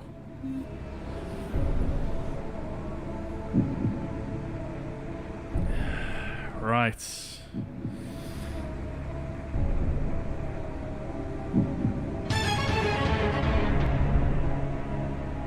Next question. Easy one, this one, guys. Easy. You can't say the number before he said ABC. I mean, he heard the choices, so. And I've better chance at answering with a telegraph. I do apologise, Sadistic. I wish I could do something about the chat delay there. Right, next question. Silence from the audience, please. Right, okay, next question. This is an easy one, guys, so you best get ready. Fingers on the keyboards. What is the name of the white lines that an aeroplane leaves in the sky? Is it A, Scottrails, B, Montrails, or C, Contrails?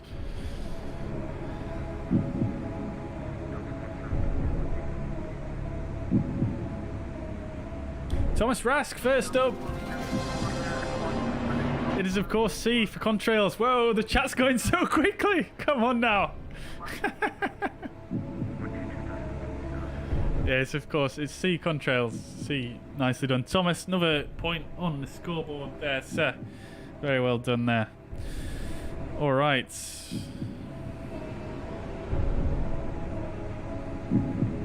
is a good quiz. I like this one. Okay then, so next question, guys.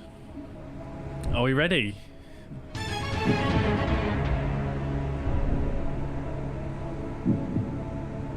Yes, chemtrails. Of course it's chemtrails. Why wasn't that one of the choices?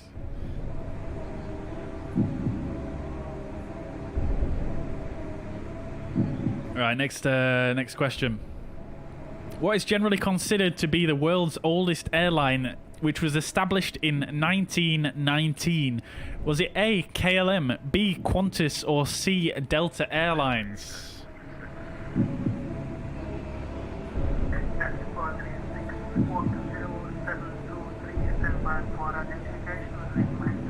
Generic pilot is the first there with the correct answer. It's A for KLM. Nicely done there, sir. Or madam, I don't know. I keep saying sir because, yep.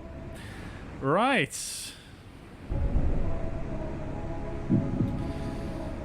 Next question. So again, we're talking about the Blackbird. The Lockheed SR-71 is currently the fastest jet aircraft in the world. What is the maximum speed that this airplane can reach? Is it around 900 kilometers per hour, 1,500 kilometers per hour, or 3,500 kilometers per hour? So that's A, 900, B, 1,500, or C, 3,500 kilometers per hour. NWS coming in with the correct answer, getting on the scoreboard there. Correct answer is C, of course, 3,500 kilometers per hour. Wow, there's so many of you on this scoreboard now. Very, very good. Someone wanted to phone a friend.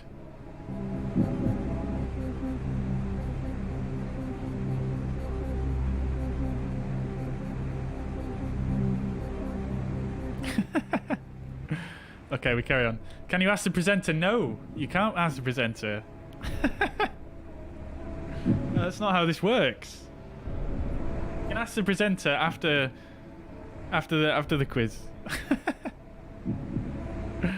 Right, so let's just have a quick check here. 182 miles to go till our next fix. Doing good. 5.1 tons at destination. Everything's looking hunky-dory. We're chilling. Lovely stuff. How long have we been going so far? 5 minutes and 22. Very good. Right then, chat. I do need to just nip away for 30 seconds. And I'll be back with you after this commercial break.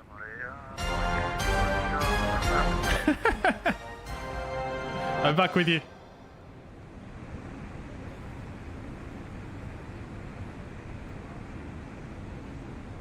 Boeing 840 November, go ahead. Boeing 840 November, we are reporting 35 north 20 west, time 2115 Zulu. Flight level 380, Mach 779, inbound Lutak, expecting time 2150. Over. Boeing 840 November, Centimeter, copy station 35 north 020 west, time 2115, level 380, Mach 779, estimating Lutak, time 2150, domestic Johnson. Quebec correct, and request circle. Quebec, Sierra, Lima, Mike coming up. Okay, we're back. All right. Boeing 840 November. Thank you. You can ask after you lose the money. I'll cough for the next right answer. Yeah, please do. Segment is brought to you by Calgon. Dear, oh dear. Right, let's go then, chats. Next question. Easy question, this one, guys. Get ready. Fingers on the keyboards. You can't answer already. I've not asked the question yet. All right. What is the name of the parts that spin around the top of a helicopter? Is it A, motor blades, B, rotor blades, or C, spinning blades?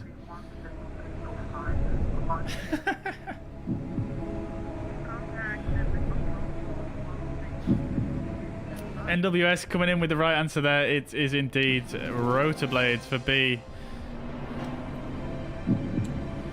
You don't want to have the multiple choice. You think it'd be better without multiple choice? Does anyone else agree or disagree? We can do it without multiple choice if you want. I don't mind. Fidget spinners. That's the technical name, of course, generic pilot.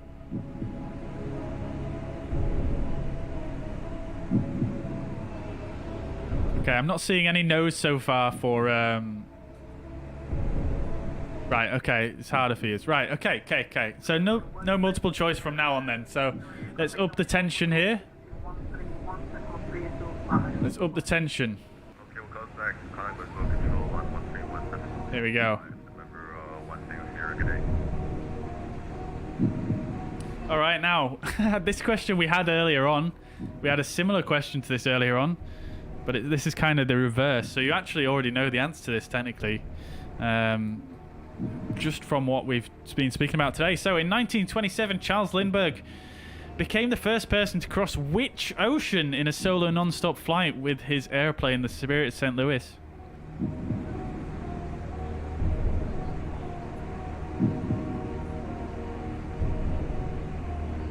Haha, there we go. Mariners with the right answer there. It's the Atlantic, of course.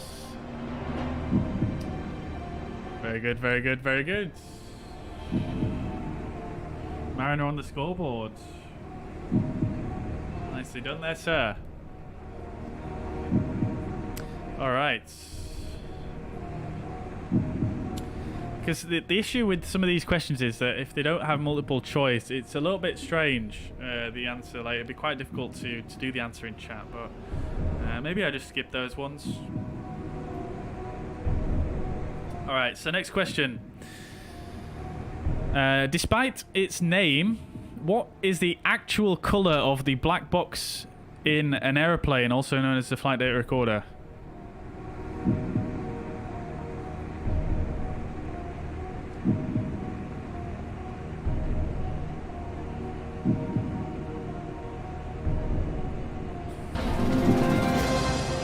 Neil's coming in. It's, of course, orange.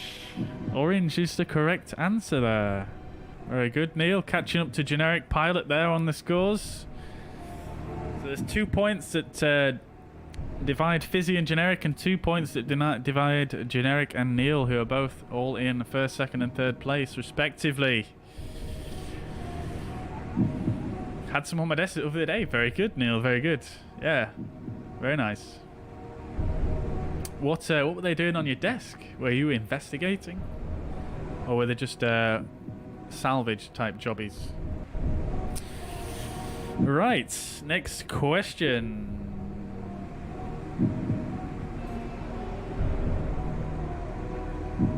Alright, so what is the name for the term that refers to the fear of flying?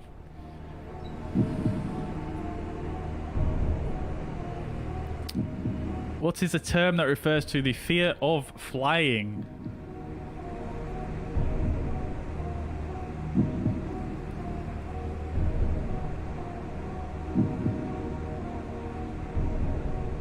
Oh, this is a bit of a harder one, isn't it?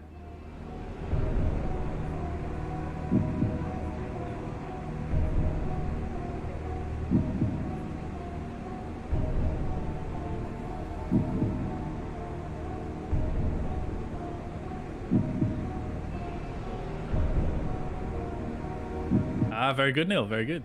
Nice and there, Korean from Heathrow to gear for AIB.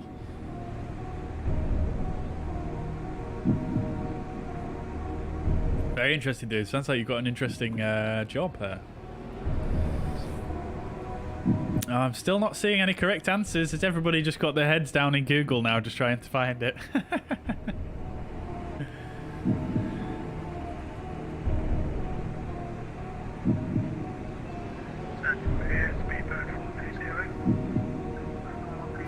Alright, okay, so I've just double checked the answer here because I feel like Poseidon is correct, and he is. It's actually aerophobia. Aerophobia. On my list here it says aviophobia, but aerophobia I will take as well. So Poseidon, another point on the scoreboard there. Very nicely done there, sir. Okie dokes.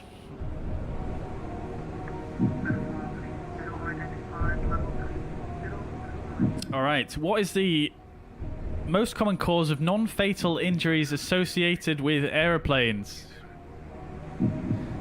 Pretty easy one, I will say. What is the most common cause of non-fatal injuries associated with aeroplanes?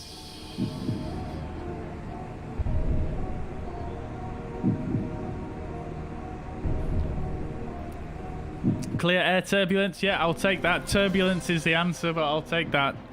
I'll take that, Neil. There you go. Another point on the board.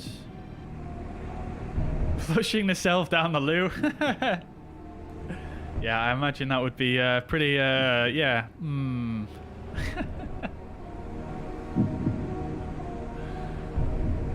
Airfield ops at Heathrow, very good, Neil. Very good. I don't suppose you've ever appeared on the program, the Heathrow, Britain's busiest airport. I've watched so much of that. I absolutely love it. Vodka. I mean, possibly related. Yeah, possibly. If you hit turbulence and you had a few vodkas. Oh, you have been on it, Neil. No way, dude. Yeah, no way. What? I'm gonna say, let me know what episode you've been on, but you don't have to say it in the chat, I suppose, if you don't want. Right. Okie dokes, chat. Next question then. What type of airplane is the Antonov AN225? Rest in peace. What type of airplane is the Antonov 225?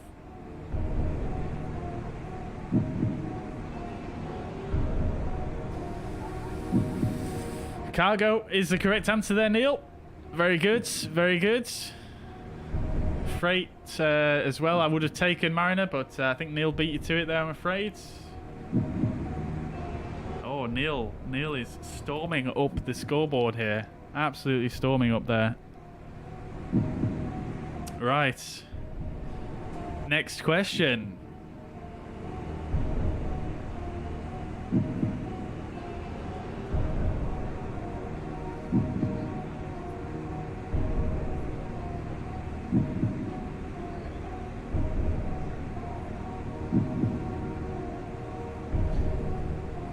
Okay, I need to find a question that can actually be answered here without the multiple choice situation.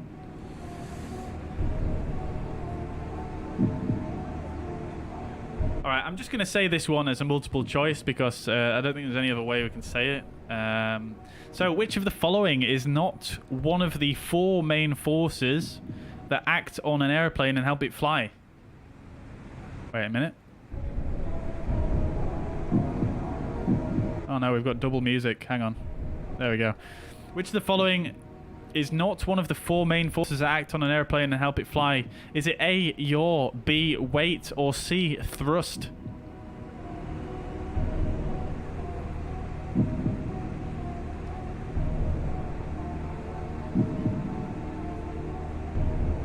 Yep, Neil was straight in there as well. Very good, very good. Correct answer is A, yaw. Very good. That was pretty close though between Poseidon and Neil, I will say. Alright.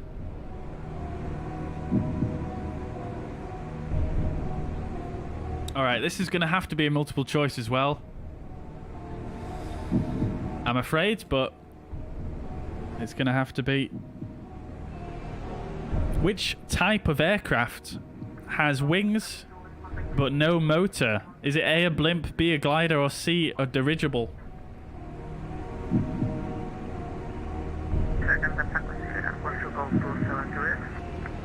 Mariner's in there. Glider, of course. B, I'll take that. Nicely done there, Mariner. Another point on the scoreboard. How do people answer before the question delay? I don't know. Some people might have a shorter delay than others for the stream, unfortunately. If you try refresh the page, the delay might reduce a bit. So yeah, something to bear in mind.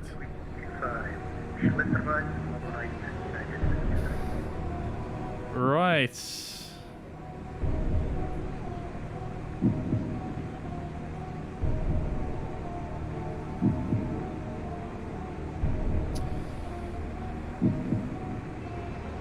Oh, there's loads of multiple choice here that are difficult to say without a multiple choice. Let me see.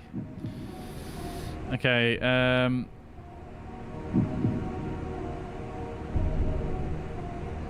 Okay, easy one for you guys. Easy one. Name the most famous passenger supersonic aircraft. Oops.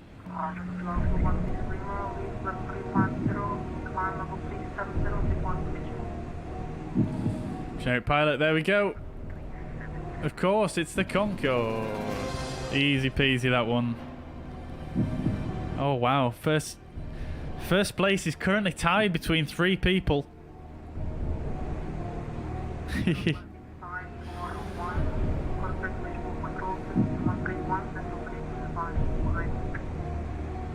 All right, next question. This is probably a bit of a toughie. I don't even know. I've never even heard of this myself.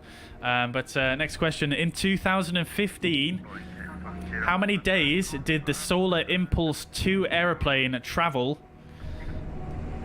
crossing continents non-stop using only solar power? In 2015, how many days did the Solar Impulse 2 aeroplane travel crossing continents non-stop using only solar power? I'll take the answer within a day margin.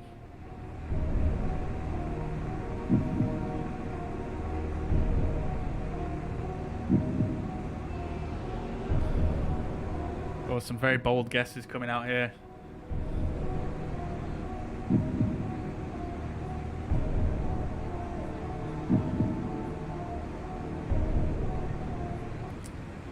All right, we'll give it to the end of this this music here,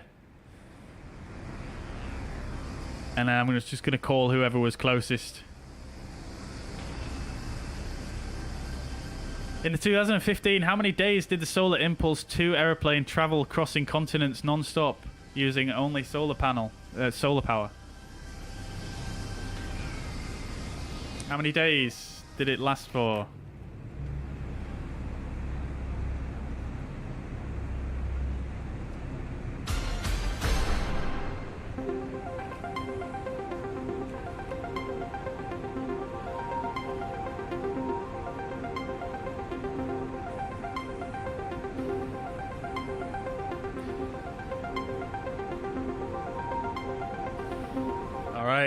Few seconds.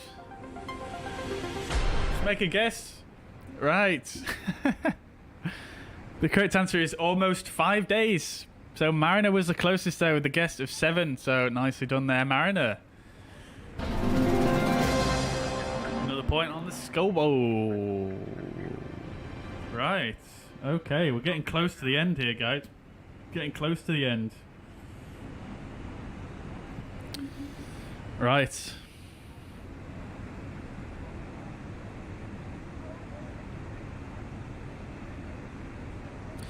Okay, so what is the Enola Gay aeroplane most known for?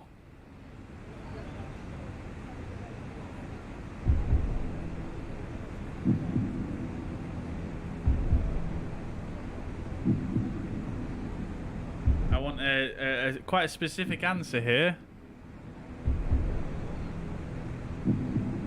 Okay. Okay, guys. Nicely done there. Nicely done. So, Delta Tango, I am sorry, but I can't take Bomber, I'm afraid. I can't take Bomber, but I will take Hiroshima. I will take that. So, well done, generic pilots. So they score another point on the board there, taking the lead. Very well done, very well done. It was known for carrying the atomic bomb that dropped in Hiroshima in 1945.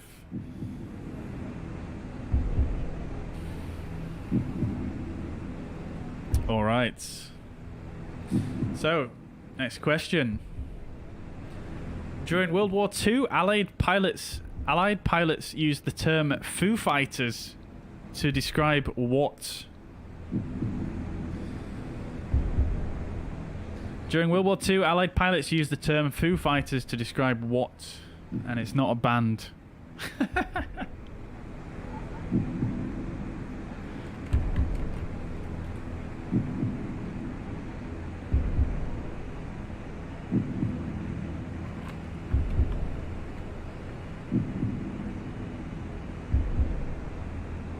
I'm not going to say anything.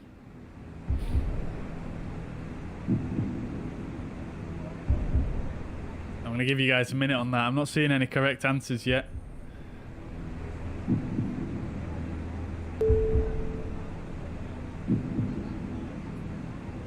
Konos, thank you very much for the sub.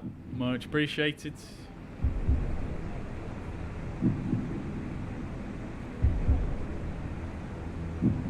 Ramsey081, I can't really answer that question, to be honest with you.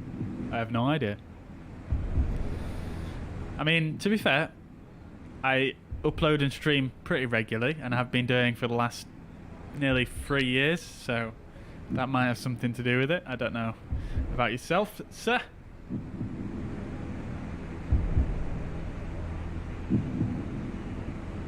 Right.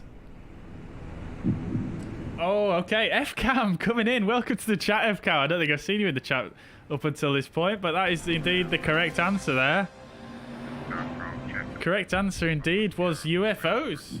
Well done, FCAM. Nicely done there, sir.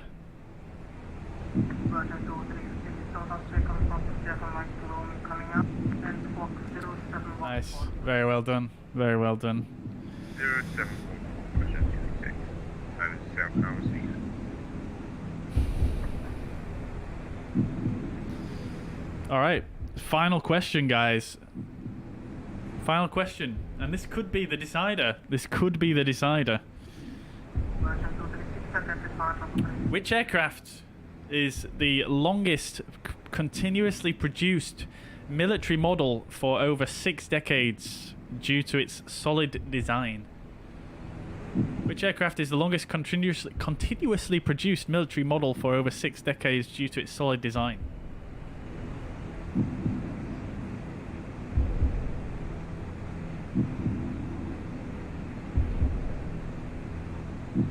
Oh. Generic pilot, he's got it. It is indeed. It's the C-130 Hercules. Generic pilot. Alright. Guys, that was the final question I've got. I can find some more questions, but we've not got too much longer to go now. Just over let's see, just over an hour left on this flight. So I think what we're probably going to do is we're probably going to start looking at our briefing for the arrival and things like that. But first,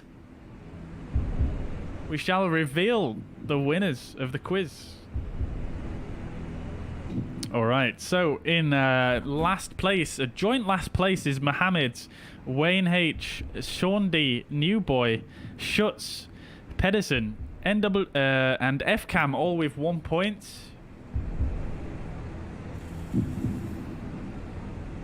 In second to last place, we've got NWS, Poseidon, Thomas Rask, and that's it, with 2 points. In third to last place, we've got Mariner and Patrick V with 3 points. And then in overall second place, it's actually tied for second place. Second place is Neil M and Fizzy in second place, and in first place, just taking it right at the end there with 11 points. We've got Generic Pilot. Well done, Generic Pilot. Let's go. Thank you very much for playing, guys.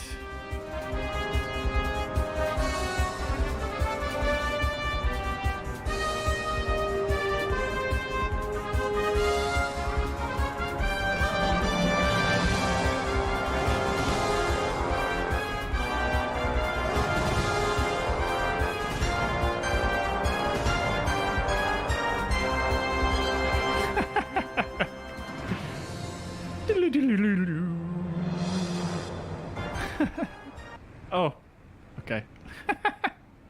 Thank you very much for playing, guys. That was great fun, wasn't it, chat? That was great fun. Righto. Let's see here. So let's gift some subs. I'm gonna gift 5 subs out to you guys for sticking with me and for playing, and for being here, really. So thank you very much for that, guys. Let me just see if I can get this done real quick. There we go. Lovely job.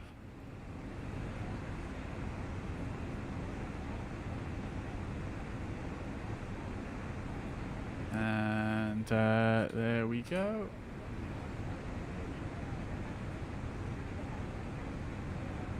Do do do do do do.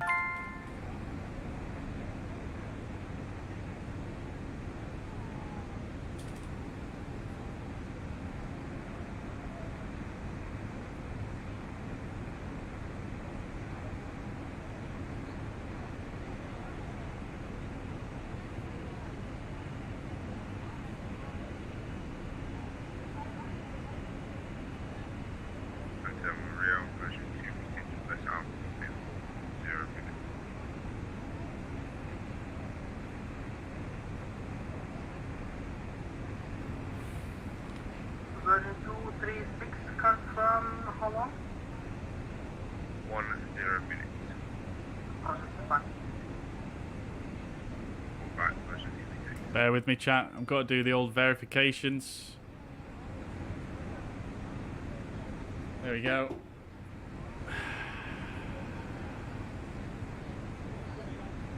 Right, there we go. 5 gifted subs. Now, the gifted subs go out randomly as far as I'm aware. I can't pick anyone, so... There you go. Generic Pilot, Matt Resso, Asa Murphy all get gifted subs. And Jordan and Ulfdog. Congratulations, guys. Enjoy your custom emotes and your channel badges. Thank you very much for being here. Of course, we're not ending here. We've still got to land.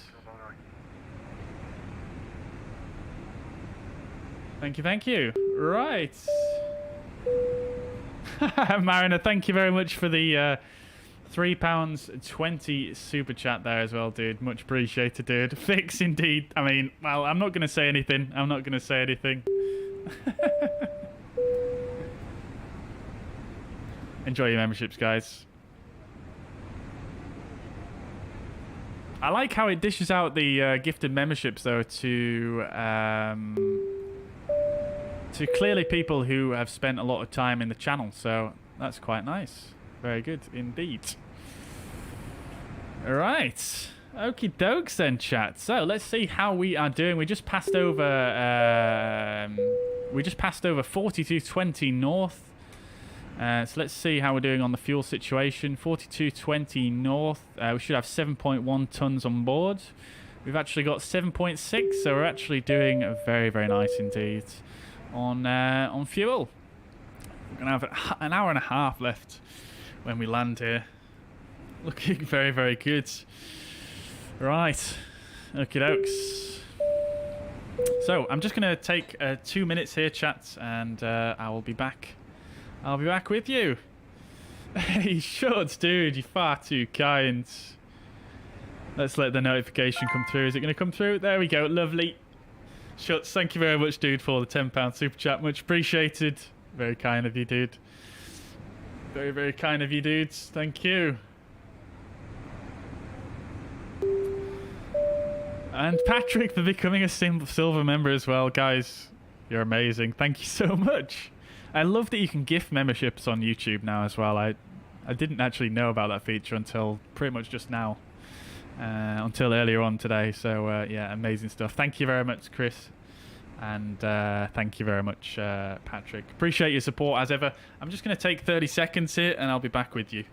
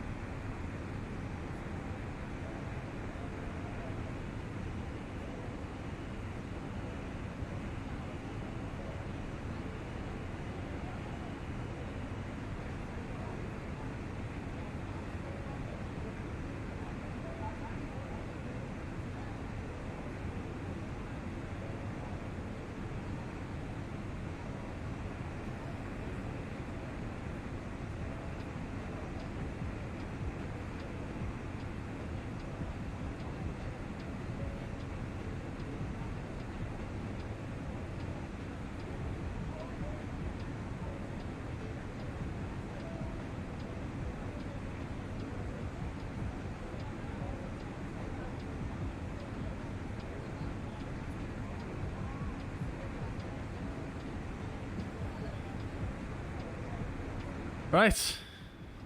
We're back. We're back indeed. Alright then, so let's start planning for our arrival into Lisbon. So, Erpes is our final fix on the oceanic crossing. Top of descent is not showing yet, but let's see.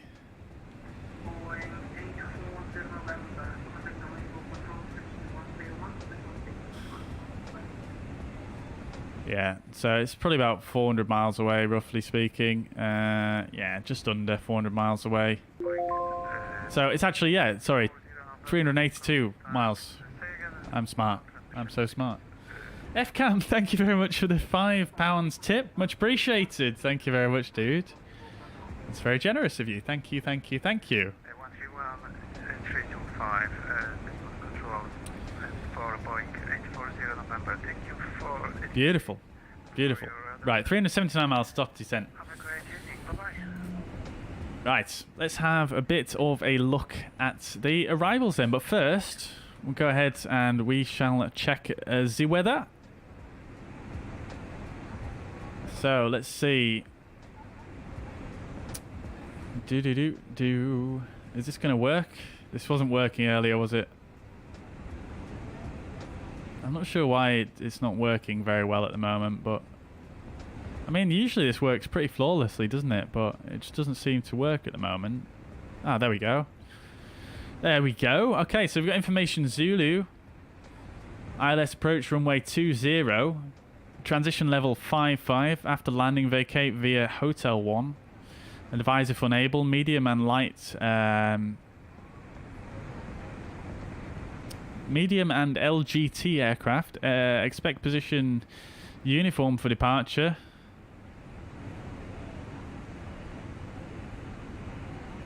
Takeoff available distance 2412 meters if unable. Advise before push. Wind 210 degrees, 10 knots. Visibility 10 kilometers. Cloud, few clouds at 12,000 feet. Broken at 2,000 feet. Temperature 17 degrees. Dew point 16. QNH 1011. Comply with speed restrictions. Okay. Good stuff. So runway 20 is in use. QNH is 1011. We'll go ahead and just we'll set that on the standby just so we've got that there. Oh, it does feel quite like I'm returning home here almost in a way. It's almost like, I don't know, going back into Europe. Back to familiarity. Also, guys, let's just check this out real quick. I was just messing around with the Fenix the other day, and how many of you guys have actually noticed the how well they've simulated the pixels on the screen here? Look at that. That is so cool.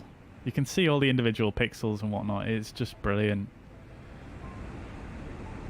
And even if you come here and go to the ATC com, we'll just do this here, and we'll just bring it up on the DCDU there. Look at that, you can really see it there on that big block of blueness. Very, very cool indeed. Alright, we'll cancel that off anyway. Let's not get too distracted here. So runway 20 is in use, which is what we anticipated. Now, our route did not specify a SID, or a star rather. So let's go ahead and we'll have a look at the briefing package. Light aircraft, yep, got it, Antonio. Thank you very much, dude. So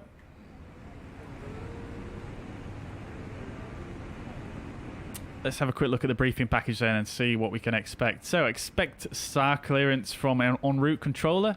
That's fine. If runway 20 is in use, expect Delta stars. So that's going to be...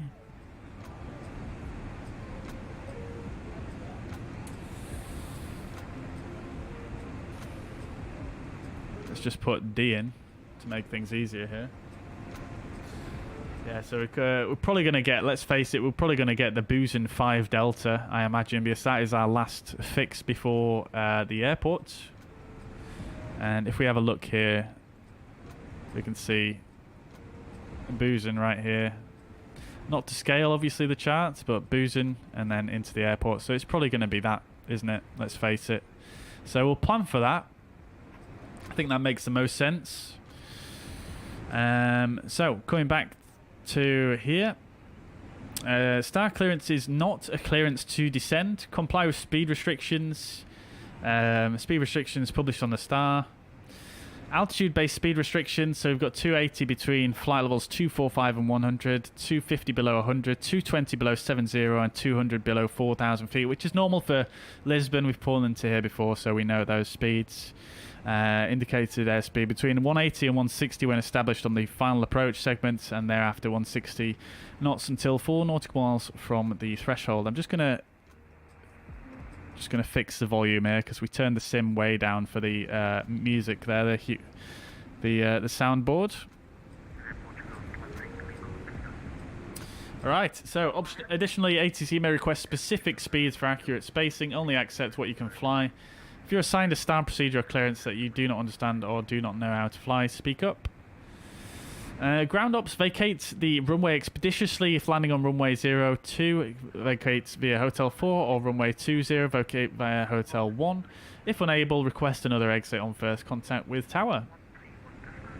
Do not stop before completely vacating, that's fine, and adhere to ATC instructions.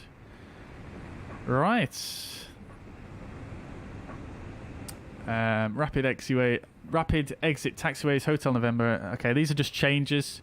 Now, I believe MK Studios have actually updated their scenery, so it does actually reflect these changes, which is quite nice. So I'm not going to worry too much about those in particular. So let's get things set up in the computers then. Right. So this is saying Hotel 1. Hotel 1 was the same as what we had on the briefing there. In fact, let's do a bit of a briefing before we actually go any further with the setup here. So runway 20, we'll go for the ILS. And we'll get the airport chart up as well, and parking stands. Now, I believe this flight parks somewhere down here on the remote stands, but because it's going to be quite busy at Lisbon, I imagine we are going to just go for whatever stand they assign us, because that is probably more the realistic way to do things. Look at all this traffic around Lisbon, very, very busy at the moment, and still more to come in here. So it's going to be interesting. There might be some holding. We'll see how it goes. Let's see, is anyone facing the wrong way? Let's see. This person looks like they're potentially in a hold here. This person looks like they're potentially in a hold. So there is some holding going off currently. Yeah, it looks like there is a bit of holding. So that's going to be interesting. Right, lovely.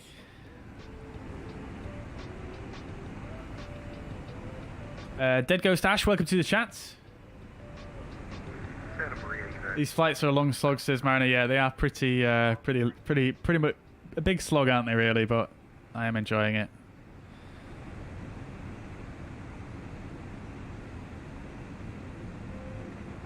Haven't done Lisbon to Rio. Maybe I'll do that tomorrow in the A339. Yeah, very good. That sounds nice, dude. FlyPad is overloading. It's at 101%. Yeah, my fuzzpad is 101%. I know, right? It's crazy.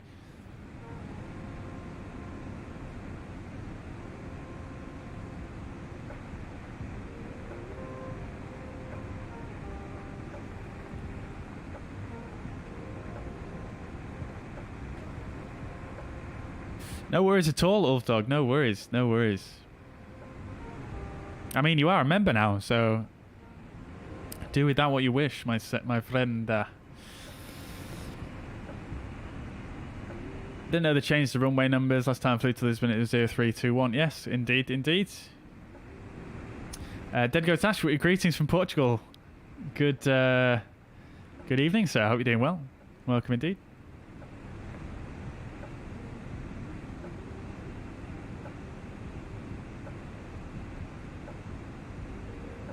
Ryan E, welcome to the chat.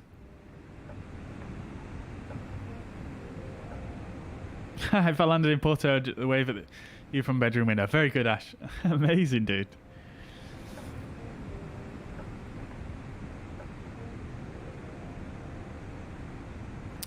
So yeah, we're way out here though, so it is possible we might avoid the holding, all the holding, but we'll see. I mean, there's still a few more aircraft to come in. 325, be there for thank you very much. Right, we'll see anyway. Let's have a look at the briefing for the arrival then. So we're expecting the Bijan 5 Delta. So this is going to be the ANAV start into Lisbon, Portugal. This is a 10-2A. And we're going to Lima Papa Tango Humberto Delgado Airport. Apologies for my pronunciation there, if you're Portuguese. Airport elevation is 355 feet. This is an ANAV 1. GNSS required, DME... or DME... Oh. Bear with me. Air Portugal 234 Zulu.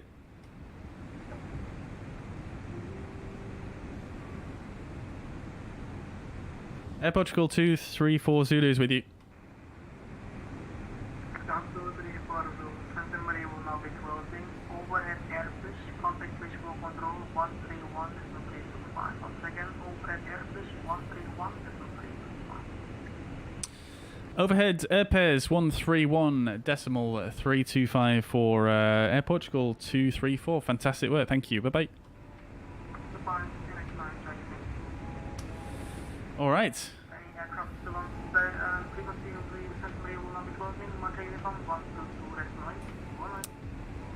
Right, okay, so we're going back to Unicom for a little bit here, chat, and we are going to be coming in overhead Airpairs, which is our next fix there, and we are going to be going to Lisbon Centre, 131325.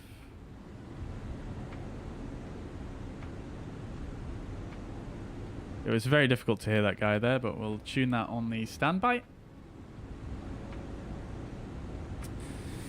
Okie dokes. Overhead Airpairs. Airpairs is in 87 nautical miles. Sorry, I was just tuning the radios in the background there, just setting the frequencies. That's all I was doing.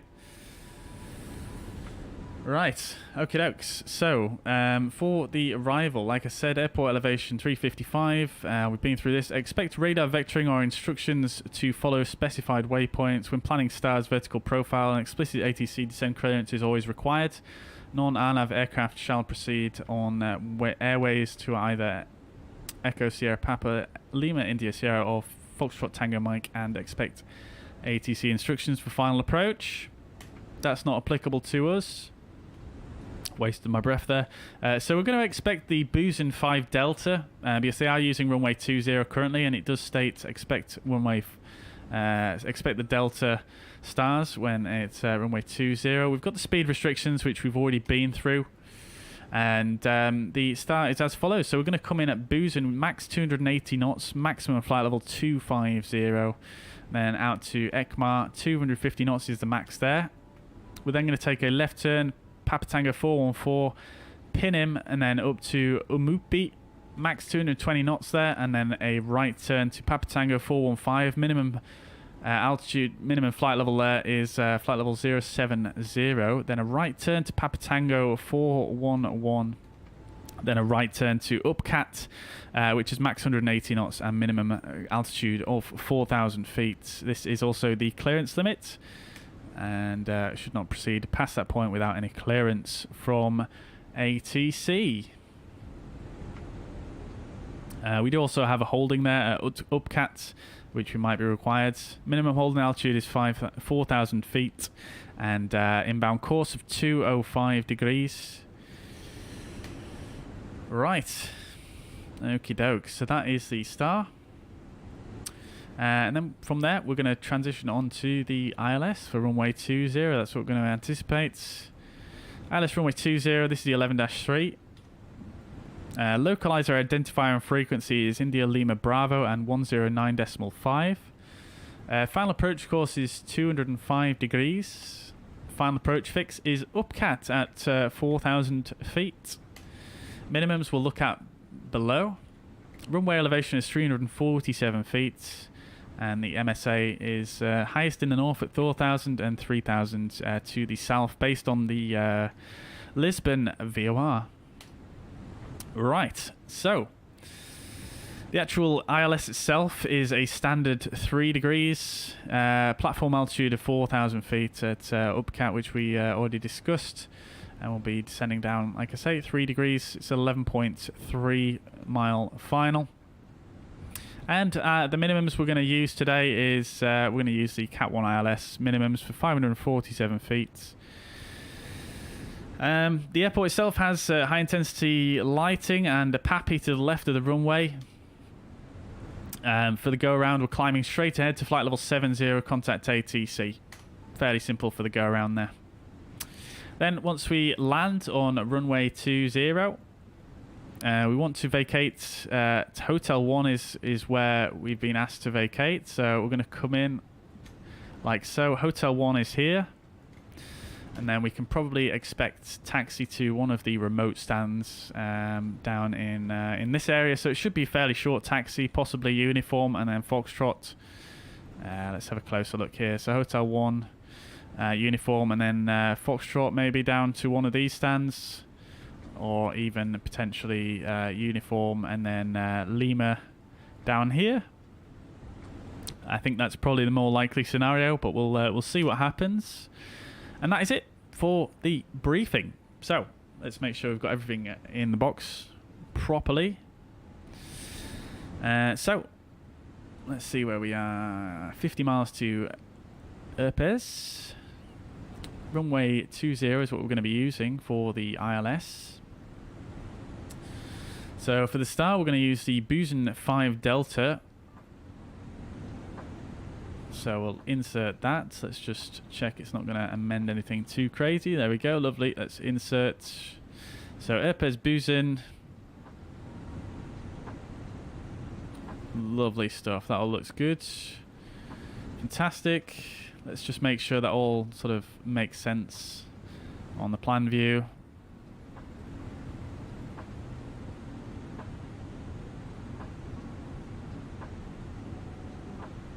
Left turn at ECMA, then a right turn in onto final upcats. Lovely. Right, that all looks good to me. What we'll do now is, as we're approaching our fix, we'll go ahead and we're going to clear off. We'll clear the offset. Okay. It's done the same thing again, where it's gone into approach mode, which is a bit strange. We'll just pull the speed there, and we'll pull the altitude. We'll go to our progress page, sorry, init page, and we'll just put in 390 once again.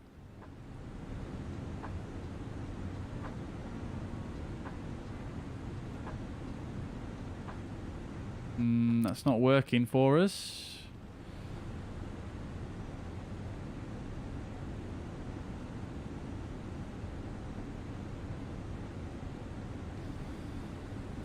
Let's just let it get back onto the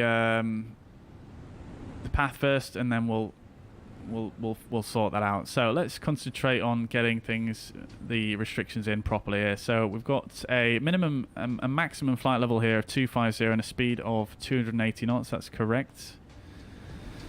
We've already got the winds inserted, so that's fine. And then we're going to take ECMA, which is 250 knots restriction. That's fine. That's in there. And then we've got Umupi, 220 knots. Now, unfortunately, the aircraft's not going to be able to make that restriction.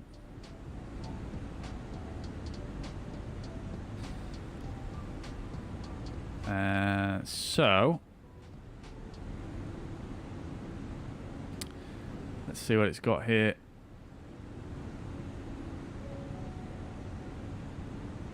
So, PNIM. 250, 250.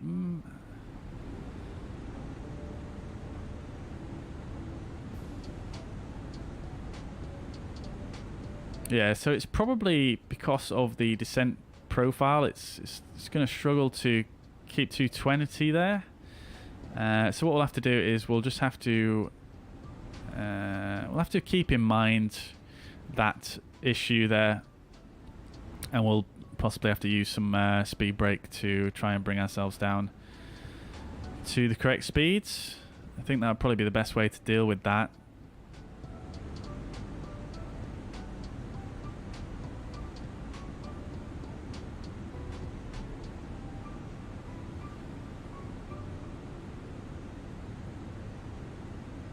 Or maybe we could put a restriction in at Pinim. Maybe that will help. So Pinim, we're going to get there at flight level 141. What if we put in 135 there as an altitude constraint? Let's see if that changes anything here.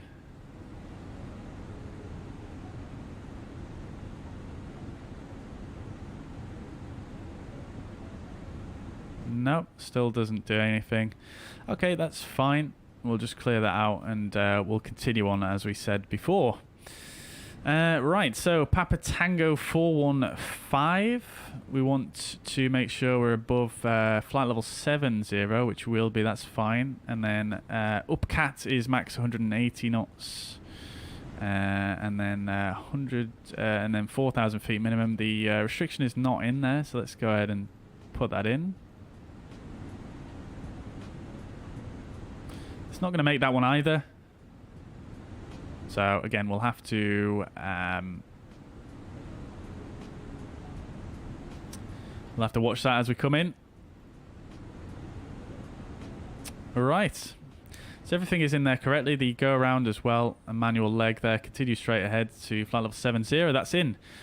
Okay, good stuff. So that's that. Right, let's contact. Have a great one, services. Let's contact Lisbon Centre. To the simulator, Portugal 9, should we monitor in the comments as well?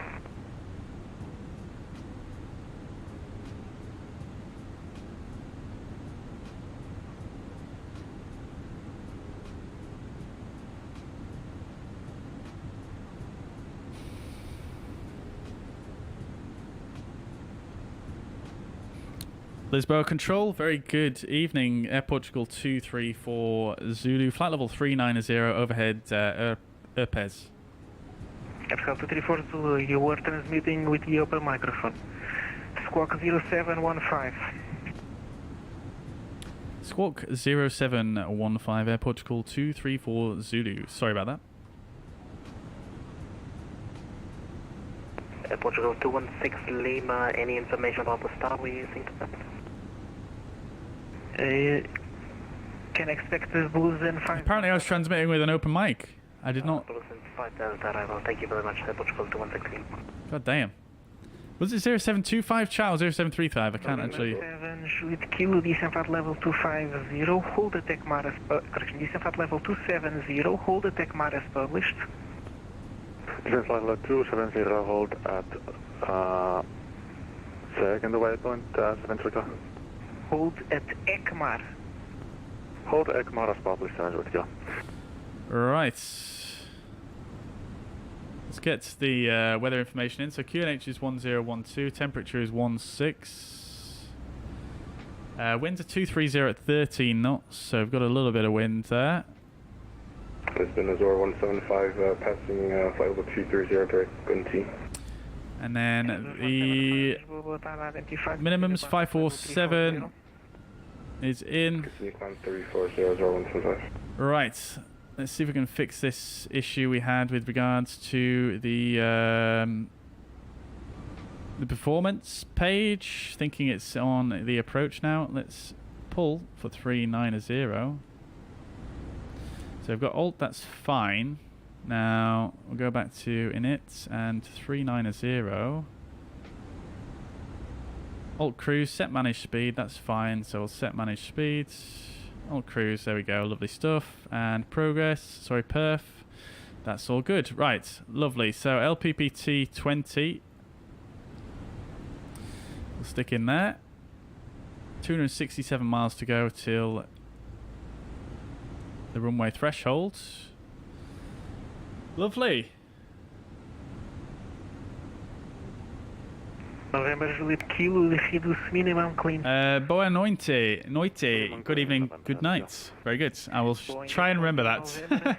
Minimum clean. Dave, no worries at all, dude. Take it easy. Thank you very much for dropping in. Climb speed to Boeing 840 November. We have...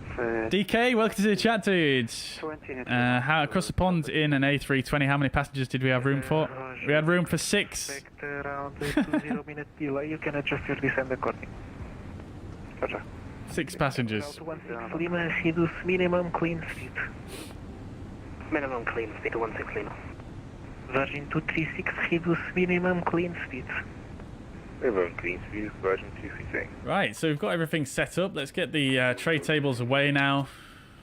Station calling and readable.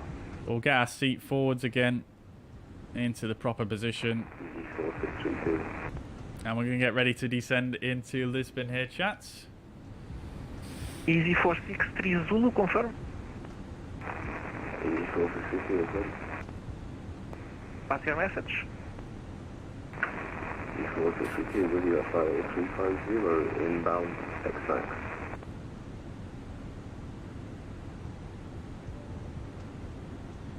You're outside of my airspace, monitor Unicom 122.8.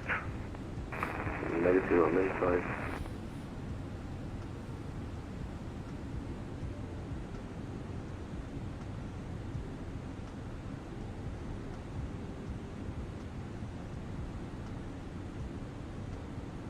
Alright, chat. I'm still here, by the way.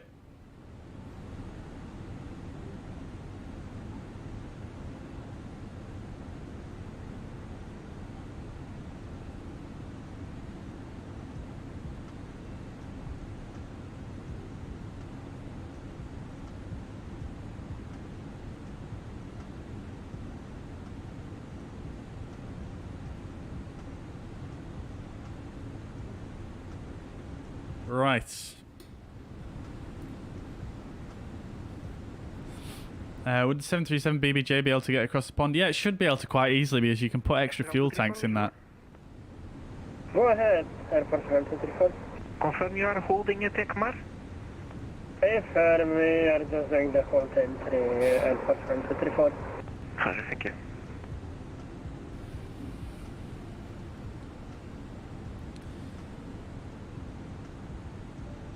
Can't wait for the long haulers to arrive in Microsoft Flight Sim. Yeah, definitely. 777. Love to see it. How many passengers do I have on board? 6.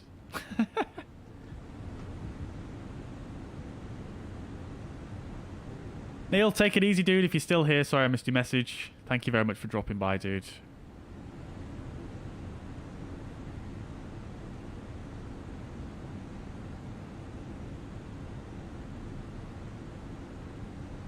Neil, I will check those out, dude. I will check those out. Sorry I missed that. Opinion on DLSS 3. I mean, it looks like it's had some pretty good results, I think. With a lot of people. Depends really on your resolution that you're playing. Again. 747-8 is already in there as the 787. Yeah, I mean they're in there, but they're really not on the level of something like the Fenix or they're not on the same level as Fenix. They're not on the same level as PMDG. It's just yeah. I think what people are saying when they say can't wait for the long haulers to come is that basically they want something that's really high level. Establish Boeing 840 November.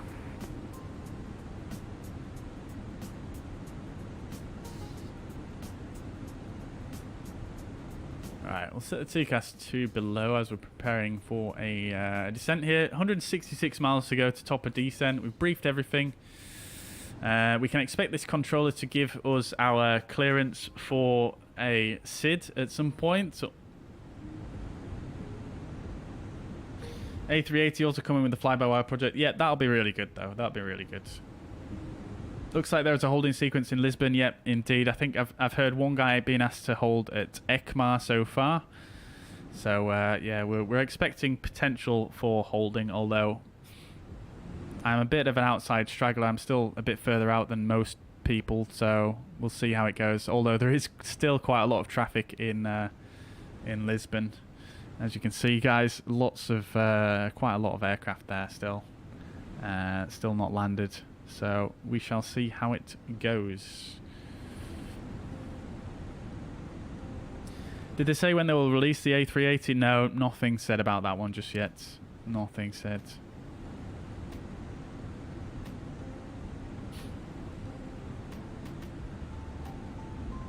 This guy hasn't told me he's identified me yet since I put in my squawk.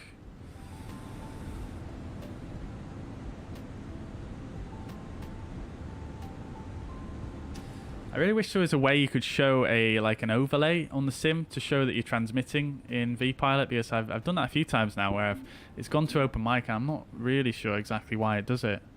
Control Air Portugal 234, we have 15 minutes left until diversion.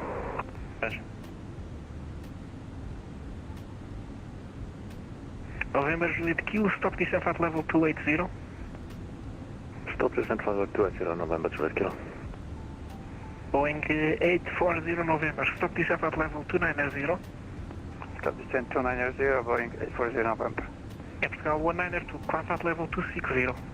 Correction, Air Portugal 192, climb flight level 270. 270, Air Portugal 192. Air Portugal 150, proceed direct Papa Romeo 611.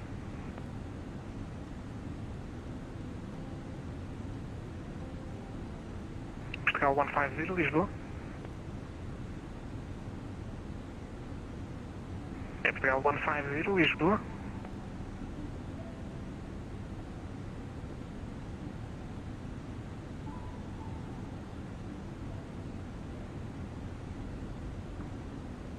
Right, I wonder if this guy's doing a CPDLC.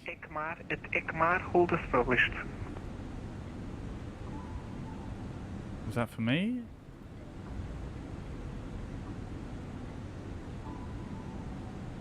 LPZW. They do.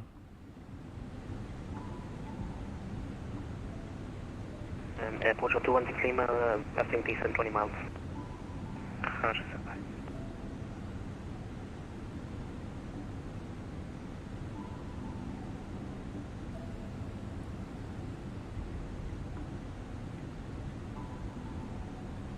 My apologies, was the same as Air Portugal 192? Affirm. Proceed direct ECMAR, hold as published. Can you say that? Right, let's see if we can get connected then on CPDLC to this controller. I don't understand what you're saying. Can you read that phonetically, please, Air Portugal 192? ECMAR, Echo Kilo. Did you take off in Toga or Flex config? In Flex to save fuel, as pretty much everything we've done today. ECMAR, hold as published. Okay, hold at ECMAR, Air Portugal 192. Air Portugal 234, contact Lisboa 123.975. 123.975, Air Portugal 234. I want a 789 primarily for TUI and Lufthansa flights. Yeah, that'd be great. I mean, what are they called? Quality Wings. They did say they were going to do a 787, but we've not heard anything for like years now on that.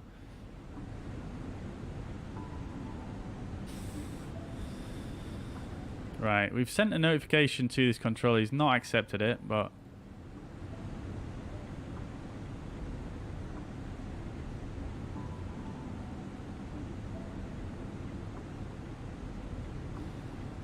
might take him a minute.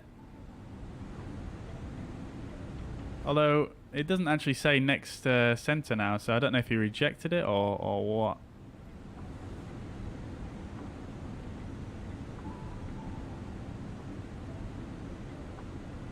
CPDLC and log on only Lima Papa Zulu Whiskey covers Demos Veran and Madeira sectors. Okay.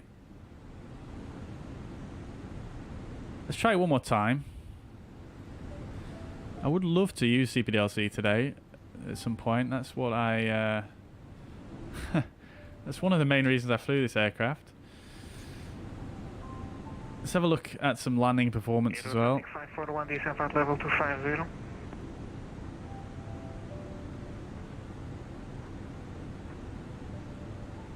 Yeah, it doesn't look like it's working. Sometimes the controllers just don't bother with it. even though they're logged on, because it messes up or something. Right, so we're going to go for runway 20. It's dry. Let's refresh the meta and put it in there. Landing weights. We're expecting 5.7 tons on board, 6.5 currently. So 0.8 to go. So 51. 50.4 tons is going to be our landing weight.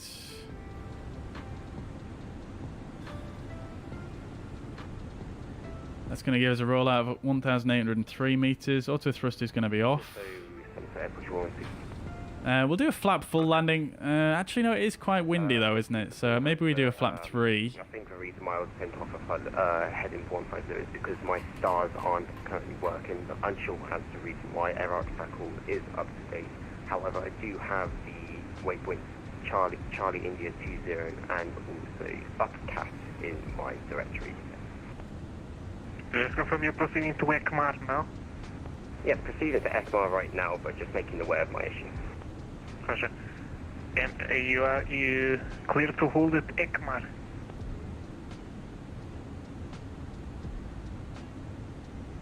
My apologies, someone is speaking of you. Portugal. Just to confirm. So the landing distance to Hotel 1 is going to be about 1,650 meters. So we're probably not going to make our turn off there. So let's go for medium auto brake instead, and that's going to get us to slow down enough before Hotel 1 for the exit there.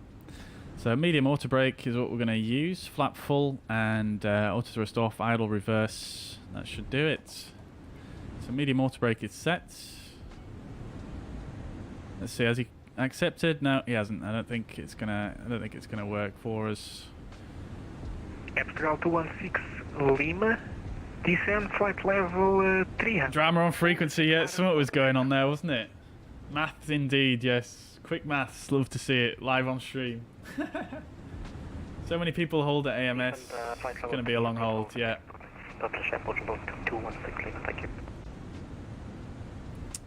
Yeah, we shall see how it goes. Good thing we've got plenty of extra fuel now because of the beautiful headwind. Sorry, beautiful tailwind we've had for this flight. We've got an hour and 35 extra. So we're not going to worry too much about that. There is so much traffic still in overhead Lisbon.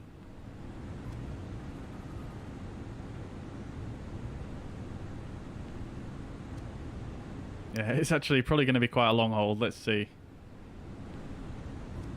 Let's see how it goes. Atlantic 541, Lisbon, do you read? Atlantic 541, do you read? Hey, from Radio 5, contact Lisbon 123.975. 123.975, thank you for service. For long.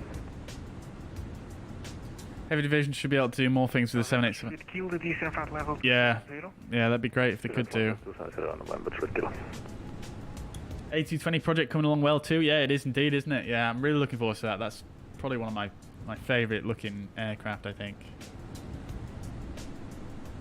Air Portugal 150 Lisbon.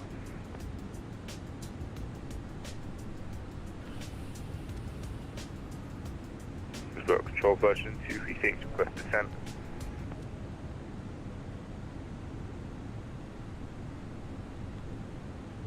Station code? Virgin 236. Virgin 236, descent flight level 310, hold at ECMAR as published. South line of 310 and hold at ECMAR as published, Virgin 236.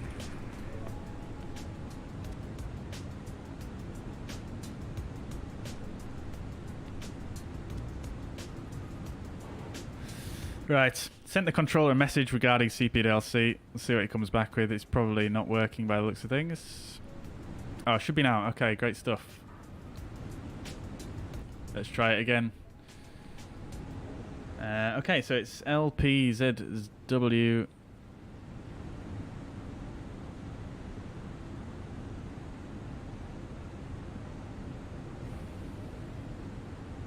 Lufthansa 59er Whiskey cleared Raccoon 1 Papa arrival.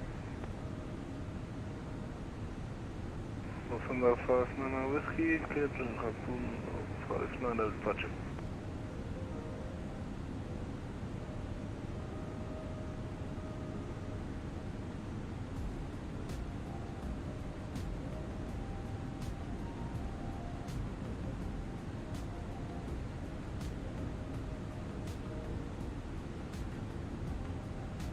See what happens.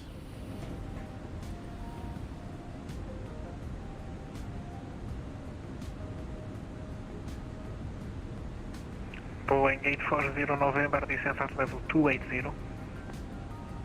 Descent flight level 280, point 840 November. Can we see anything? We cannot, can we? Nothing at all out there.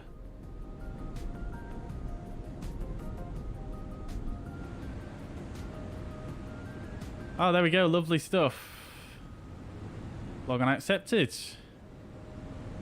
Fantastic. Lovely stuff. Love to see it, chats. Love to see it. Love a bit of CPDLC action. Less than 80 miles to top of descent here. 67 miles even.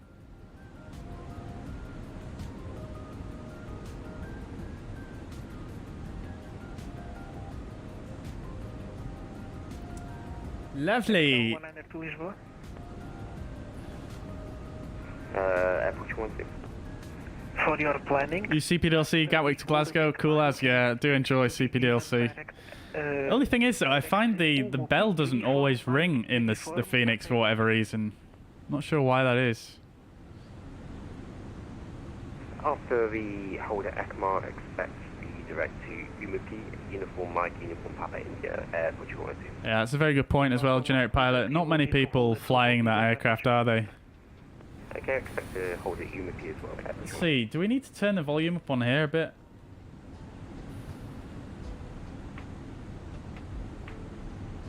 Portugal 216 Lima, descent at level 290. Let's just turn that up, see what happens. Air Portugal 216 Lima.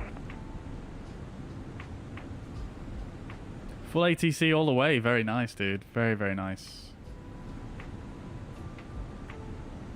Alright. Okay then, chat, so we can go ahead and probably turn off these lights now.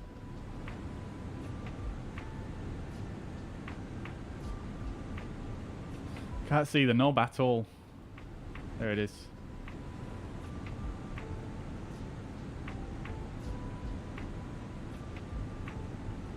And Air Portugal 16, confirm still at green top speed.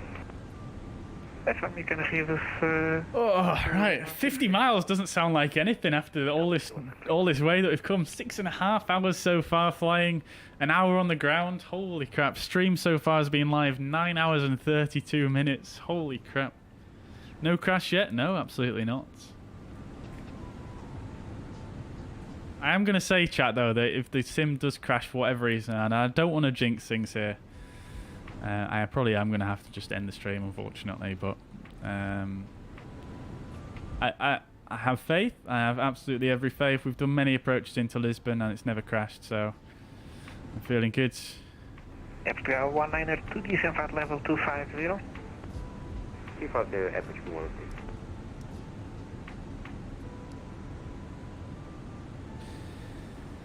Right.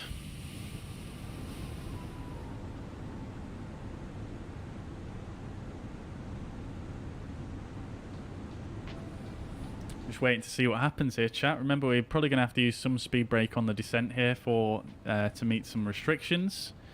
But I'm going to pay close attention to that. Oops, wrong button. I'll bring the charts up here as well so I can share it with you guys as we go along.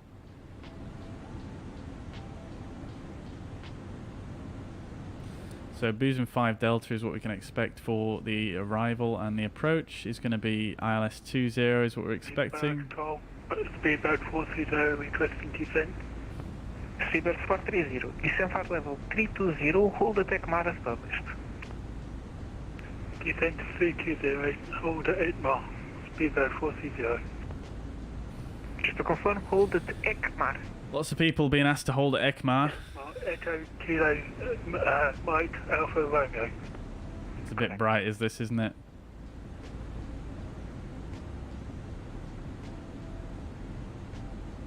Let's try the night charts. I never use them, but there we go. It's a bit gentler on the eyes, isn't it?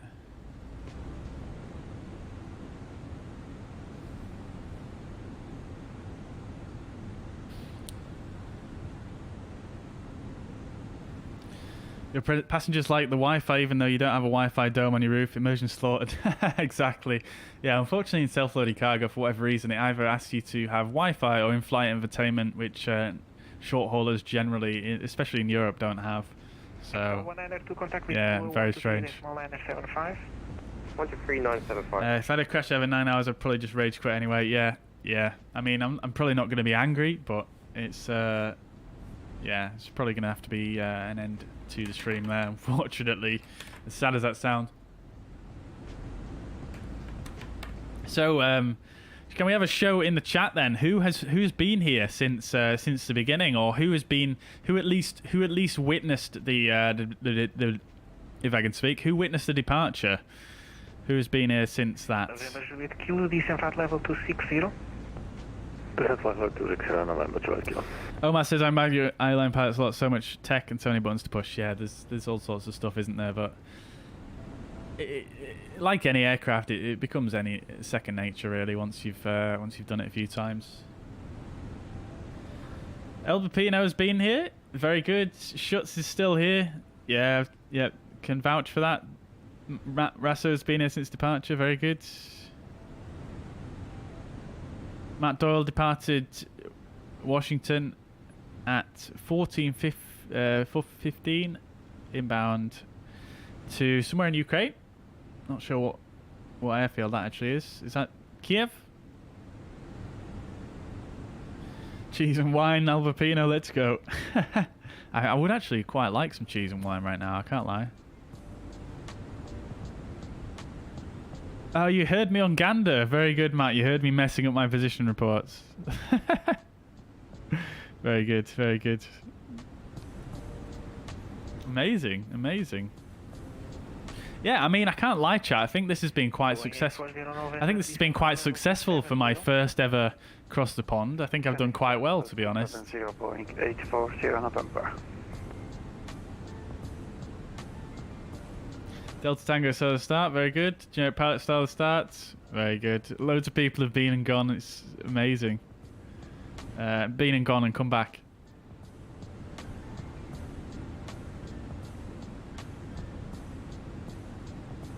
Big Skyride's been doing Seattle to, is that Bordeaux? Very good though, dude, very good. How did that go for you? Was there much holding? Considering a daytime arrival, to be honest, no FCAM. I think I'm going to stick with live time because we've done it the whole journey live time. I tell you what I will do though is I'll make sure I do a replay recording and we will watch the replay back for the landing with daytime lighting conditions. Been a good cross the pond event, first time doing it in a narrow body. Very good. What did you fly in, Matt? Descent flight level 280, Air Portugal to 160.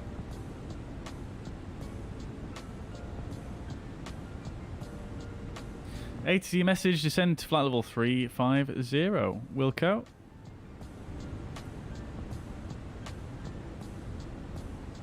.350, thrust idle, open descent.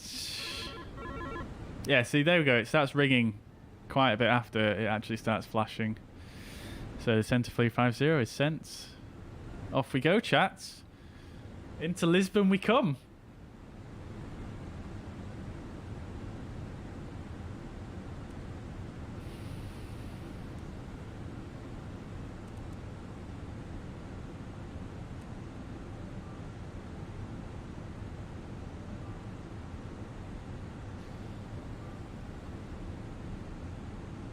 TCAS is on below. I'm not seeing anyone currently on the TCAS, but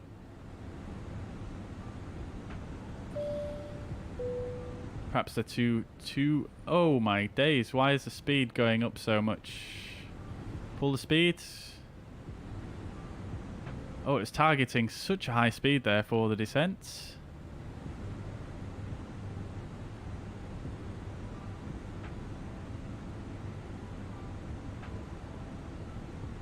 Very strange. Air Portugal 234 Zulu, hold at ECMAR as published. Hold at ECMAR as published, Air Portugal 234 Zulu. There we go, chat. We're going to hold at ECMAR. Hold as published. So let's just get that up on the charts. Inbound course is 042 degrees. How many minutes delay are we expecting? So 042. And it's in fact left turns. Currently expect 30 minutes more.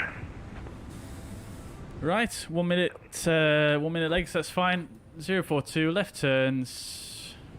Go to computer, inserts. ECMAR, hold to the left. Right. Approach United 436, we're 2 minutes from top of descent. United 436, descent at level 360, hold it to loop as published. We'll go back to manage speeds. Oh, why is it targeting such a high speed? Descent at level 360, hold at ECMAR as published. Very strange. Down to 360 and hold at ECMAR as published, United 436. We'll do speed 260. That's fine with me.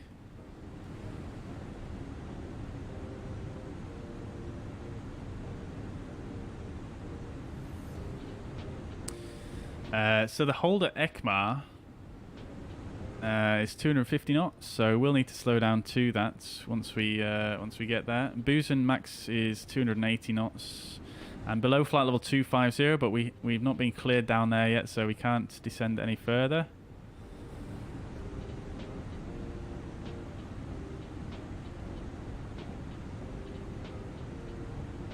Oh, you did a 737 BBJ. Very good. I almost thought about doing that. We want another quiz. We might have to do another quiz here at this rate with the holding we've got coming up. Descend to flight level 330.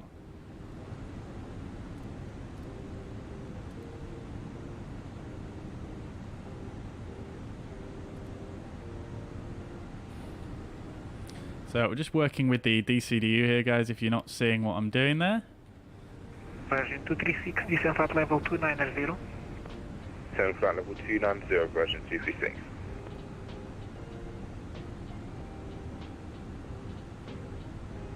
Alright, here we go. TCAS is lighting up now.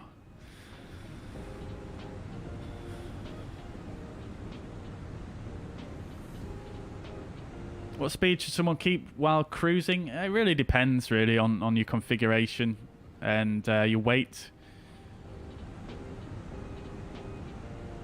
Mach 0.74 or 78 are normally fairly good figures. 436, continue descent at level 340. Speed alt star 330 is leveling off. And 340, United 436.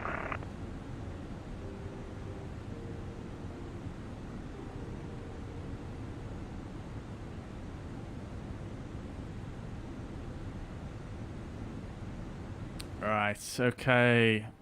Let's just check the holding again. So 042 is the inbound course, left turns. Okay, cool.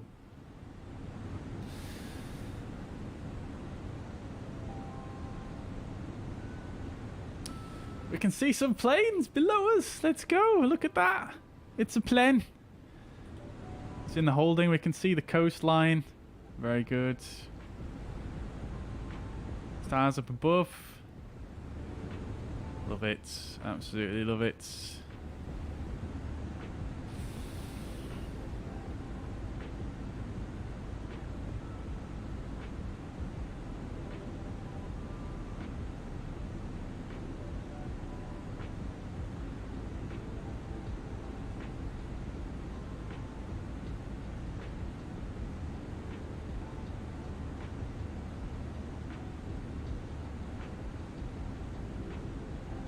Right, so 13 miles to go till ECMAR.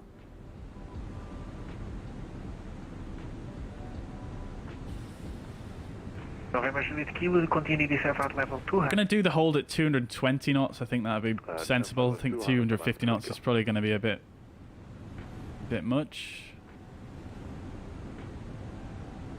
Let's see what our speeds are looking like.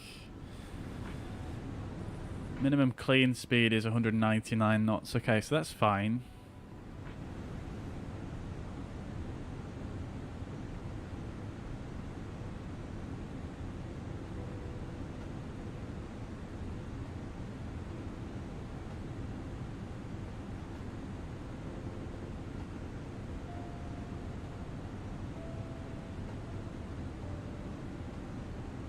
Serious holding going into Amsterdam, isn't it? I'll have a look at that in a moment. There's a bit in Lisbon, to be fair, as well. Yep, well, we're about to go into a hold. Let's come down on speeds. 220 knots. Just say set hold speeds.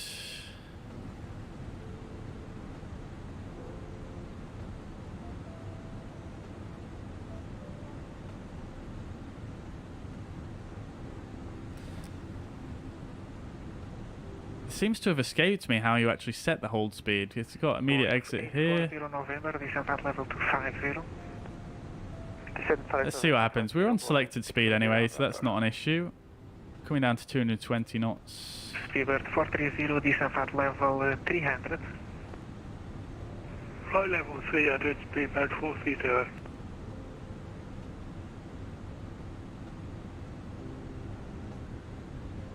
So we're going to have to redo our performance calculations for the arrival because we are going to have a lower landing weight due to the holding.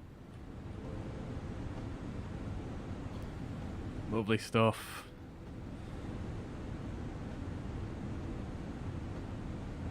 Can we see the airports?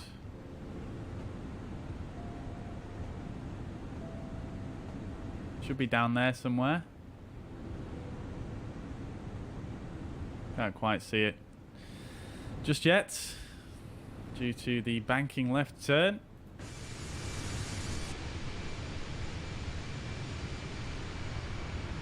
Boeing 840 November, continue descent at level 230. Continue descent, flight level 230, Boeing 840. There it is, just below us.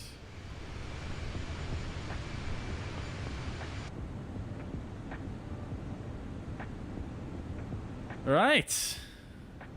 Air Portugal 16 Lima, continue descent at level 270. Descent flight level 270, Air Portugal 16. Yeah, I can't remember how you set the hold speed, chat. I'm sure. Maybe we stick it in here. No, that's not changed anything. Maintain flight level 290. Maintain flight level 290, version 236.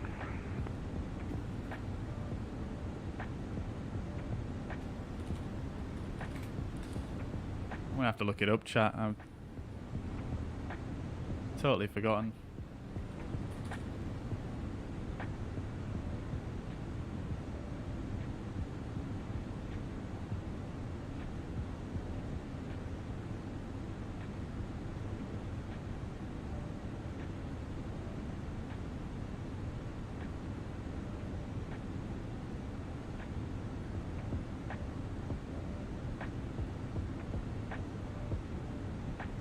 Air Portugal 16 Lima, descent at level 260.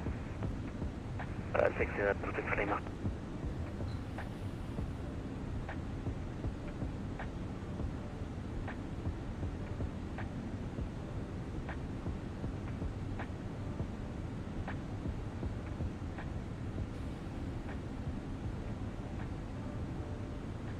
Version 236, descent at level 280. Descent flight level 280, version 236.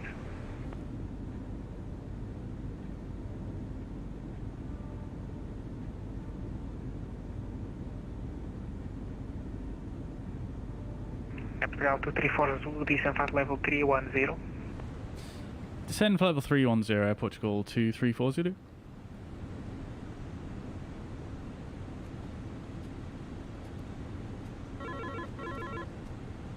Yeah, see that bell? I'm sure it needs to go off earlier than that. It's far too quiet. That guy had to contact us by voice there.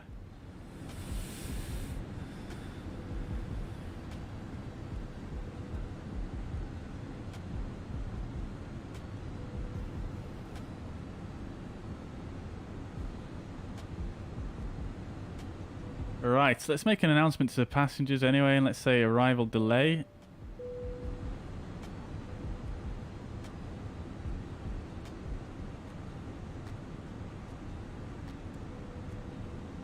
November Juliet Kilo, descent at level 190.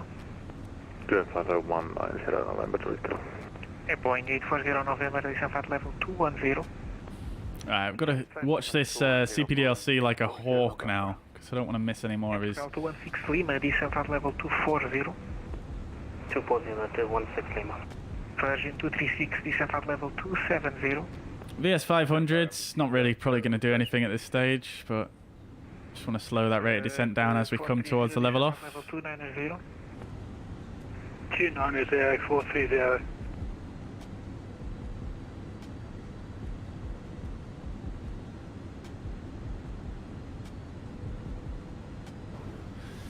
Captain Mark Russell says, I find the Fenix hard to land, skid all over the place. Any tips? Yeah, it can sometimes be a bit squirmy like that. I'm really not sure what to suggest because I've had it do that before. I've not had it since the update though, to be fair.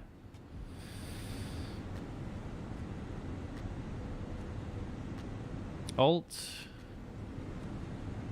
How many are in this hold? It looks like at the moment... November Juliet Kilo, contact Lisbon. At least three of us. At least three of us. Four including myself. November Juliet Kilo, have a good day. Boeing 840 November, continue descent at level 200. Continue flight level 2. If it ain't a bus, you're gonna cuss. I love it. Capital 216 Lima, continue descent at level 230. 230, put 16 Lima. Yeah, it looks like there's three with us in the hold. There's the Boeing 840 November. Virgin 236 is in the hold, and November 7 Juliet Kilo is in the hold. continue descent at level 280. 280, 430. And then potentially Air Portugal 216 Lima is in the hold as well. Continue descent at level 320. Let's have a look at Amsterdam right now though. Holy moly, that is some serious traffic there. Look at all that going into Amsterdam, that's absolutely... Look at all this out here holding. That's crazy. What about, let's see, where else? Still aircraft on its way into Kiev. Vienna looking pretty goddamn busy as well. Heathrow, not as busy to be fair, although people probably arrived there more or less first. Descent to flight level 300.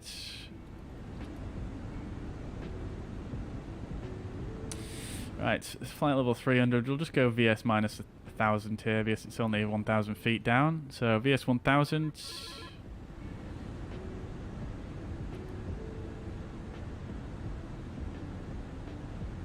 Right.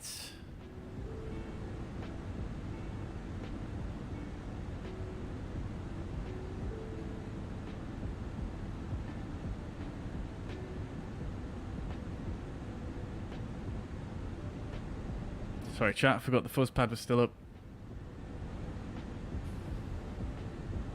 I live near Amsterdam. It's very busy every day in the real life world, I can imagine. How far in nautical miles am I from Lisbon? Not far at all. We're just holding in the air. We're only 36 miles away from Lisbon, but we are being held up in a hold at the moment, just above, just to the south of the airfield. So you can see currently we're in this hold right here. It's not showing us on the chart here, but we are basically in this hold. We're just flying around in circles. We've been around so far. 0 times. We've just entered the hold, so we came in from this way. And we went around. Oh, we've been around once, let's say.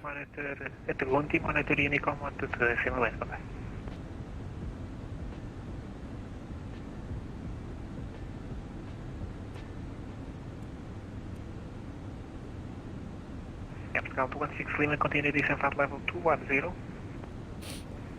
Flight level 210, Air Portugal 216 Lima. Version 236, descent at level 240.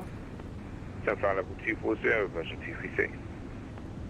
So we've got plenty of extra fuel. Continue descent at level 260. Not concerned. 260, 430.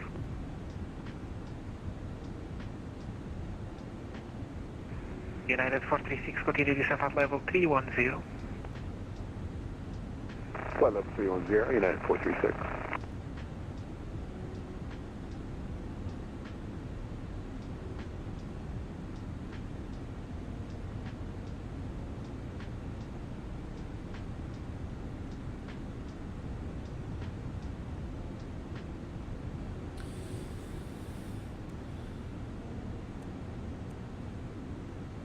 All right, chat.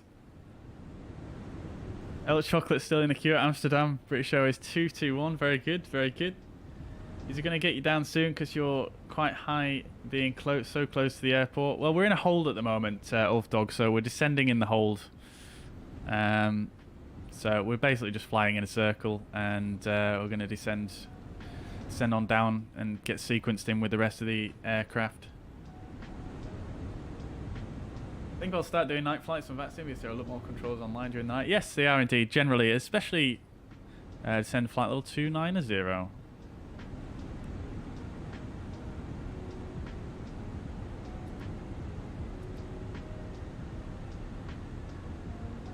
Sending, received, lovely. Lovely, lovely, lovely. Oh, I did not mean to press that.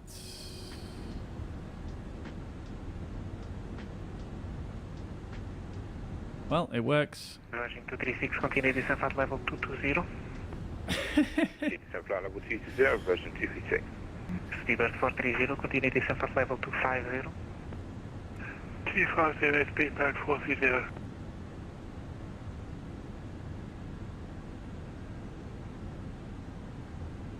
Blocked. I really need to nip to the loo, but I don't really have time to go now, unfortunately.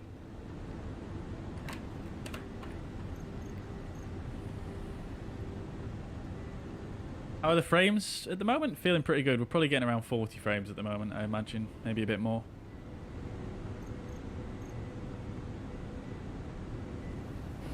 How was the fuel burn throughout the flight? Really good. Really good, Francesco. Yeah, we had about 100 knots of tailwind for quite a large majority of the trip. So, yeah, really, really good, actually. We're currently overhead ECMAR. And then on our flight plan, if we have a look here, ECMAR was... Actually, this was not originally on our flight plan. But let's say Erpes, for example, we were supposed to arrive there at 6.1 tons left. And that was quite a ways away from here. And we've got 5.6 left still. If we look at our fuel prediction, the estimate fuel on board for destination, when we took off, it was 0.9, I think. And now it's gone up to 5.4 because we saved so much fuel having such a great tailwind for the most of the trip. Let's see, can you arrive with an A320? Well, let's hope we can. Let's hope we can. 123.975. Let's hope we can. 123.975 speed. Send to flight level 260 we've got. Lovely. 840 November, Lisbon 123.975. We'll just go VS 1000 again. No need to descend too quickly whilst we're in the hold here. We don't want to trigger the TCAS inadvertently. 430, remain on this frequency. Will do, I'm tired, I made a mistake. We're all tired, no worries.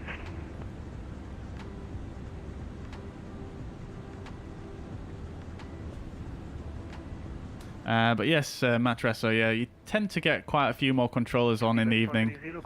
Especially in Europe, because it's obviously when people finish work and things like that. United 436, continue descent flight level 290. Only 88% satisfied. Yeah, exactly. Got the whole airplane to themselves. Let's get some hot drinks for the arrival. Don't spill them in the hold though. Hope you don't mind me asking what flavour is the vape. My vape is blueberry cherry cranberry flavour.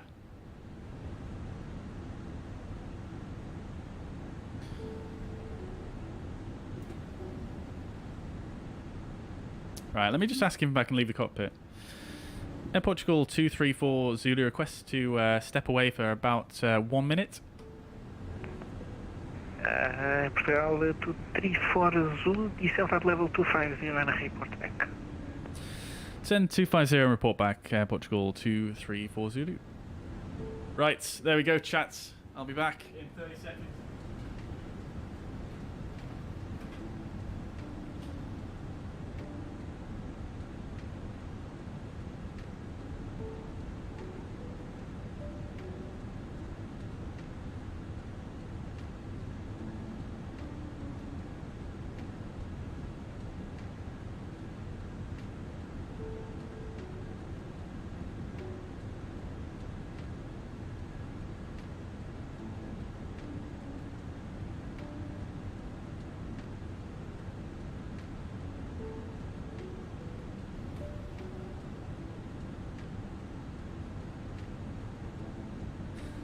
Portugal 216 Lima, continue descent flight level 200.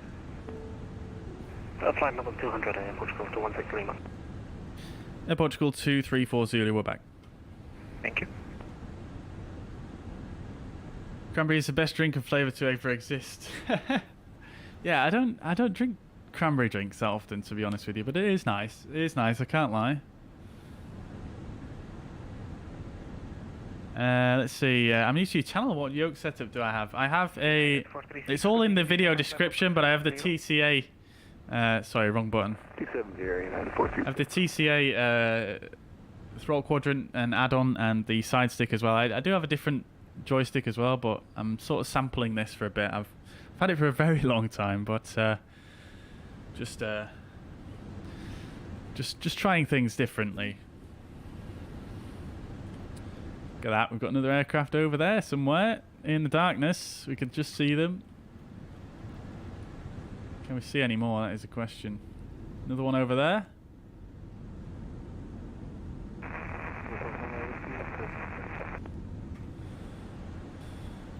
Descent 240. Flight level 240 blue. 216 Lima, continue descent flight level 190. Contact Lisboa 123.975. Descent flight level 190 and contact Lisboa 123.975, Air Portugal 216. Lovely, lovely, lovely. Plenty of extra fuel left to 1 hour and 25 minutes. Continue descent flight level 210. Hopefully it won't take that long.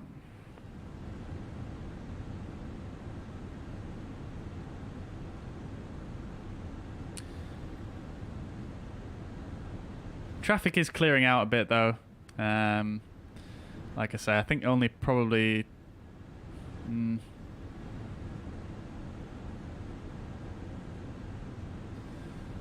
few people below us. 436, continue descent flight level 250.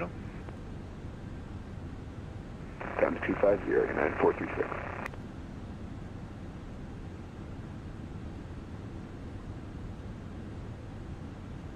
It's all made. Message confirmed. CPDLC contact with Pyongyang radar. What? Lufthansa 500 Whiskey, descent flight level 250.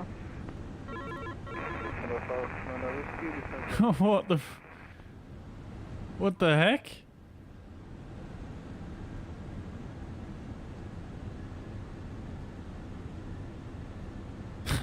What?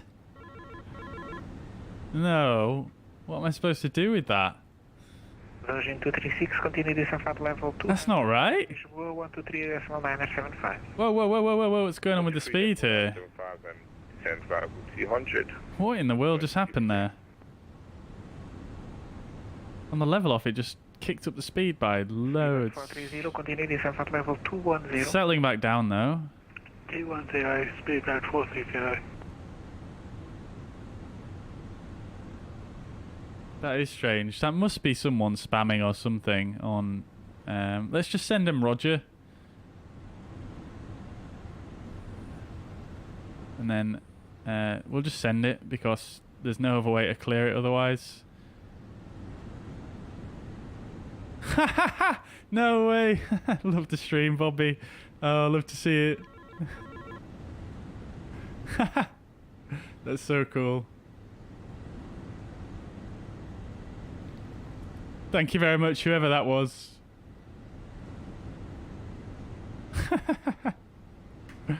Funny. You realise you can send a telex message, right? Oh wait, I have actually got a telex message. Let's see. Well, I've got some message. Telex. Hi, Bobby. Safe flight. Love it. Very good. Thank you very much for that, whoever that was.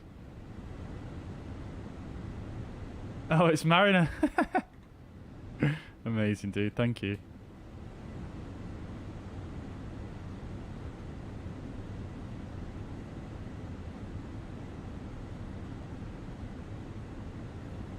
Can it be anyone or only the controller? Technically, it can be anyone. Technically, it can be anyone, yeah. Seabird 430, contact Lisbon 123. Kim Jong-un just wants to get some landing tips. Not sure if I want to advise on that. How much to landing? Not sure yet, because we are in a hold. 123.975, speedbird 430.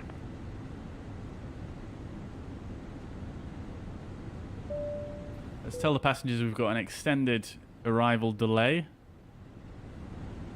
Oh, look at all those in front. Airport's down there. Another aircraft down there. Another one over there. Looks like they're holding. Maybe. Another one down there.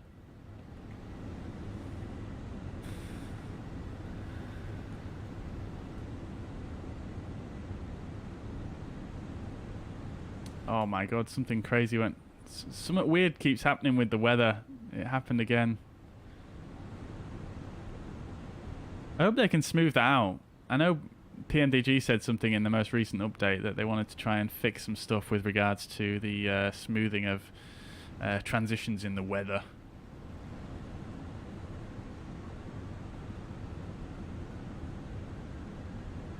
It's in flight level 220 now.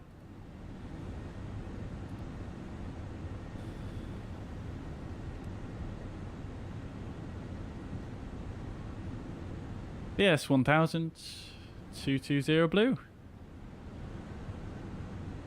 Feel like going to be waiting a while. Potentially. Although having said that, we'll probably be allowed to exit the hold once we get to about, let's see. So we've got 12, 21. We've got 30 miles to go from ECMA. Sorry, 12, 22. We've got about 44 miles from ECMA to Amupi.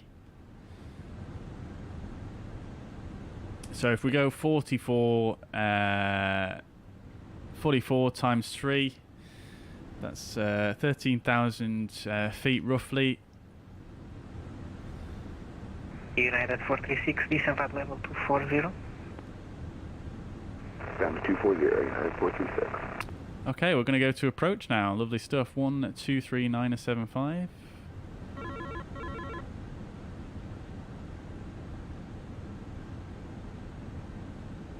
Juliet Kilo, descent to flight level 70.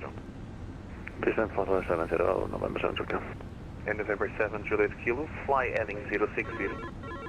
Fly heading 060, November 7 Let me just make sure I've got the latest ATIS as well.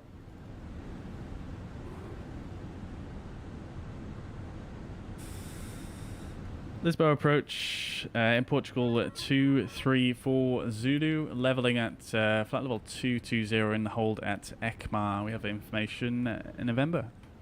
Virgin 236, proceed direct to Multi. See direct to Multi, Virgin 236.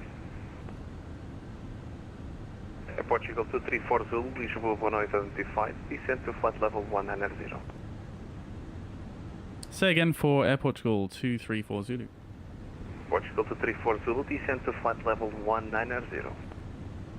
Descend flight level 190, Air Portugal 234 Zulu.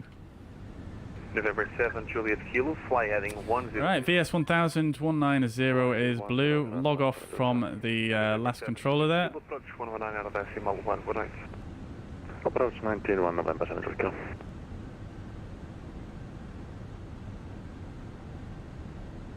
They don't have CPDLC here, so we are going to be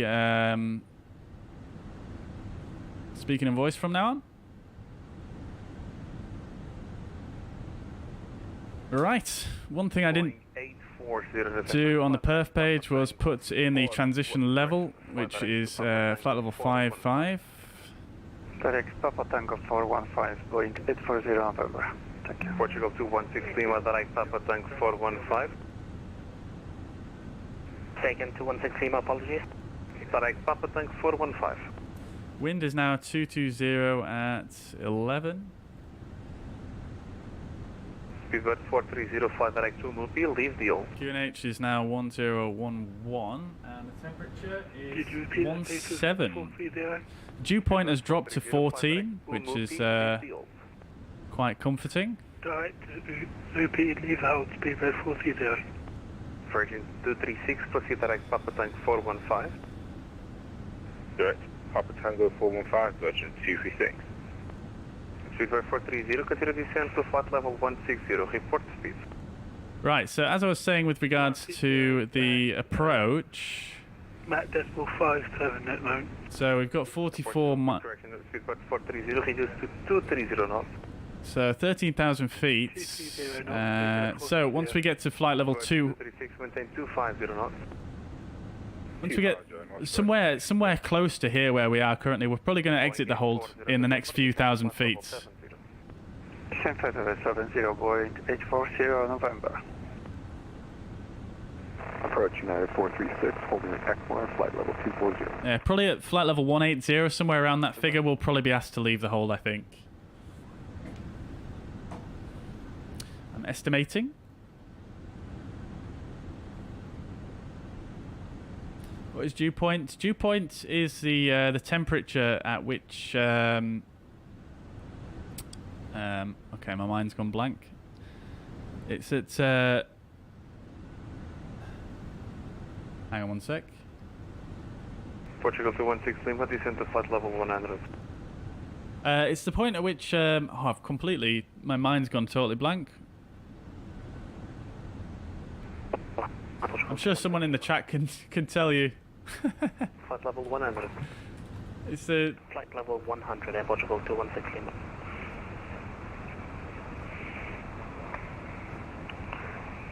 Open mic. Is that's not me, is it? No, it's not. Lovely.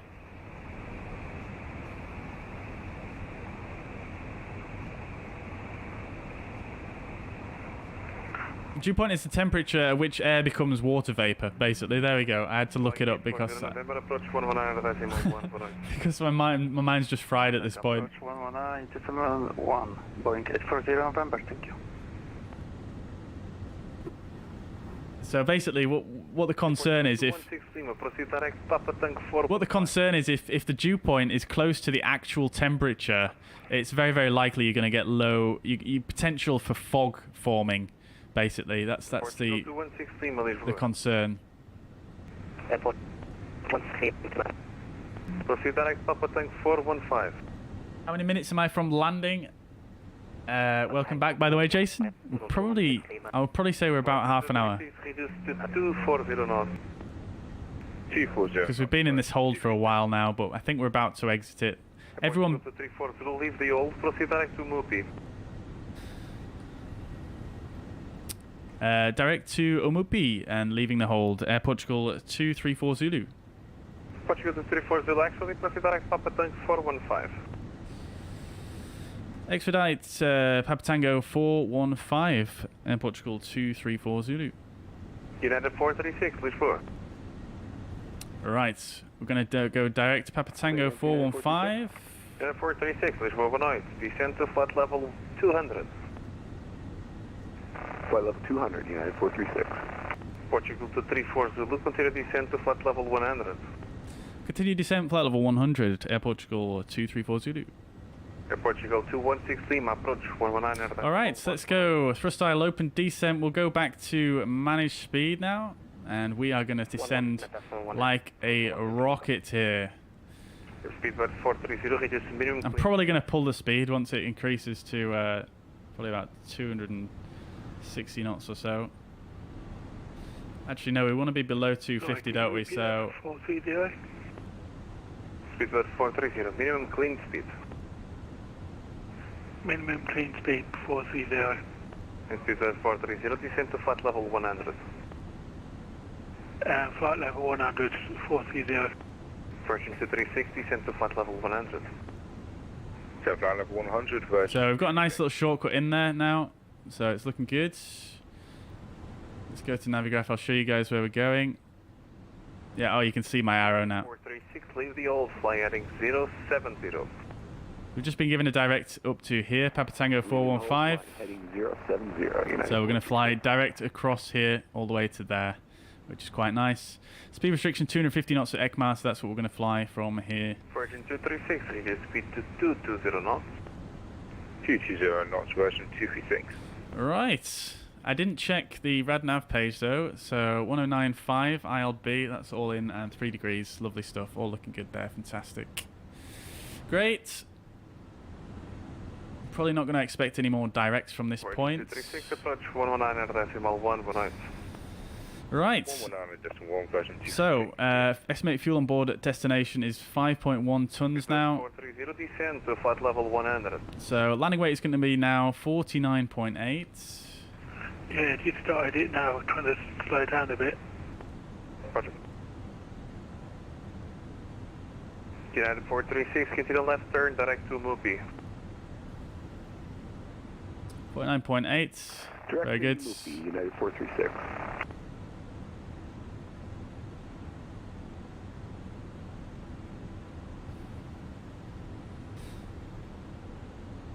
For some reason the meta here is 1012, but we'll go with it.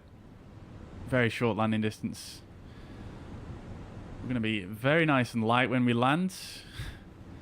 As you can see, landing speeds 118 knots for the VLS.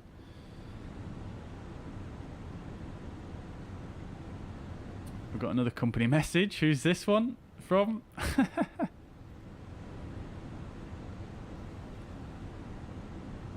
No idea.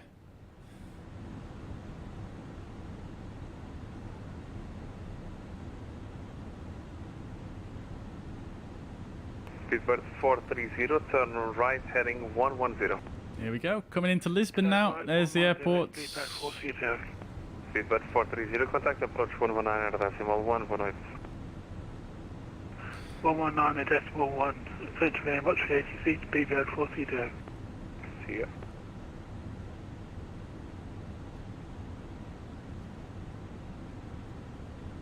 One 9.1 is probably going to be our next frequency here.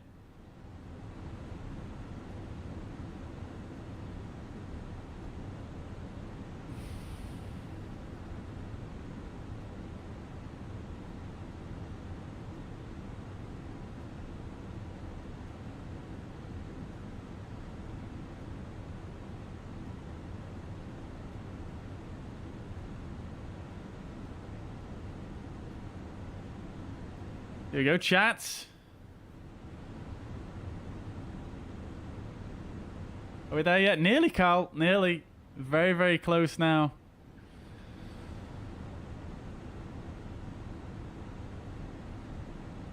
Very, very close. Alt star speeds. Portugal 234 Zulu, approach 119.118. 1191 for Air Portugal 234 Zulu. Great job, thank you, bye.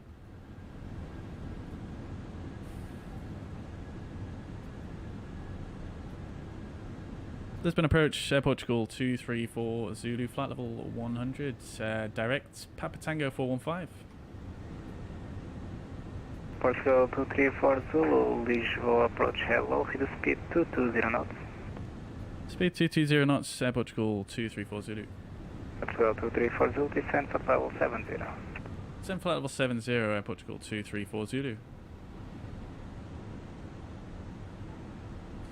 Just idle open descent, speed 220. Contact tower 118.1. 118.1, contact tower Boeing 840 November, thank you. Bye-bye. You did say a visual approach there as well. Nevertheless, we'll still fly the ILS. Speedbird 430, Lisbon. Speedbird 430. Speedbird 430, LO identified, proceed direct up cut, descent set level 70. Carl, yep, you came back at the exact perfect time there, dude. 70, Speedbird 430. Approach version 236, are we still 220 knots? Guys, I'll catch up with the messages soon. As soon as we get down here, I need to concentrate here. 1440p, that's 60 FPS though. Exactly, that's what we're doing. Speed mind discretion. Enjoy, enjoy. 181 version 236, thanks. I accidentally pressed push to talk there, I didn't mean to. Right, 1181 is going to be our next frequency on tower.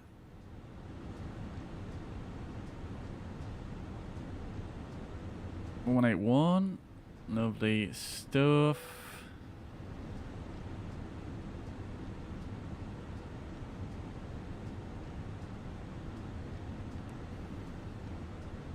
VS 700 speeds. All right, we're gonna have to run a checklist momentarily after our next clearance. Speedbird 430, set to 4000 feet, QNH 1012.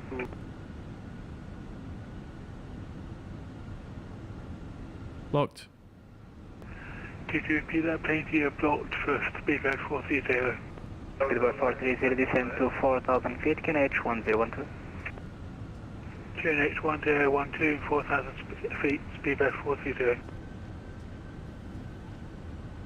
FSL 2340, descent at level 60. Descent flight level 60, Air Portugal 234 Zulu. Let's go 2340, expect turn in 10 miles. Say again, Air Portugal 234 Zulu. FSL 2340, expect right turn in 10 miles. Right turn 10 miles, Air Portugal 234 Zulu.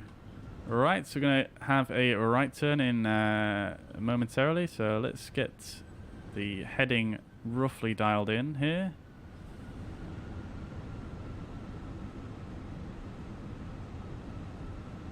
We'll bring this down to -1000.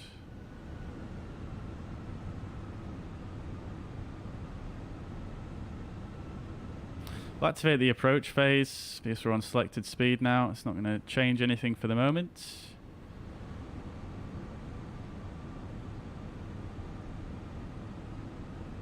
Oh, seatbelts, yeah. I'm forgetting about everything here. Seatbelts, landing lights, nose lights.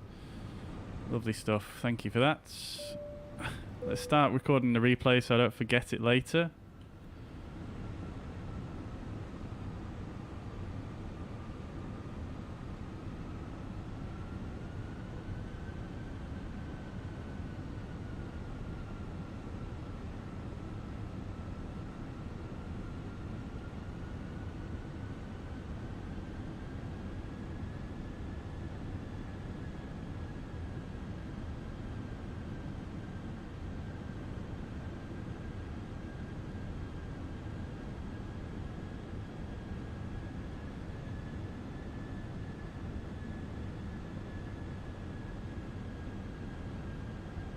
An aircraft right in front of us there.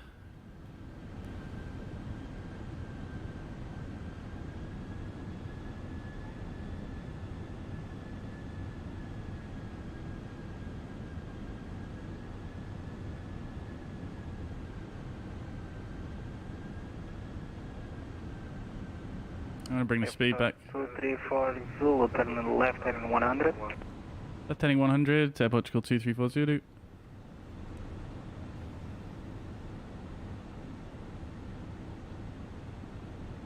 Gonna go speed 180, left heading 100. He's probably doing it to keep spacing for this guy because he didn't. I mean, if he wanted me to hold my present heading where I was currently at, he didn't say that. I should have probably clarified. In fact, let's go to minimum clean speed, which is green dots. 06, 070. Oops. 072 and Right. flight level 070. United 436. United 436, turn right heading 100. Right heading 100, United 436. FSL 234 Zulu, proceed direct upcut. Direct upcats, Air Portugal 234 Zulu.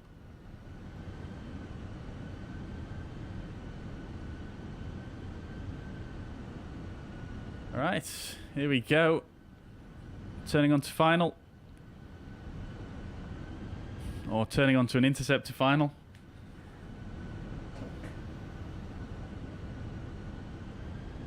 Transition altitude at 4,000. Transition level is currently flight level 550. Still on standard, yep, that's because we're still above the transition level. Transition level is 550. KCRS 20 approach speed at 430.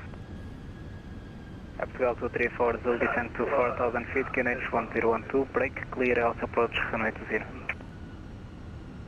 Descend 4,000 feet, QNH 1012, Air Portugal 234 Zulu. United 436, descend to 4,000 feet, QNH 1012, brake, proceed direct upcut. There we go. He said brake cleared ILS. That confused me a little bit. I'm going to just clarify that in a second. United 436, descend to 4,000 feet, QNH 1012. Down 4,000 feet, QNH 1012, United 436. Air Portugal 234 Zulu. Are we cleared for the approach 20 on the ILS? Say again, sorry? Air Portugal 234 Zulu. Are we cleared for the ILS runway 20? Affirm, you are cleared. Thank you. There we go, just getting the clarification there. Lovely stuff. Alright, cool. So we're clear for the approach. Let's localize, so blue.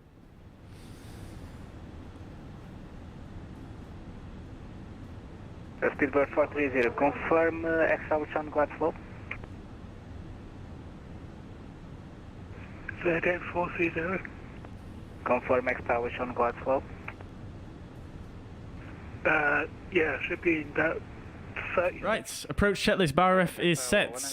1012, 123. I'm just going to press Z on my keyboard, make sure it matches the sim, which it doesn't. 1011 is set. Great stuff. Okie dokes. Cool. Seatbelt signs are on. Minimums are 547 set. Left heading 130, United 436. Auto brake is medium. Engine mode selector is normal. Approach checklist complete. And United 436, stop descent at level 50. Stop descent at flight level 50, 5,000, United 436. Alright, we're going to tell the cabin crew seats for landing.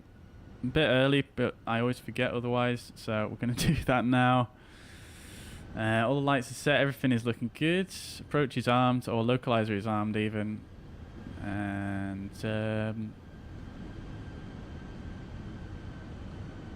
we're looking good. United 436, speed 180 knots. Slowing to 180, United 436.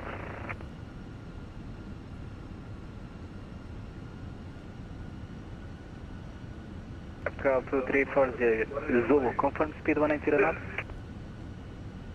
Speed 180, Air Portugal 2340. United 436, proceed direct upcut. Let's go for approach, glide slope, localizer, blue, cat 3 single. They're both going to come in at the same time here. NH1012, brake, clear us, approach runway 20. Lovely, glide slope star, localizer star. That's descent 4,000 for United 436. From at 436. Alright, it's lovely stuff. 1012, brake, clear us, approach runway 20. Let's go to flaps 1, speed is checked, flaps to 1. We'll set manage speed now as we're going to slow down. Down to 4,000, United 436, QNH 1012.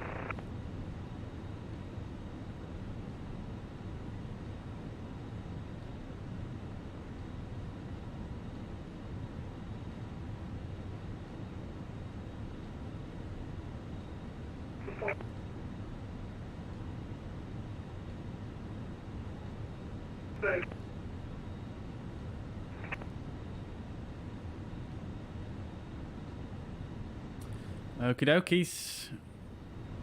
Off we go.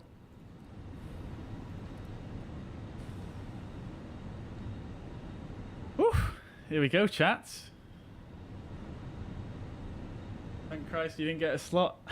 This is the fun of it though. This is great. I love it. Recording, yes, the replay is recording. Whoa, Bessie, what is going on there? We're still on the glide slope. I think it was possibly a weather update. Portugal 2340, contact our 118.1. 1181, Air Portugal 234 Zulu. Great work, thanks, bye.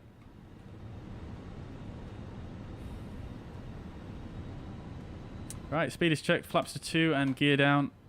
2,000 feet above ground level. Lisbon Tower, Air Portugal 234 Zulu, established ILS 20, 7 miles. Air Portugal 234 Zulu, Lisboa, hello, wind 220 degrees, 13 knots, runway 20, continue approach. Continue approach, Air Portugal 234 Zulu. Right, arm the spoilers.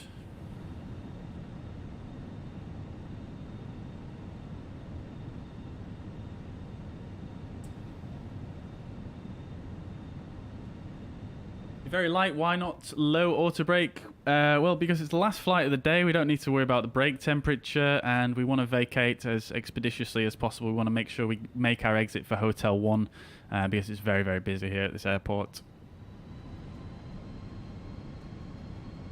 Lisbon Tower, United 436, on the glide slope, runway 20. United 436, Lisboa, hello, continue approach, wind check 220 degrees, 13 knots. Continue approach, United 436.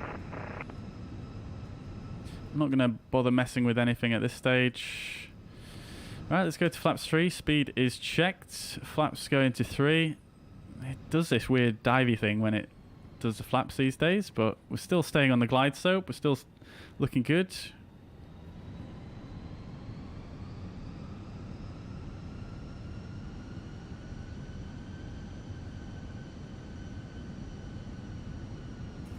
Eastbound, speedbound 430 is clear the one-way. Speedbound 430, turn left on Golf, contact ground. Let's hope for a butter. Let's see how it goes after all this flying. Alright, speed is checked, flaps to full, landing checklist. ECAM landing blue, go around altitude of 7,000 feet. Degrees 13 knots, runway 20, clear to land. 1,000. Clear to land, runway 20, Air Portugal 234 Zulu. Right, let's do this thing, chat. So, autopilot disconnect. Auto thrust disconnect. Let's go. We'll get the flight directors off and track FPA on.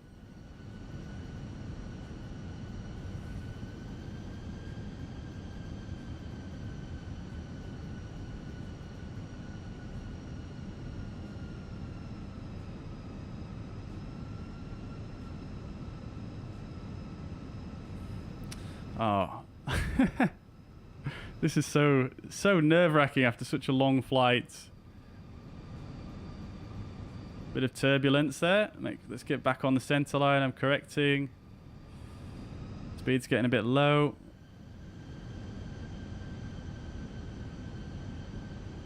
Whoa, Bessie, this feels like a slug after doing so many flaps 3 landings recently. 100 above.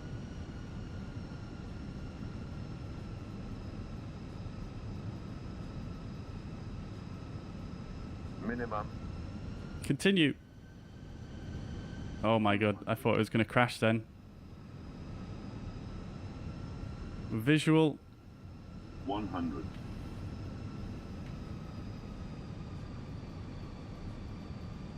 $50, $40, $30, $20. Retard.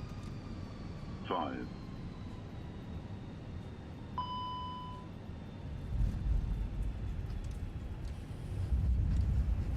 Spoilers, decel, reverse idle, back to manual brakes immediately. We are slowing down very, very quickly there. Lovely stuff, chat.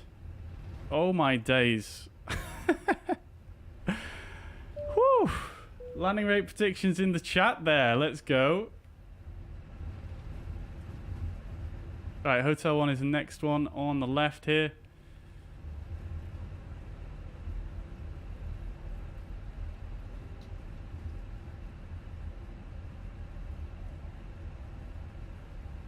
Air Portugal 234 Zulu, continue via uniform, left, Golf, contact ground, 121.750. Continue uniform and Golf 121750, Portugal 2340. United 436, you are the last one for the day. Wind 220 degrees, 1 Right, flaps up, spoilers disarmed. Let's just come to a stop here. We'll get the predicted wind shear and the weather radar off. We'll get the TCAS off as well. And the frequency was 121750.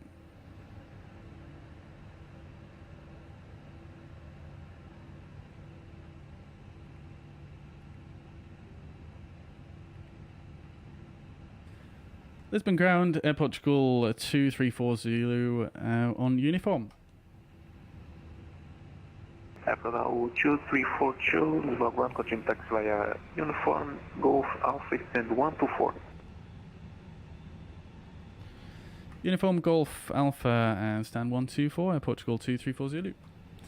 Right, there we go, chat. So we're going straight forwards uniform and then on to Golf, which is the first left here. Stand 124, so we're right at the main terminal. Lovely stuff. Passengers don't even have to walk far. Whew, Christ. Landing lights off. We'll get the nose lights back on. And the strobe lights can come off as well. So, let's see. Uniform 2. Golf is to the left here. Whew.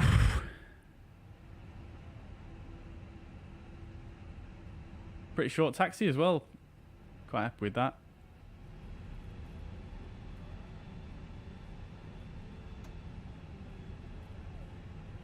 Did I gain any time? No, we're late because of the holding, unfortunately.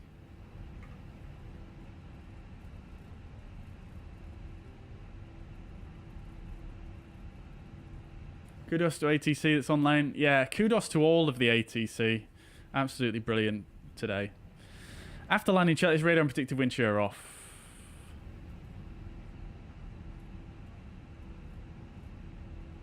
So we're continuing straight forward, stand and then a right onto Alpha, stand 124, which is this one right here.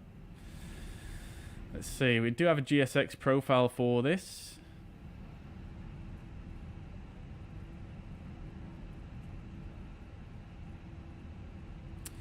This is the British Airways that we heard on the radios before. It's 777. Got a... not sure what that is. Virtual airline potentially. 737. Lisbon ground, United 436. Taxiway Hotel 3. Request taxi to parking. United 436. Continue taxi via Golf, stand 141. Right. We'll get the nose lights off. And 141, United 436. Then 125, 124 is the next one.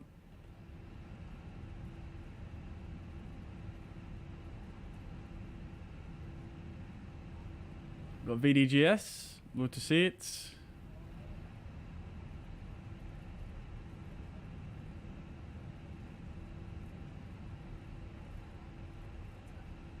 Way too wide on the turn there.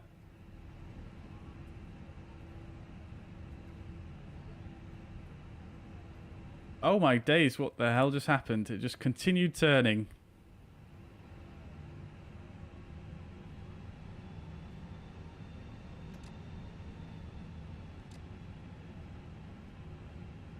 Oh, we didn't start the APU? Oh no. Well, it's late night at Lisbon. Let's pretend they're going to immediately connect the ground power for us.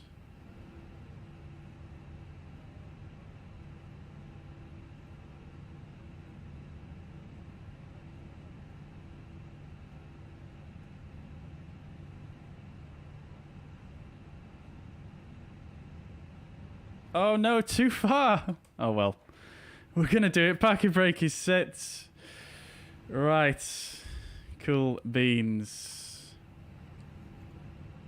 Let's just get the ground crew to come straight in. Get the GPU in place. Some airports do this, but maybe not for an A320, I don't know. Right.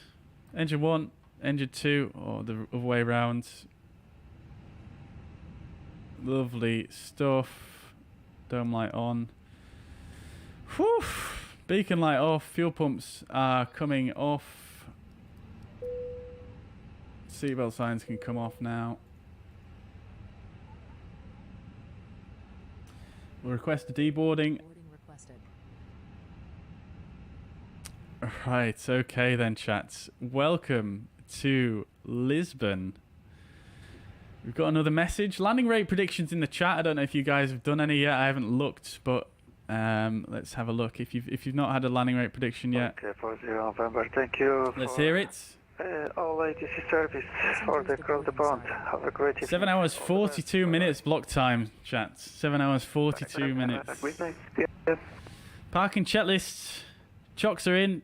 Parking brake is set. Engines are off. Wing lights are off. Fuel pumps are off. Parking checklist complete. Let's see what the wheel temperature is actually looking like. Not even bad at all. 100 degrees.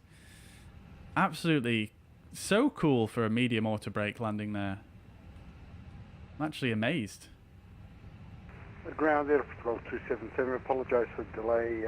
We have a problem here. We'll be ready to request push and start in about 5 minutes. Wow, there we go. 277, no problem. All right. 174, 1 minus 80, 125. I need a final answer from you, Ulf Dogs. 174, 120, 168, 158. Track approved facing north, and we'll advise when start push. My GSX loading icon is different. Yes, I changed that because the one they have in there by default is ugly, so I changed it. 120 VDGS plugin. VDGS is part of GSX. That's not a well, it is a plugin, I suppose. It doesn't come with the scenery. Do you want to deboard crew? Yes. Crew to boarding side. The scenery is MK Studios Lisbon. Yeah. Thank you very much, Elk Chocolates. Ground United 436, sliding off. Thanks for the great service. How much fuel did I burn? We've got 4.96 tons left. Bye-bye. We burnt 13.96 tons in total. So not too bad overall. Let's have a look quickly on the OFP here and just see what the expected was on the flight plan. We expected to burn 14.1, so we've actually done a bit better than the flight plan. Right then, chat, let's look at the landing report then whilst the everyone gets off board. So, minus 120, minus 100, says Paddy Mac. 230. Ulftog says minus 125. Rasso's 120. Alright, let's see who is going to win for today. There's no prize, unfortunately, chat, but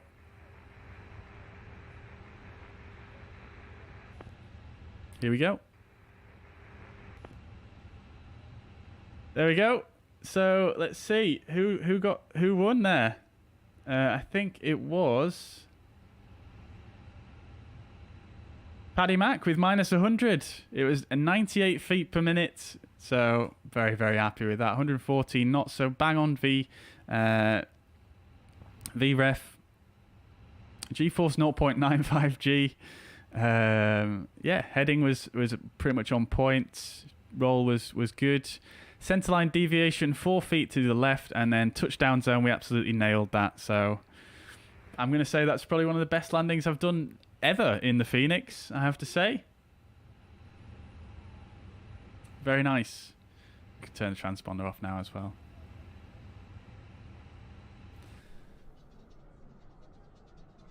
There we go, chats. Oh, we've got a Ryanair next to us. Love to see it. Lovely stuff. Congratulations to Paddy Mac. Very good. Very good. Lovely stuff. Right, we'll watch the replay once or twice, and then I'm going to call it for the day. All right.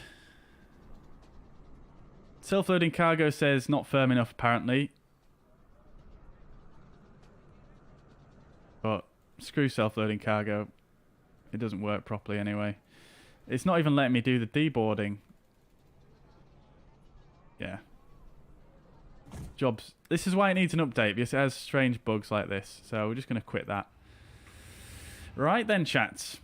Okay, so let's put the aircraft back into a takeoff state. We're going to disconnect from Vatsim, of course. So we'll go panel states and ready. Activate. We'll also go to here.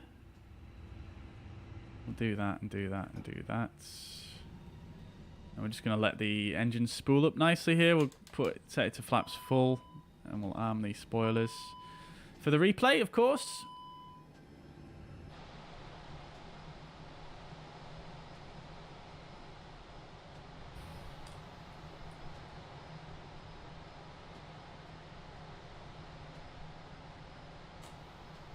Right, we'll set it to daytime as promised. Actually, no, we'll do one nighttime run just so we can see what it kind of looked like when we actually came in for the landing proper. Let's do it, chat.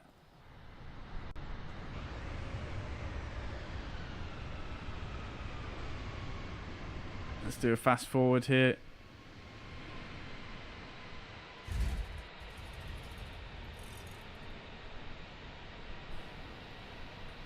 Spin the camera around. Why is there no lights on in the cabin? That's a bit disconcerting, isn't it?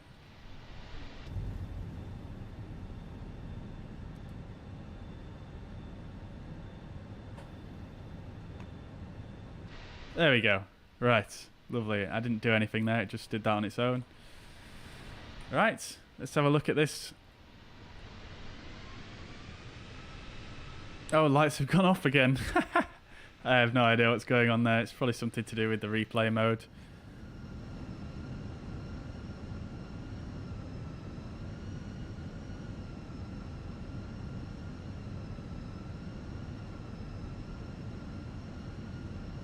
I don't know why. Anyway.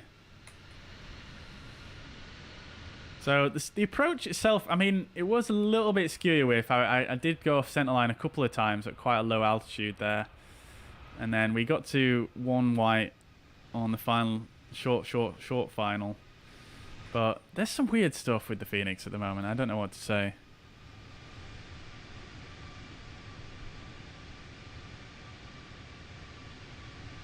Farah says, is it GSX that makes a nice view like that? No, that's just the drone camera in the sim. You can use the showcase camera to do that. How do you move the cockpit's preset cam views? You set instrument views and mainly set custom camera views. If you look in your options, there's a keybind to set a custom camera. Thank you very much, Generic Pilot. Matt Rasso, no worries at all. Thank you very much for dropping in, and have a nice evening.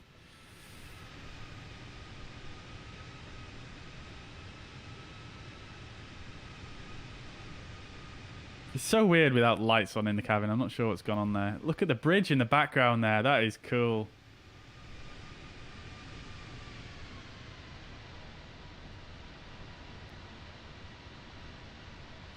Oh, there goes the lights. Beautiful. I'm a big fan of that. I'm a big fan.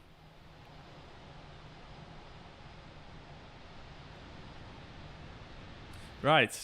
Let's go to a little bit brighter conditions so we can see what's occurring.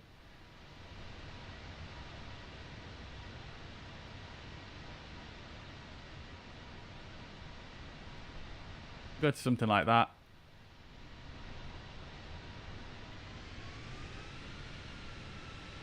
It keeps freezing at this point right here. It's so strange.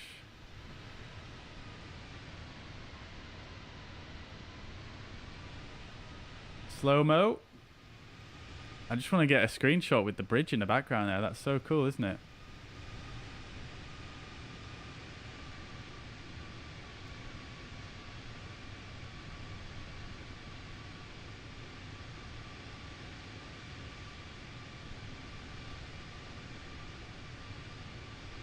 Oh, that photogrammetry looks a bit gash though, doesn't it?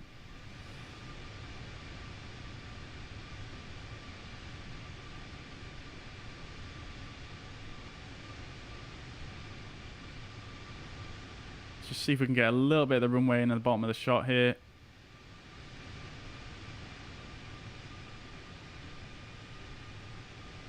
There we go, lovely stuff. Right, back to normal speeds.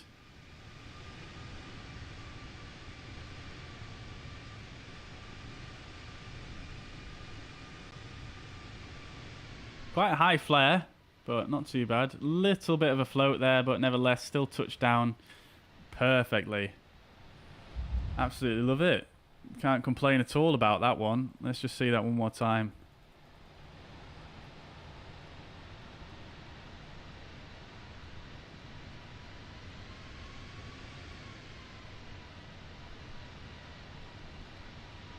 Yeah, a little bit of a float there, just over the touchdown marker, the aiming point, but nevertheless, absolutely bob on that, really. No pun intended.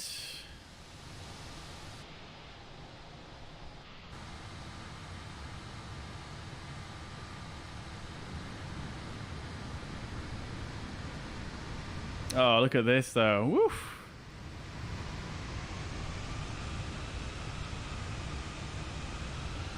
We're going to do this in slow motion here. Oof.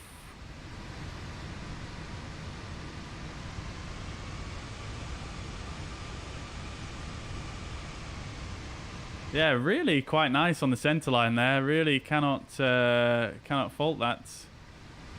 Aiming point just coming up here.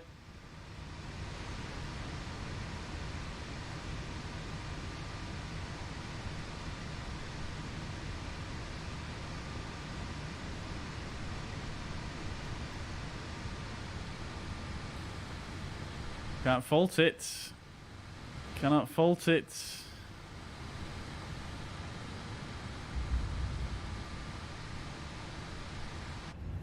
Right then, chats. Sounded like Yoda then. Right then. Let's send it back a little bit.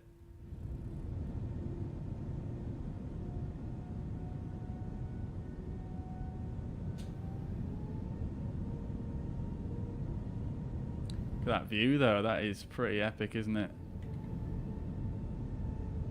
Right then, chats, that is going to be all from me for today then. So thank you guys so much for tuning in. If you've managed to catch a lot of the stream today, I really appreciate you being here. The support today has been incredible, and I'm extremely tired now. So I'm going to head off, and I'll catch you guys in the next one. Thank you so much. Bye for now.